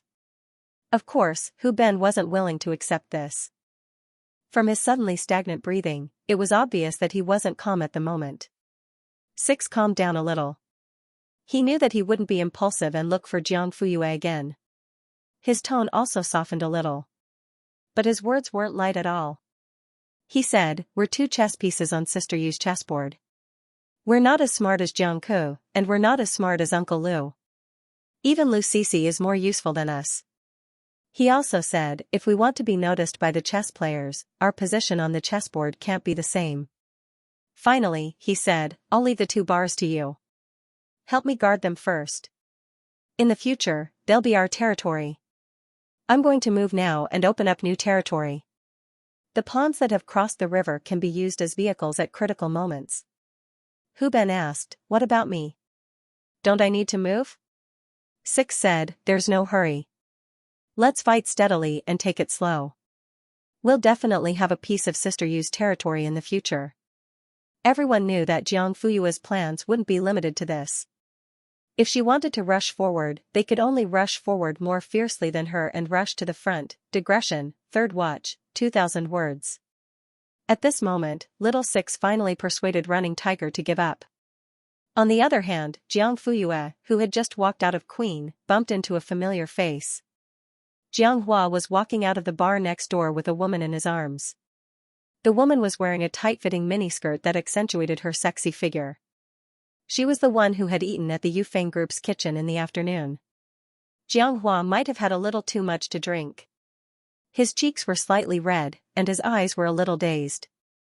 His collar was pulled open, and his shirt was wide open. Another pot-bellied middle-aged man tried to persuade him to stay. Director Jiang, we've only gone a few rounds. Why are you leaving? We haven't had enough to drink. No, no. Jiang Hua waved his hand. I can't drink as much as you, Director Chiu. I'll leave first before I embarrass myself. Director Chiu laughed. You're still so humble. Since that's the case, I won't keep you. I'll leave Huaxing's deal to you. Get someone to sign the contract tomorrow. Jiang Hua was elated. Thank you, Brother Chiu. I'll drink with you another day. All right, all right. The middle-aged man waved his hand and turned to go in. The cold wind blew. Xianxia stood up straight. He didn't look drunk at all. His eyes were sober. The woman smiled. Congratulations, Director Jiang. We'll make at least 3 to 5 million yuan in profit this time. Xianxia smiled and pinched her waist. You're such a sweet talker. You've coaxed that Chiu guy. Ouch. Be gentler. It hurts. When Xianxia heard this, not only did he not loosen his grip, but instead used even more strength. His eyes reflected a deep black light, and an undercurrent surged. Speak, where did that old thing touch you? The woman's face turned pale. She forced a smile.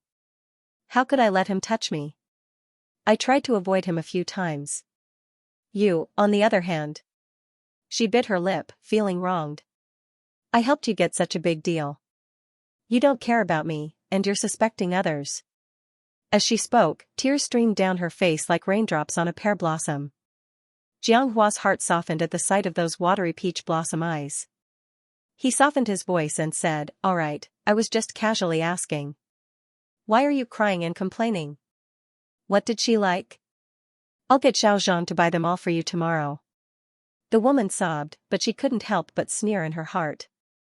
A casual question, heh?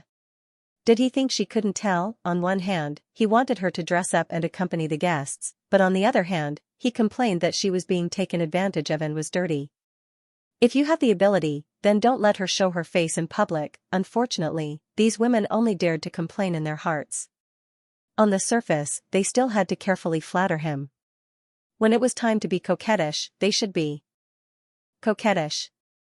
When it was time to be sensible, they should know when to stop. Then it's a deal. I can have anything I want. Jianghua was very straightforward. Of course. But it's not enough. The woman leaned against his chest and said, You have to stay with me tonight. You're not allowed to go home. Jianghua frowned. Is this request very difficult? How long has it been since you spent the night at my place? Why, after smelling the wildflowers for so long, you feel that the flowers at home are fragrant? What nonsense are you talking about? The man scolded softly. I've been busy recently. I even went on a business trip. How can I have time to go to your place? You shouldn't be busy today, right? The woman pouted. I helped you get such a big deal. Don't I deserve this little reward? Jianghua knew that she had indeed contributed a lot. He enjoyed the woman's jealous look, so he relented and said, All right, I'll go crazy with you today. You're not allowed to sleep until dawn. Bah, old man. Jianghua laughed and took her to the car. As soon as they got in, they kissed before the car window was closed. The woman took the initiative and the man enjoyed it. Then, they took the initiative. Jiang Fuyue looked away and clicked her tongue. She didn't expect that her second uncle, who was almost 50 years old, was still as lustful as a young man. It was amazing that they met twice in one day. Miss? Lu Jinzhong looked at her inquisitively. He meant to ask if she wanted to intervene. Jiang Fuyue looked straight ahead. Let's go home. Lu Sisi followed closely behind. Lu Jinzhong glanced at the two people who were entangled not far away. How unsightly, Jiang Fuyue had just entered the house when she smelled a fragrance. Jiang Shaodi put a pair of slippers in front of her. Jiang Fuyue patted his head and put them on. Her gaze kept drifting to the kitchen. Dad is making supper? No. Dad isn't back yet. Jiang Fuyue walked in, and Jiang Shaodi followed behind her. Since it wasn't Jantar, it could only be, Mom, what are you making? It smells so good. Han Yunru turned around. She didn't have any makeup on her face. When she saw the siblings coming in, she smiled gently. Pumpkin and yam soup. Jiang Chenxing sniffed like a puppy and circled around his sister and mother's legs. I want to eat. Jiang Fuyue couldn't help but smack her lips. Cough, she wanted to eat too. Han Yunru said, Don't worry, it's not ready yet. There's still 2 minutes. 2 minutes later, the lid was opened. After a burst of white smoke, a round pumpkin appeared in the pot. Han Yunru put on a pair of insulated gloves, took out the pumpkin, and placed it on a plate prepared in advance. The siblings leaned over and leaned their heads against the pumpkin. Han Yunru took off her gloves and used a knife to pry open the lid of the pumpkin, revealing the thick yam soup inside. The original white soup was mixed with a few traces of pumpkin yellow. It was a pleasing combination. Han Yunru washed the spoons and handed one to each of the siblings. After Jiang Fuyue scooped a spoonful and put it into her mouth, Xianxia started. I haven't made this for more than 10 years. How does it taste? Jiang Fuyue was scalded and couldn't speak. She could only nod and give her mother a thumbs up. Xianxia ate and exhaled hot air. It's so delicious. Han Yunru immediately smiled. Her eyes seemed to be soaked in water, shining with gentle waves. Eat slowly. No one will snatch it. You don't have to be afraid of the heat. Jiang Fuyue ate a few mouthfuls and left the rest to Xianxia. In the end, not only did this guy finish the yam, but he also hollowed out the entire pumpkin. He stuck out his tongue and licked it clean, looking as if he hadn't had enough. Then, he looked up at Han Yunru. Mom, is there more? There's only one pumpkin at home. Oh. His little face was dejected. Xianxia said, I haven't eaten it before, Han Yunru, it's troublesome to make. I haven't made it for many years. Then has big sister eaten it before? Han Yunru calculated the time. When she lived with Grandma Jiang and the others, she often made it. Later, she and Jantar moved out and didn't make it again. Not yet. Then can big sister and I eat it often in the future? Of course. Xianxia leaned over and coquettishly rubbed against Han Yunru. Mom, you're so good, Xianxia is also good. She rubbed her son's head and softly said. A little later, Jantar also returned. The first thing he did was find a wife. Yeah, is your mom back? She is. In the kitchen. Jantar changed his shoes and went straight to the kitchen. She's still cleaning up at this time? Are you making supper for the 2 children again? Han Yunru softly agreed and put the washed dishes on the shelf. I came back early today. Xianxia said he was hungry. It just so happened that there was a pumpkin at home, so I casually made some.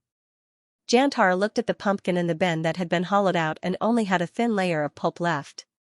You call this casually? He muttered, after we moved out, I haven't seen you make it again. I haven't eaten it yet, but you let that stinky brat taste it first. Han Yunru didn't know whether to laugh or cry. Didn't you not like to eat this before? Why are you still competing with your son? Who said I don't like it? Quiet down, what are you shouting about? It's so late at night. Cough. I like it. Han Yunru raised an eyebrow. I remember that when I made this dish, it was number 2 who ate it the most. You didn't even touch it. I thought you didn't like it. Jantar rubbed his nose. That's because I can't bear it, he was a good big brother. When he saw that his little brother liked it, he would let him have it. But later, letting him have it became a habit, and others slowly began to take it for granted. Okay, if you like it, I'll make a separate portion for you next time. Jantar, I won't let that stinky brat eat it. Stop calling me stinky brat. Xianxia's ears are sharp. At this time, a small head suddenly popped out from behind the door. Right, my ears are sharp. Dad, you have to pay attention to what you say. Jantar, Han Yunru convulsed with laughter. Serves you right. In any case, you have to make it for me. Xianxia, shame, shame, shame. Dad is already this old, yet you're still acting like a spoiled child. Stinky brat, go away. Do you believe that I, Lu? Xianxia stuck out his tongue and ran away. Wife, your son is bullying me. Han Yunru stretched out her hand, and Jantar immediately bent down and lowered his head. She stroked the man's prickly hair. Okay, why are you arguing with your son? Aren't you embarrassed? Jantar immediately shut his mouth and narrowed his eyes. He was like a big black dog that had been stroked. Digression, 1 chapter, 3,000 words. 2 or 3 chapters. Jianghua bought a house for Lin Xiaowen in Junshan Apartments. It was not big, with a bedroom and a living room. Of course, the name was written in his own name. The two of them had a deep conversation as soon as they got home. In the end, Xianxia fell asleep due to exhaustion. However, Lin Xiaowen did not sleep. She took a shower first, changed into sexy silk pajamas, and put on some makeup. The young woman looked even more beautiful. After doing all this, she lay down beside Xianxia and leaned against the man's chest. She took out her phone and switched to the front-facing camera. Click, the woman smiled in satisfaction. "Mom, when is Dad coming back?" Jiang Cancan came out of the room and stood by the door frame. She asked Yang Jinqiu, who was playing with her phone in the living room. Yang Jinqiu heard and looked up subconsciously. Her eyes were a little dazed, like a puppet whose soul had been pulled out. Jiang Cancan frowned and walked over. "Mom? What's wrong?" "Yang." Jinqiu suddenly came back to her senses. She quietly put the phone on the sofa to make sure that her daughter would not see those unsightly photos. "No, your eyes are red. I saw the news just now. I was so touched." Jiang Cancan did not think much. "When is Dad coming back?" The veins on Yang Jinqiu's forehead twitched. "He probably won't come back tonight, ah? He won't come back again? I haven't seen him for almost a week." Yang Jinqiu smiled gently. "Your dad is busy, he was busy fooling around with the little vixen outside," Jiang Cancan mumbled and did not say anything. "I'll go to bed first." "Okay, go ahead." Seeing her daughter's room door close, Yang Jinqiu stood up and went into the master bedroom with her phone expressionlessly. A bedside lamp was lit alone in the night. The dim light elongated the shadow of the woman sitting by the bed and cast a crooked shadow on the floor. She picked up the phone and unlocked it. The screen was still on the photo. The young woman was wearing thin pajamas. Her collarbones were fair and concave. She was leaning against the man's chest. Coincidentally, the camera was focused on the man's sleeping face. It was Xianxia. After staring for an unknown period of time, she continued to swipe downwards.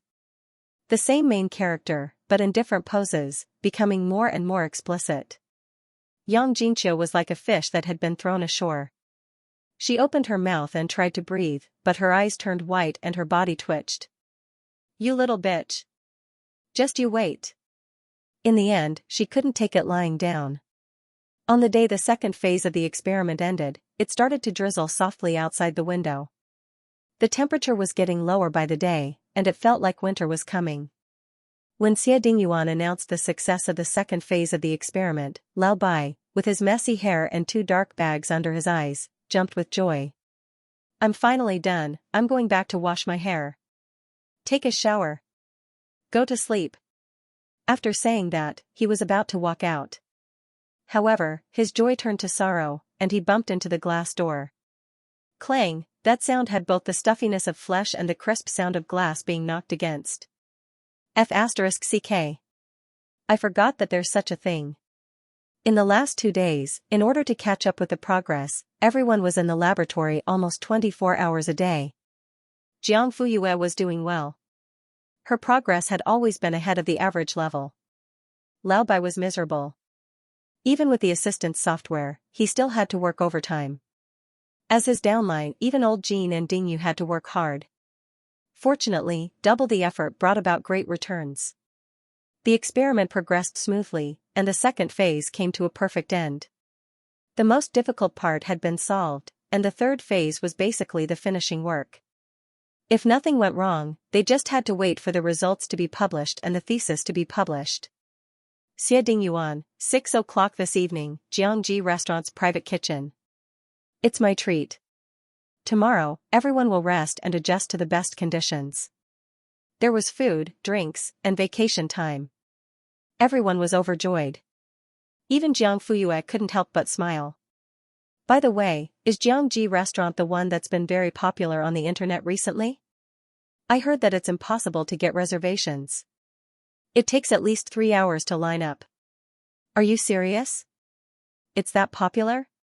It's said that it has a very good reputation. No one who has eaten there has given it a bad review.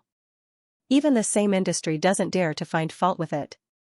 Jiang Fuyue listened to their discussion and felt complicated. They didn't seem to know that she was the daughter of the owner of Xianxia restaurant. That's right. A group of researchers usually didn't even have time to eat and sleep. How could they have time to check Weibo? Jiang Fuyue went to the changing room and changed out of her lab robe. She planned to go home and catch up on sleep. She would go directly to the restaurant in the afternoon. When she came out, Xie Dingyuan was already waiting for her outside. Thank you for the reservation. Just as old Jean said, it was difficult to get a table in Xianxia restaurant, let alone a private room that was not open to the public. Jiang Fuyue helped to make the reservation. She waved her hand. It's nothing. Let's go. The two of them left the laboratory building together. She was now very used to Xie Dingyuan sending her home. On the way, she could even take a nap. Usually, Jiang Fuyue would wake up when the car stopped. However, she didn't know what happened today. Maybe she was too tired, or maybe the man stopped the car too gently and slowly. She didn't notice at all. Her eyes were still closed and she was sleeping soundly. And Xie Dingyuan naturally wouldn't take the initiative to wake her up. There were many times when he hoped that Jiang Fuyue wouldn't wake up. Wasn't it like this in the movies? The male lead was driving the female lead.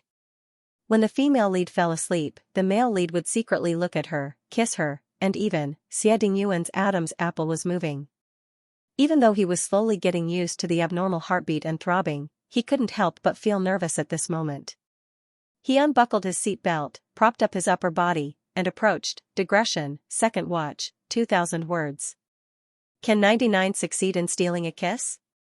Smirk, he got closer. Just when he was close enough to hear her breathing, the girl suddenly opened her eyes. What are you doing? Her voice was clear and her eyes were as clear as water. The man froze. Yes? I was going to wake you up. After that, he quickly retreated and sat back in the driver's seat. His heart was beating like thunder. Jiang Fuyue did not suspect anything. She turned to look out of the window. You're so fast today, you're sleeping too deeply. Then I'll get off, wait. Jiang Fuyue turned around and looked at him inquiringly. Ahem. What's your plan for tomorrow? Tomorrow was a holiday. I haven't thought about it yet. Xie Dingyuan pondered for a while. Just as he was about to speak, his phone rang. Pick up the phone. Jiang Fuyue pushed the door open and left. Xie Dingyuan was annoyed. He took out his phone and said in an unfriendly tone, What's the matter? Hey, who pissed you off? Xianxia teased on the other end. Just say it. The old man is asking about the sender again. How's your investigation going? Xie Dingyuan frowned. Wasn't this matter put on hold? Why is the old man suddenly asking about it? Professor Drucker is coming to Xianxia, and the old man suspects that he is here to see G.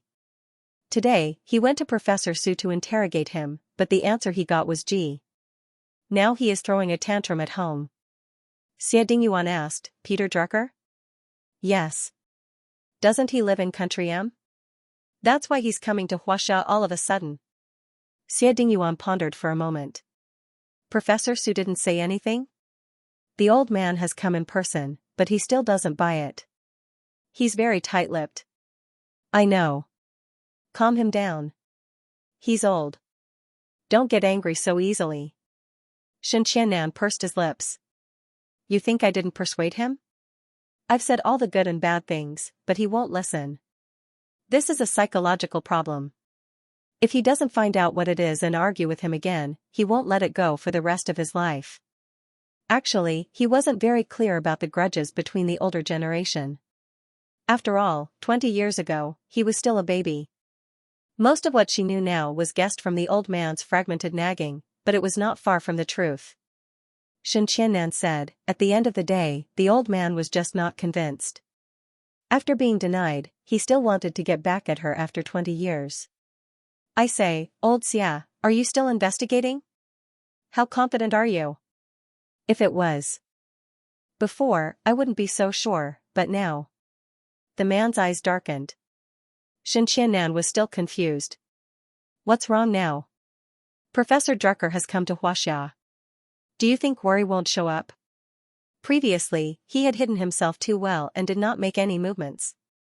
That was why Xie Dingyuan was unable to investigate him. Now that he wanted to come out to meet people, no matter how careful he was, there would still be clues. Alright, I got it. I'll appease the old man. Speaking of which, who exactly was this Cho? If there's a chance, I really want to see it with my own eyes. In the villa. Jiang Fuyue had just returned to her room when she received a call from Su Kaiqing. What? Peter is coming? Yes, he said he was coming a long time ago. Previously, he was delayed because of the summit. Now that it's the end of the year, all the universities in Country M are on holiday. It would be strange if he didn't come. Su Kaiqing's tone was sour. It felt like half of his things were about to be given away. He was very reluctant, but there was nothing he could do. He could only take advantage of the situation with his mouth. Jiang Fuyue asked, when? Next Friday. Do you think we should come to Huai or you should fly to the capital? Digression, yesterday's third watch was 1,000 words long. Today's first watch was about 12 o'clock. In the end, both parties decided that Su Kaiqing and Peter would come to Huai. After Su Kaiqing ended the call, he turned to talk to old Peter. Oh. I'm looking forward to it. Can you show me a photo of Worry first? Is he as wise, open-minded, gentlemanly, and handsome as I imagined? Su Kaiqing's expression instantly became strange, and he said vaguely, well, you'll know when you see him in person. Oh, Su, are you trying to be mysterious? It's just like you'll never know which winery the wine came from before you uncork it with a bottle opener. Can't we talk properly? God is my witness, I'm clearly talking to you very seriously. Even if you're not that serious, or think that I'm not that serious, in fact, I'm very serious. Can you understand? Jiang Fuyue took an afternoon nap and woke up at 4 o'clock in the afternoon. She got up and washed up. She found a knitted sweater from the wardrobe and put it on with a pair of cropped jeans, revealing her fair ankles. She didn't put on any makeup. She just applied a layer of insulation, and her skin was so good that it reflected light. At 18 years old, her youth was invincible. It was more effective than any skincare products. Jiang Fuyue went out at 4:30. Xie Dingyuan's car was already waiting outside the villa. The man didn't notice her and was using his phone with his head lowered. She walked over and leaned over to knock on the car window. Only then did he look over. With just one glance, the man's pupils contracted. The loose knitted sweater's neckline leaned forward as the girl leaned over. Not only could he see her snow-white collarbone, but he could also see the softness below her collarbone. Xie Dingyuan looked away as if he had been scalded. However, that fleeting glimpse of the scene lingered in his mind, unable to be erased. Jiang Fuyue knocked a few times, but he didn't open the car door. He had clearly seen her just now. She continued to knock. Only then did Xie Dingyuan react. He quickly unlocked the central control lock. Are you okay? The girl bowed and sat in the car.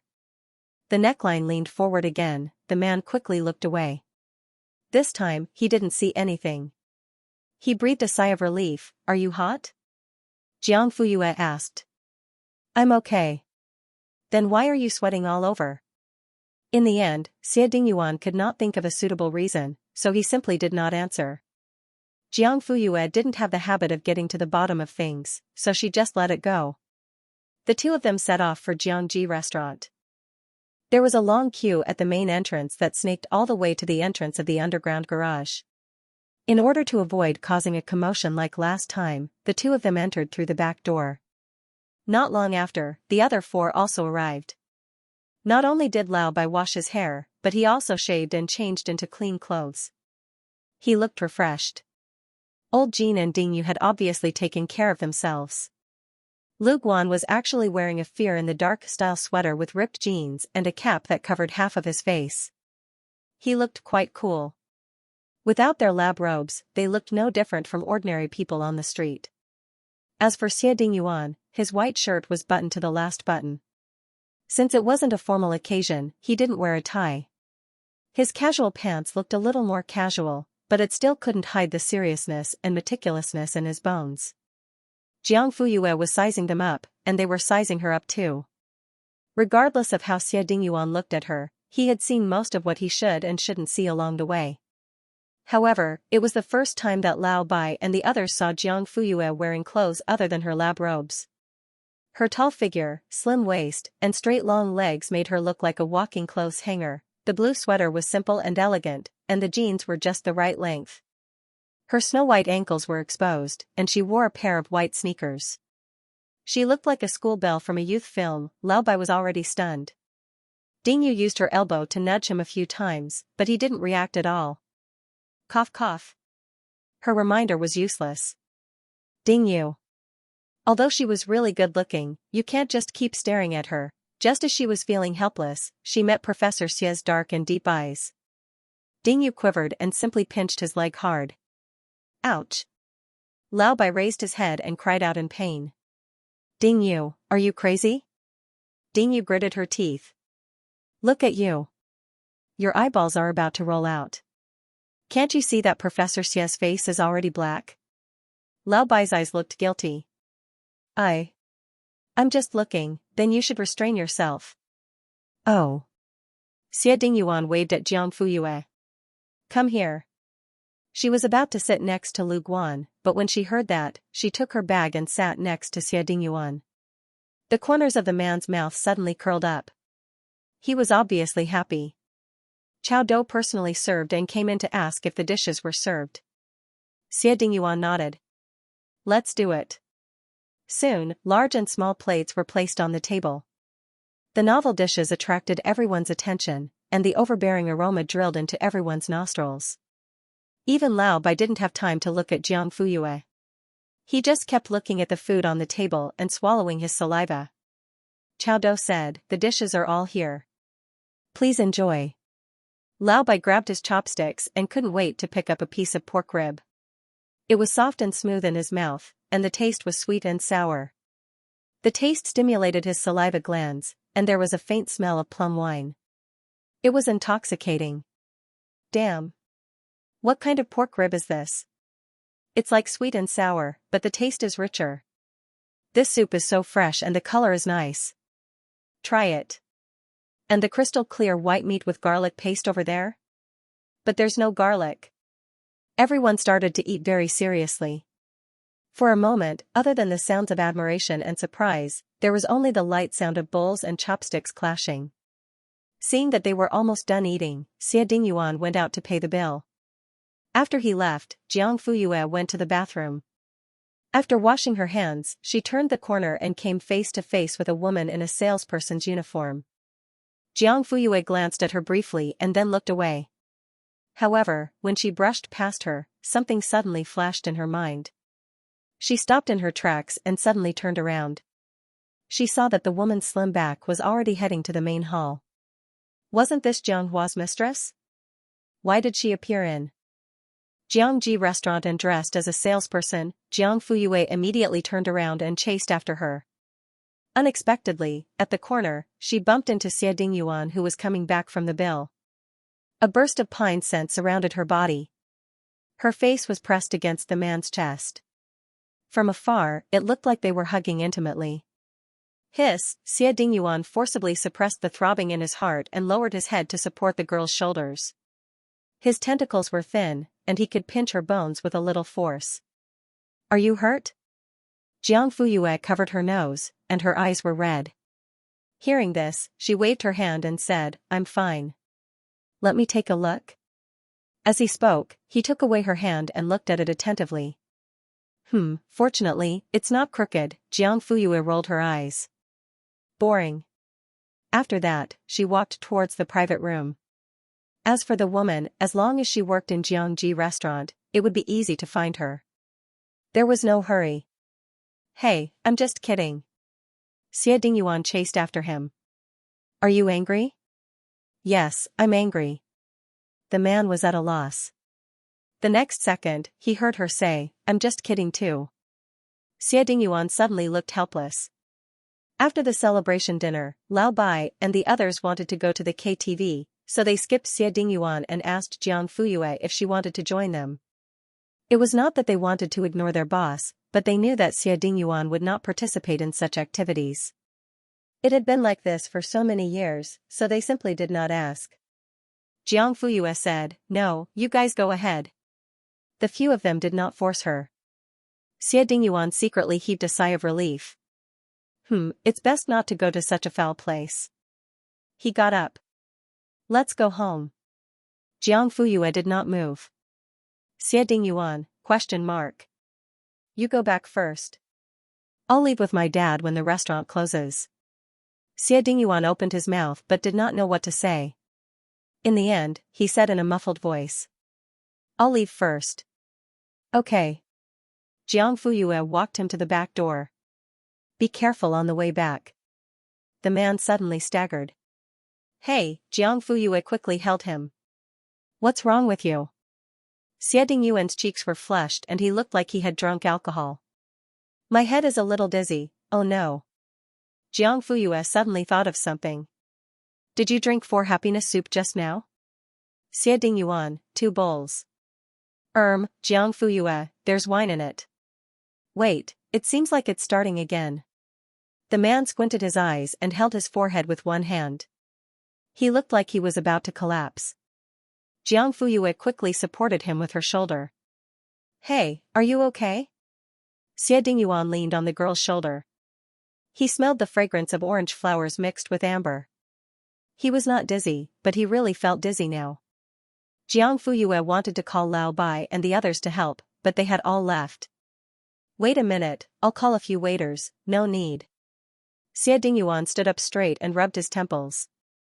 I'll be fine after I sit down and rest for a while. Okay, you can't drive now. Let me help you to the private room? Okay. Jiang Fuyue took his hand and put it on her shoulder. Xie Dingyuan was stunned and his ears quickly turned red. Digression, 3,000 words. The drama Queen Xiego was online. There were 2 or 3 updates. And Merry Christmas to everyone. Jiang Fuyue didn't notice it at all. She thought to herself, this person's alcohol tolerance is really bad. He can get drunk after drinking 2 bowls of 4 happiness soup. Xie Dingyuan didn't dare to put all his weight on her and secretly steadied himself. The man's hand was wrapped around the girl's thin shoulder. As Jiang Fuyue leaned forward, her collar was opened. From the angle of Xie Dingyuan, he gulped. Unlike before, when he had only caught a glimpse, he was closer this time, and he could see, more clearly. Xie Dingyuan gritted his teeth and felt like a pervert. His eyes were filled with self-loathing and depression. Finally, he forced himself to look away. Jiang Fuyue put him in the private room and went to the hall. She was looking for the waitress. The process was very easy. As soon as she went out, she saw the woman standing at the cashier counter, smiling as she took the money and gave the change or instructed the customers to scan the QR code to pay. Take care. You're welcome to come again. Her voice was as sweet as her smile. Jiang Fuyue stopped Chao Dou and pointed her chin in that direction. Is she new? Yes, she was just hired last week. She has a sweet mouth and a good image. She's very suitable for the cashier job. Why? Did she apply for the job on her own? Chao Dou, of course. We don't do nepotism here. Even if an acquaintance introduces her, she has to go through the interview process. If she passes, then she passes. If she doesn't, then she doesn't. Chao Dou thought she was checking his work and explained it clearly. He almost patted his chest and said that he was impartial. Give me a copy of her resume. Huh? Now? Jiang Fuyue, yes, now. 2 minutes later, Jiang Fuyue had the resume in her hand and smiled. Lin Xiaowen? Chao Dou didn't understand. What's wrong? Nothing, you can go do your work. Oh.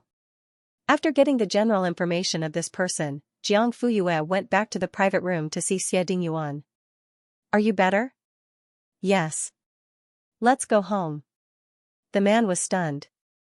Didn't you say? I've changed my mind. Then, should we leave now?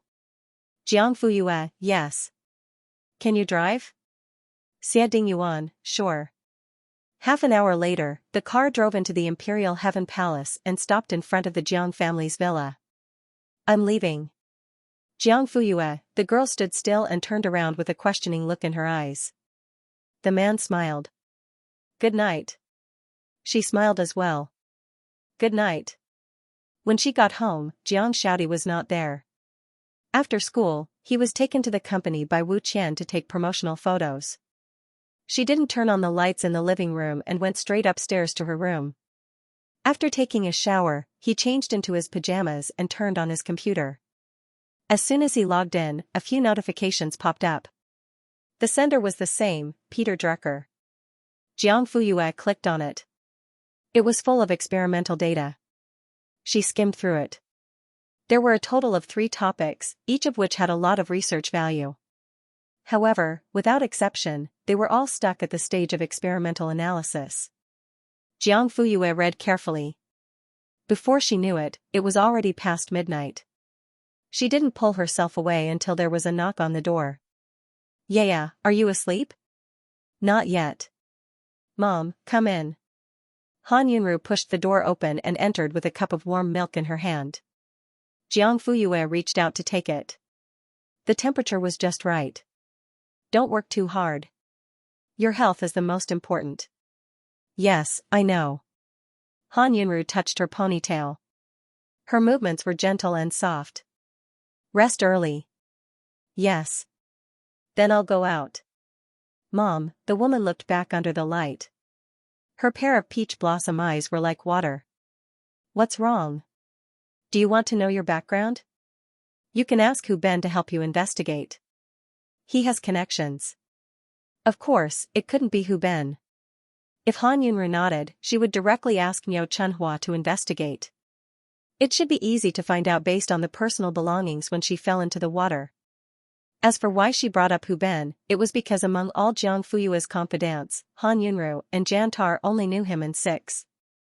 Jiang Fuyue thought that this issue wouldn't be difficult because Han Yunru had expressed her desire to know her background before. But now, she didn't agree immediately. Instead, she was stunned for a moment and shook her head. No, it's fine now. Let bygones be bygones. Jiang Fuyue's eyes flashed with suspicion, but she still respected Han Yunru's choice. Okay. Before going to bed, Jiang Fuyue suddenly thought of Jiang Hua's mistress. She only got in touch with Jiang Hua after entering Jiangji restaurant. Or, was she originally a spy planted by Jiang Hua? If it was the former, it would be fine. If it was the latter, her second uncle's intentions were terrible, since Jiang Fuyue knew she wouldn't allow a ticking time bomb to stay by Jantar and Han Yunru's side. She planned to deal with that woman tomorrow. Unfortunately, before Jiang Fuyue could go to the restaurant the next day, something happened. That day, Jiangji restaurant was open as usual. All employees had to be in position before 7 o'clock to start preparing for work. Lin Xiaowen was no exception. As soon as the alarm went off, she lazily climbed out of bed, got dressed, and washed up. Her face was full of resentment. She was too useless as a mistress. She would dress up beautifully, go shopping, and spend money with her credit card. Otherwise, she would stay at home to serve men and fool around. She was pampered all day long and her skin was soft and tender. Then, she looked at herself. Not only did she have to accompany Jiang Hua to entertain customers, but she was also arranged to work in a restaurant. Although Jiang Hua didn't say what he wanted her to do, Lin Xiaowen knew that that man was vicious and merciless. He definitely didn't have any good intentions. Once she stayed in that restaurant for a long time, he would definitely order her to do something.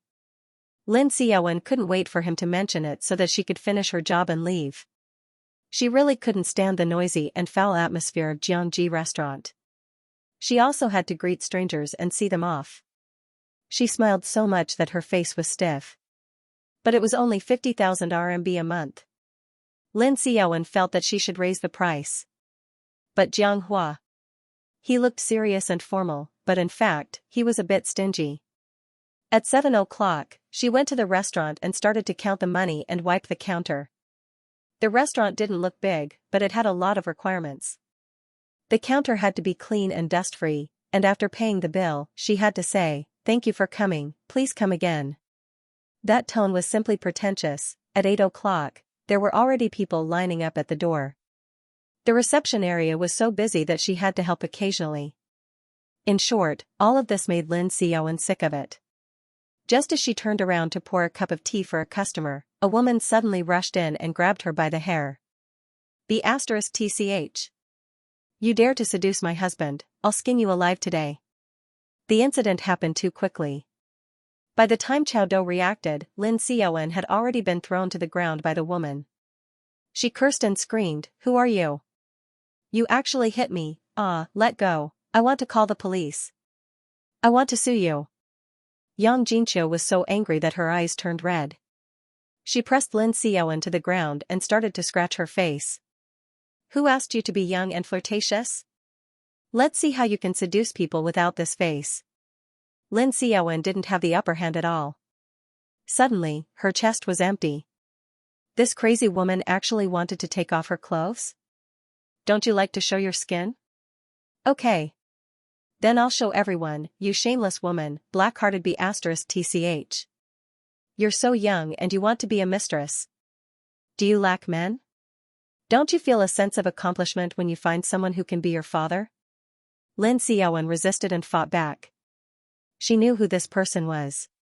It was Jiang Hua's wife with a yellow face. It seemed that those photos were working. She gritted her teeth and used her head to hit Yang Jinqiu. The latter didn't notice and was knocked back. Lin Xiaowen took the opportunity to turn the tables and pressed her to the ground. The tables were turned in an instant. Yang Jinqiu was the one who fell to the ground. Lin Xiaowen was much more ruthless than her. She directly used her foot to step on Yang Jinqiu's face. So what if I'm a mistress who stole your man? You're not convinced? You're old and won't be liked by men.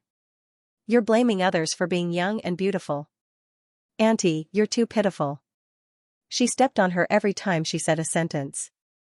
This old woman actually wanted to take off her clothes just now? Lin Xiaowen was secretly angry. She kicked harder and harder. Yang Jinqiu screamed in pain. She suddenly grabbed Lin Xiaowen's leg and lifted it violently. She almost threw Lin Xiaowen to the ground. She took the opportunity to stand up. Her hair was disheveled, her nose was bleeding, and there were shoe prints on her face. Chao Dou called 2 male waiters over. Then, he stepped forward to separate the two. It wasn't that he didn't want to stop the fight immediately. It was just that he couldn't handle the situation just now. Moreover, when he ran out to call for the waiters, he also called Jiang Fuyue. Jiangji restaurant was too popular. Now that such a thing happened in front of so many customers, everyone took out their phones to take photos. In the end, it would definitely be posted on the internet. To prevent public opinion from spreading and being used by competitors, he could only let Jiang Fuyue handle it. Bring the two of them to the private room. Don't let them out to embarrass themselves. You should appease the customers and give them more gifts. They don't need to keep it a secret. Just tell them the truth and be sincere. Chao Dou, what about you? Jiang Fuyue's eyes flashed sharply, I'll be there soon. Digression, yesterday, it was 3,000 words. When Yang Jinqiu saw the photo, she swore to teach that mistress a lesson. It was not hard to tell from the background of the photo that the B*TCH lived in the Nanjunu city apartment under Jiang Hua's name. Coincidentally, she did not have classes today and did not need to go to school. She waited at the entrance of the neighborhood before dawn. She recognized Lin Xiaowen at a glance. There was no other reason other than the fact that she also had the same bag that this B*TCH was carrying. Jiang Hua had brought it back from Hong Kong not long ago. His wife and lover gave him the same bag. Jiang Hua was really perfunctory. Yang Jinqiu wanted to rush up and tear the B*TCH apart. But on second thought, it was not right. It was not even 7 o'clock yet. Where was this B*TCH going so early? Could it be that she was still working? She had hooked up with Jiang Hua and still had to earn money. It seemed that she did not earn much. Yang Jinqiu had been married for 20 years. She knew Jiang Hua too well. He looked dignified and serious, but he was actually very calculative and even a little stingy. If he could, he would rather have a free prostitute. Even if he could not get a free prostitute, he would still want to bargain. As for how much money this woman had taken from him, there was definitely some, but it would not be too much. Yang Jingqiu suddenly calmed down. She decided to follow her and see where this woman worked. If there was going to be a fight, of course, the more people there were, the better. It would not be so early in the morning at the entrance of the neighborhood where there were only a few people coming and going. Just like that, Yang Jingqiu followed and lurked all the way until she stopped at the entrance of Jiangji Restaurant's private kitchen. She saw the woman walk in with her own eyes. A few minutes later, she changed into work clothes and went in and out at the front desk. Great, the two brothers of the Jiang family were actually colluding. The older brother arranged a job for his younger brother's lover and covered for her at the same time. Jantar was really good. Yang Jingqiu decided not to hold back anymore. She rushed in, grabbed the woman's hair, and started to beat and scold her in front of everyone. Then, a big fight broke out. When Jiang Fuyue arrived, Jantar and Han Yunru were already in the private room. Lin Xiaowen and Yang Jingqiu were each held back by a male waiter, and they were yelling at each other across the room. Yang Jingqiu, you shameless B***tch. How can you be so self-righteous when you're a mistress? Why are you so disgusting? Lin Xiaowen, I'm disgusted? Don't you find it disgusting to take off someone's clothes the moment you come in? If you have the ability, go and settle the score with your husband.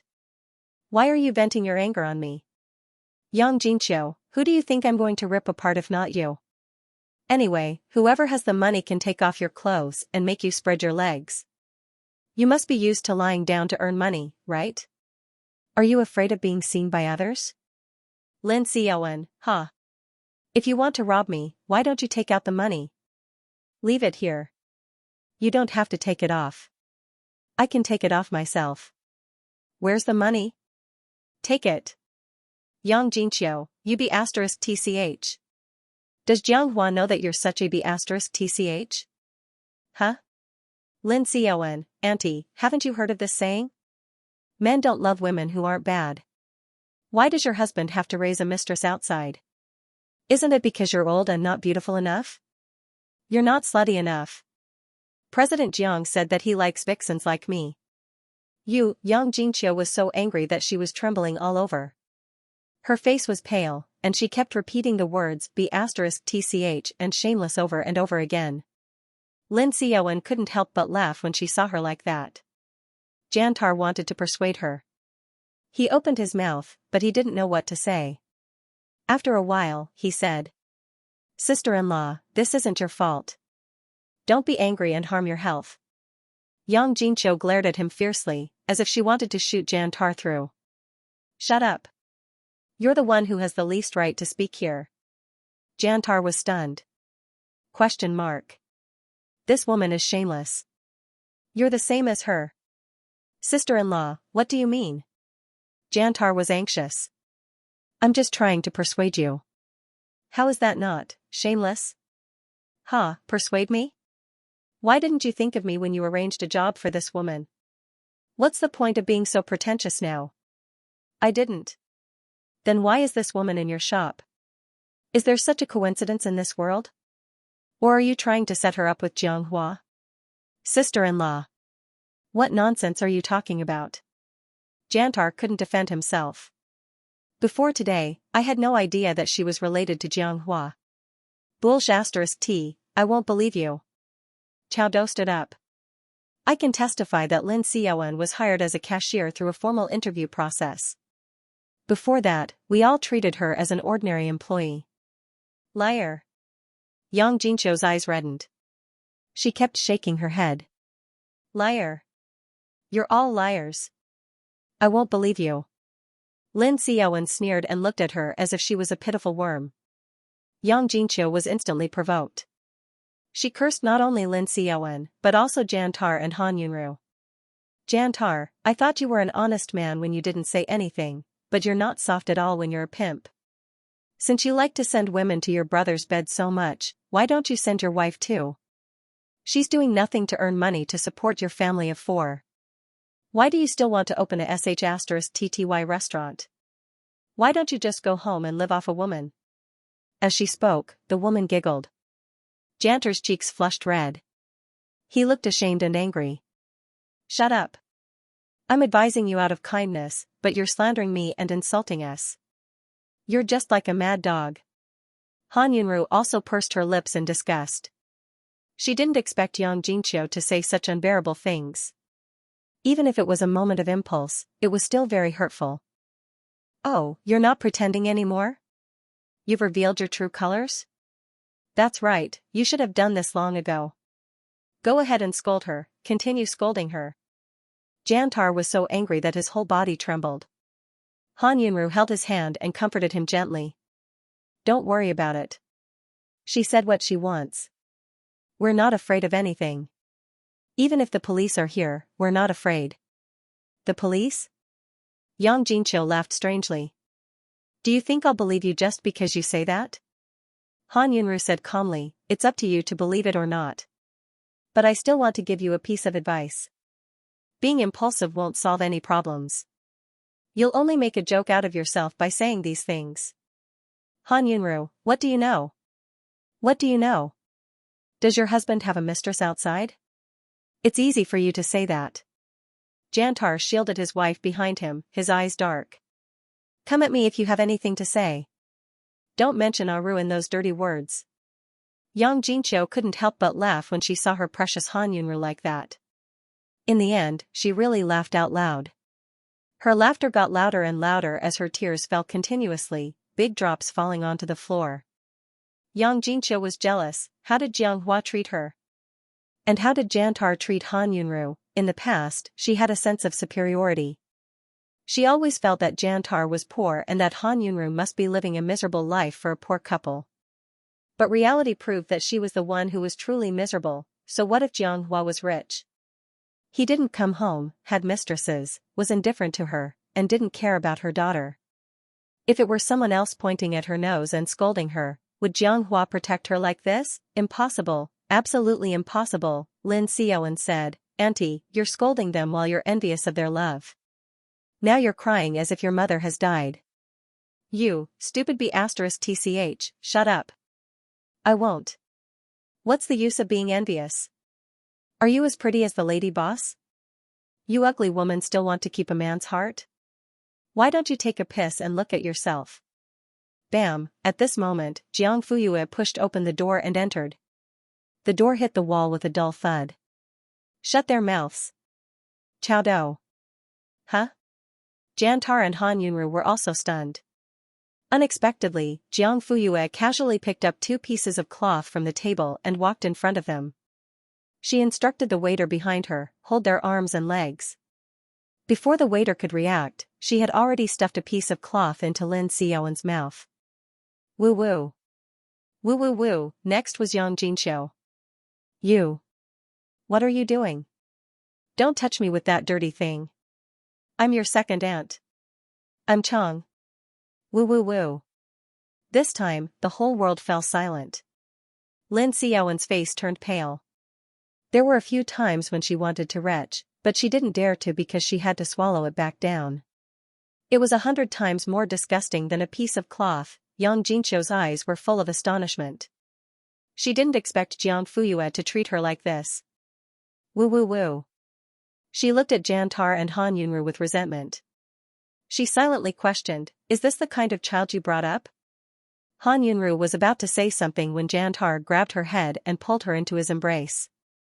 Jiantar, on the other hand, looked away. He couldn't see, so he didn't care. Even a clay bodhisattva had a temper. Yang Jinqiu shouldn't have said those dirty words to humiliate his wife. She deserved it now. Digression, 3,000 words per chapter. Moi, tomorrow night. Do you still want to quarrel? Jiang Fuyue asked. Lin Xiaowen immediately shook his head. A wise man knows better than to fight when the odds are against him. Jiang Fuyue nodded at Chao Do, who stepped forward and took the rag from Lin Xiaowen's mouth. When it was Yang Jinqiu's turn, she glared at Jiang Fuyue angrily and raised her chin proudly, refusing to give in. Jiang Fuyue did not force her. Since she was willing to do so, she would continue to block her mouth. Lin Xiaowen sneered and secretly scolded her for being an idiot. Yang Jinqiu was furious when she saw that Jiang Fuyue did not give her any face. Tsk, what a mess. Lin Xiaowen sighed. Jiang Fuyue glared at her coldly and she immediately shut up. Jantar hugged his wife and turned to ask his daughter, how should we deal with this? Jiang Fuyue glanced at Lin Xiaowen and Yang Jinqiu indifferently. I've already called second uncle on the way here. He should be here soon. Lin Xiaowen's eyes flashed. Yang Jinqiu suddenly panicked and began to struggle. She was also making whimpering sounds. Jiang Fuyue looked at her. Her eyes suddenly softened and she shook her head. She meant, don't quarrel. Take the rag out of my mouth. Jiang Fuyue raised her eyebrows. Little doozy. Chao Do understood and went forward to remove the rag from Yang Jinqiu's mouth. Jiang Fuyue, why? Second aunt doesn't remember? Then I'll block it again. Yang Jinqiu's body stiffened and she did not dare to speak again. Soon, Jiang Hua arrived. The scene in front of him was somewhat comical. His wife and lover were detained by 2 male attendants, while Jantar's family of 3 stood at the side as if they were watching a show. He couldn't help but glance at Han Yunru. She leaned into Jantar's arms with her brows slightly furrowed. Jiang Hua suddenly felt a little embarrassed.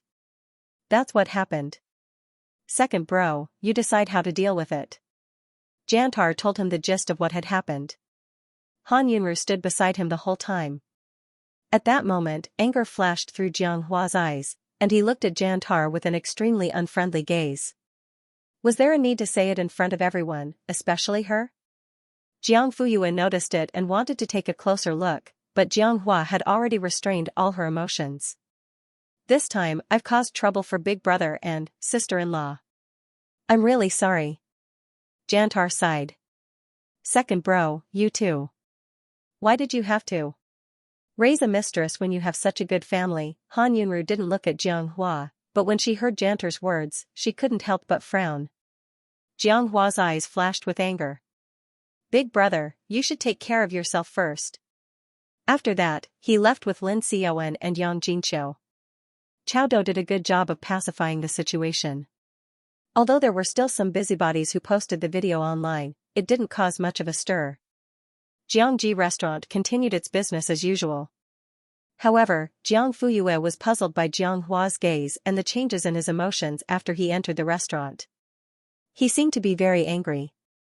Although he was trying his best to suppress it, it proved that his emotions were indeed very fluctuating. There was even a moment when he was on the verge of exploding. Otherwise, why would he be restraining himself? However, the strange thing was that this anger wasn't directed at Yang Jinqiu or Lin Xiaowen. Instead, it was directed at Jantar. What did it have to do with Jantar that he was caught raising a mistress? Lin Xiaowen was the one who piled the firewood, and Yang Jinqiu was the one who lit the fire. Could it be that because this fire happened in Jantar's restaurant, Jiang Hua vented his anger on him? However, Jiang Fuyue could clearly see that it wasn't venting his anger.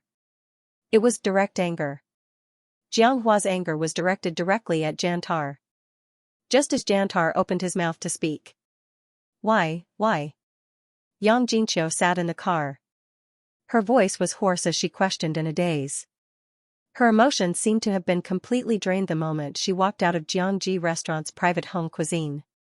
She wasn't hysterical, nor did she make a scene. It was as if her soul had been devoured. There was only emptiness and confusion in her eyes. Jiang Hua held the steering wheel with both hands and looked straight ahead. He didn't feel embarrassed or guilty. The car was driven smoothly and steadily by him. Lin Xiaowen went back to the apartment by himself. He drove Yang Jinqiu home. Hearing this, he said calmly, if you have anything to say it when we get home. Yang Jinqiu didn't say anything else. For a moment, she felt a trace of regret and fear in her heart. She regretted that she didn't make a scene today. She was afraid that Jiang Hua would ask for a divorce when they got home. With such apprehension, the car stopped and the two of them went home together. During this time, the neighbors smiled and greeted them. Yang Jinqiu responded to them one by one as if nothing had happened. She even had the illusion that everything was just a dream. However, the moment the door closed, slap, Jiang Hua raised his hand and slapped her face. Yang Jinqiu was thrown to the wall. Her head slammed hard against the wall and she was hit with a sudden pain. So it wasn't a dream. It wouldn't hurt in a dream. This was reality that was crueler than a dream. You hit me? She covered her face and looked at her husband in disbelief. Slap, Xianxia gave him another backhand slap. The one I'm hitting today is you. This time, it was harder than before. Yang Jinqiu's vision turned black. Her ears were ringing and she tasted blood in her mouth. Her whole body slid down the wall and finally sat on the ground in a sorry state. Xianxia was unmoved. He looked at her with anger and disgust. Digression, yesterday's second update was 2,000 words. I went out today, so the update was a little late. But don't worry, there will be plenty of updates. There will be more. Also, can anyone guess why Xianxia had such a reaction? It was foreshadowing in the yam pumpkin soup. You hit me because of that bitch? Yang Jinqiu knew that he was angry, but she didn't expect him to hit her. However, Xianxia said indifferently, I didn't hit you because of her. Then why? Do you think I'll believe you? You shouldn't have brought this up. My husband cheated on me and had a mistress. What else can I do? Huh? Tell me, what can I do? The woman burst into tears. Xianxia stood in front of her and said, You can tell me. And then? What are you going to do? Xianxia smiled and said calmly, Honey, I should ask you that. What do you want me to do? Yang Jinqiu was stunned. She observed his expression and found that he didn't mean to comfort her. He was serious. If you had asked me first, we wouldn't have talked about it behind closed doors. But you chose the stupidest and most undignified way. Yang Jinqiu was stunned and panic flashed in her eyes. Honey, tell me. I have no objections whether you want to break up or not. You're the legal wife, so I'll still give you face. Unfortunately, you don't seem to realize that. So you won't divorce me, right? Yes. The man nodded. Yang Jinqiu breathed a sigh of relief, but the next second, she heard Xianxia say, You can take care of Cancan in the future. Okay. I'll take care of you and Cancan. Let's pretend that nothing happened this time. I won't talk about it. It seems that you don't understand what I mean. Xianxia gently pushed her hand away and smoothed out the wrinkles on his sleeves. You only need to take care of your daughter. Yang Jinqiu trembled. What, do you mean? Since you already know about Xiaowen's existence, there's no need to hide it anymore. I'll live in the apartment most of the time, and you'll still be Mrs. Jiang. Do you understand? You're not going to break up with her? Yang Jinqiu mumbled, her eyes glazed over. Heh. The man seemed to have heard something funny. Why did you cut it off? Now that everyone knows about it, is there still a need to cut it off? Yang Jinqiu felt as if she was struck by lightning. No. She grabbed her husband's hand as if it was her last straw. I swear I won't be impulsive anymore. It's my fault this time. I didn't care about your reputation and made things so awkward. I was just impulsive. Don't be like this, okay? I'll change, I'll change everything. Why don't you break up with that woman? I can't leave you, and Cancan also needs daddy. Ah Chiu, he gently called out her nickname. It was as intimate as if they were in love, but the words that came out of his mouth were crueler than the last. There won't be a next time. It's too late to say anything now. Why? She didn't understand. She was almost shouting as she questioned, even if I made you lose face, only Big Brother's family knows about it. Whether it's Big Brother or Big Sister-in-law, they're not gossipy people. As long as they don't say anything, it won't spread. If you're worried about the guests who took the video, it's completely unnecessary. Big Brother and the others will deal with it. Even if the video is sent out, it's only me and that woman. It won't be you. The news on the internet is just a hot topic for a while, and it'll be over soon. Yang Jinqiu's brain was working very fast at this time. She analyzed every possibility and tried to tell Xianxia that there was still room for him to save his face. They hadn't completely fallen to the point where they would completely fall apart. Digression, yesterday's third watch, 1,000 words. Today's first watch is at 12 o'clock, 2,000 words. However, she didn't know which sentence or word had provoked Xianxia. The man, who was originally calm, suddenly became furious. Shut up. You don't know anything. I'm telling you clearly now that there's no room for redemption between us. His image in that person's heart had been shattered. Jantar's hypocritical persuasion and her frown had ruined everything. As for young Xianxia, you're the culprit. Of all the places to make trouble, she had to do it in front of Jantar. Idiot.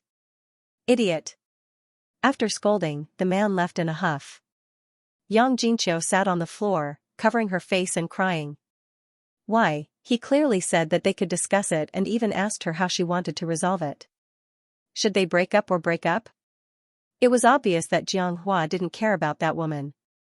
But why did it change in the blink of an eye? He wanted to move to the apartment and live with that woman. He was so stingy that he only gave her a marriage in name and the empty title of Mrs. Jiang. Could it be that the change in attitude was only because she brought this matter to the surface? After Xianxia left, he immediately drove to Nanjunu City.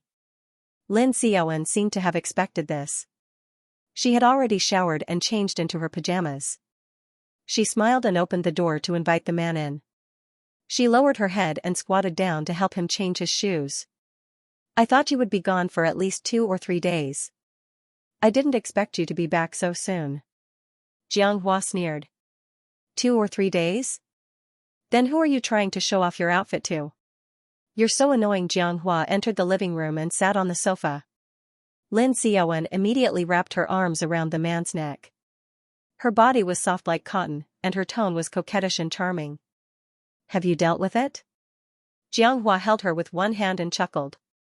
Dealt with it? Dealt with what? The woman's eyes turned slightly and flashed a ray of light. That person didn't continue to make trouble? Xianxia looked into her eyes and frowned. Don't show that greedy and delusional look. It's ugly. As he spoke, his hand caressed the woman's face and moved to her forehead. Finally, he brushed past the woman's beautiful peach blossom eyes and whispered, such a beautiful thing, don't dirty it. The woman's body stiffened. Even if it's just an act, you better make sure it's clean. Do you hear me? Xianxia suddenly tightened his grip on the woman's chin. Lin Xiaowen gasped in pain. Do you hear me or not, He increased his strength. The woman's tears rolled down her cheeks. I heard you.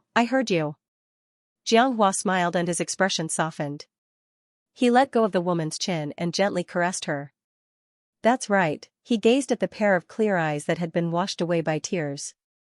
For some reason, he lowered his head and gently kissed them. Lin Xiaowen felt his blood run cold. It's starting again. He would always lose his temper for no reason, and after she cried, he would become very gentle for no reason. She thought that her tears had softened this man's heart, but now, it seemed that he pitied her eyes more. Why, just as Lin Xiaowen was puzzled, her body suddenly became light. Xianxia carried her in his arms. The man rushed into the bedroom with her. This time it was fiercer and longer than any other time. The curtains were drawn and the room was dark. Lin Xiaowen lay on the bed and stared at the ceiling in a daze. The man beside her had fallen asleep, but she was still in shock and couldn't recover for a long time. At that moment, she clearly heard Xianghua's voice in her ear. What he shouted was, "Aru," before today, even if she heard it, she couldn't guess who it was. But after Yang Jinqiu made a scene, she found out that Jiangji restaurant was owned by Jianghua's eldest brother, and the lady boss's name was Han Yunru. Was there really such a coincidence in the world? She recalled that when Jianghua walked in from outside the private room, the first person he saw wasn't her or Yang Jinqiu, but Jantar's direction. In that direction, other than Jantar, there was also the lady boss who was protected in Jantar's arms. This realization made Lin Xiaowen feel a chill on the back of her neck. He actually coveted Jianghua. Yes, her colleagues had previously joked that her eyes looked like the lady boss's. She didn't take it to heart when she heard it. Thinking about the way Jianghua looked at her, she only felt deep affection in the past, but now, she felt that he was looking at another person through her. Lin Xiaowen sat up and lifted the blanket, waking Jianghua up. "What are you doing?" He opened his eyes. Lin Xiaowen's back stiffened, and the moment the man's palm touched her, she softened and lay back down beside him. "Director Jiang, do you think I should continue working at Jiangji restaurant?" The moment he heard the words Jiangji restaurant, the man immediately sobered up. He lowered his voice and said coldly, "What are you going to do there? Make a fool of yourself?" Oh, then I won't go. I don't want to go anyway. Isn't it better to stay at home? Okay. I just miss the lady boss a little, she said casually. Xianxia paused and retracted his hand from her body. Just when Lin Xiaowen thought that he wouldn't answer, Xianxia asked, "Why, are you close to her?" "We're all right. The lady boss has a good temper, speaks gently, and is sincere and generous. Most importantly, she's beautiful. I can't tell her age at all. I don't know how she takes care of herself." Xianxia said softly, "Her personality has always been like this." Lin Xiaowen's heart sank, but her tone became more relaxed. She should be glad that the two of them were lying flat now, and the man couldn't see the expression on her face. It's unbelievable that Mr. Jiang can marry a wife like the lady boss. Everyone can see that the two of them don't match at all. Humph. Big Brother is just relying on the fact that he earned money 2 years earlier. At that time, Xianxia had just graduated from university, and his job wasn't stable yet. His income was pitiful, but Jantar was already able to support a family. Han Yunru was an orphan and didn't have a family to rely on, so she chose him. If she was born a few years earlier, how could there be a place for Jantar? Aru should be his. Lin Xiaowen was now completely sure of the ridiculous guess in her heart. She couldn't help but think, does Jianghua's wife know? Yang Jinqiu cried until her eyes were swollen. She looked at the photos sent by the vixen again and again as if she was torturing herself. She looked at her. Flirtatious, and looked at her husband sleeping soundly and indulging in it. She hated it. She raised her hand and flipped the ashtray on the coffee table. Then, as if she had found an outlet, she began to smash things crazily. First, she smashed the living room, then the master bedroom, and finally Jianghua's study. In the meantime, she found a locked drawer in the cabinet in the study. This drawer was hidden in the cabinet and couldn't be seen normally. It could only be found when the cabinet door was opened. Yang Jinqiu rarely cleaned the house, and she didn't have the habit of rummaging through her husband's things. She didn't find such a drawer until now. Her woman's intuition told her that perhaps the truth she wanted to know was in there. Yang Jinqiu looked for the key for a long time, but she couldn't find it. Finally, she took a machete from the kitchen and hacked at the drawer. Just when she was exhausted, the drawer was hacked open, and the things inside were revealed. A photo? Yang Jinqiu took it out. The photo on the top was a family photo from 20 years ago. The color was faded, and the corners were rough with burrs. At that time, she hadn't married into the Jiang family. Jianghua in the photo was young and tender. He should still be in college. The old lady sat in the middle. She looked much younger than she was now. Her hair was black, and there were no wrinkles on her face. Jiang Qin was on her left, and Han Yunru was on her right. Jantar, Jianghua, and Jiang Kai were standing side by side. Jiang Qin at that time was the same as now. Her cheekbones were high, and she looked a little mean. With such a contrast, Han Yunru's beauty could be said to be at the pinnacle. Perhaps even without Jiang Qin's contrast, she could still be so beautiful that it was shocking. Even if she was wearing the simplest shirt and jeans, with her hair casually draped over her shoulders, without any makeup, her face would still unconsciously attract everyone's attention. Even Yang Jinqiu, who was also a woman, couldn't help but take a few more glances. At that time, she should have been together with Jantar. Jantar was standing behind her, holding Han Yunru's shoulders with both hands. It seemed inconspicuous, but it revealed a sense of intimacy. Jiang Kai, who was still a teenager, also had a bright smile. Only Jianghua had a sullen face, as if someone owed him $5 million. Yang Jinqiu didn't notice anything. It was just a very ordinary family photo. She continued to scroll down, but suddenly her eyes widened. Her body began to tremble uncontrollably. Digression, 3,000 words. Tomorrow night. Go to second brother's house? Jantar couldn't help but frown. Han Yunru nodded. That's what my sister-in-law requested over the phone. Jantar was a little hesitant. He didn't have anything against Yang Jinqiu at first, but after she said those dirty words in the private room today, Jantar had a grudge against this sister-in-law. He was afraid that Yang Jinqiu would blabber again and say something dirty. It didn't matter if she insulted him, but he couldn't let his wife be wronged. This was Jantar's principle. Why don't we just forget about it? Although he was usually careless like a husky, when it came to his wife, he was more careful than anyone else. Who knew how Xianxia and second brother argued at home? Now that she suddenly called them over, did she have any good intentions? Han Yunru thought about it, and after some hesitation, she decided to listen to Jantar. At this moment, Yang Jinqiu called again. She was no longer as calm and depressed as before. This time, she cried her heart out. Sister-in-law, hurry over with big brother. I can't control Jianghua, and I don't dare to let Mom and Can know. Then, there was a series of smashing sounds, followed by the end of the call. Han Yunru's expression changed slightly. Did something happen? Jantar gritted his teeth. Let's go and take a look, but let's call Yaya first. On the other end, once Yang Jinqiu hung up, the crying stopped abruptly. She looked at the mess she had made, curled her lips, and dialed Jianghua's number. At this moment, Jianghua was sleeping. Lin Xiaowen picked up the phone. Hello, his voice was languid and charming, with a hint of huskiness after being moisturized. Yang Jinqiu sneered. Suddenly, she didn't hate him as much, because he was also a pitiful person. He was just a substitute, even worse than her. Let Jianghua go home. The voice was very calm, even a little cold. Lin Xiaowen's eyes flashed with doubt. He had expected Yang Jinqiu to be hysterical and furious. Why was she speaking in such a tone? I'm sorry, Director Jiang is still sleeping. Men are always especially sleepy after exercising. You should know this very well. After all, you've been through it before, right, Mrs. Jiang? Yang Jinqiu did not get angry. I know. You were the one who posted the photos.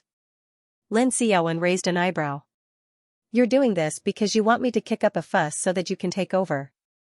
It had to be said that Yang Jinqiu's IQ was still very high after calming down. Now I've done as you wished. But do you know how Jianghua is going to deal with this? Lin Xiaowen's eyelids twitched.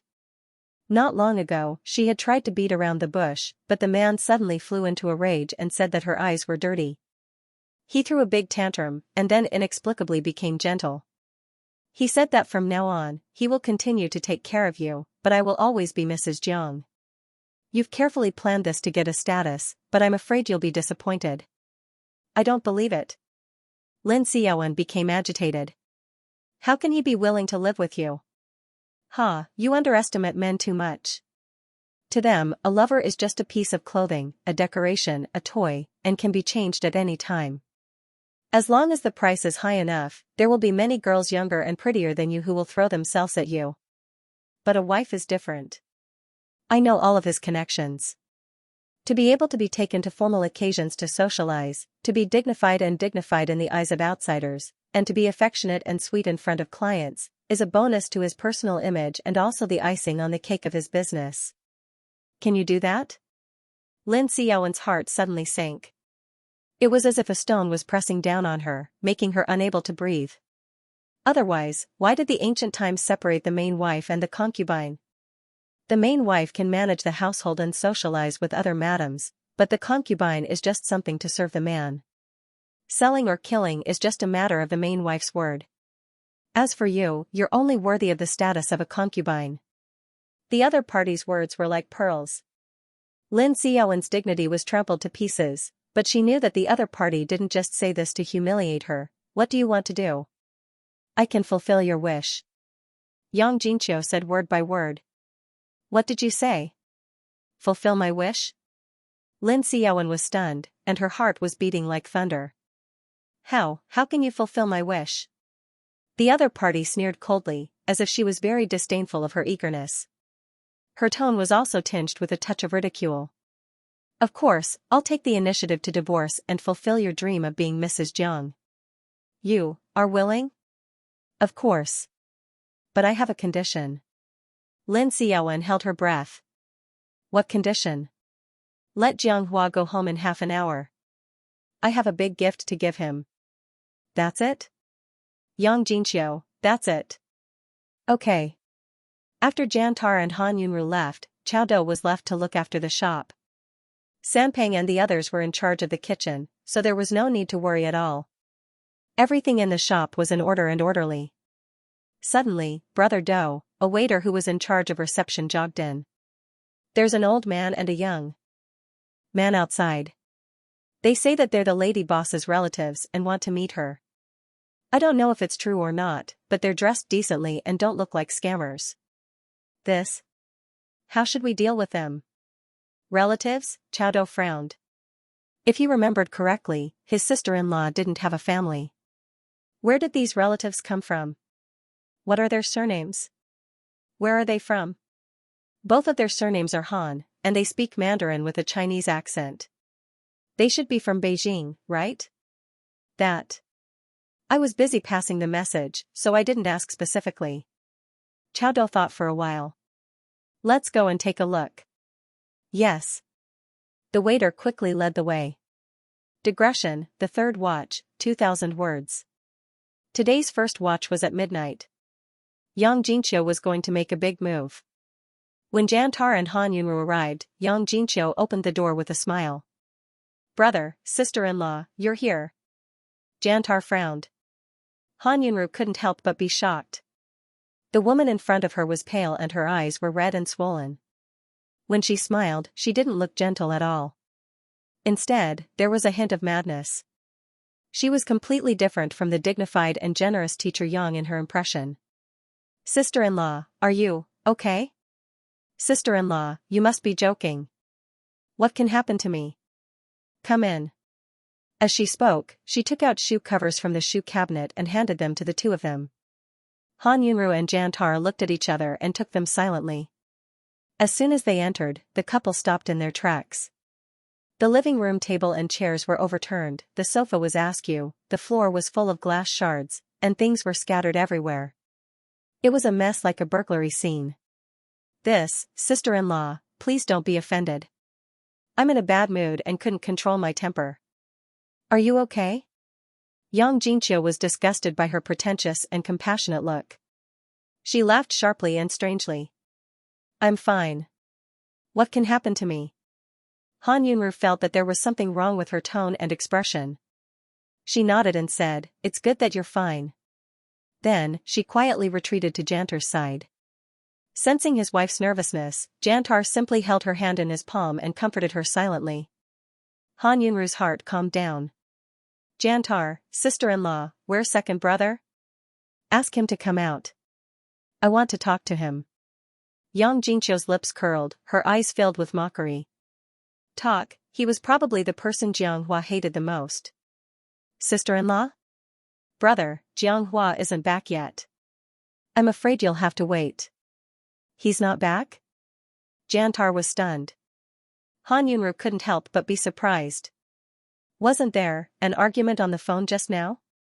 She clearly heard the sound of something being smashed. Oh, I accidentally broke the vase and caused a misunderstanding. Then? Han Yunru probed carefully. Why did you call us here? Xianxia smiled, and her bloodshot eyes revealed an excited light. How about watching a good show with me? Jantar and Han Yunru had no idea what she was talking about. Shoo. He's back. Can you guys go into the bedroom first? Don't make any noise, or we won't be able to act. Jianghua stepped in without even taking off his shoes. His expression was very bad. When he entered the living room, he was not surprised to see the mess on the floor. What's the matter? You're not even willing to exchange pleasantries with me now? Even if it was just for show? Or out of politeness? The woman's eyes flashed with sarcasm. Jianghua loosened his tie impatiently. There's no need to beat around the bush between us. Just say what you want to say. There's no need to beat around the bush. Okay, then I'll be direct. I want a divorce. Jianghua raised an eyebrow and looked at her. Are you sure? Yes. Xianxia didn't miss any expression on the man's face. Unfortunately, apart from being slightly surprised, he was more relieved. He even breathed a sigh of relief, without any guilt or reluctance to part with this family. Jianghua nodded and said, Okay, let's get a divorce. Even though she was prepared, Xianxia couldn't help but feel heartache when she saw how heartless and cold-blooded that man was. Perhaps he had been waiting for her to say that for a long time. Very well, the last trace of warmth in the woman's eyes faded. Then don't blame me for being ruthless. Xianxia, can you tell me the reason? Why do you have a woman outside? Why do you want to divorce me?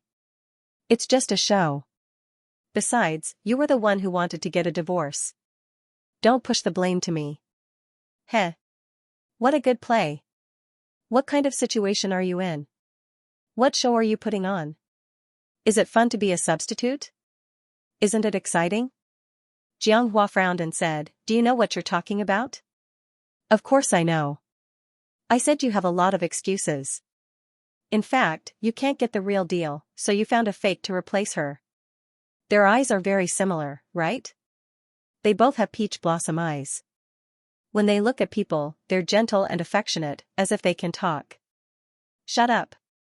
Xianxia scolded coldly, the veins on his forehead throbbing. How did she know? Who told her? Ah, are you panicking? I poked your sore spot, didn't I? Xianxia laughed freely. Xianghua's eyes turned cold. I'm warning you. Think carefully before you say anything. What are you afraid of? There's only you and me in this family now. What else can't you say? Don't you just covet sister-in-law and hate big brother? Xianxia, ah. Are you angry out of humiliation? Xianxia rushed up and grabbed her neck. The man's eyes were red with anger, making him look as scary as a ghost. Who told you? Cough cough. Do I need someone to tell me? The woman yelled at the top of her lungs like a cuckoo that was crying blood. Although you're good at pretending, your eyes and your attention are all on big sister-in-law. Do you think other people are fools and can't tell? Xianxia, you're so disgusting. You've hidden it well all these years. Cough cough cough. When you slept with that vixen behind her back, did you fantasize that she was Big Brother's sister-in-law? It must have felt good, right? Xianxia sneered and threw her to the ground. Xianxia gasped for breath, her cheeks turning red. Cough cough cough cough, so what if you know? The man adjusted his cuffs and said calmly, What can you do? I'm going to tell Big Brother and Big Brother. Who'll believe you? Just because you're a mad dog? Xianxia, even now, you're still so self-righteous. Don't you feel guilty at all? Guilty? He seemed to have heard the funniest joke in the world. Why should I feel guilty? Is it wrong to love someone? If it weren't for Big Brother, I would be the one marrying Aru. What right does Jantar have? He's just a chef. He has no education, no looks, and no ability to earn money. What right does he have? Xianxia's lips curled into a strange smile. Xianxia, can't you see? No matter how bad Big Brother is and how good you are, Big Brother's sister-in-law has never taken you seriously. She only loves Big Brother, and you're just a pitiful worm. You can't love her, so you can only secretly cut out photos of yourself and her and put them together. It's so sad, so pitiful, ha ha ha. You touched my drawer? Xianxia reacted, his eyes almost popping out of their sockets. That's right. Otherwise, how could I see your dirty side? The asterisk tch, Xianxia grabbed her hair and gave her 2 slaps on the face. Slap, slap, the slaps were crisp and loud. Xianxia couldn't stop laughing. Ha ha ha ha. Keep hitting, let Big Brother and Big Sister-in-law see what kind of disgusting thing you are. Xianxua's eyelids twitched. What did you say? I said. Xianxia paused after every word, smiling brightly. Big Brother and Big Sister-in-law are watching. Ha ha ha. Xianxua's body stiffened, and in the next second, he suddenly looked up. Digression, 2,000 words per chapter. Nothing could drive this man crazier than exposing Xianxua's ugliness in front of Han Yunru. Sister Yu's mother, and Sister Yu's mother's mother. The 3 generations were all white moonlight. Jantar was standing at the door of the master bedroom with Han Yunru in his arms. The couple was stunned. Xianxua's brain buzzed, the string was broken. He looked away hurriedly and looked at Xianxia, whose hair he was grabbing. He gritted his teeth. How dare you? The woman was still laughing maniacally. Suddenly, she stopped laughing and her voice became soft and gentle. You want to maintain a good image in front of her, but I want you to be smashed into pieces. Isn't that interesting? B*TCH, slap. It was another resounding slap to the face. Han Yunru exclaimed. Jiantar didn't expect him to be so arrogant as to hit her in front of him. He immediately rushed forward and separated him from Yang Jinqiu. You're a man. Why are you hitting a woman? This kind of lecturing tone again. Jiang Hua had enough, he sneered. We're husband and wife. What does it have to do with you? Brother, you're too nosy. Jiang Hua, you shouldn't hit her. So what if I hit her? Why? Do you feel bad for her? Why don't we change wives? Bang, Jiantar couldn't take it anymore and punched him in the chin. Jiang Hua staggered back and hit the wall with a thud. A mouthful of blood came out of his mouth. Jiantar, I've tolerated you for a long time. After that, he raised his fist and rushed forward. Jiantar dodged, but the angle was a little off. The fist brushed past his cheekbone, and the skin there immediately swelled up. Han Yunru rushed forward and confirmed her husband's safety with her eyes. Her lips trembled with fear. Are you okay? Did you hurt your eyes? Let me see. Jiantar said, I'm fine. Don't worry. We still have to go to the hospital. Let's go now. The interaction between the two made Jiang Hua's eyes red. Especially when he saw Han Yunru's worried expression, he was mad with jealousy. He was also injured and bleeding. Why couldn't she see it at all? Back then, she had been so concerned about him, asking about his well-being meticulously. Aru. Jiang Hua moved her lips and murmured absent-mindedly. His voice was not loud, but the room was too quiet, so it was particularly obvious. Yang Jinqiu let out a shrill laugh that was filled with mockery. Han Yunru's back stiffened. She heard it too. Not only did he call her Aru, but he also remembered the entire process of his argument with Yang Jinqiu. How dare he? How could that be? The veins on Jantar's forehead bulged as he clenched his fists several times. Finally, second brother. You've gone too far. Ignoring Han Yunru's cries of alarm, he swept forward like a gust of wind. This time, he was ruthless, and Jiang Hua had no room to resist. You've lost your mind. You've even thrown away your basic bottom line and principles. As your big brother, I'll teach you a good lesson today. Then, he smashed his fist down. There was no mercy at all. Jiang Hua's pupil shrank. How dare you? The next second, he was hit squarely in the face. He saw stars. What right do you have to teach me a lesson? You're just a few years older than me. If I was born earlier, you wouldn't even have the chance to marry. Bam, another punch. Han Yunru saw that it was about time. She was afraid that Jiantar would really hurt him, so she went forward to persuade him. Alright, hubby, let's go back. Aru, let go. I'll teach him a good lesson today. I'll let him know what he should do and what he shouldn't think about. With that, he raised his fist again. Han Yunru quickly grabbed his hand and tried to stop him.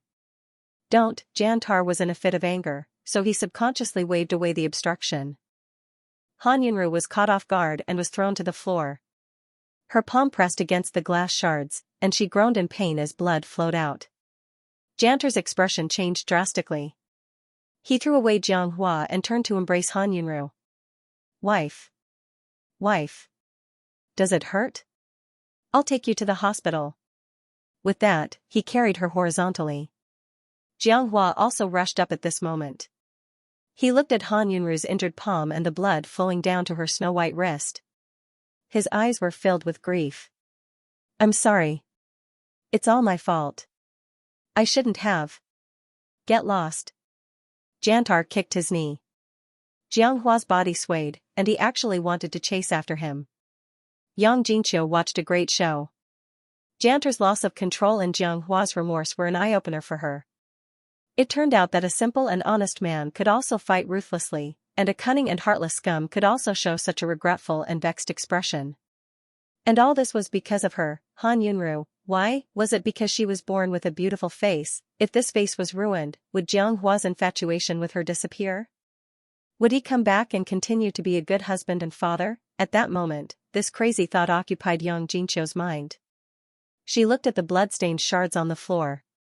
Jantar carried Han Yunru to the entrance and was about to leave when Yang Jingqiu suddenly jumped up from behind and locked the door. She was holding a glass shard in her hand and pointed it at Han Yunru, who was in his arms. Jantar took a step back. "Sister-in-law, what are you doing?" Yang Jingqiu acted as if she did not hear anything. She stared at Han Yunru with a pair of crazy eyes, her emotions fluctuating wildly. She said, "You can't leave yet." Jiang Hua looked at Han Yunru's bleeding palm and was burning with anxiety. He blurted out, "Lunatic, get out of my way." This sentence was no different from adding fuel to the fire. Yang Jingqiu laughed. "Lunatic? Sure, I'll show you how crazy I am."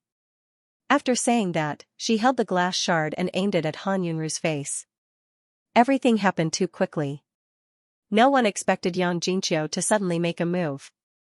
Jantar did not have time to dodge. He instinctively turned around and erected a shield with his back, protecting Han Yunru firmly in his arms. Jiang Hua also rushed forward, intending to use his hands to catch the glass shard. At that moment, the two brothers had a high level of tacit understanding. They both used their bodies as shields, protecting that person tightly. Yang Jingqiu had gone crazy. The more they cared, the more she wanted to scratch Han Yunru's face. When a person had set their mind on something and was willing to do anything to achieve it, their explosive power was quite terrifying. Jiang Hua could not restrain her at all. He could only watch as Yang Jingqiu broke free and rushed towards Jantar with the glass shard in her hand. At the critical moment, the door was broken open from the outside. Hu Ben rushed in with a group of men in black. They quickly subdued Yang Jingqiu. "Let go of me, I'm going to scratch that vixen's face." Slap. Jiang Fuyue walked over and gave her a slap. "If you had pointed the knife at Jiang Hua, I would have praised you for your courage. Unfortunately, you're stupid and evil." Hu Ben, shut her mouth and send her to the police station. Let the law judge her. Yes. Yang Jingqiu was taken away. Jiang Fuyue walked to Han Yunru's side. "Mom, are you okay?" "I'm fine." She smiled. Other than her pale lips, she was fine. "Hubby, put me down." "But, I hurt my hand, not my leg." "It's not bleeding anymore." Jantar put her down. The family of 3 rushed to the nearby hospital. "Doctor, how's my wife?" "There's a lot of blood." "Do you need stitches?" The doctor was treating the wound. When he heard that, he did not even look up. "Although there's a lot of blood, the wound is not deep. There are no glass shards in it. The blood has started to coagulate automatically, so there's no need for stitches. But there's one thing. Don't touch water to prevent infection." "It's done." "Jantar, thank you, doctor." Han Yunru pursed her lips. Jantar knew that she was thirsty. Yeah, sit here with your mom for a while. I'll get a cup of hot water." "Okay." Jantar walked to the door and almost bumped into an old man. "Hey," he reached out to support him. "Are you okay?" "I'm fine." Han Qishan waved his hand and looked at him with a questioning gaze. Jantar scratched his head in confusion. "Why are you looking at me like that? Are the people inside yours?" "Oh, they're my wife and daughter." So it was true, his guess was confirmed. The old man's heart sank. He looked at Jantar with a questioning gaze. "Jantar, ? Han Qishan had followed them all the way from Jiang Hua's house. To be precise, he was only one step later than Jiang Fuyue. It was a chaotic scene and the neighbors all ran out to see what was going on. He mixed in with them and was not conspicuous. But he saw everything. His Xiaoru was being bullied like this. The blood on the broken glass stung his old eyes and he almost cried. The man in front of him was Xiaoru's husband. Not only did he not stop it, he couldn't even protect her when it happened. In the old man's eyes, this was a big failure. Digression, yesterday's second and third watch was 3,000 words. Today's first watch was at 12 and it was still 3,000 words. Recently, I've been trying to adjust the update time, but I've failed. But I'll continue to work hard. I'm sorry for making everyone wait so anxiously. Dad. Han Shen walked over and supported him. He turned to thank Jantar. Don't be offended. My dad has a bad temper. Jantar waved his hand. It's all right. After that, he walked away. Han Shishan coldly snorted. I have a bad temper? Han Shen was not afraid. He asked back, do you think you have a good temper now? The old man's throat choked and he was about to walk in. What are you doing? Han Shen immediately pulled him back. His heart almost stopped. I want to go in and see Xiaoru. Don't be funny. If you walk in like this, do you believe that my little sister will think you're a crazy old man? According to the information they had, although they didn't want to believe it, they couldn't deny the facts. Xiaoru had lost her memory, no wonder she hadn't come home for so many years. Even if it was just a glance, it would be good to let them know she was safe, but the reality was that she had forgotten the past and the way home. Ah Shen, but I miss her. What should I do? I want to go in and see her now. I want to ask her if she's hurt. Do you remember? When your little sister fell and scraped her skin, she cried like the world was falling apart. Now that she's bleeding so much, she doesn't even make a sound. My heart hurts. The old man's eyes turned red. He hit his chest hard, as if this could alleviate the pain in his heart. That's enough. Han Shen clasped his hand, feeling bitter. It's already the best outcome that my sister is still alive. We'll take our time with the rest, yes. The old man nodded. It's good that she's alive. It's good that she's alive. Suddenly, he said, Ah Shen, do you think your mother will forgive me? The man was silent. Why aren't you replying? Dad. Han Shen opened his mouth with difficulty. Mom is already, forget it. Han Qishan suddenly cut him off, as if he was afraid that he would finish speaking, so he began to talk to himself. Your mother is the most soft-hearted. Once she sees Xiaoru, she will definitely let go of all her grudges. She probably won't treat me as an enemy anymore. It seems like she hasn't talked to me in a long time. She clearly loved to talk to me, but I used to laugh at her for being a female bodhisattva, chanting scriptures every day. Han Shen pursed his lips and looked at the old man with a complicated expression. If you knew this would happen, why did you do it in the first place? When Jantar returned from fetching the hot water, he realized that the old man and the good-looking man were still standing at the door. He nodded slightly as a form of greeting, and then happily went inside. Honey, drink some hot water. Han Yunru subconsciously reached out to take it. He took a step back and said, it's inconvenient for your hand. Let me feed you. Actually, her other hand was fine, so it wasn't that she couldn't drink on her own. But since Jantar was willing to serve her, she naturally wouldn't refuse. Slow down. Is it hot? Han Yunru shook her head. Do you want more? No, let's go back. But the doctor said that we have to stay for half an hour before we can leave. I'm fine already, Jantar said with a serious face, there's still 15 minutes, it'll be very quick. Han Yunru. Alright. Outside the door, the father and son were holding on to the doorframe, secretly peeking. This surname Jiang, Xiaoru already said that she wanted to go back, but he's actually going against her. He's too hateful. Han Shen lightly looked at him, following the doctor's orders. I think it's good. What do you know? Xiaoru has always had her own opinions since she was young, how could she let others order her around? It was always her who ordered me around before. Han Shen mercilessly exposed him, that's not anyone else, it's her husband. I don't recognize it. That man is tall and rough, he's just a cook. How could he be worthy of my Xiaoru? Han Shen casually said, there's no need for you to recognize it, they have a marriage certificate. The father and son were like thieves, holding onto the doorframe and watching for an entire 10 minutes. Han Shen seriously looked at his little sister's side profile. Even after 20 years, she still looked the same as in his memories. She had just turned 18 when she disappeared. She was a young and beautiful girl with a smile that was more beautiful than a flower. All of her relatives and friends that had seen her had all praised her for her good looks. Even his group of brothers had tried several times, asking if they could pursue little sister Xiaoru, but they were all beaten up by Han Shen with a single punch. When he heard that she had disappeared, Han Shen had thought that it was a joke and did not dare believe it. His little sister was already this old and not a little child, how could she have run away? Moreover, it had happened at her engagement party. Clearly 2 hours ago, he had been watching her put on makeup in the room, happily saying that she was finally going to marry Big Brother Lin. At that time, her smile was like a flower, as if she was soaking in a pot of honey. Who would have thought that in just a few hours, the bride would suddenly disappear without a trace? Han Shen scolded the person who had called to inform him and sternly warned him not to make such a joke in the future.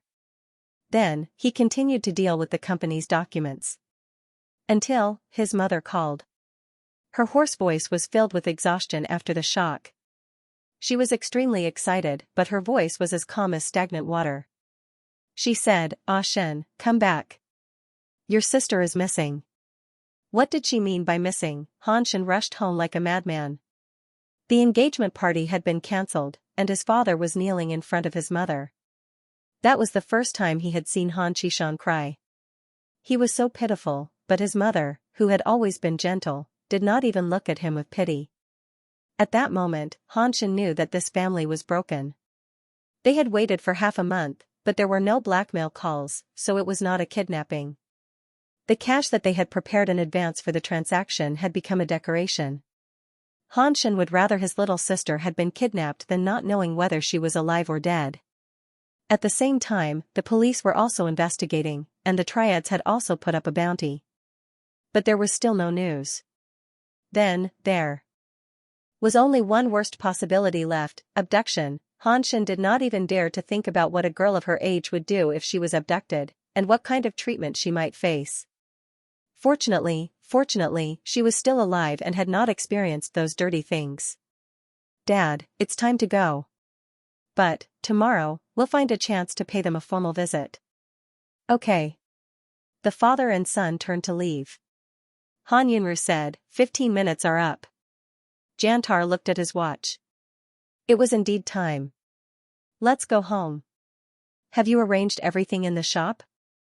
Jiang Fuyue said, "Don't worry, Chowdo will keep an eye on it. Nothing will go wrong." "That's good. Dad, take Mom downstairs first. The car is parked at the entrance. I'll go and pay the bill. I'll be back soon." "Okay." Jiang Fuyue turned the corner and entered the lift. Hu Ben, who had just returned from the police station, followed behind her. The shiny metal door reflected the two figures. "Everything has been settled?" Hu Ben said, "The surveillance footage has been handed over to the police. Yang Jinqiu has been temporarily detained. She can't escape the charge of intentional injury. If she files a lawsuit, she will be sentenced to at least a year." Jiang Fuyue said, "Arrange for a lawyer. Try to get the trial started before the end of the year." She meant that she was going to pursue the matter and cut the Gordian knot. Hu Ben nodded. "Understood. What about Jiang Hua?" "His hand is injured. He's treating the wound at another hospital. After that, he'll go to the police station to cooperate with the investigation. His life is too smooth, so he's thinking about trivial things. Ask Uncle Lu to find something for his parts factory." Hu Ben's eyebrows twitched. "Should we directly destroy it or keep it alive?" Jiang Fuyue said, "Half." Hu Ben lowered his eyes and agreed. In his heart, he silently lit 3 candles for Jiang Hua. "Also, go and find out who the 2 men outside the consultation room were." Hu Ben was stunned. Were there people outside the consultation room? Of course there were. That was the corridor. So many medical staff and patients walked back and forth. But an old man and a young man, with this characteristic, it shouldn't be difficult to find out. "I want to know by tomorrow at the latest." Hu Ben was stunned. "Yes." Ding, the elevator door opened. Jiang Fuyue walked out of the elevator and found the toll booth. She started to queue from the end. Hu Ben saw that she was completely like an ordinary girl in the crowd. Except for her beauty and naturally eye-catching figure, her temperament was light and not cold. She was beautiful and harmless. He couldn't tell that she was decisive in the elevator just a moment ago. He lowered his head and looked at himself. He was a big man, wearing a black suit and sunglasses. Recently, he had grown a little beard. No matter how he looked at it, he had a wild aura and didn't look like a decent person. Hu Ben couldn't help but reflect. Should he change his style? Jiang Fuyue paid the toll and went out. She saw Ku Linen parked opposite her. She got into the car and drove away quickly. Not far away, in a temporarily borrowed black Toyota, Han Shen looked at Ku Linen, who was already far away, and looked away. Dad, you should be more polite tomorrow. Brother-in-law's condition isn't as bad as you think. To be able to drive a Rolls-Royce, even if he was a chef, he was still a capable chef. Humph. Ku Linen is amazing. I'll buy 10 for Xiaoru later. Digression, 3,000 words per chapter. The next day, there was news about the two people that Jiang Fuyue asked Hu Ben to investigate. Yeah, your phone is ringing. Han Yunru's voice came from the living room. Her hand was injured, so she didn't go to the shop today. Jiang Fuyue turned around and walked out of the dining room with half a glass of milk in her hand. She walked over and picked up her phone. Hello. Sister Yu, I found them. The two people came from the capital and just arrived in Linhua yesterday. I've sent the details to your email. Okay. After ending the call, Jiang Fuyue drank the rest of the milk and went upstairs. She turned on her computer and logged into her email. It showed that there was a new email 5 minutes ago. She clicked on it. At this moment, Han Yunru, who was sitting in the living room and reading a baking tutorial, suddenly heard the doorbell ring. She thought it was Jantar because he said that he would sneak back when the shop was free. It wasn't even 10 o'clock yet, so it was too early. Han Yunru was a little helpless. Hubby, you can't. Before she could finish, her voice stopped abruptly. She looked at the two men, one old and one young, outside the door in a daze. Han Qishan opened his mouth and called out Xiaoru softly, as if he would scare her if he spoke louder. If one looked carefully, there was a hint of nervousness and trembling in his voice. Han Shen also couldn't help but call out, Sister. Han Yunru pursed her lips and looked at the father and son with a strange gaze. I'm sorry, who are you looking for? Han Qishan's pupils shrank and his old eyes became moist. There was a hint of sadness in them. Han Shen was a little better, but he couldn't help but stagger a little. Although the father and son were mentally prepared, they still found it hard to accept at this moment. They used to be so close to each other, but now they didn't know each other. Han Shen let out a breath and looked at her with clear eyes. Xiaoru, the man said in a gentle voice, I'm your brother. Han Qishan hurriedly replied, I'm your father, do you still remember? Under the expectant gazes of the two, Han Yunru was stunned at first. Then, she slowly shook her head, her thick eyelashes trembling slightly. I'm sorry. Don't worry. Han Shen waved his hand and asked cautiously, then, do you trust us? Han Yunru narrowed her eyes and pursed her lips tightly without saying a word. Han Qishan's eyes flashed with disappointment. At this moment, Jiang Fuyue hurried downstairs. Mom, there's something I want to talk to you about. Then, she saw the father and son outside the door. At this time, she was still holding the investigation information on the two of them and the Han family. TSK. With Jiang Fuyue's reminder, Han Yunru finally remembered to let Han Qishan and Han Shen in. Han Shen calmly looked around the room. The decorations were exquisite, and the space was bright and spacious. He heaved a sigh of relief. It seemed like his little sister was living a good life. Han Qishan was also looking around, but the feeling he had was completely different from his son. The furniture was not high class enough, the decorations were gorgeous, but the personality was lacking. There was also a baking book on the coffee table. Why did Xiaoru still want to enter the kitchen? Please sit down. Do you want to drink water or tea? Han Yunru asked. Water is fine. Han Yunru entered the kitchen. Jiang Fuyue did not avoid looking at the two of them. Han Qishan's lips moved. Are you Yaya? Hello. She slightly nodded. I'm your grandfather. Do you call me grandfather here? Or grandfather? Jiang Fuyue did not call him grandfather, but she did not call him grandfather. She just said, either is fine. The old man's eyes darkened. Han Shen sighed. He was already so old, but he still wanted to trick the little girl into calling him grandfather. But the little girl was very smart. She silently avoided him and even made the old man speechless. Hello Yaya. If your mother is willing to acknowledge us, then you should call me uncle. He added a premise. Jiang Fuyue finally looked at the middle-aged man in front of her. His face was handsome and his body was filled with a righteous aura. He did not avoid her gaze at all. You're very similar to your mother. Han Shen actually looked more like Han Qishan, but there were still some similarities between him and Han Yunru. I'm her biological child, so of course we're alike. The man gave a low laugh. Only when Han Yunru came out of the kitchen with a cup of water did he stop laughing. Drink some water. Ai. Han Qishan took the cup and immediately drank a mouthful. He felt that the water his daughter poured was sweeter than honey.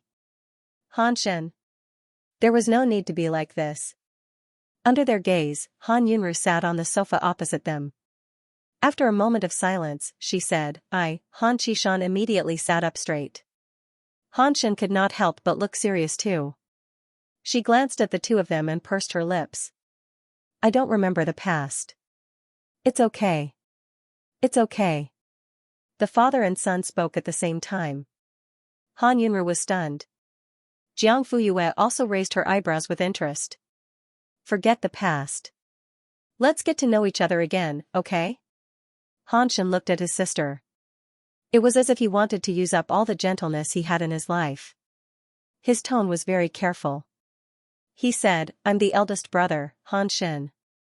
You have a second brother called Han Ke and a third brother called Han Heng. The old man could not sit still anymore. He looked at his son frantically. What about me? There's still me. There's still me, Han Shen's mouth twitched. This is Dad. I'm called Han Qishan. The old man obediently added. Han Yunru looked at Han Shen. When her eyes swept over the old man, it was only for a second before she looked away. The two of them thought that she was not used to it yet. Jiang Fuyue seemed to be deep in thought. Xiaoru, it's all Dad's fault that you had to wander outside alone for 20 years. I'm sorry. The old man's eyes were filled with pain and his old eyes were red. Dad. Han Shen's heart did not feel good. When he wanted to say something, he saw the old man wave his hand, indicating that he did not need to say anything. I know that it's too late to say anything now. There's no turning back from the past 20 years. I don't want to atone for my sins, I just want to make up for it in my life. Han Yunru looked down and did not say anything. Han Qishan's attitude became even lower. Xiaoru, Dad knows he was wrong. Are you willing to come back to the capital with me? You are the only daughter of the Han family. No matter what you want to do, me and your 3 brothers will support you unconditionally. Of course that included divorce. In Han Qishan's eyes, if it wasn't for his daughter losing her memories, it would be impossible for her to marry someone like Jantar. She had been wronged for 20 years and now she could finally break free. He would definitely treat her as the apple of his eye and not let anyone bully her. Han Shen did not think that the old man would be this anxious. He did not even understand the situation and he was already impatient to dictate Xiaoru's life. This would only have the opposite effect. Sure enough, I'm sorry, are you certain that I'm your daughter? Han Qishan, of course. I'm definitely not wrong. Whether it was her appearance, age, or when she went missing, it all matched. There was no need to do a paternity test at all. Just a single glance was enough to tell that they were related by blood. Even if I am, I'm not willing to go to the capital. The old man was stunned. Why? Don't you want our family to be reunited? Han Yunru, my home is in Linhuai. But, Dad. Han Shen quickly interrupted, Xiaoru has her own plans, don't make trouble for her. How can this be called making trouble? The doorbell rang and interrupted the old man's words. Jiang Fuyue stood up to open it. Yeah, where's your mom? Did she do anything? You have to watch over her, don't let the wound on her hand get wet. Jantar was changing his shoes while putting down the vegetables he had brought back. His mouth kept chattering. Suddenly, his eyes froze as he stared at the extra pair of men's leather shoes. There's a guest in the house? Jiang Fuyue nodded. Who is it? Is it another neighbor? When Jantar was trying out new dishes, everyone in the family was tired of eating it. Even Wu Qian had gained 10 pounds from eating it. In the end, there was no one to support him, so he called a few neighbors over to eat. Since then, neighbors became friends and friends became fans. Occasionally they would come over to visit. Who? The main reason was to eat Jantar's dishes. But this time, Jiang Fuyue shook her head, it's not a neighbor. Then who is it? Jantar asked as he walked into the living room with the vegetables in his hands. A second later, he stopped in his tracks. There were two men, one old and one young, sitting on the sofa. When they saw him enter, the old man stood up and extended his hand. Hello, I'm Han Xin. Jantar wasn't used to such an elite handshake. He was stunned and momentarily at a loss. Then, he heard the old man snort softly, seemingly dissatisfied. Jantar hurriedly shook the old man's hand. Sorry, I'm not used to it, it's all right. Han Xin smiled gently. Jantar frowned. Have we met before? You look familiar. Yesterday at the hospital, outside the consultation room. Oh, so it's you. But, why is this person here? Jantar couldn't help but wonder. Digression, yesterday, it was 3,000 words. Today, it was 12 o'clock.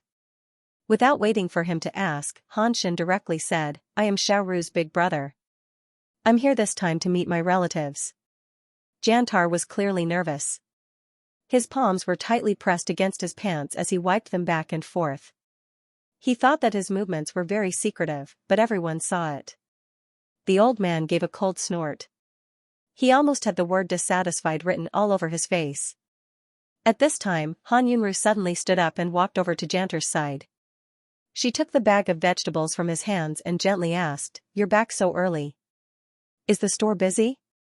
Jantar moved to the side and didn't let her take it. Be careful of your hand. The doctor said that it needs to be properly taken care of. After saying this, he turned to ask the old man and Han Xin, Have you eaten breakfast yet? I'm preparing to make porridge for Aru. Do you want to eat together? Han Xin subconsciously looked at Han Yunru. Seeing that she didn't have any objections, he let out a sigh of relief. Then I'll have to trouble you. Jantar, no trouble. No trouble. The old man wanted to refuse. He wasn't that easy to please, but the temptation of eating breakfast with his daughter was just too big. He couldn't refuse at all. Then, I'll just have a bowl. Jantar quickly agreed. He carried the vegetables and ran into the kitchen. Xiaoru, you should come back with us. Seeing that the old man wanted to bring up the old matter again, Han Xin felt his head explode. He directly changed the topic. Xiaoru, I heard that little sister's husband's cooking is very good. You even have to line up to eat at the store. Today, I can finally taste it thanks to you. Han Yunru slightly pursed her lips and revealed a faint smile. He likes to cook and the taste is quite good. Han Xin also revealed a smile. At this moment, the brother and sister were very similar. Han Xishan was stunned on the spot. Why did he feel that Xiaoru was closer to Han Xin than to him? Jiang Fuyue was just a spectator. There was no room for her to play at all. However, watching the play was very interesting. Soon, the aroma of food wafted out of the kitchen. Han Yunru stood up. It should be ready. I'll go take a look. Han Xin's nose twitched slightly. Just this fragrance alone made him want to give Jantar 90 points. Cuckoo, Han Xishan's stomach grumbled twice. Well. He rubbed his nose awkwardly. It's a normal physiological phenomenon. Cough. It's normal. Han Xin, Han Yunru, the old man was stubborn. That's the truth. He might be able to fool others, but not Han Xin. Before the two of them went out in the morning, they had breakfast at the hotel. Han Xishan even ate a lot. It hadn't even been 2 hours, how could he be hungry again? So what if you're greedy? Why don't you admit it? TSK, Han Yunru went into the kitchen and the couple whispered to each other for a while. They were probably explaining what had happened to them. Jantar didn't ask for more details. This honest man was still a little happy. His daughter-in-law had finally found her family. From now on, she was no longer an orphan and no longer had a family. No one could make fun of her. The porridge is ready. Don't carry it. It's heavy and hot. Han Yunru stared at him. I just had a small cut on my palm. I'm not disabled. What nonsense are you talking about? Don't mention these disabled and disabled things in the future. You can't even joke about it. You don't let me do anything. If that's not disabled, what is it? Xianxia looked around. How about this? You take the chopsticks. Will that do? Han Yunru had no choice but to carry the bowl and chopsticks. Hey, what's the matter now? She sighed. I asked you to carry the chopsticks, not the bowl. Leave it there. I'll take it out later. The porridge was cooked in an old casserole pot. A large pot was placed in the middle of the dining table. The thick rice grains were paired with the tender green vegetables, as well as the shredded onions and ginger. The white and smooth basa fish fillets were hidden under the rice and soup. Occasionally, a little grayish-brown fish skin was exposed. Gudong, Han Qishan swallowed a mouthful of saliva. Perhaps it was because his voice was too loud, but Han Shen, who was standing beside him, looked over. Jantar used a spoon to ladle a bowl of porridge for everyone. Originally, he had subconsciously pushed the first bowl to Han Yunru. It was as if the same action had happened thousands of times and had become muscle memory. But he suddenly reacted. Today was different from before. He turned his hand and a bowl of porridge fell in front of Han Qishan. You first, cough. The old man's expression became serious. No need. Give it to Xiaoru first. Jantar was an honest person. Hearing this, he gave an "oh" sound and returned the bowl to his wife.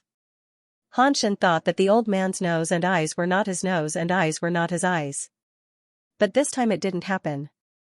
On the contrary, the old man even nodded his head in satisfaction.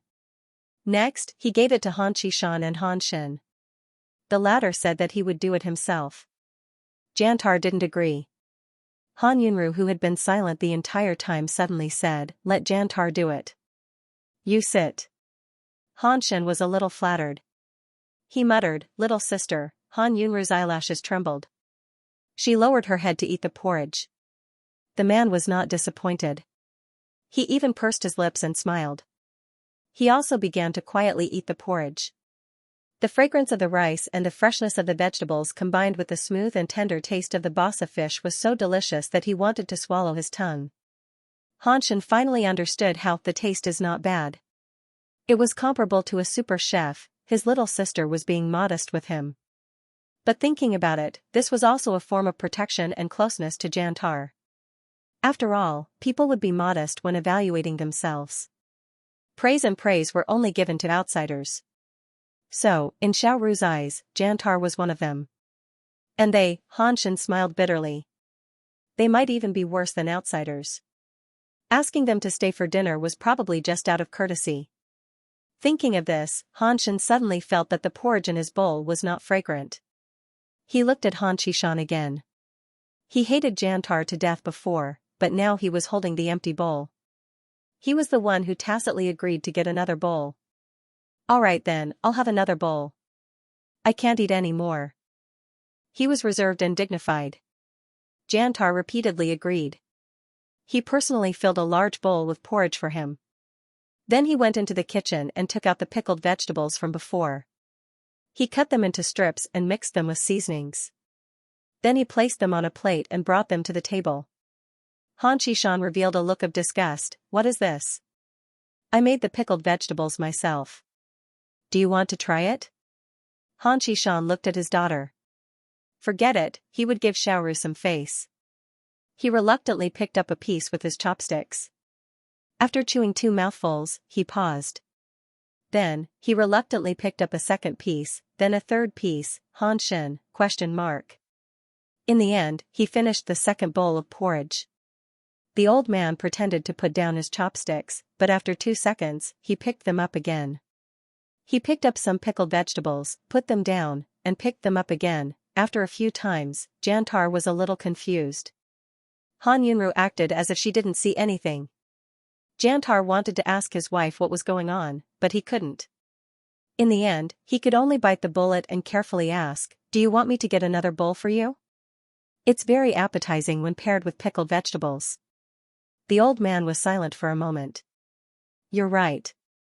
The pickled vegetables are too salty without porridge. Then help me get another bowl. Jantar quickly took action. Hanshin. Didn't you say just one more bowl? I can't eat any more, you're still the best dog. Han Shishan, slurp, crunch, wonderful Jiang Fuyue almost laughed out loud. This old man was really strange. On the other hand, Jantar was the complete opposite. Not only did he not laugh, but he was also very serious, as if he was afraid that the old man would be dissatisfied. Finally, he asked. Do you want more? Han Shishan waved his hand, enough. Burp, by then, he had already eaten 3 bowls and was very full. Han Yunru put down her spoon. In fact, she had finished eating long ago. She had delayed until now just to save some face for the person who finished last. Han Shen pursed his lips, not hiding his disdain for his biological father. Jantar felt that he couldn't say anything, and he didn't know how to speak, so he cleared the dishes and went to wash them. Han Yunru followed him into the kitchen. Don't. I'll do it. You go out and accompany them. It wasn't easy to find them. Han Yunru suddenly felt tears in her eyes and scolded him, Are you stupid? Jantar was stunned for a moment, then he laughed foolishly, Wife, did you only know today that I'm stupid? Han Yunru bit her lip angrily. Did he know what it meant to acknowledge family? Jantar noticed that her expression was not right and became anxious, What's wrong? What happened? Han Yunru didn't say anything.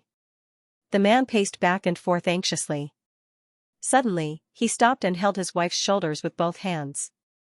His gaze was serious, and his tone was serious, Wife, you know that I'm stupid and dumb.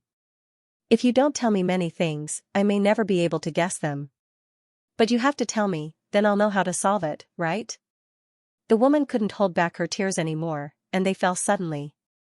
They want to take me to the capital. Jantar's mind buzzed. Where are we going? The capital. Get out. Get out of here. Han Shishan and Han Shen were stunned as they watched Jantar suddenly rush into the living room from the kitchen and chase them out of the door.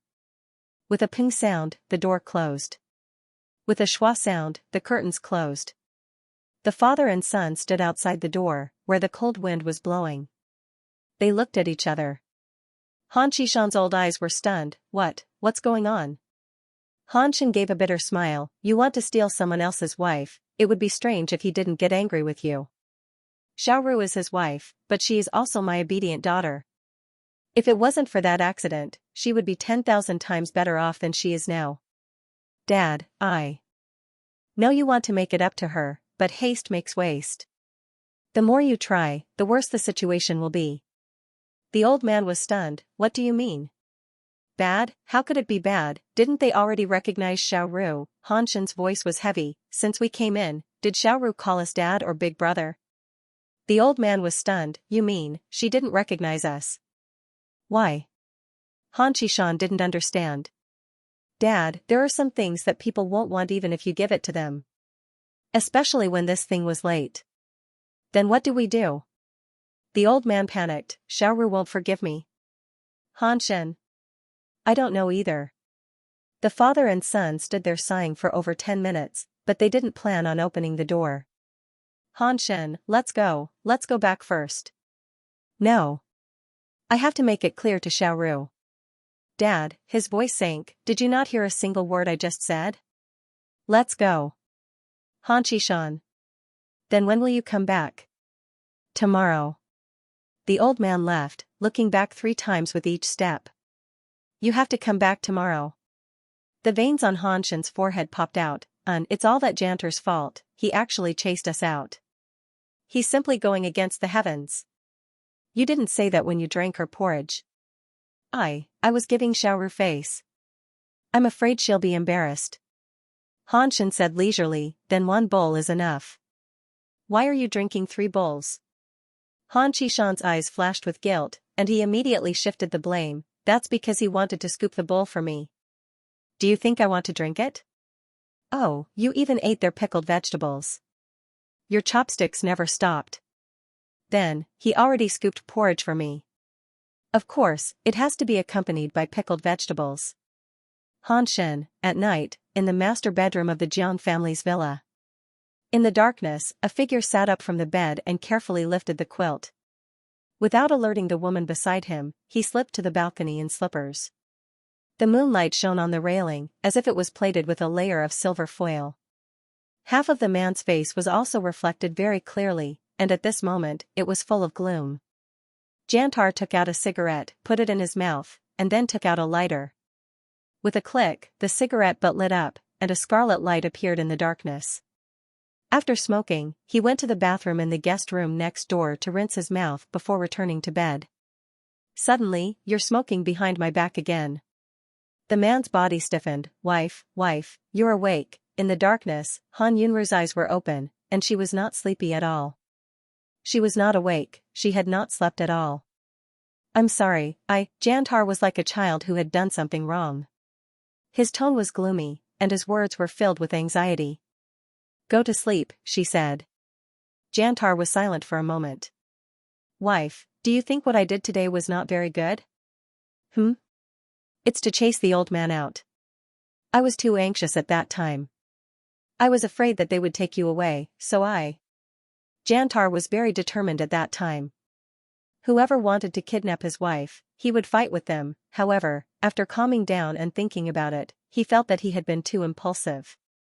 After all, they were his father-in-law and brother-in-law, and they were related by blood. If he chased them away now, how would he deal with them in the future? "I don't want to go," Han Yunru said. Xianxia's heart warmed. He turned over and hugged her. "Okay, then don't go." Han Yunru smiled. "Sleep." "Okay." Xianxia smiled too. The husband and wife slept all the way until dawn. Xianxia woke up early and went to the shop, while Han Yunru was still recuperating at home. Before leaving, the man reminded her, "Don't work. Wait for me to come back and cook, okay?" Han Yunru nodded, "Okay. Then I'll leave." He seemed a little reluctant. After leaving, he turned back and stood by the door, saying, "Wait for me to come back." "Okay." Han Yunru nodded. At 8 o'clock, Jiang Fuyue had breakfast and went to the laboratory. Jiang Xiaodi also went to school. Han Yunru was the only one left in the big house. She didn't stay idle. She hooked a cover with wool and put it on the vase. The size was just right, and the pattern was very beautiful. Suddenly, the doorbell rang. She paused, obviously guessing who it was.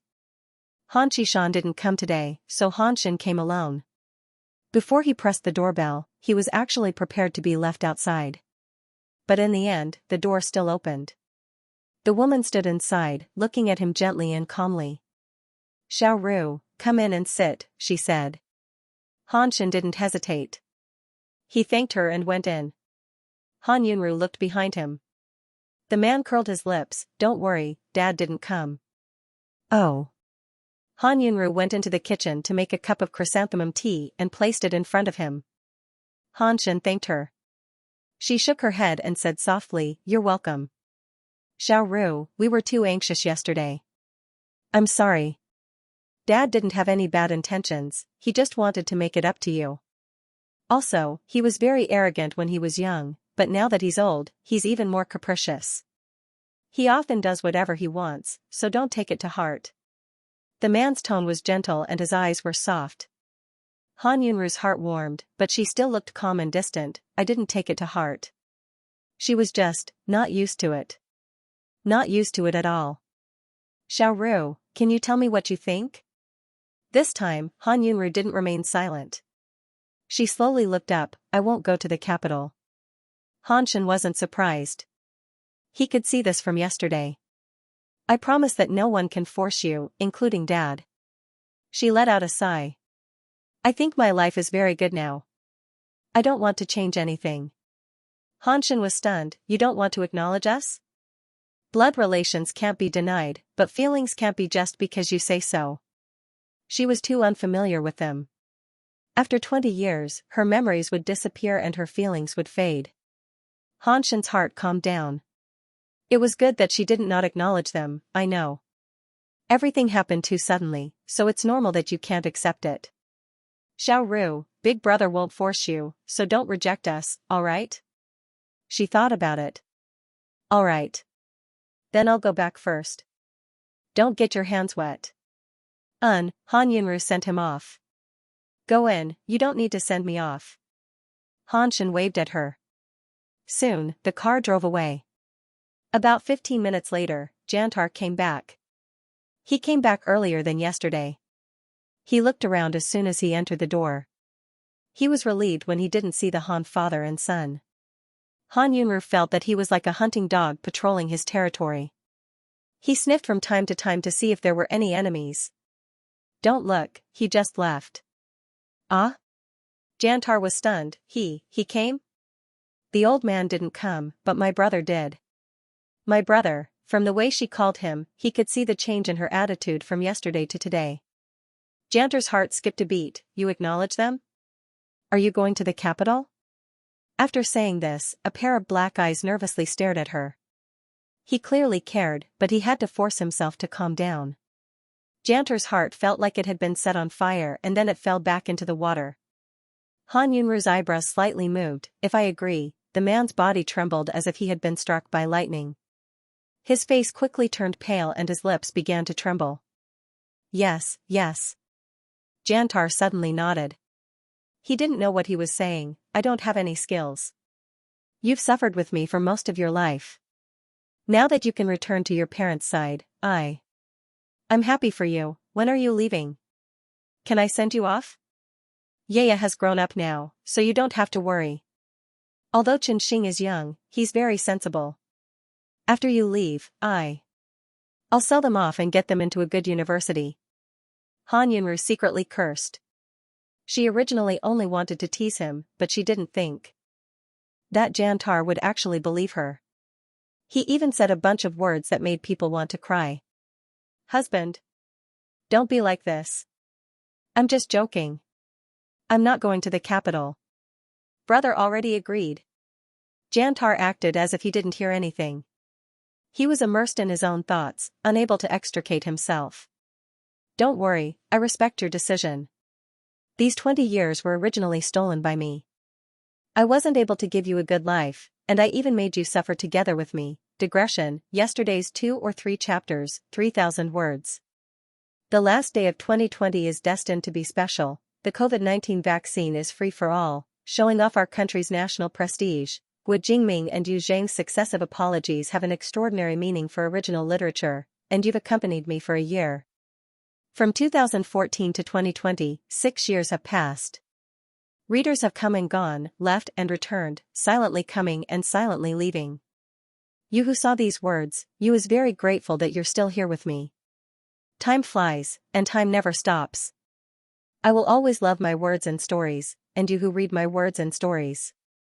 Thank you for accompanying me, allowing me to not be alone on this journey. Happy New Year! P.S. There's still one more chapter at 12 while I'm at it. I'll ask for monthly votes at the end of the month, for the past year, and also for the upcoming year. Love you. Jantar, Han Yunru called his name loudly.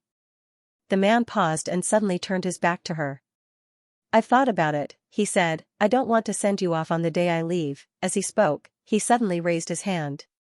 From Han Yunru's angle, she could only see the man raising his hand to his chest.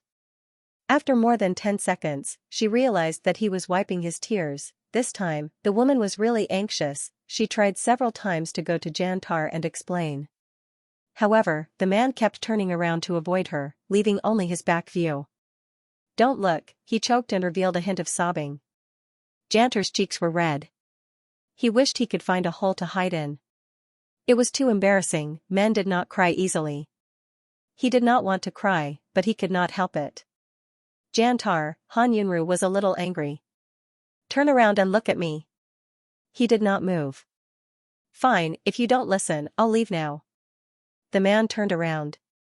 Sure enough, his eyes were red. Han Yunru took a deep breath and looked at him. Can you hear me now? Jantar nodded. Then listen carefully, I'll say it again, I'm not going to the capital. I'm not going. Huh? I'm just teasing you. Brother said he won't force me. Take it slow. But old master, Han Yunru pursed her lips and looked down at the floor. Her eyelashes trembled slightly. Don't bother about him. Really? Wifey, you're not leaving again? Right? I didn't intend to leave in the first place. You're imagining things, that's great. I'm so happy. As he spoke, he picked her up and began to spin her in circles. What are you doing? Put me down. Wifey, I'll be good to you. I'll listen to you for the rest of my life. I swear. Put me down first. No, I'm happy. Xianxia, what happened to being obedient? On one side of the room, the husband and wife were talking openly and sweetly. On the other side, the atmosphere was tense, and conflict was on the verge of erupting.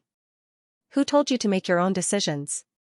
Han Qishan leaned on his walking stick and stomped on the floor again and again. He had nowhere to vent his anger. Han Shen said calmly, I'm just trying to salvage the situation before it gets worse. You call this saving? Do you know that you're completely pushing Xiaoru to that surname Jiang? Dad, how many times do I have to say it? They are husband and wife. Bullshit, Xianxia is not worthy of my Xiaoru. They even have a child and Xiaoru really likes Xianxia, so why are you still causing trouble? The corners of the old man's mouth tightened. Han Shen sighed softly. Mimi is now in her 40s. She's not 14, but she's 24. In the past 20 years, she got married and had a family. She even gave birth to a pair of children. If you insist that she go to the imperial capital, can she bear to? Then let her bring the 2 children over. It's not like the Han family can't raise them. Is this fair to Xianxia? The old man muttered, he's just a chef, what fairness does he need? He probably knew that these words were too shameful, so he said it in a very small voice. Han Shen's eyes twitched. In short, if you still want Xiaoru to acknowledge us and call you father and call me brother, then don't force her to do things she doesn't want to do. Otherwise, she'll only be pushed further and further away. After saying this, he turned around and returned to his room. The old man sat on the sofa and became as angry as a frog.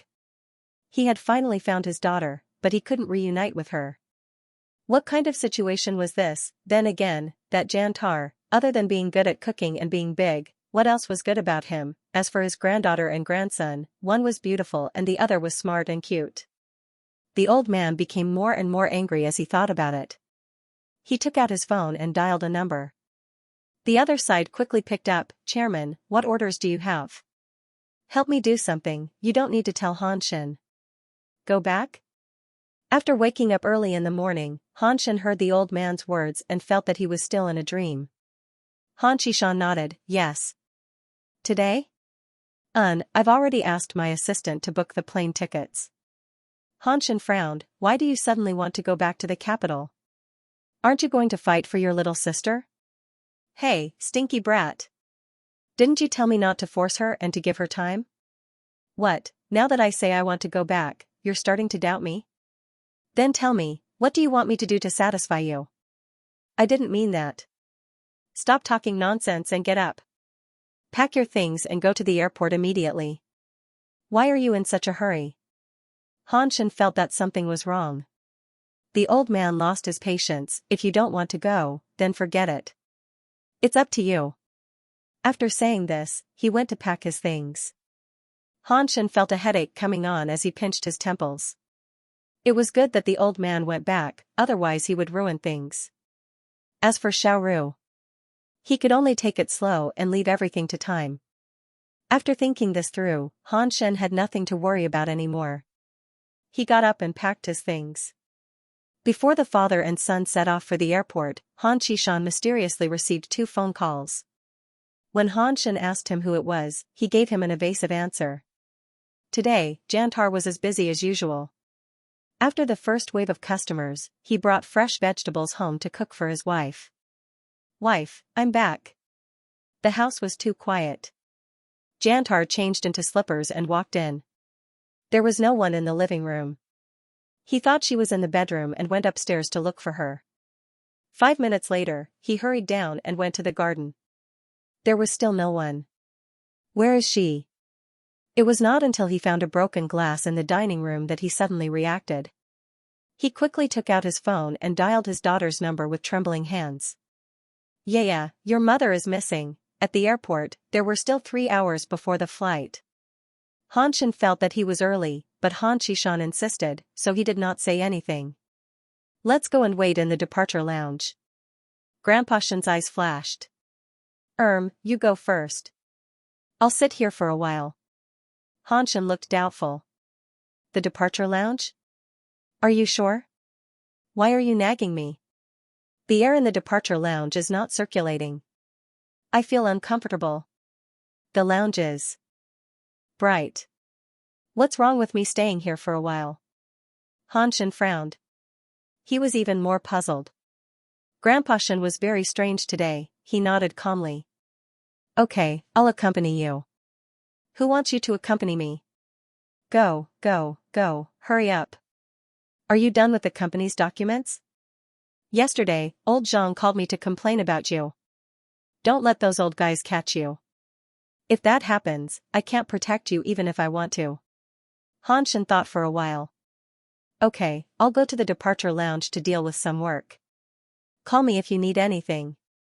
Okay, go ahead. Han Shen left. Grandpa Shen did not hide anymore. He craned his neck and looked at the entrance. Occasionally, he raised his wrist to look at his watch. Why isn't he here yet? Suddenly, a familiar figure ran in front of him. Chairman. Where is he? He's on the way. He'll be here in about 10 minutes.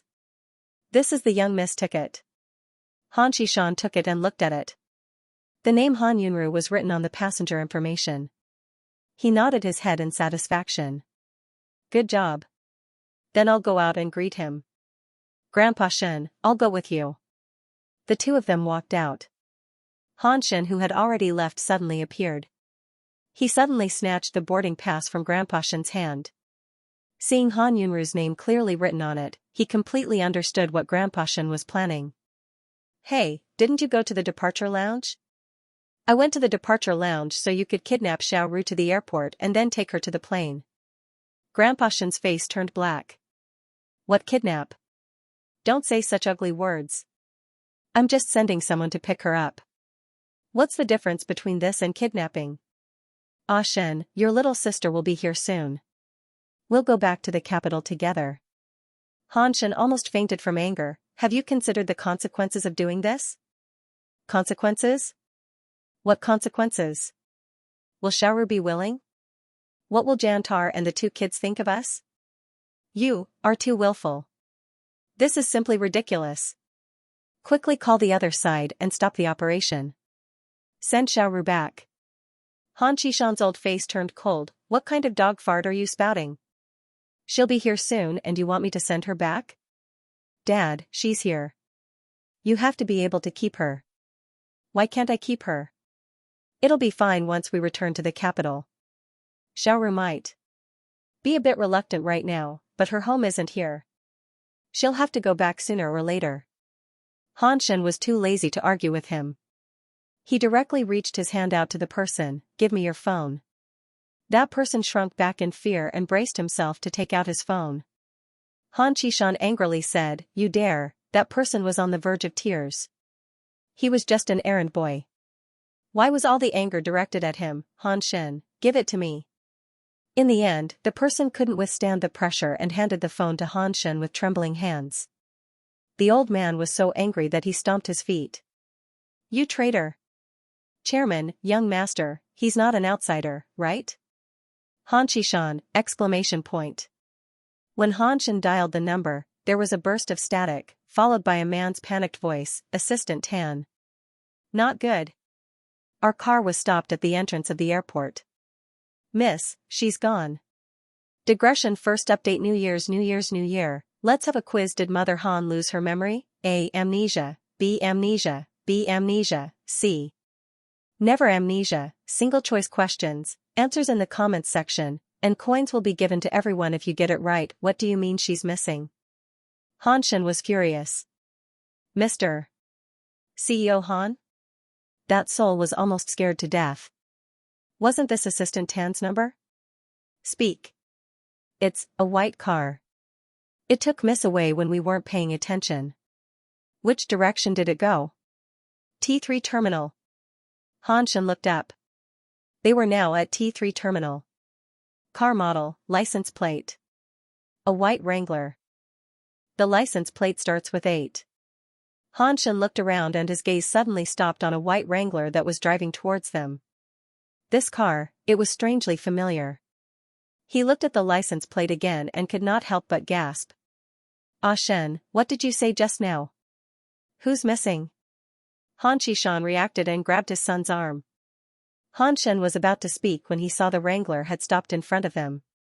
The door opened and a pair of black pointed high heels came into view. Above them were iron straight trousers that were tightened at the ankles. It did not lose its dignity and at the same time, it outlined a woman's unique beauty. A woman came out of the car. Her face was not as young as her body looked. There were traces of age at the corners of her eyes and the tips of her eyebrows. Her slightly white hair was combed neatly and tied up behind her head. Xianxia looked down and called out, "Mom." The woman did not even look at him.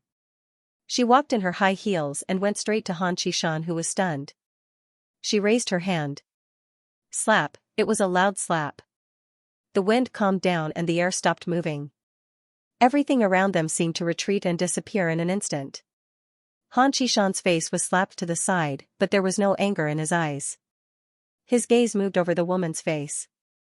Greed and excitement coexisted, pain and melancholy intertwined. In the end, it all turned into infatuation. Qingji, he murmured. On the other hand, Assistant Tan looked like he had not woken up. He looked at everything that was happening in front of him in a daze. F***ck. Who was this woman? She actually hit the chairman? The kind that slaps people. It was not very harmful, but it was very insulting. Xianxia knew that his mother was here when he saw the license plate. Before he could tell old Master Han, the car door opened. Then, it became like this. Mom, calm down, shut up. Qingji retracted her hand and looked at him coldly. I'll settle your score with you later. Xianxia felt his scalp go numb. In the end, he could only cast a sympathetic glance at the old man.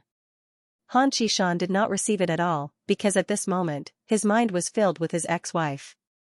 Qingji, why did you come here? Are you tired? You must not have had breakfast. Xianxia, that's enough. Qingji's don't call's not to call, but, the woman looked weak, petty, and pitiful. Xianxia was already used to this. Before the divorce, Xianxia was the arrogant one. After the divorce, he was even worse than a grandson in front of Qingji. Tan. He only knew that the old chairman had always been strict and had a bad temper. He had to be served carefully to avoid being ostracized. But who could tell him what was going on in front of him? The one who hit was righteous, while the one who got hit was subservient. Xianxia suddenly reached out to grab the woman's sleeve. In the next second, she quickly pulled it back. Old Master Han's hand missed. He stared blankly. The sadness in his eyes was so obvious that it seemed like it would overflow in the next second. Suddenly, he thought of something and his eyes lit up. Qingji, let me tell you a piece of good news. I found our daughter. Xiaoru has been in Linhui all these years. She's a mother now. You and I have upgraded to grandpa and grandma. Qingji's expression was calm. Xianxia came to a realization. You already know? How long do you think you can hide it from me? No. Xianxia and I have no intention of hiding it from you. Because we weren't sure, we were afraid that we would be happy for nothing and disappoint you. We wanted to come and take a look first and tell you after we confirm it.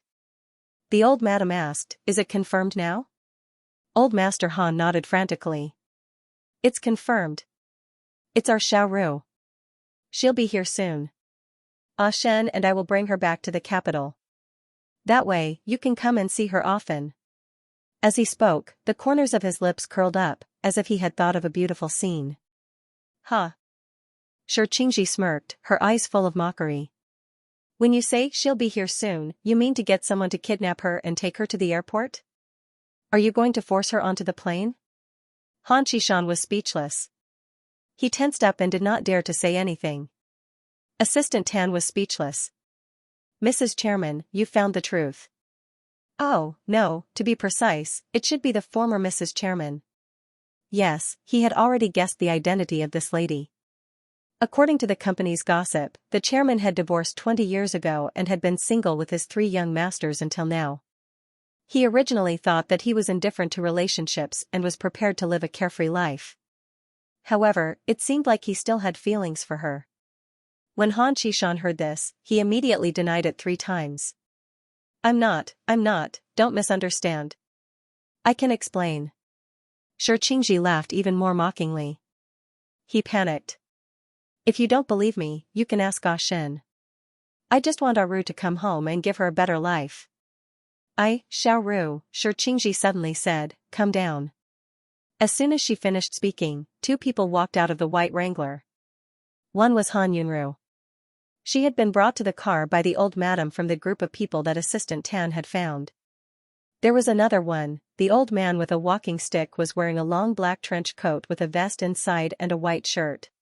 His leather shoes were shiny and reflective, and he wore a gentleman's hat on his head. He looked like a noble who had walked out of an ancient painting in the Middle Ages. However, his legs were not very convenient. Although he could still walk and jump, the stiffness was different from a normal person. Han Yunru instinctively reached out to help him, but Xianxia walked to the man's side first and held his arm gently. She said in a gentle voice, "Why did you come down?" The old man smiled warmly and whispered something in her ear. Han Yunru was close and naturally heard it too. He said, "Don't be angry, I'm here to support you." The old madam, who was still angry and full of thorns, calmed down instantly. She gently held Han Yunru's hand. "Are you still dizzy?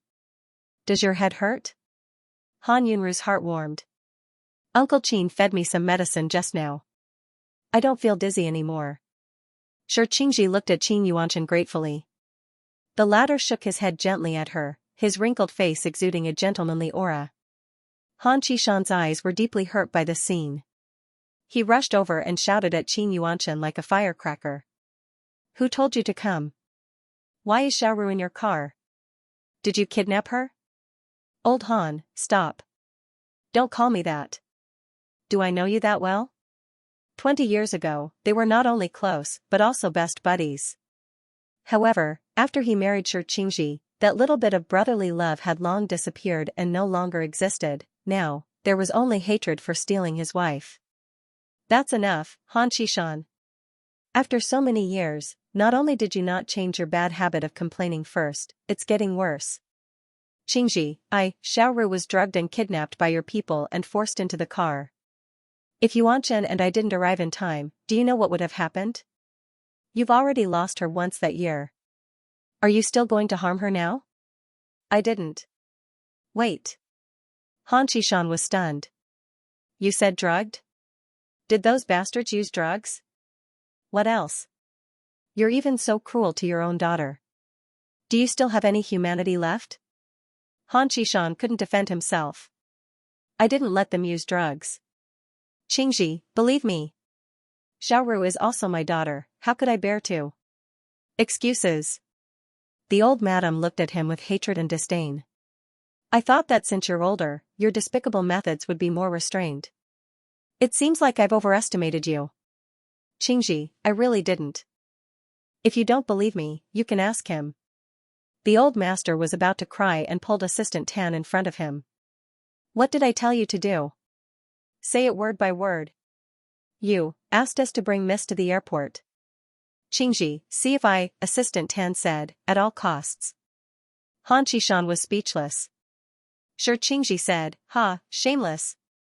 At this moment, a Kuranin drove over quickly.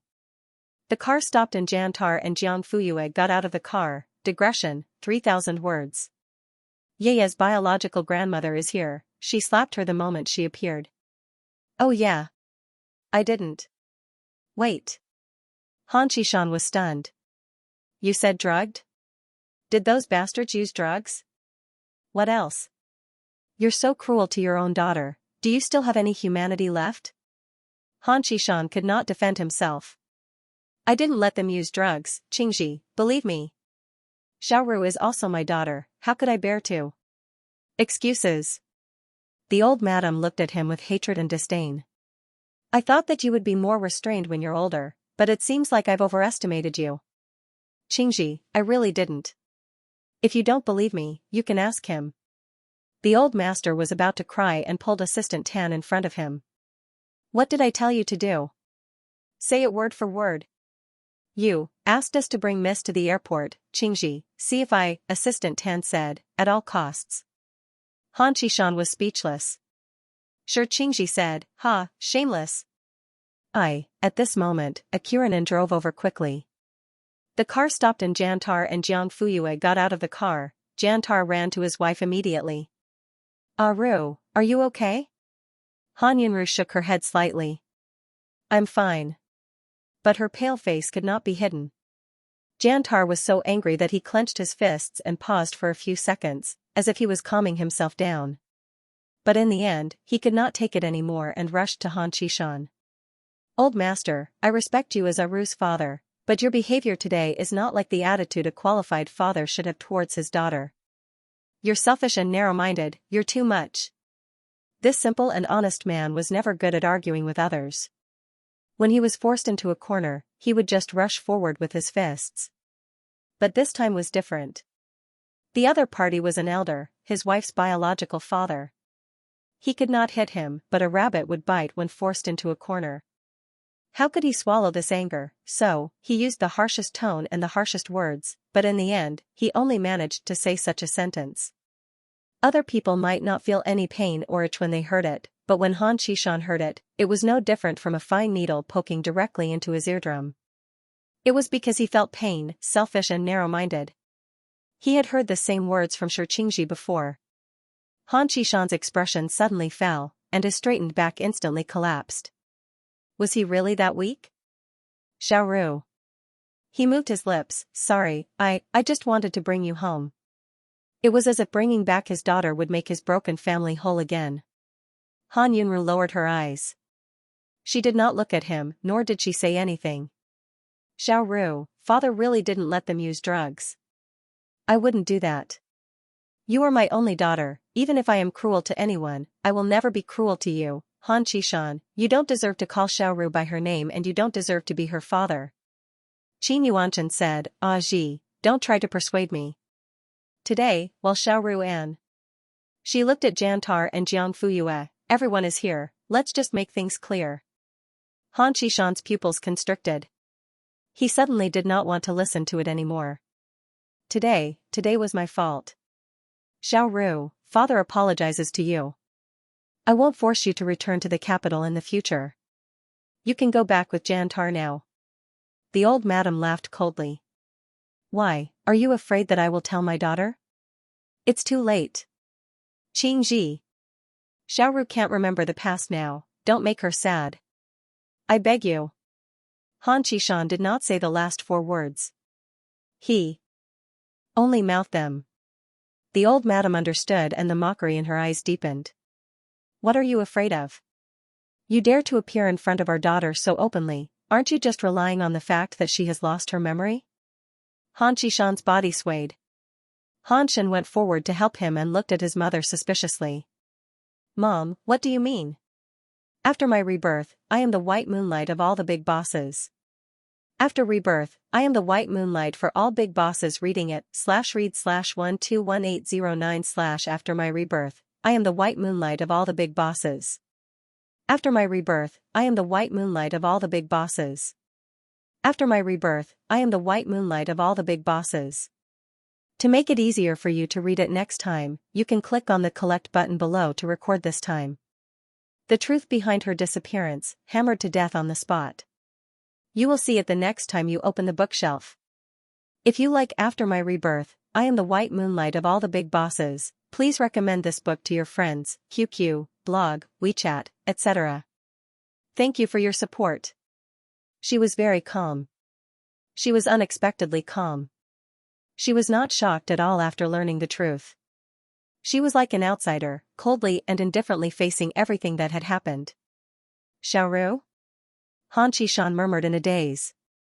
Han Shen also looked worried. The old lady looked at her daughter and seemed to have understood something in a trance.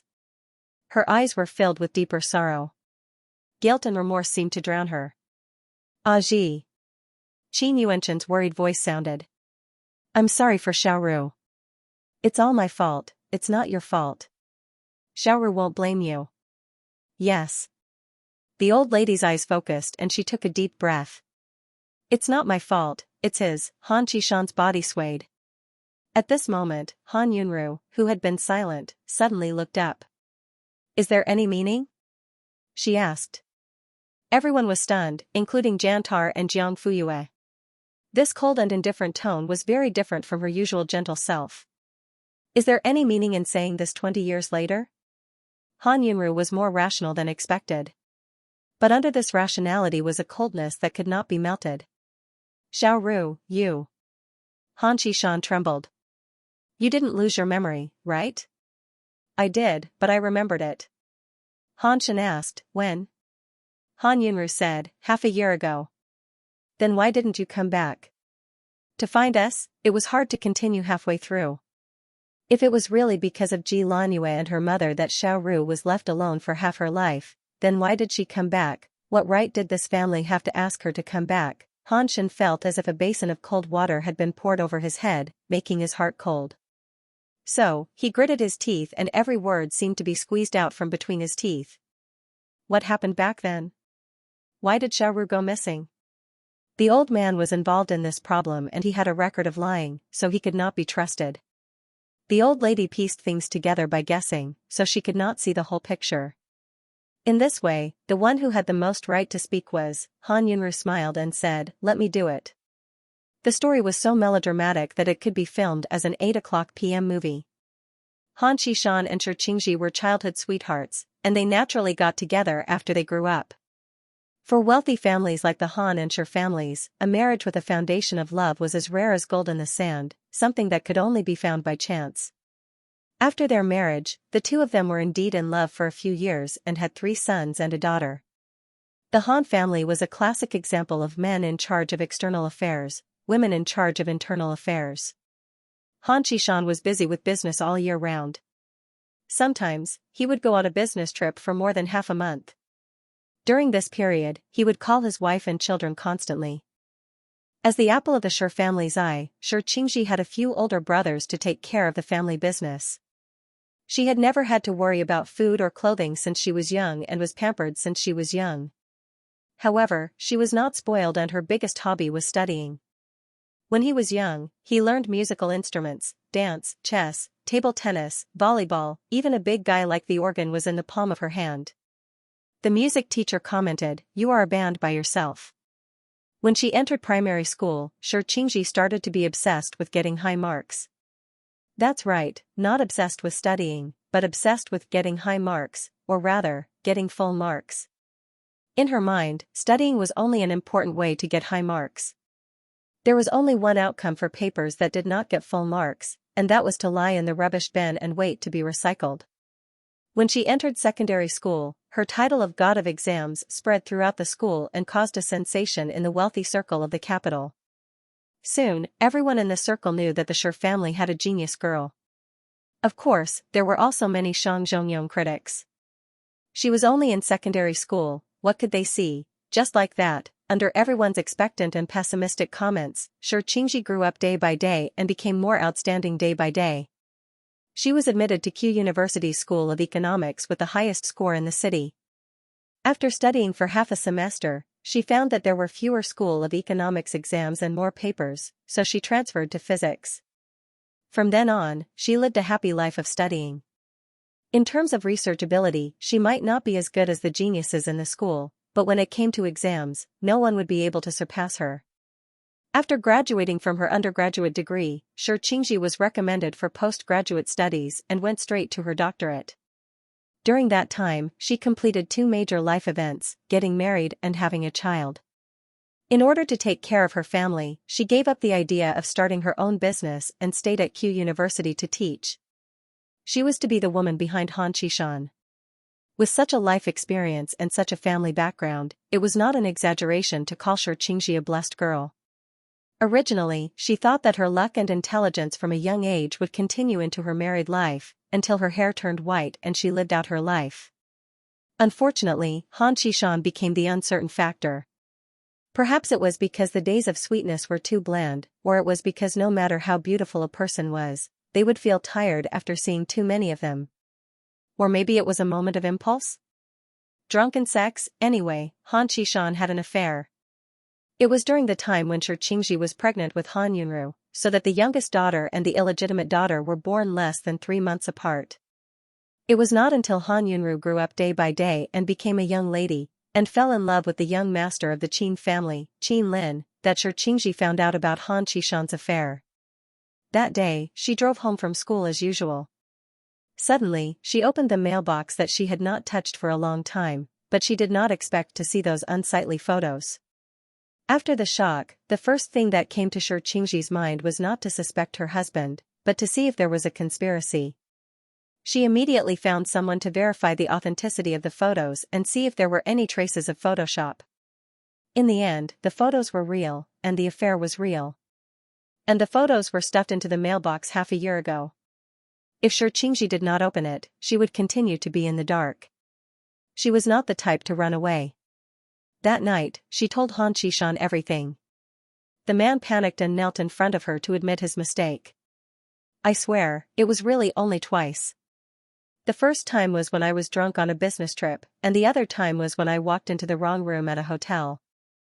After that, I broke off contact with her and haven't contacted her for more than 10 years. I don't know why she suddenly appeared at this time. Of course, Xianxia would not only listen to his one-sided story. She sent someone to investigate and found that this woman had indeed left for more than 10 years, and had never contacted Han Qishan during that time. In addition, Han Qishan was crying and apologizing to her. It was hard for Xianxia not to be soft-hearted when a man who had always been arrogant suddenly became so humble in front of her. Because of this, she chose to forgive him in the end. Not only because Han Qishan knelt down and apologized, but also because of her 3 sons and her daughter who was about to be engaged. If they fought, the Han family would be in chaos and outsiders would only see it as a joke. After considering many factors, Xianxia still sat firmly on the throne of Mrs. Han and did not move an inch. Ji Wulan took the risk and planned this with her own hands. In the end, not only did Xianxia not get a divorce, but she also made Han Qishan target her. The more she thought about it, the angrier she became. She did not dare to go against Han Qishan, but she hated Xianxia. She was like a bedbug, hiding in a damp and dark corner, looking at other people's bright and shining lives, so jealous that her face became twisted. So this was how Han Qishan treated his wife. So Xianxia lived such a dignified and superior life. If they were to divorce, would the glory and halo fall on her head? After all, she had also given birth to a beautiful and intelligent daughter for him. Han Qishan loved Han Yunru so much, he would definitely love Xianxia as well. These thoughts gnawed at the woman's rationality day after day.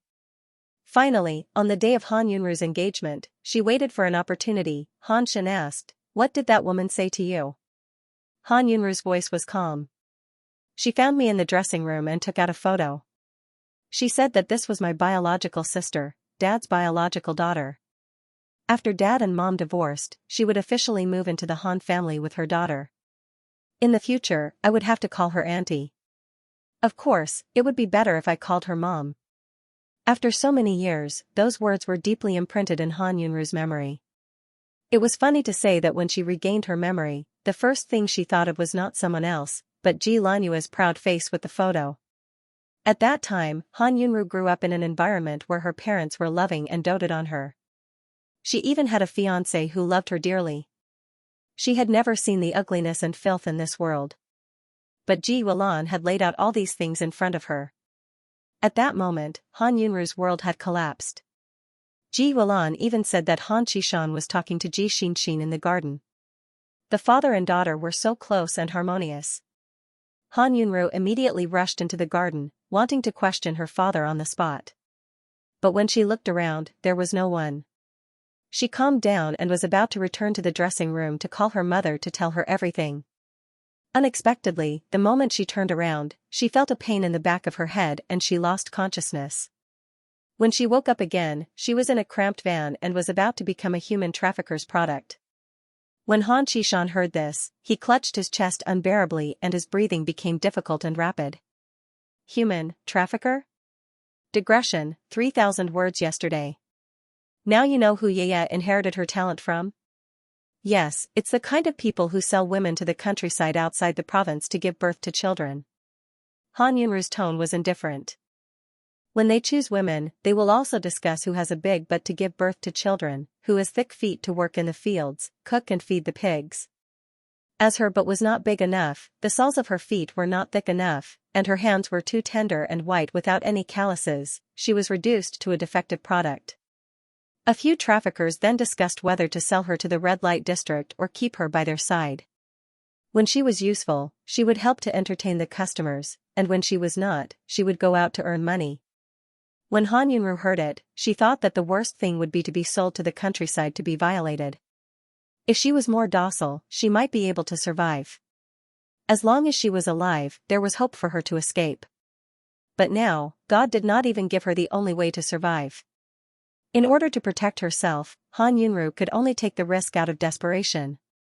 When the van drove over a bridge, she took the opportunity and jumped off. Jantar hugged his wife tightly, the veins on his arms bulging from his restraint, and his cheeks were as stiff as iron.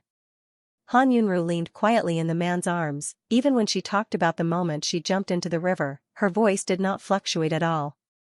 She was so cold, like an outsider. But she did not know what kind of impact these words had on Han Qishan and Xianxia. The old lady could no longer hold back her tears, and she cried, "Xiaoru, my poor daughter." She did not dare to imagine what she had experienced when she was 18 years old, facing a group of vicious traffickers alone. She had no choice but to jump into the river to escape. Jiang Fuyue could not help but clench her fists, her eyes red.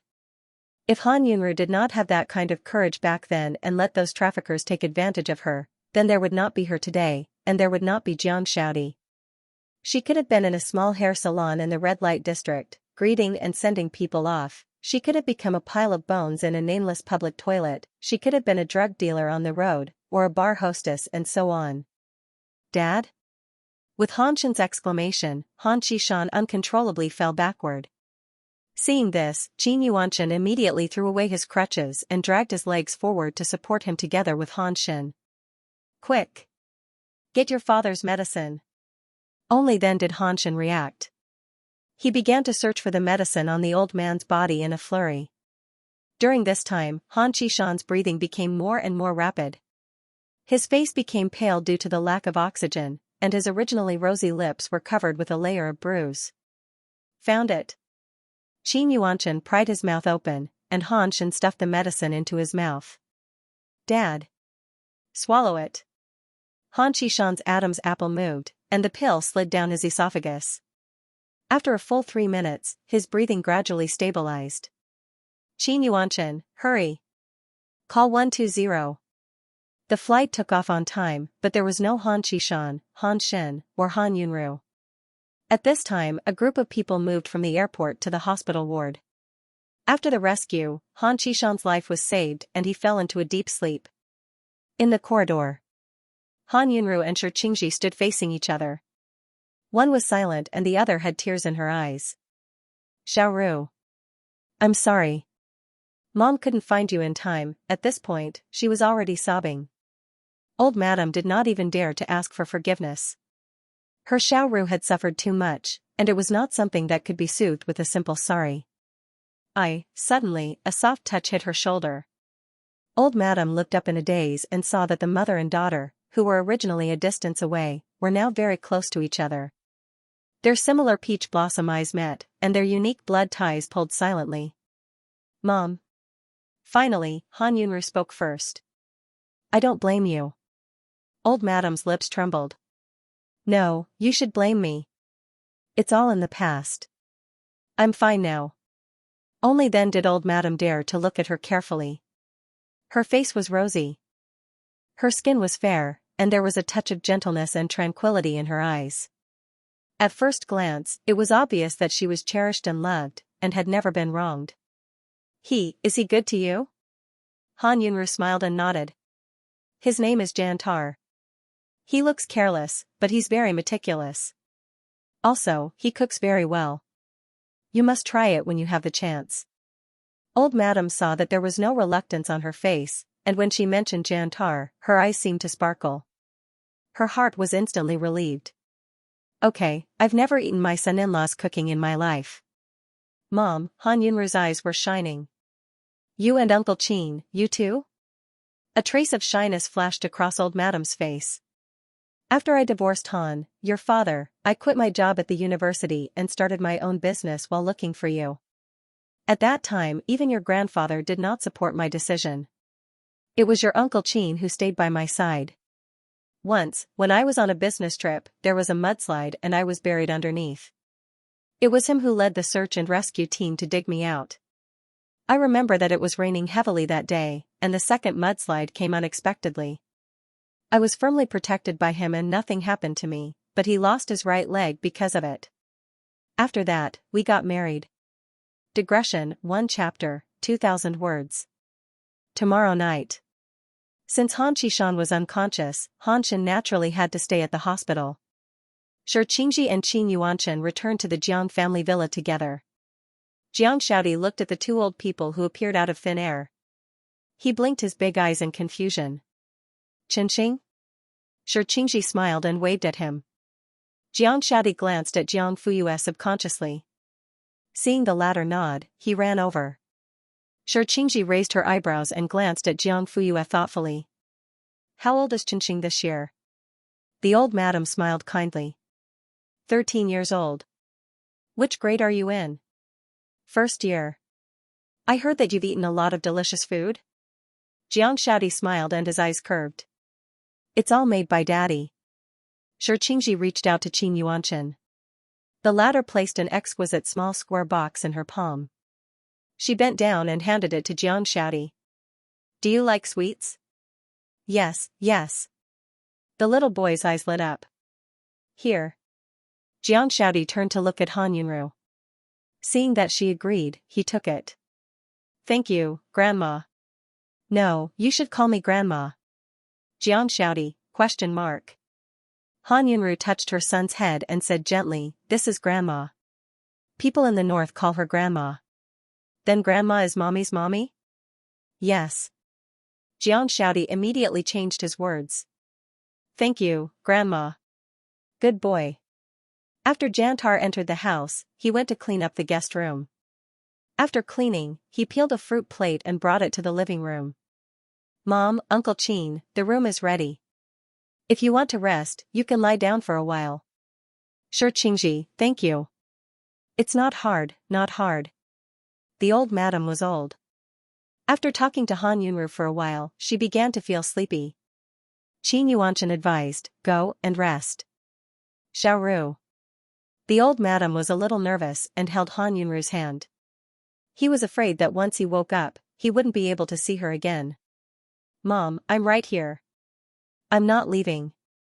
Only then did the old lady relax and go to rest. In the evening, Han Shen came over. Jantar opened the door. He was still very polite to his brother-in-law. Is the old man okay? It's nothing serious, but he still needs to stay in the hospital for observation for a few days. Where's Mom? Resting. Han Shen changed his shoes and entered the living room. Han Yunru was checking the accounts with a calculator. Big and small account books were piled up on the coffee table. Hearing footsteps, she raised her head and looked at him. Brother. Han Shen's heart warmed. Are you busy? I'm not that busy. The accounts of the two shops have accumulated for a long time. When I have time, I'll play a game. Then shall we go to the balcony and talk for a while? Han Yunru paused for a moment. Okay. Both of them went to the balcony. Brother, what do you want to say? When Ji Wulan came to find you that year, did she bring anyone else? She was the only one who came to the dressing room at that time. But she said that Ji Xinxin and Dad were outside.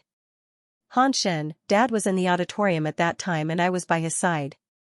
It was impossible for me to go see Ji Xinxin. You mean that Ji Wulan lied to me? She deliberately led me to the garden? That's very likely. Han Yunru frowned. Han Shen, you should have thought of it. If Ji Wulan did it on purpose, then there must be something else in the garden. Xiaoru, think carefully. When you went to the garden, did you see anyone suspicious? Han Yunru thought for a moment and shook her head. No. Brother. What are you suspecting? After you went missing, Dad and I sent people to investigate. Whether it was the hotel or the auditorium's surveillance video, there was no problem. But the biggest problem was that there was no problem. There were people in charge of your security, and the security outside the hotel was strengthened. There were both our family's bodyguards and the Qin family's bodyguards. No matter how strong the other party was, it was impossible for them to take you away from these people. What if they didn't take me away immediately? Han Shen was stunned. What do you mean? When I was unconscious, I heard the sound of a hotel room card being swiped. There was also a smell. It was also the hotel's special fragrance. So, after I was knocked out, I should have stayed in a hotel room for at least 2 days. Damn it. Han Shen cursed in a low voice. At that time, he and the old man had searched the hotel first, but they didn't find anything. In the end, they decided to withdraw their men. The time limit was exactly 2 days. Brother, are you investigating what happened in the past? I suspect that the kidnappers were arranged by Ji Yuelan. Does she have the ability? After Han Yunru regained her memories, she also had the same doubts. But Ji Yuelan didn't have any connections, power, or money. What did she have to move the kidnappers? Han Shen, Ji Yuelan doesn't have the ability, but we can't rule out other people. You mean someone helped her? That's the only possibility. In the capital, there were only a few families that dared to make a move on the Han family and succeeded. Xiao Ru, I promise you that I will find out the truth and make those who hurt you pay the price. After the siblings finished talking, they returned to the living room. Jantar had already prepared dinner, and the old madam and Qin Yuanchen had also come out of the room. Jiang Fuyue sat on the sofa and took over Han Yunru's work, continuing to calculate the accounts. She flipped through the pages very quickly and didn't even need a calculator to fill in the summary numbers. Suddenly, she said, we still need to deduct the transportation costs. The old madam was standing beside her and had seen all the steps. She was surprised by her mental calculation speed and proud at the same time. She was indeed her granddaughter. Jiang Fuyue looked back and said, don't worry, we can deduct it together with the operating costs at the end. The old madam asked, you won't forget? Jiang Fuyue shook her head. No. At this point, they reached the final deduction of the operating costs. Shi Qingji saw that not only did she deduct the transportation costs, she also deducted a few other expenses, which should have been accumulated before. The old madam suddenly understood. I was thinking too much. You usually do well in your studies, right? Before Jiang Fuyue could speak, Jiang Xiaodi came over. Sister is the first in the school. And she gets full marks every time. Shi Qingji's eyes lit up. She's as good as your grandma when she was young. Qin Yuanchen came over and smiled. Jiang Xiaodi asked, Grandma also gets full marks? Qin Yuanchen touched his head. Of course, no one else in the school has a higher score than her. Grandpa Qin, is this called inheritance? Qin Yuanchen pretended to think deeply. It should be. Then can I inherit it too? Jiang Xiaodi looked expectant. Of course you can. But inheritance is not enough, you have to work hard. Sister also works hard to get full marks every time. I see. Jiang Xiaodi nodded seriously. I know, I will work hard. Good boy. The corner of Jiang Fuyue's mouth twitched. Little kids are so easy to fool. But speaking of inheritance, although her current appearance benefited from the accumulation of her previous life, it was also inseparable from the original owner's talent and qualifications. After all, no matter how good the spring water was, if there were not enough containers to hold it, it would only spill out. Before entering No. 1 middle school, the original owner's grades were not bad. And Jantar and Han Yunru never cared about her studies, nor did they have the money to sign her up for all kinds of tuition classes. The original owner was able to enter No. 1 middle school with her ability, and with the extra points in the shot put event, she was able to enter the experimental class. From the looks of it, it was more or less a hereditary influence. Jantar went from the dining room to the living room and called out to everyone. It's time to eat. The old madam and Qin Yuanchen sat at the head of the table. Jantar, Han Yunru and Jiang Fuyue sat on the left, while Han Shen and Jiang Shaodi sat on the right. The meal was warm and comfortable, and the old madam was full of praise for Jantar's cooking. How do you make the sweet and sour pork? It's fresh and tender, and the sauce is also very flavorful. When his mother-in-law asked, Jantar immediately told her how to prepare it. When it came to cooking, he exuded a unique charm from inside out. The more Han Yunru looked, the deeper the smile in her eyes became. The old madam glanced at her daughter and felt inexplicably relieved. She was different from Han Qishan. A son-in-law's background, family background, status, power, wealth and so on were not as important as a good character and character to her. Of course, the most important thing was that he had to love Xiao Ru, respect, understand and tolerate her. So far, Jantar was doing very well. If you love someone, you can see it in your eyes even if you don't say it. When Jantar looked at Xiao Ru, his eyes were glowing. Seeing this, Qin Yuanshan lowered his voice and asked her, "You should be relieved now, right?" Sure. Qingji nodded. "I'm thinking, is Xiao Ru's wandering life lucky or unlucky? If she was lucky, then she should have been the young miss of the Han family, born in a good family and blessed by the heavens. But if she was unlucky, she jumped into the river to survive, met a simple and honest man like Jantar, and had a pair of cute children." Qin Yuanshan knew what she was worried about. It's a blessing in disguise. The old madam also felt relieved. I only hope that Xiao Ru can live happily for the rest of her life. She will. But what's wrong? Qin Yuanshan's eyes flashed with seriousness and he sighed. Qin Lin is coming. Digression, 3,000 words. Everyone should know who Qin Lin is, right? There's another update at 12 o'clock, 3,000 words. Speaking of Qin Lin, the old madam's eyelids twitched and she couldn't help but look at her daughter. Is it convenient? After all, the two children were almost engaged back then. If nothing had happened to Xiao Ru, she would be Qin Lin's wife, Qin Yuanshan's daughter-in-law and the young madam of the Qin family. Qin Yuanshan was obviously more worried than happy at the mention of his son. I tried to persuade him, but it was useless. If I didn't tell him, he would call Han Shen directly. When is he expected to arrive? Tomorrow morning flight. Sure. Qingji sighed. Why bother?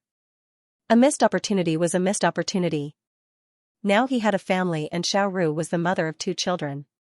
Even if they meet, what can it change? It would just add to the awkwardness.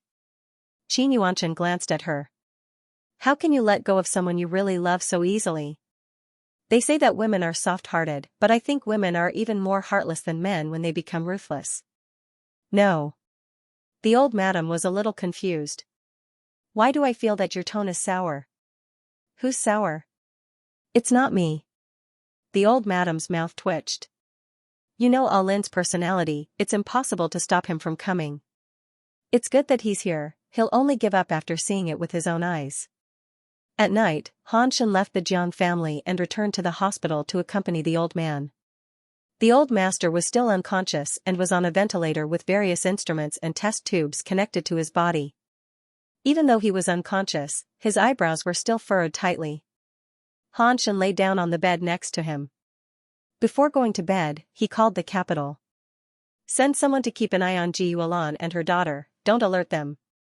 Also, investigate all the hotel staff involved in the incident back then. Don't let any of them go. Yes. With the old master's current condition, he probably wouldn't be able to return to the capital in a short period of time. Han Shen naturally stayed behind and did all the work remotely with the computer. Sure. Qingji was a busy person. After her daughter went missing, she quit her job at the university and started her own business. After 20 years of development and preparation, the company was now in a period of rapid expansion. Not long ago, they had reached a 100 billion cooperation with the Continent M government. She couldn't leave at all. Staying in Linhui City for 2 days was her limit. If she wanted to leave, Qin Yuanshan would definitely not stay. Qin Lin arrived at noon the next day. Han Yunru knew that he was coming, so she sat on the sofa in a daze. Jantar obviously knew about the existence of such an ex-fiancé. He thought for a moment and got up. I'll go pick him up. The old lady was surprised. You? Yes. Jantar nodded. She took her car keys and left the house. He knew how to drive.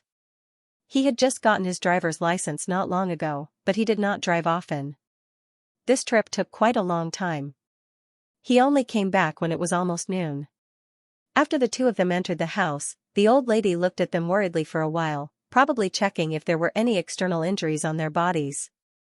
Jantar's expression was calm as he bent down to get a new pair of men's slippers for Qin Lin from the shoe cabinet. On the other hand, Qin Lin was wearing a white suit. There was not a single speck of dirt on it. His shirt and hair were neat and tidy. Well, it doesn't look like they fought. Originally, he thought that if the two of them met, they would either be at each other's throats or be at each other's throats. In short, it wouldn't be too peaceful.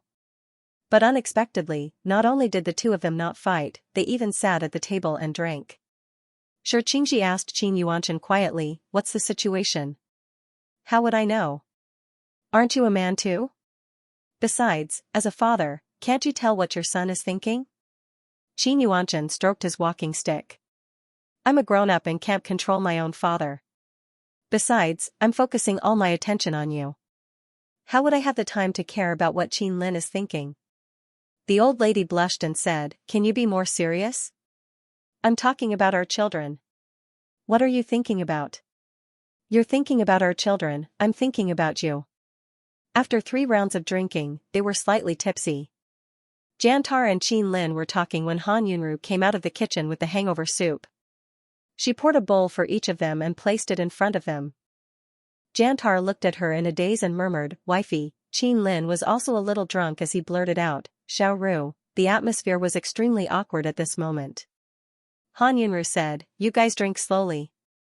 I'll go out and accompany Mom." With that, she left. Jantar looked at Qin Lin. Qin Lin also looked at Jantar. Their eyes met and Qin Lin finally couldn't help but ask, "Has she been well all these years?" Jantar was at a loss for a moment. He could have just said well and then looked at the man in front of him proudly. But he didn't. He just blinked with uncertainty. Under the influence of alcohol, he gained a moment of clarity. "I don't know." Whether she was well or not was not something he could answer. Only Han Yunru had the right to speak. The look in Qin Lin's eyes suddenly became dark and deep, with a little disappointment and regret. He was disappointed in Jantar's honesty. He was disappointed that he couldn't make any sarcastic or disdainful look towards Jantar. If this man had the slightest bit of cunning, he could use the words unbearable and unworthy to describe him. But Jantar didn't. Maybe it was this sincerity and honesty that moved Xiao Ru. That night, the two men were both drunk as if they were competing with each other. Jantar was sent to the master bedroom. Qin Lin was helped to another guest room. Under the light, Han Yunru wiped Jantar's face with a wet towel and couldn't help but sigh. Why are you trying to be strong?" Hearing her voice, the drunk Jantar suddenly opened his eyes. But it was as if there was a layer of gauze in his eyes. It was hazy and it was obvious that he wasn't awake. "Wife. Are you thirsty? I'll get you some water." The next second, Jantar suddenly struggled to sit up and grabbed her hand. "Wife, don't go." "I'm not going. I'll come back after I get the water." No, you can't go. You can't go to the capital." I said I would let you go, but it was all a lie. I can't bear to part with you, but if you want to go, I can't seem to stop you, I'll listen to you. Even if you want to leave, I'll still listen to you." With that, the man began to cry. On one hand, he said be obedient, and on the other hand, he said can't bear to part with you. In the end, he begged Han Yunru to feel sorry for him. What a fool. In the guest room downstairs, Qin Lin was helped in by Qin Yuanchen. As soon as he sat on the bed, he sobered up. "Yo, you're not drunk after all this time?" Qin Yuanchen laughed. Qin Lin sat up and pressed on his throbbing temples. His eyes and brows were filled with fatigue. "Dad, can you please stop gloating over my misfortune?" Cough. "No problem. Seeing that you're so pitiful, I won't hurt your heart." "Qin Lin, what did you talk about with Jantar? Why are you so drunk?" Qin Lin was silent. Qin Yuanchen sighed. I know, you can't let it go. If it wasn't for that incident, Xiaoru would be our Qin family's daughter-in-law. But things have come to this point and we can't go back on track if we make too many mistakes. We can only make the best of it. I know. My situation with Xiaoru doesn't allow me to change anything. But Dad, I can't accept it. Especially at that time, when we were in love and we were about to get engaged. I had fantasized countless times about my life after marriage with Xiaoru. If she was as gentle as water, I would be a container for her. If she was as passionate as fire, I would be a piece of meat roasted by her. It doesn't matter if it's burnt, it's fragrant anyway. Stop. Why is it more disgusting than your father? Disgusting, speak human language. Qin Lin. I can't accept it. Qin Yuanshan sighed and patted his son's shoulder. Ah Lin, wake up. Even if you can't accept it, it's hard to turn back. The next day, the old lady was leaving. Qin Lin had no reason to stay. He said goodbye to Jantar and turned to look at Han Yunru. He smiled like before, but he was already a middle-aged man. He was no longer as young and tender as he was 20 years ago. He was mature and steady. She was as beautiful as an orchid. Her edges and branches had been washed away by time. Xiaoru, can you talk? Okay. The two of them went to the garden outside. Jantar stared at his watch and began to silently count down. 3 minutes and 42 seconds. Qin Lin, I'm leaving. Han Yunru, goodbye. After sending the three of them off, the couple went to the shop. In the past few days, the two shops operated as usual. Everything was in order. At night, Jantar leaned against the headboard of the bed. Han Yunru turned off the lights and prepared to sleep. The two of them lay down together. In the darkness, their breathing gradually calmed down. Suddenly, Jantar reached out and pulled her into his arms. Han Yunru thought he was going to ask about what she said to Qin Lin during the day. But Jantar only muttered, "It's good that you're not going to the capital." On this side, the love and hate between parents played and ended. On the other side, Jiang Fuyue was holed up in the laboratory, focusing on the third stage of the experiment with Xie Dingyuan. Finally, it was the day of completion. That's it? Lao Bai was still in a daze, his eyes filled with disbelief. Idiot, do you still want to continue? No. Lao Bai quickly shook his head. He had almost collapsed this month, and even in his dreams, he wanted to finish as soon as possible. Xie Dingyuan's eyes were smiling, and his joy was evident in his words. Everyone has worked hard during this period.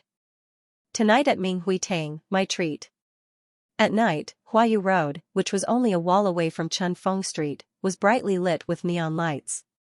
Including Jiang Fuyue and Xie Dingyuan, there were a total of 6 people, and old Zhang sent them there in one car. As soon as old White left, he looked around curiously, as if he had discovered a new continent. Old Jean coughed lightly and reminded him, "Pay attention to your image, don't make it look like Granny Lu has entered the Grandview Garden." Lao Bai disagreed. "I'm not even as good as Granny Lu.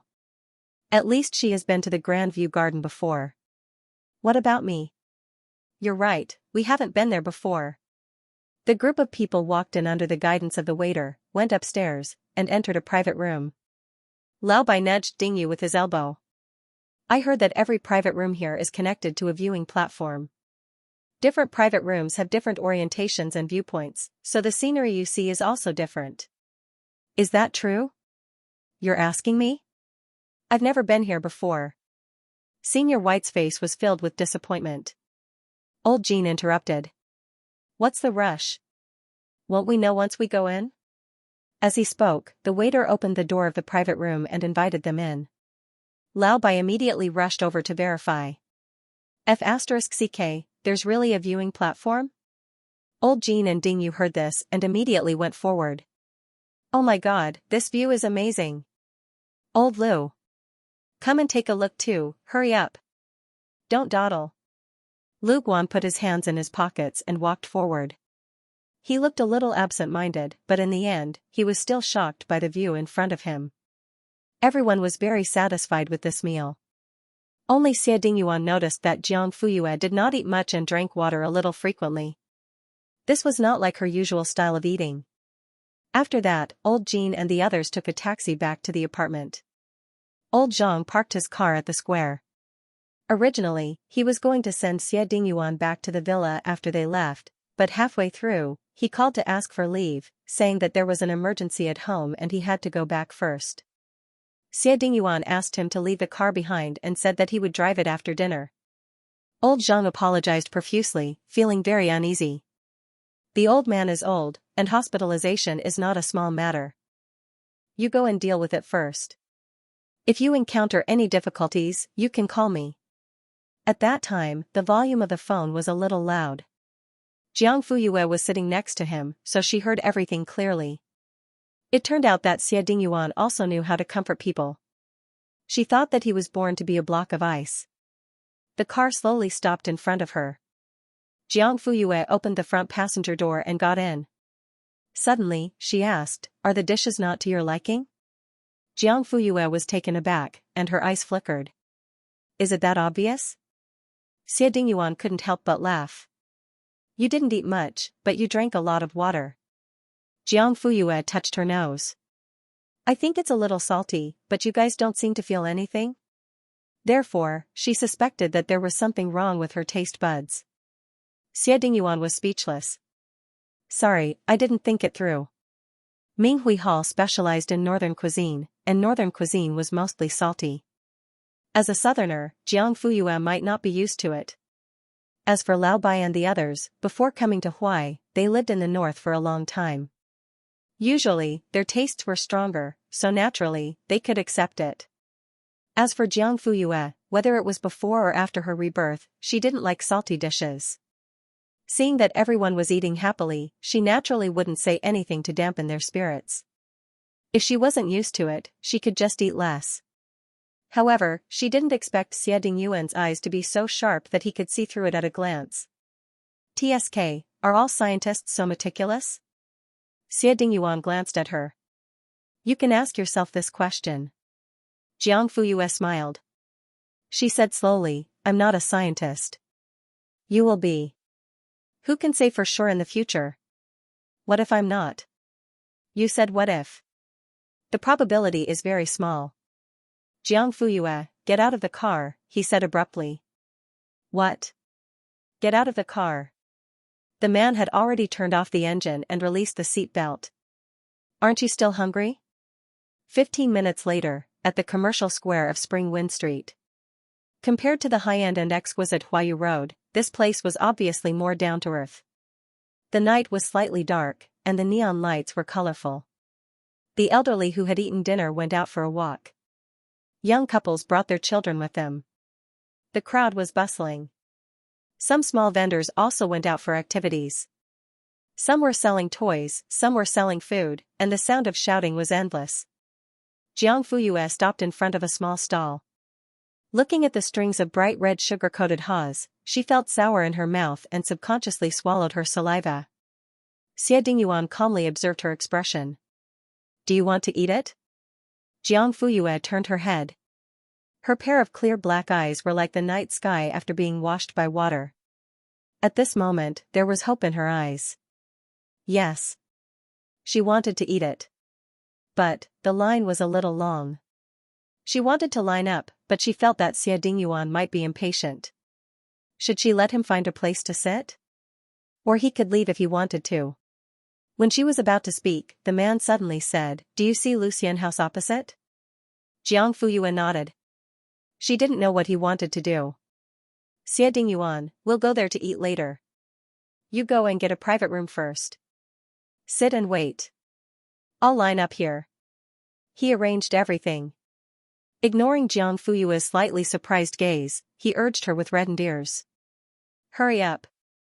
Otherwise, there won't be any seats left." Just like that, Jiang Fuyue stepped into Lucien House in a daze.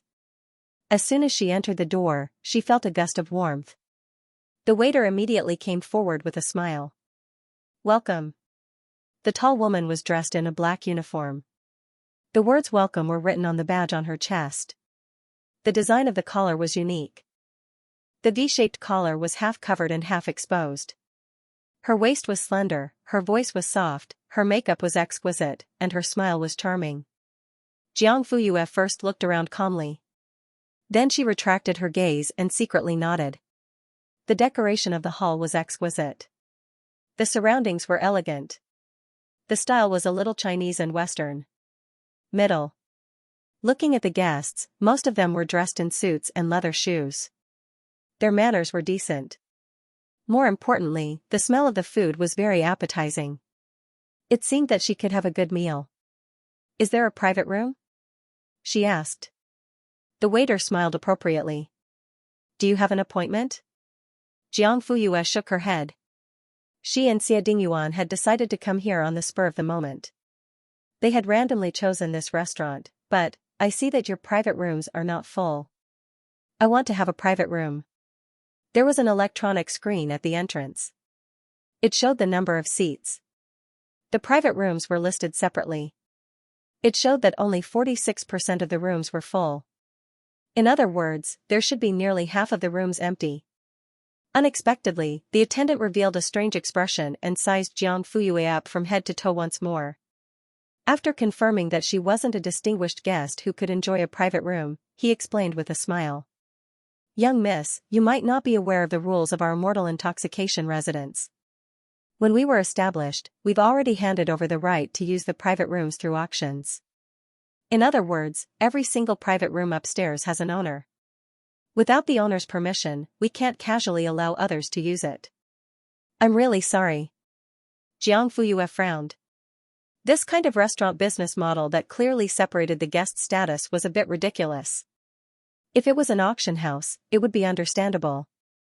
After all, it was a place where people's status was measured by their ability to bid. However, a meal was something that most people could afford. It had to be said that this restaurant was very strange. It seemed that they were quite proud of such a rule. It wasn't hard to hear from the waiter's words that he was showing off. It was as if he had made himself more noble. Jiang Fuyue couldn't understand, but this was a rule set by someone else. If she wasn't satisfied, she could choose to go somewhere else. There was no need to complain. She was already silently planning to go somewhere else. If you can accept it, the dining environment in the main hall is also good. The waiter smiled. It was obvious that he had received professional training. Jiang Fuyue waved her hand. "No need." After saying that, she turned to leave. The waiter's smile froze. In the past, there had been people who wanted a private room. However, after her explanation and hints, he knew that those who could enjoy a private room must have an extraordinary status. He resentfully gave up. Most people came for the drunken immortal house's food, so in the end, almost all of them chose to eat in the main hall. However, the young lady in front of him was a bit too stubborn. One had to know that the drunken immortal house's food was hard to find. If it was the weekend, without a reservation, even if one queued for an entire day, they still might not be able to get a number. It just so happened that there were only 2 seats left in the main hall today. However, this person actually disdained them and turned to leave. Digression: yesterday's second and third watch, 3,000 words. The first watch was at 12:30 to read the original content. Please go to Vinegar Love Literature Learning. The waitress felt that she and Lucien restaurant had been insulted, so she looked at Jiang Fuyue's back view as she turned to leave. Her gaze swept over her clothes, which were very ordinary and not branded. She also looked young and didn't seem like she had the ability to spend money. What she couldn't stand the most was that this woman was actually wearing a pair of sneakers. In her eyes, women who didn't wear high heels were no different from country bumpkins. If Jiang Fuyue knew this person's true thoughts, she would probably want to pry open this weirdo's brain to see what was so different about it. "Miss, please wait." The waitress was smiling, but her tone was obviously not as nice as before. Jiang Fuyue turned around and asked with a questioning gaze, "Is there anything else? Have you thought about it? There are only 2 seats left in the hall, and other customers could come in at any time. Why do you have to ask for a private room? Besides, a private room isn't something that ordinary people can afford." Jiang Fuyue's gaze was already a little cold. However, the waitress didn't seem to notice and still spared no effort to show off. "It's usually hard to get a table at Lucien restaurant. You're lucky today, otherwise, there wouldn't be a seat in the hall."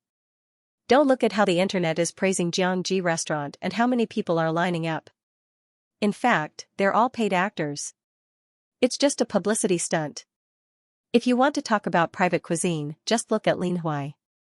Lucian restaurant is many times better than Xianxia restaurant. Jiang Fuyue raised her eyebrows, turned around, and suddenly stopped walking. She tilted her head and calmly sized up the waitress. You know that Xianxia restaurant hired actors? Of course. The waitress smiled contemptuously. Nowadays, when the customers see a long line outside a restaurant, they'll want to try it no matter what. In the end, it's just SOSO. After saying that, she pursed her lips in disdain. Oh? You've eaten before? Of course. Really? May I know which dishes you ate? The waiter was stunned. Isn't it just those? I've forgotten all about them. Anyway, they're not pleasant memories. What a coincidence. I've also eaten at Xianxia restaurant before, but it's completely different from what you're saying. Jiang Fuyue looked around the restaurant and smiled. Are you trying to smear the reputation of your competitor? The waiter's expression changed slightly. What are you talking about? Our Lucian residence has been open for so many years and has a good reputation. Do we need to lower ourselves to smear the reputation of an unpresentable shop? Don't be ridiculous. Not presentable? Jiang Fuyue was curious. What do you mean? The waiter saw that her eyes were clear and bright, and she didn't know much about the world. He guessed that she asked that question because she was straightforward and didn't mean to offend her. Immediately, his expression softened slightly. He lowered his voice and leaned over with a mysterious expression. You still don't know, right? The ingredients used in Xianxia restaurant were all frozen goods. Who knew where the smelly fish and shrimps came from? How long had it been stored? It would be strange if the customers didn't get sick after eating it. Moreover, the reviews online are all about the freshness of the ingredients and health. Don't be ridiculous. These days, business is getting more and more dishonest. If you had the spare money to hire the internet water army to give you good reviews, you might as well spend it on ingredients and hire a decent chef to make a few dishes that are truly delicious. Speaking of chefs, it's even more infuriating. Do you know what the owner and head chef of Xianxia restaurant used to do? He was just a pancake seller. That kind of street stall. All he had to do was push a cart and put up a signboard to operate on the spot. He was kneading dough and collecting money at the same time. Bacteria flew everywhere and it was so dirty that it was hard to swallow. Speaking of which, these netizens are really blind. They don't want fish and meat because they're sick of it. It's just a pancake. Under the guise of reminiscing about their childhood, they wear the hat of street food and still promote the taste of fireworks and the taste of the world. They don't even know what's there to eat. They even praise it as if it's the best in the world. This waitress was the sister-in-law of the owner of Lu Immortal Residence. She had been a greeter for many years. In the past, Lu Immortal Residence's business was good. Her commission was high, and she had her brother-in-law's protection. Every day, she would dress up beautifully and stand at the door to earn money. Her life was very carefree. However, ever since Xianxia restaurant's private kitchen opened, the number of customers at Lu Immortal Residence had decreased by half. Even her salary had shrunk in recent months. She was living a tight life and had long been unhappy with Xianxia restaurant. Previously, she had only complained in private and occasionally used an alias to criticize it on the internet. She had never had the chance to show off in front of the customers. Of course, most of the customers who came here to spend money would not say much to a waitress like her. However, Jiang Fuyue was different. Not only did she take the initiative to ask, but she also looked innocent and curious. She immediately opened the woman's mouth and couldn't wait to criticize Xianxia restaurant inside and out. Do you usually say this to others? The woman nodded. Of course. I'm telling the truth. I'll say this to you and others. Even if the police come, I'll still say this. Jiang Fuyue immediately curved the corners of her mouth and smiled. That's pretty good. Huh? The woman stood up straight, but she still looked a little indifferent. What's good about it? Why are you suddenly praising it? Speaking of which, do you want these 2 seats in the hall or not? If you don't, I'll go and greet others. Why are you talking so much nonsense? She was clearly the one who was talking the most nonsense. Jiang Fuyue smiled and looked at her with clear eyes. When the police come later, don't change your words. Digression, 2000 words. Police? The woman was dumbfounded. Jiang Fuyue took out her phone. Sorry, I recorded it. What are you recording for? Yesterday, it was 2 or 3 chapters. Of course, it's to sue you for malicious slander and unfair competition. According to Article 221 of the Criminal Law, anyone who fabricates and spreads false facts, damages the business reputation of others, or causes heavy losses to others, or has other serious circumstances, shall be sentenced to not more than 2 years of fixed-term imprisonment or criminal detention, and shall also, or shall only, be fined. How long do you think you'll be sentenced to? The woman's body shook. Don't scare me. I just said a few words, how can I be sentenced? Don't be funny. There's a saying that trouble comes from the mouth. If you don't believe me, I'll let the police and lawyers talk to you later. Jiang Fuyue said lightly. When the woman heard that even a lawyer was prepared, she was not calm to begin with. Now, she panicked even more. Why are you calling the police? I'm talking about Jiangji restaurant, what does it have to do with you? Are you crazy? Sorry, Xianxia restaurant is owned by my family. The woman's eyes widened. Your family? Jiang Fuyue smiled calmly. Suddenly, what happened? The commotion at the front desk attracted a lot of onlookers. Soon, it spread to the back and successfully alarmed the boss. The person who came was a pot-bellied man wearing a black suit. Because his legs were too short, his trousers were folded and dragged behind his heels, making him look bloated and fat. The woman seemed to have seen her savior. Her eyes lit up and she called out pitifully, "Brother-in-law." The man walked to her side and looked at Jiang Fuyue unkindly. What's going on? The woman roughly told him what had happened, and her words were fierce. She deliberately tricked me. She secretly recorded it, and now she wants to call a lawyer and the police. Brother-in-law, she admitted that she's from Jiangji restaurant. She must be here to cause trouble. The man frowned and looked at Jiang Fuyue with more dissatisfaction. Miss, if you're here to eat, then we'll welcome you. But if not, Jiang Fuyue raised her eyebrows. The other party snorted coldly. Then don't blame me for being rude. Oh? How are you going to be impolite? Do you know about historical organisms? Jiang Fuyue's eyes darkened as she nodded. The largest biotechnology company in the country. The founder and actual shareholder was still queuing up outside to buy candied Haas for her. How could he not know? At least you have some knowledge. If you know what's good for you, hurry up and leave. Don't make things difficult for yourself in the end. Sorry, I don't quite understand, Han Qing. Jiang Fuyue tilted her head, her eyes full of curiosity. What does it have to do with you? The corner of the boss's mouth twitched wildly. He gritted his teeth and cursed, "Little girl, don't fail to appreciate my kindness." You don't even know this? The woman looked at her as if she was looking at a monster. The boss of Han Qing is a regular customer of our shop. He calls my brother-in-law his brother. Our entire shop is under his protection. You don't need me to tell you about Han Qing's status and background. The woman crossed her arms and lifted her chin slightly. Don't provoke someone you shouldn't provoke. Jiang Fuyue was slightly surprised. Can't be provoked? Don't tell me that Han Qing's boss will stand up for someone like a hooligan over such a small matter?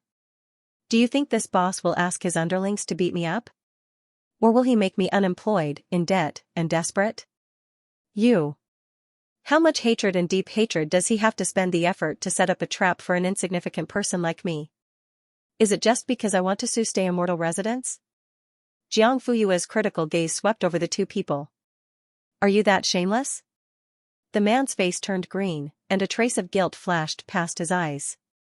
The woman glared angrily. Do you think the friendship between my brother-in-law and Han Qing is a bluff? Jiang Fuyue really suspected that it was a bluff. First of all, Xie Dingyuan and the boss of Stay Immortal Residence were not the same kind of people. Secondly, with Professor Xie's character, who would he call his brother, TSK? It was probably going to rain red. In the end, the woman was confident, and the man had already stopped talking. He was obviously guilty and short of breath. At this moment, Jiang Fuyue's phone rang. She picked it up in front of the two people. "Hello, Lawyer Liu, come in." The boss and his sister-in-law looked at each other. She really called a lawyer? Lawyer Liu received this call and rushed over from the law firm, not daring to delay for a moment. What a joke, how could he dare to neglect someone that even Wang Qingyang had to be respectful to? "Miss Jiang. I've already sent you the recording. Next, you'll be in charge of negotiating with these two people." "Don't worry, I understand." Jiang Fuyue retreated to the side. Lawyer Liu stepped forward and began to talk about criminal law and regulations. It could be said that the hammering hit the meat. The boss of Stay Immortal Residence did not expect that a lawyer would be involved in an ordinary verbal dispute. The other party stood at the highest point of the law, and he was speechless and his face turned green. The boss's sister-in-law was also dumbfounded. Although the other party kept saying that they would sue her, it was most likely just a verbal dispute. Would they really sue her? Malicious slander was probably just a scare tactic. She was not afraid, but now, if the lawyer came, she would really be sued and might even go to jail. Only then did the two of them realize that the pot was made of iron. It was not that they could not afford to offend some people, but that they could not afford to offend them. Just as the two of them were helpless under Lawyer Liu's questioning, Xie Dingyuan entered Stay Immortal Residence with the candied haws that he had bought with great difficulty. Seeing so many people blocking the door, he knew that something must have happened. His heart sank. Jiang Fuyue? He looked around, and there was a trace of anxiety and worry in his eyes that even he himself did not notice. Suddenly, someone patted his shoulder from behind.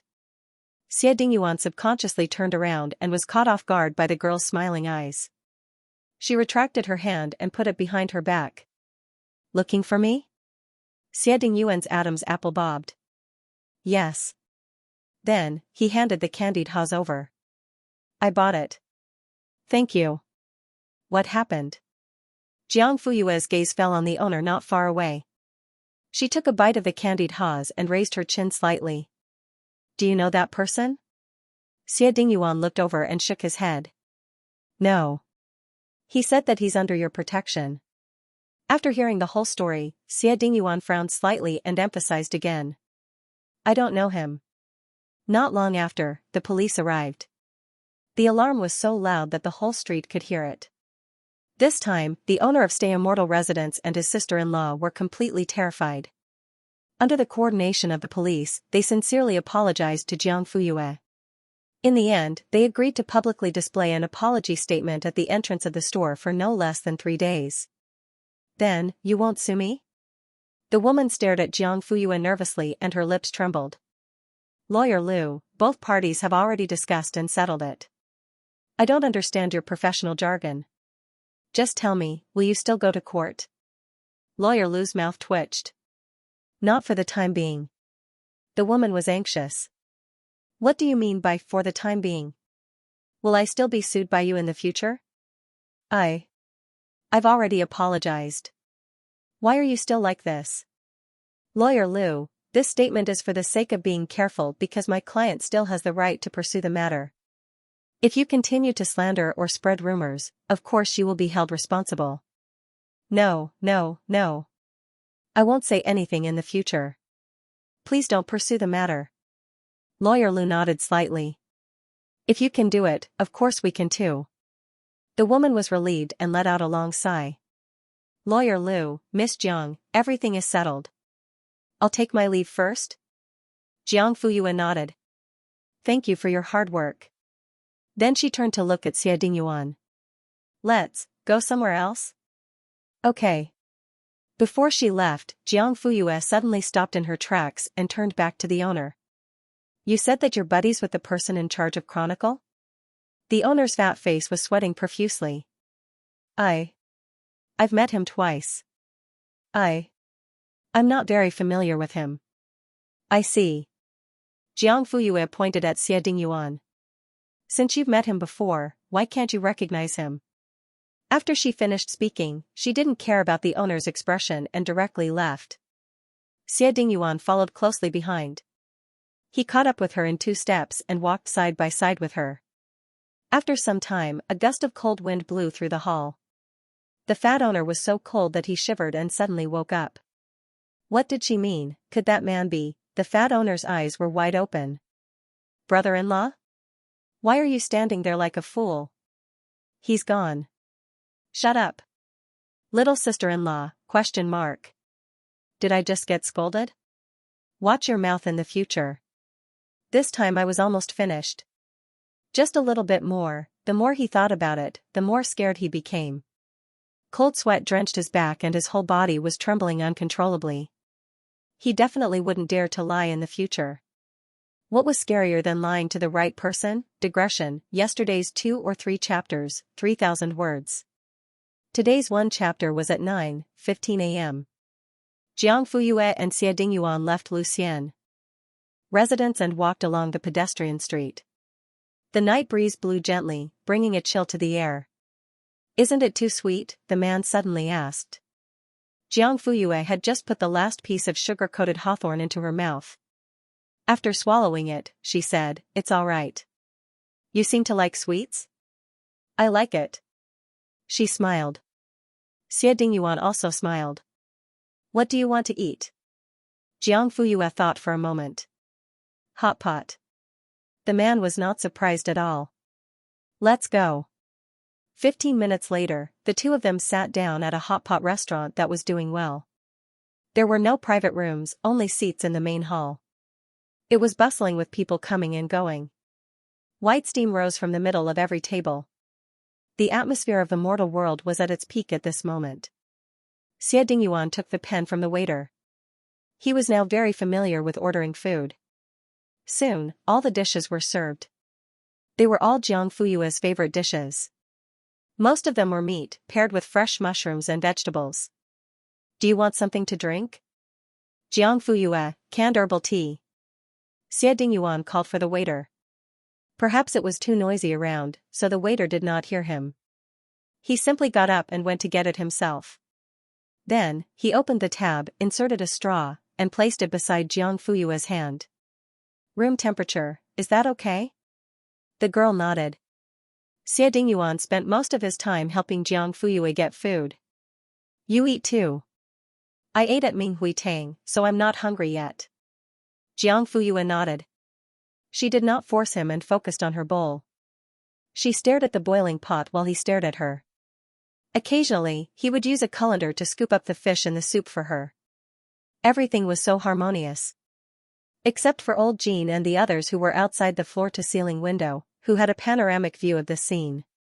Originally, they were going to take a taxi back to the apartment, but on the way, Lao Bai said that the toilet paper at home had been cut off for a few days, so they had to go to the supermarket. Old Jean and the others thought that it was indeed time to buy some daily necessities. The 4 men asked the driver to turn to Spring Wind Street and happily went shopping together. She didn't expect to see this when she passed by a hot pot restaurant after walking around. Patter, old Jean dropped his shopping bag, and the things inside rolled out. Unfortunately, no one bothered to pick it up. They all stared at Professor Xia, who was skillfully putting food into Jiang Fuyue's bowl, as if they were looking at some kind of alien creature. "Old Jean, why do I remember that Professor Xia doesn't eat hot pot?" "Ding you, maybe, they don't want to eat with us?" "Lu Guan, you can be more tactful." "Lao Bai, so the professor knows how to pick up food for others." Looking at his proficiency, it's probably not his first time doing it. "I told you that something was wrong when I saw the 2 of them coming out of the laboratory building together during the holidays, but none of you believed me. See now? Lu Guan, actually, this doesn't mean anything. It's just a simple meal. No kisses, no hugs, no hugs. Old Jean, it's just the 2 of us behind our backs. How can this not mean anything? Are you kidding?" "Exactly." Lao Bai was still firm in his judgment. "But I haven't seen Professor Xia accompany me to eat hot pot and pick up food for me." Old Jean thought about that scene. It was too beautiful to look at. "Wait, let me take a picture." Lao Bai took out his phone. Click, just then, Xie Dingyuan looked over. Their expressions changed, and they ran away. Old Jean didn't even have time to pick up his shopping bag. Jiang Fuyue, what are you looking at? Xie Dingyuan looked away and shook his head. Nothing. Just a few curious sparrows. After this meal, Jiang Fuyue was really full. Xie Dingyuan went to pay the bill. She took both their coats and went out to wait at the door. The night wind was blowing, and the chill was getting deeper. Winter was getting closer and closer. The ginkgo trees planted on both sides of the road had already lost their leaves, and the ground was covered in golden yellow. It's done. Xie Dingyuan came out quickly. Jiang Fuyue passed the coat to him. The smell of hot pot hit him in the face. If it was in the past, Xie Dingyuan would not only frown, but also throw it away on the spot. But at this moment, he took it with a normal expression and put it back on. When he saw that Jiang Fuyue's sleeves didn't match when she put it on, he even reached out to hold it. This way, thank you. She buttoned it up and looked up with a smile. Xie Dingyuan also smiled. Let's walk. Yes. It was good for digestion. Burp, there's a square in front. There are many performers. Shall we go and take a look? Sure. The square was bustling with people. On the left was the square dance area. A group of aunties swayed to the music.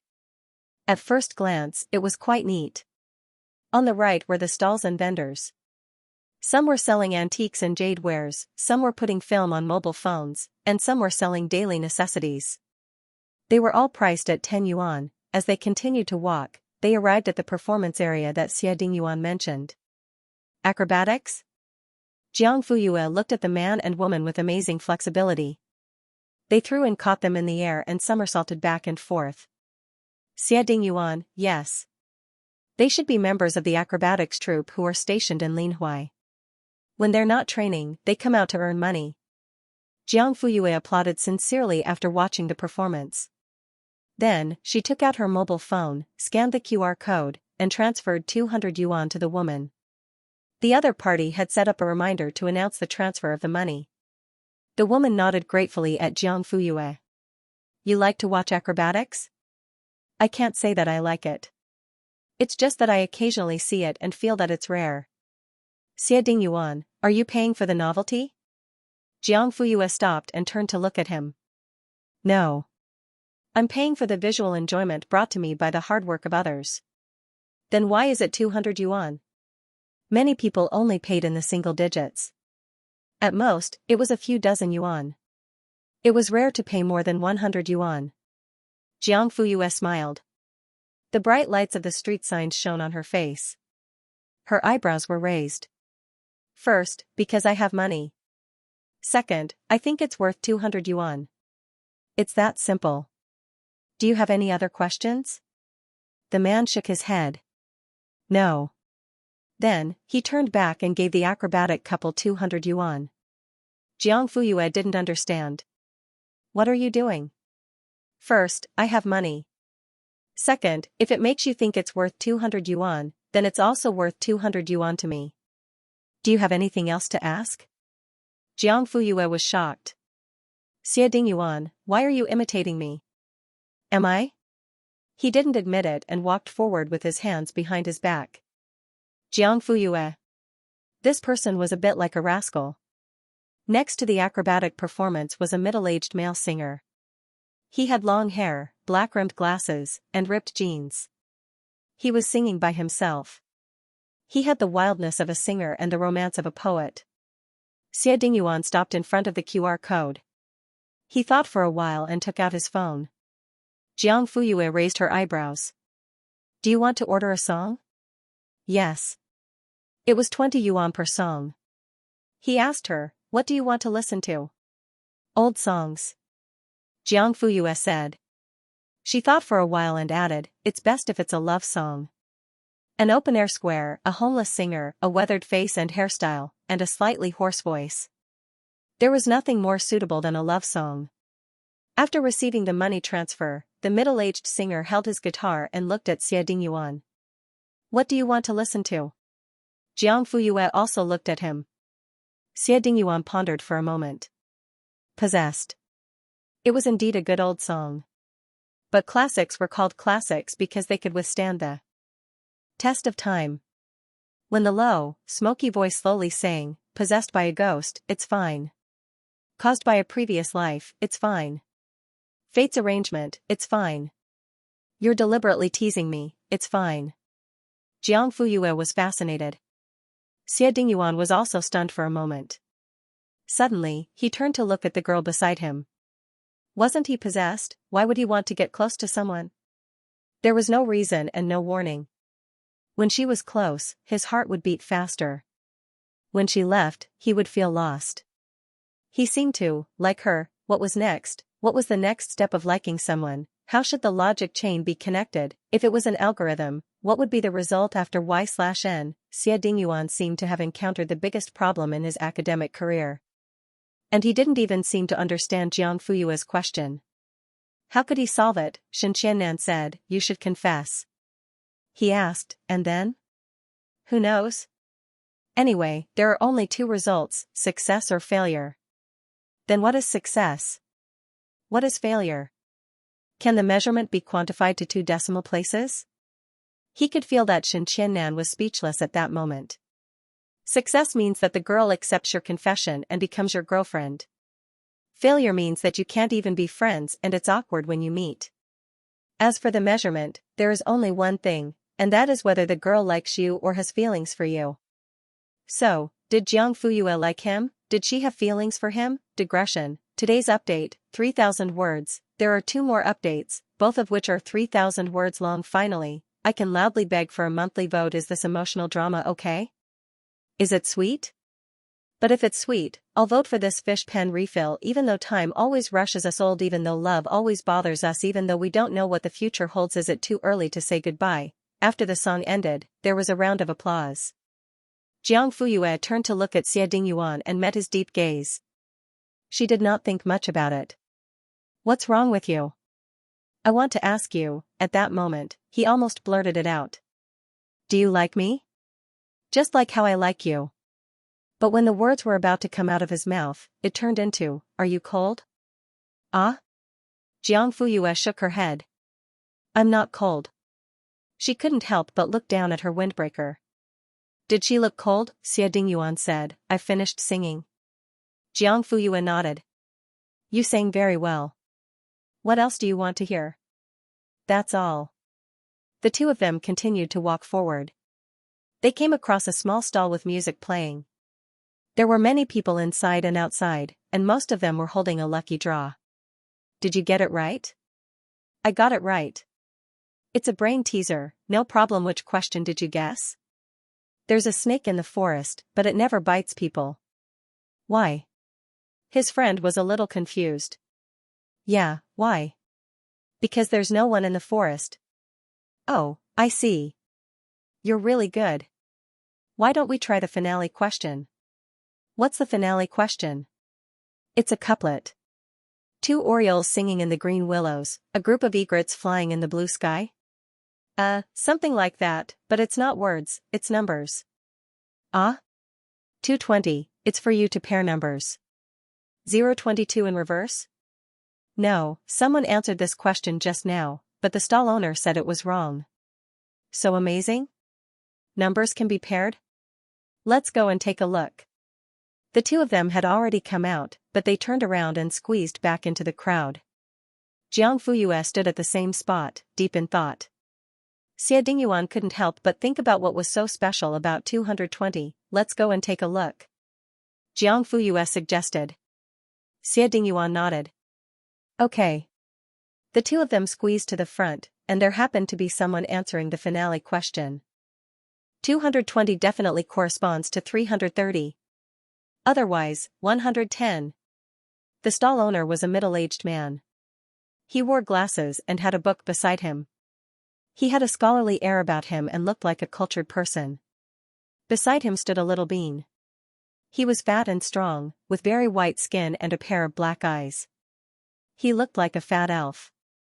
At this moment, the little boy shook his head seriously at the adult who was several times taller than him. Uncle, it's not 330 or 110. What is that? Someone teased him. Sister, although you are very beautiful, I still can't tell you. You have to guess it yourself to get the prize. Although the girl was rejected, she laughed even more brilliantly than if she had answered correctly. Oh my god. Why are you so cute? Did you grow up eating kawaii? The little boy lowered his head shyly, his cheeks red. Jiang Fuyue's hands were itching to pinch him. Jiangchenqing, ? You have other lackeys? Another person answered, 220 versus 221, of course. They're right next to each other. Yeah, it's so simple. Why didn't I think of it? The most difficult one is the easiest one? No. If 221 works, then 219 works too. They're right next to each other too. Everyone was puzzled. They all scratched their heads. The little boy shook his head again, 219 and 221 are both wrong.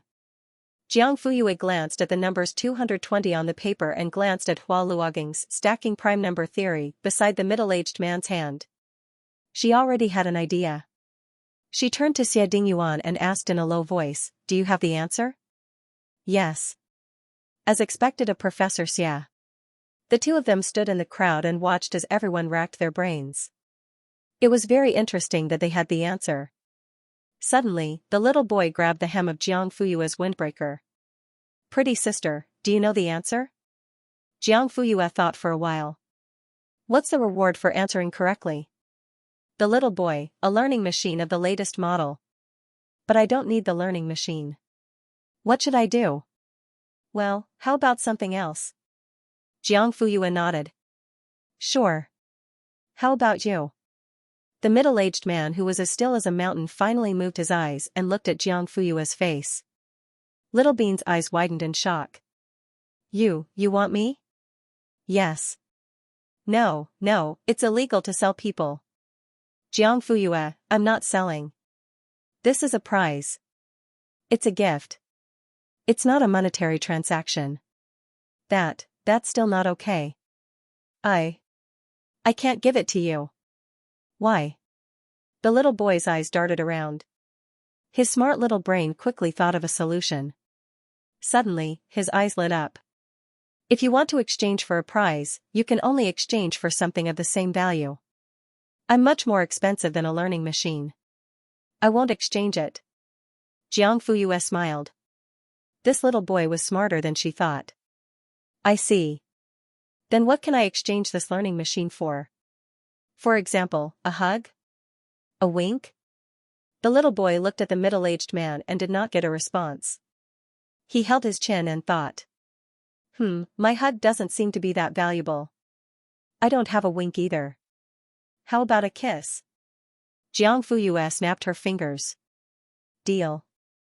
Then, are you going to answer the question? Yes. 220 is right, of course. The little boy swallowed his saliva. Jiang Fuyue, 284. Sister, you're right. Sister, you're so awesome. The little boy jumped up and down and clapped his little hands loudly. The middle-aged man raised his eyebrows and looked at her again. The people around them were confused. Why is it 220 versus 284? These two numbers don't have anything to do with each other. She's not talking nonsense, right? Did she find a scapegoat? It can't be. It's just a learning machine. Moreover, the little girl didn't want it. She only wanted a kiss. Did she accidentally enter a filming location and become a subject for observation? Hurry up and look around to see if there are any cameras around. There were a lot of people guessing. Most of them were just listening to rumors. However, there were also people who asked questions. Little girl, why is it 284? Why don't you tell us? Jiang Fuyue, 220 and 284 are the first pair of affinity numbers discovered by humans. They are also the smallest pair of affinity numbers. Affinity numbers? What's that? A long time ago, humans discovered that there was a special relationship between certain natural numbers. If there are two numbers, A and B, and the sum of all the factors of A is equal to B, and the sum of all the factors of B is equal to A, then A and B are said to be an affinity number. So that's how it is. TSK. I thought it was a brain teaser test. I didn't expect it to be a math test. She's just an undergraduate who doesn't know what affinity numbers are. She slipped away. Brother, count me in. After a while, the crowd dispersed. Jiang Fuyue didn't leave because she hadn't received her prize yet. The little boy looked at her and blinked his big eyes. Sister, you can receive your prize now. Jiang Fuyue smiled and leaned forward, waiting for a soft, milky kiss. Xie Dingyuan looked at the little boy with a hint of hostility. TSK, he was just taking advantage of his young age. However, the little boy took a step back and looked confused.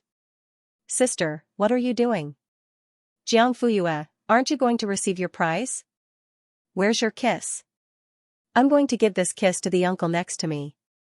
You can ask him for it. The little boy wanted to kiss the pretty sister. However, his father said that he couldn't kiss his sister if she had a boyfriend. He was a good kid, so he decided to let his sister's boyfriend give her the prize. Ah. He was the most adorable little angel in the world. Jiang Fuyue, question mark. Xie Dingyuan, exclamation point. This kid was quite cute. The little boy saw that the two of them were stunned and immediately started clapping. Kiss. Kiss. Uncle, kiss sister. The crowd that hadn't dispersed smelled the gossip and immediately gathered again. They blindly cheered, kiss. Kiss. Receive your prize. I want a kiss. Jiang Fuyue was dumbfounded. She then looked at Xie Dingyuan. The man was probably also a little confused as he looked at her in a daze. The cheers became louder and louder, and the applause became more and more orderly. This scene, it seemed like it would be awkward if she didn't kiss him. Jiang Fuyue, what should we do? Xie Dingyuan, I don't know. In fact, he was secretly swallowing saliva. Why don't we escape? The man looked up and looked around. The surrounding area is blocked. Then, why don't we cooperate?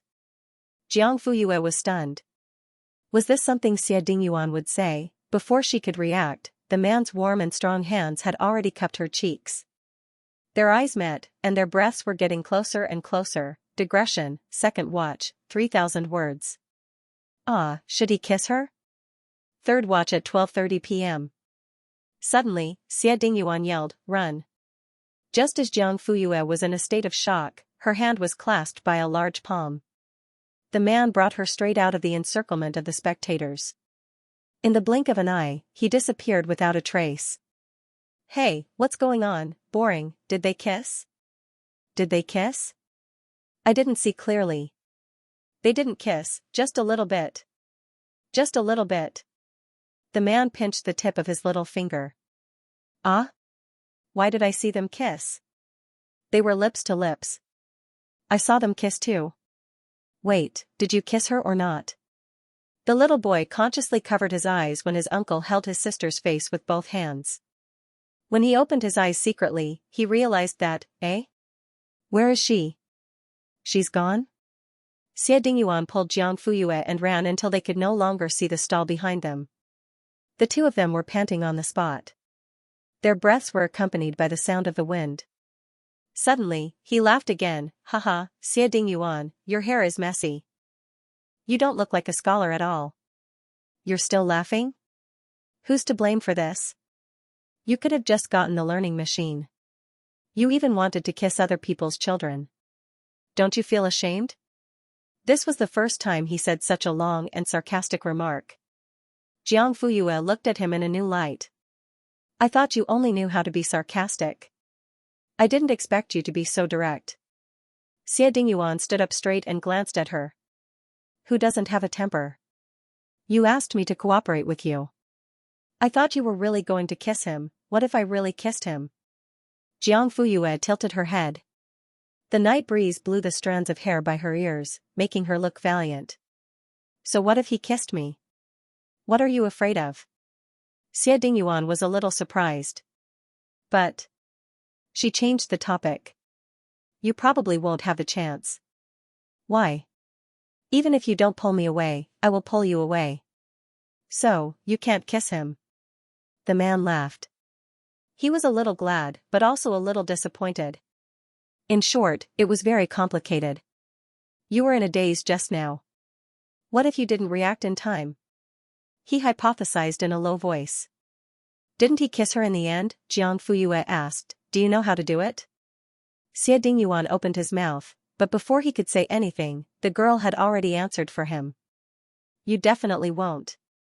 The man looked puzzled. Why do you think so? Will a 24K titanium alloy straight man kiss a girl? No, they would only wonder why the world created kissing.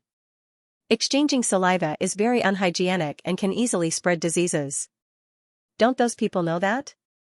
Xie Dingyuan. He had confirmed that this was what he would say in the past.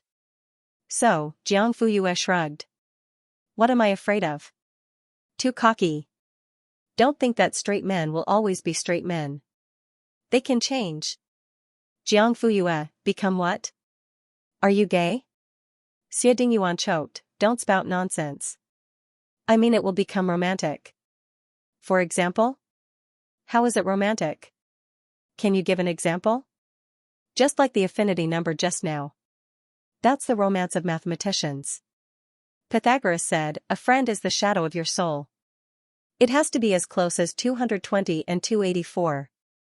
Jiang Fuyue heard this and had to admit, it's indeed very romantic. The next second, she rolled her eyes. Do you know what the second pair of affinity numbers is? Xie Dingyuan blurted out, 17296 and 18416. Jiang Fuyue gave a thumbs up. The third pair? The man laughed. Are you testing me? You can think of it that way. But aren't we talking about romance? Jiang Fuyue, we are talking about the romance of mathematicians. The third pair? Xie Dingyuan, 943, 7056 and 936, 3584. Who discovered it? The father of analytic geometry, Descartes. Descartes' year of birth and death. The man smiled helplessly and answered her casually, March 31, 1596. February 11, 1650. Jiang Fuyue, is there anything you don't know? Xie Dingyuan, that's too much. Is there anything you can't ask? Jiang Fuyue, that's too much. The two of them looked at each other. Not only did they experience the romance of mathematicians, but they also experienced the telepathy of seekers of knowledge. Xie Dingyuan, you're pretty good. The man smiled. Same here. It was getting late, so the two of them walked back. When they passed by the quiz booth, the onlookers had all left. The middle-aged man and the little boy were packing up. Jiang Fuyue realized that the man was in a wheelchair and couldn't move easily. The little boy tidied up the books and put them into the box. When he squatted down and stood up, he pulled up the blanket that had slid down from his lap and covered it properly. He was busy like a chubby little puppy. Sister? When he saw Jiang Fuyue, his eyes lit up with surprise. After saying something to the middle-aged man, he bounced towards her. This is for you. It was the learning machine. He was afraid that she would use the excuse that she couldn't use it, so he said, you can keep it and let your baby use it in the future. The lessons in this learning machine were written by my dad himself. Many children have become smarter after using it. And big brother and big sister, they also scored very well. Jiang Fuyue raised her eyebrows and looked at the learning machine in her hand. She didn't refuse. Okay, then I won't stand on ceremony. The little boy looked at her belly and asked curiously, but sister, when are you and uncle going to have a baby? Jiang Fuyue. Little chubby, I really can't answer this question. Xie Dingyuan, who was standing silently at the side, was already blushing. The little boy didn't need to answer and continued, no matter when you have a baby, it will be a little brother or sister. He can't be too stupid. It's okay if he's too stupid, we have the learning machine. Xiao Liang, the middle-aged man, called him. Okay, Dad. The little boy turned around and answered him. Then, he hooked his finger at Jiang Fuyue and said, Sister, come here. I have something to give you. Jiang Fuyue bent down. Suddenly, a soft, milky kiss landed on her cheek. Sister, you're so beautiful and smell so good. I like you so much. So, this kiss is my prize for you. Then, he looked at Xia Dingyuan and said, Uncle, you won't be angry, right? I kissed your girlfriend. Xia Dingyuan wanted to be angry, but he didn't have the right to do so. The little boy quickly stuck out his tongue and said, there's no use being angry. Sister asked me to kiss her. After that, he ran back to the stall and continued to help clean up. Xie Dingyuan and Jiang Fuyue went back to the parking lot. The man started the engine and the car left Spring Wind Street and headed towards Imperial Heaven Palace. On the way, Jiang Fuyue was curious and turned on the learning machine to take a look. She originally thought that the little boy was exaggerating, but she didn't expect that there was really a set of courses inside. Not only were there elementary and middle school courses, but there were also university courses such as calculus and linear algebra. There was only one main speaker, and that was the little boy's father. He was the quiet man who sat in front of the podium with a book called Theory of Stacking Prime Numbers in his hand. Jiang Fuyue randomly clicked on a calculus lesson. The more she listened, the more surprised she was. This level, he was more than enough to teach at Q University. He didn't have to run a stall for a living, right? She took out her phone and sent a message to Lu Jinzhong. The other party replied, got it. She pondered for a moment and contacted Niu Rue. What are you doing? She asked softly. The stars and moon disappeared into nothingness in an instant, and the light dissipated bit by bit. Finally, it turned into a flickering light. She actually looked a little guilty. I was afraid that you'd be cold, so I wanted to close the window, he said. Then he slowly retreated, and his handsome face was getting farther and farther away from her. Jiang Fuyue glanced at the car window. It was half lowered and seemed a little cold. Thank you, but we're here. She pushed the door open and got out of the car. After standing still, she smiled at him and said, goodbye. The man nodded slightly. His cold and hard jawline softened under the street lights, making him look more human. He was no longer a cold and lonely iceberg at the top of a mountain. Goodbye. After watching her go in, Xie Dingyuan drove away. The night was tranquil and cool like water. The whole neighborhood was asleep, and the Jiang family's villa was shrouded in darkness. Suddenly, the door opened from the inside, and a figure walked out. A denim shirt, tight pants, and a baseball cap covered his face completely. A black Mercedes-Benz was parked quietly at the door. Jiang Fuyue opened the door and got in. Lu Jinzhong ordered the driver, drive. Soon, the Mercedes-Benz left Imperial Heaven Palace and sped through the night. In the car, Lu Jinzhong said, that person is Xiaoshan. He used to teach at H University's mathematics department, specializing in modeling. The school thinks highly of him, and his own thesis results are remarkable. It's not an exaggeration to say that he has a bright future. 5 years ago, he was sentenced to 3 years in prison for intentional assault. Because of his good performance during his sentence, and his invention was patented by the state, his sentence was reduced by 1 year. After he was released, his ex-girlfriend fell seriously ill, and before she died, she gave her child to him to raise. He used to open a cram school, but was maliciously reported by his peers, and forced to close it on the grounds that prisoners are not allowed to engage in educational work. Now, he's barely making ends meet by selling his courses. Jiang Fuyue chuckled. A high-level intellectual, a university professor, and a young talent with a bright future in the eyes of outsiders, would go to prison for intentional assault? Uncle Lu, do you believe it? Lu Jinzhong shook his head. It doesn't make sense. Yeah, it didn't make sense. Anyone who knew a little about the law would know that once a fight broke out, no matter how reasonable it was, it would become unreasonable. Not to mention a top student like Xiaoshan. Unless, he had reached the end of his patience, to the point where he had to make a move. Jiang Fuyue asked, who did he hurt? Lu Jinzhong said, I can't find the case file of his sentencing. Someone must have taken care of it. What about the prison records? I couldn't find anything either. Jiang Fuyue raised her eyebrows. It seems that Professor Xiao has provoked someone he shouldn't have. Yongling Street, number 35, a small bungalow.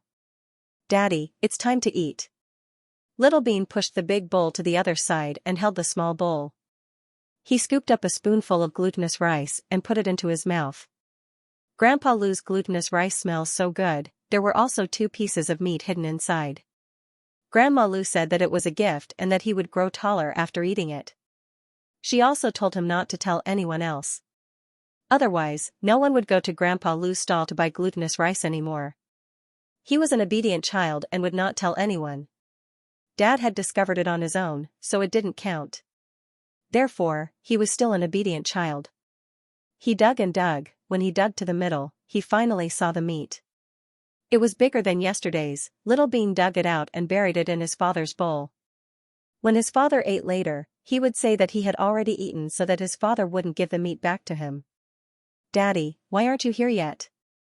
When the rice got cold, it would harden. It didn't taste good at all. Xiaoxian sat in his wheelchair. He picked up the half-full kettle and put it in the kitchen. The stove was high and he was sitting, so it wasn't easy for him to use his hands. After he put it in place, he lit the kettle. At this moment, his son's voice came from the living room. He said, "Right away." Xiaoxian wheeled himself to the dining table. Although it was called a dining table, it was actually a small square stool with a layer of newspaper. It was just enough for the father and son to put a bowl on each side. The extra space was enough for 2 dishes. Xiaoxian looked at the sharp bowl and picked it up to put it in his son's bowl. Little Bean seemed to have expected him to do this. He immediately picked up his small bowl and shook his head solemnly. No, I'm so full. I'll be full if I eat any more." Xiaoxian said, "Come here and let me touch it." Little Bean obediently went over and leaned against him. He lifted up his clothes. "It's round and bulging," Xiaoxian nodded. "It's okay." Then, he pulled down his clothes, flattened them, and tucked them back into the elastic belt of his pants. Glutinous rice wasn't easy to digest. It wasn't good to eat too much. Little Bean returned to his seat and dug up the remaining glutinous rice in his bowl. There wasn't a single grain of rice left. Xiaoxian also lowered his head and began to eat. Suddenly, he paused. Little Bean, who had been paying attention to him, blinked. "Did he find out about the meat?" "Sure enough," Xiaoxian asked. "Meat?" Little Bean said, Yes. It's from Grandma Lu again. There are 4 pieces. Daddy and I each have 2. Hearing this, Xiaoxian put 2 pieces of meat into Little Bean's bowl. "Daddy doesn't like it." "Here you go."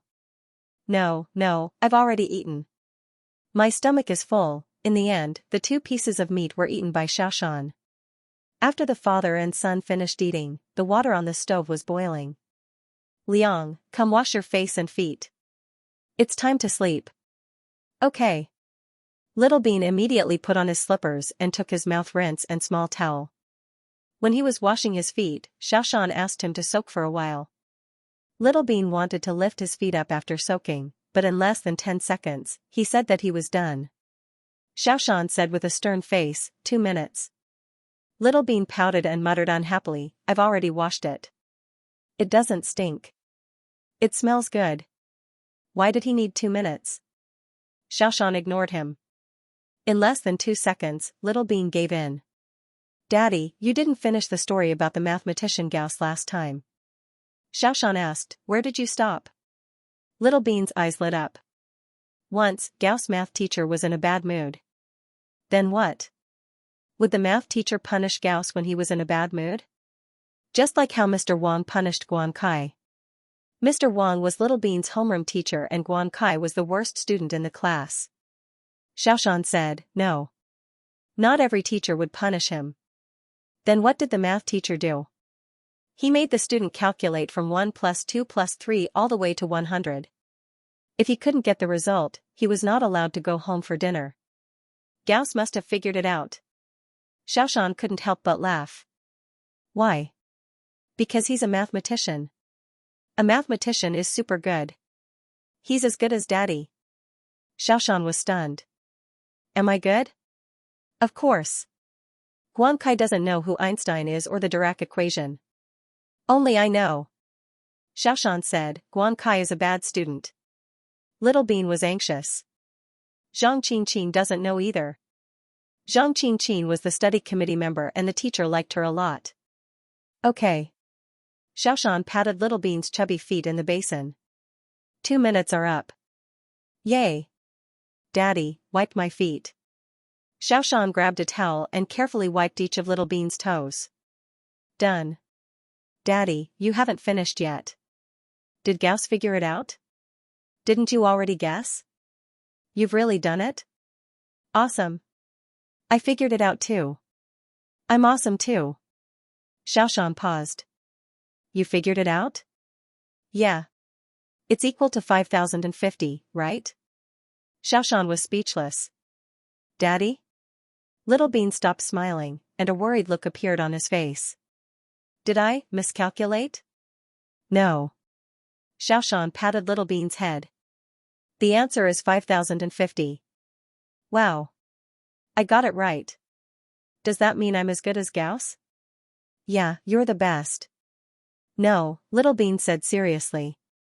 Daddy is the most powerful person in the world. After coaxing Little Bean to sleep, Xiaoshan sat in front of the desk lamp and opened the book, Stacking Prime Number Theory. It was full of notes. He turned to a new page and started writing. The night outside the window was getting darker. After a long time, a sudden phone call broke the silence of the night. Xiaoshan looked away from the messy numbers and glanced at the phone screen. It was an unknown number. He hung up.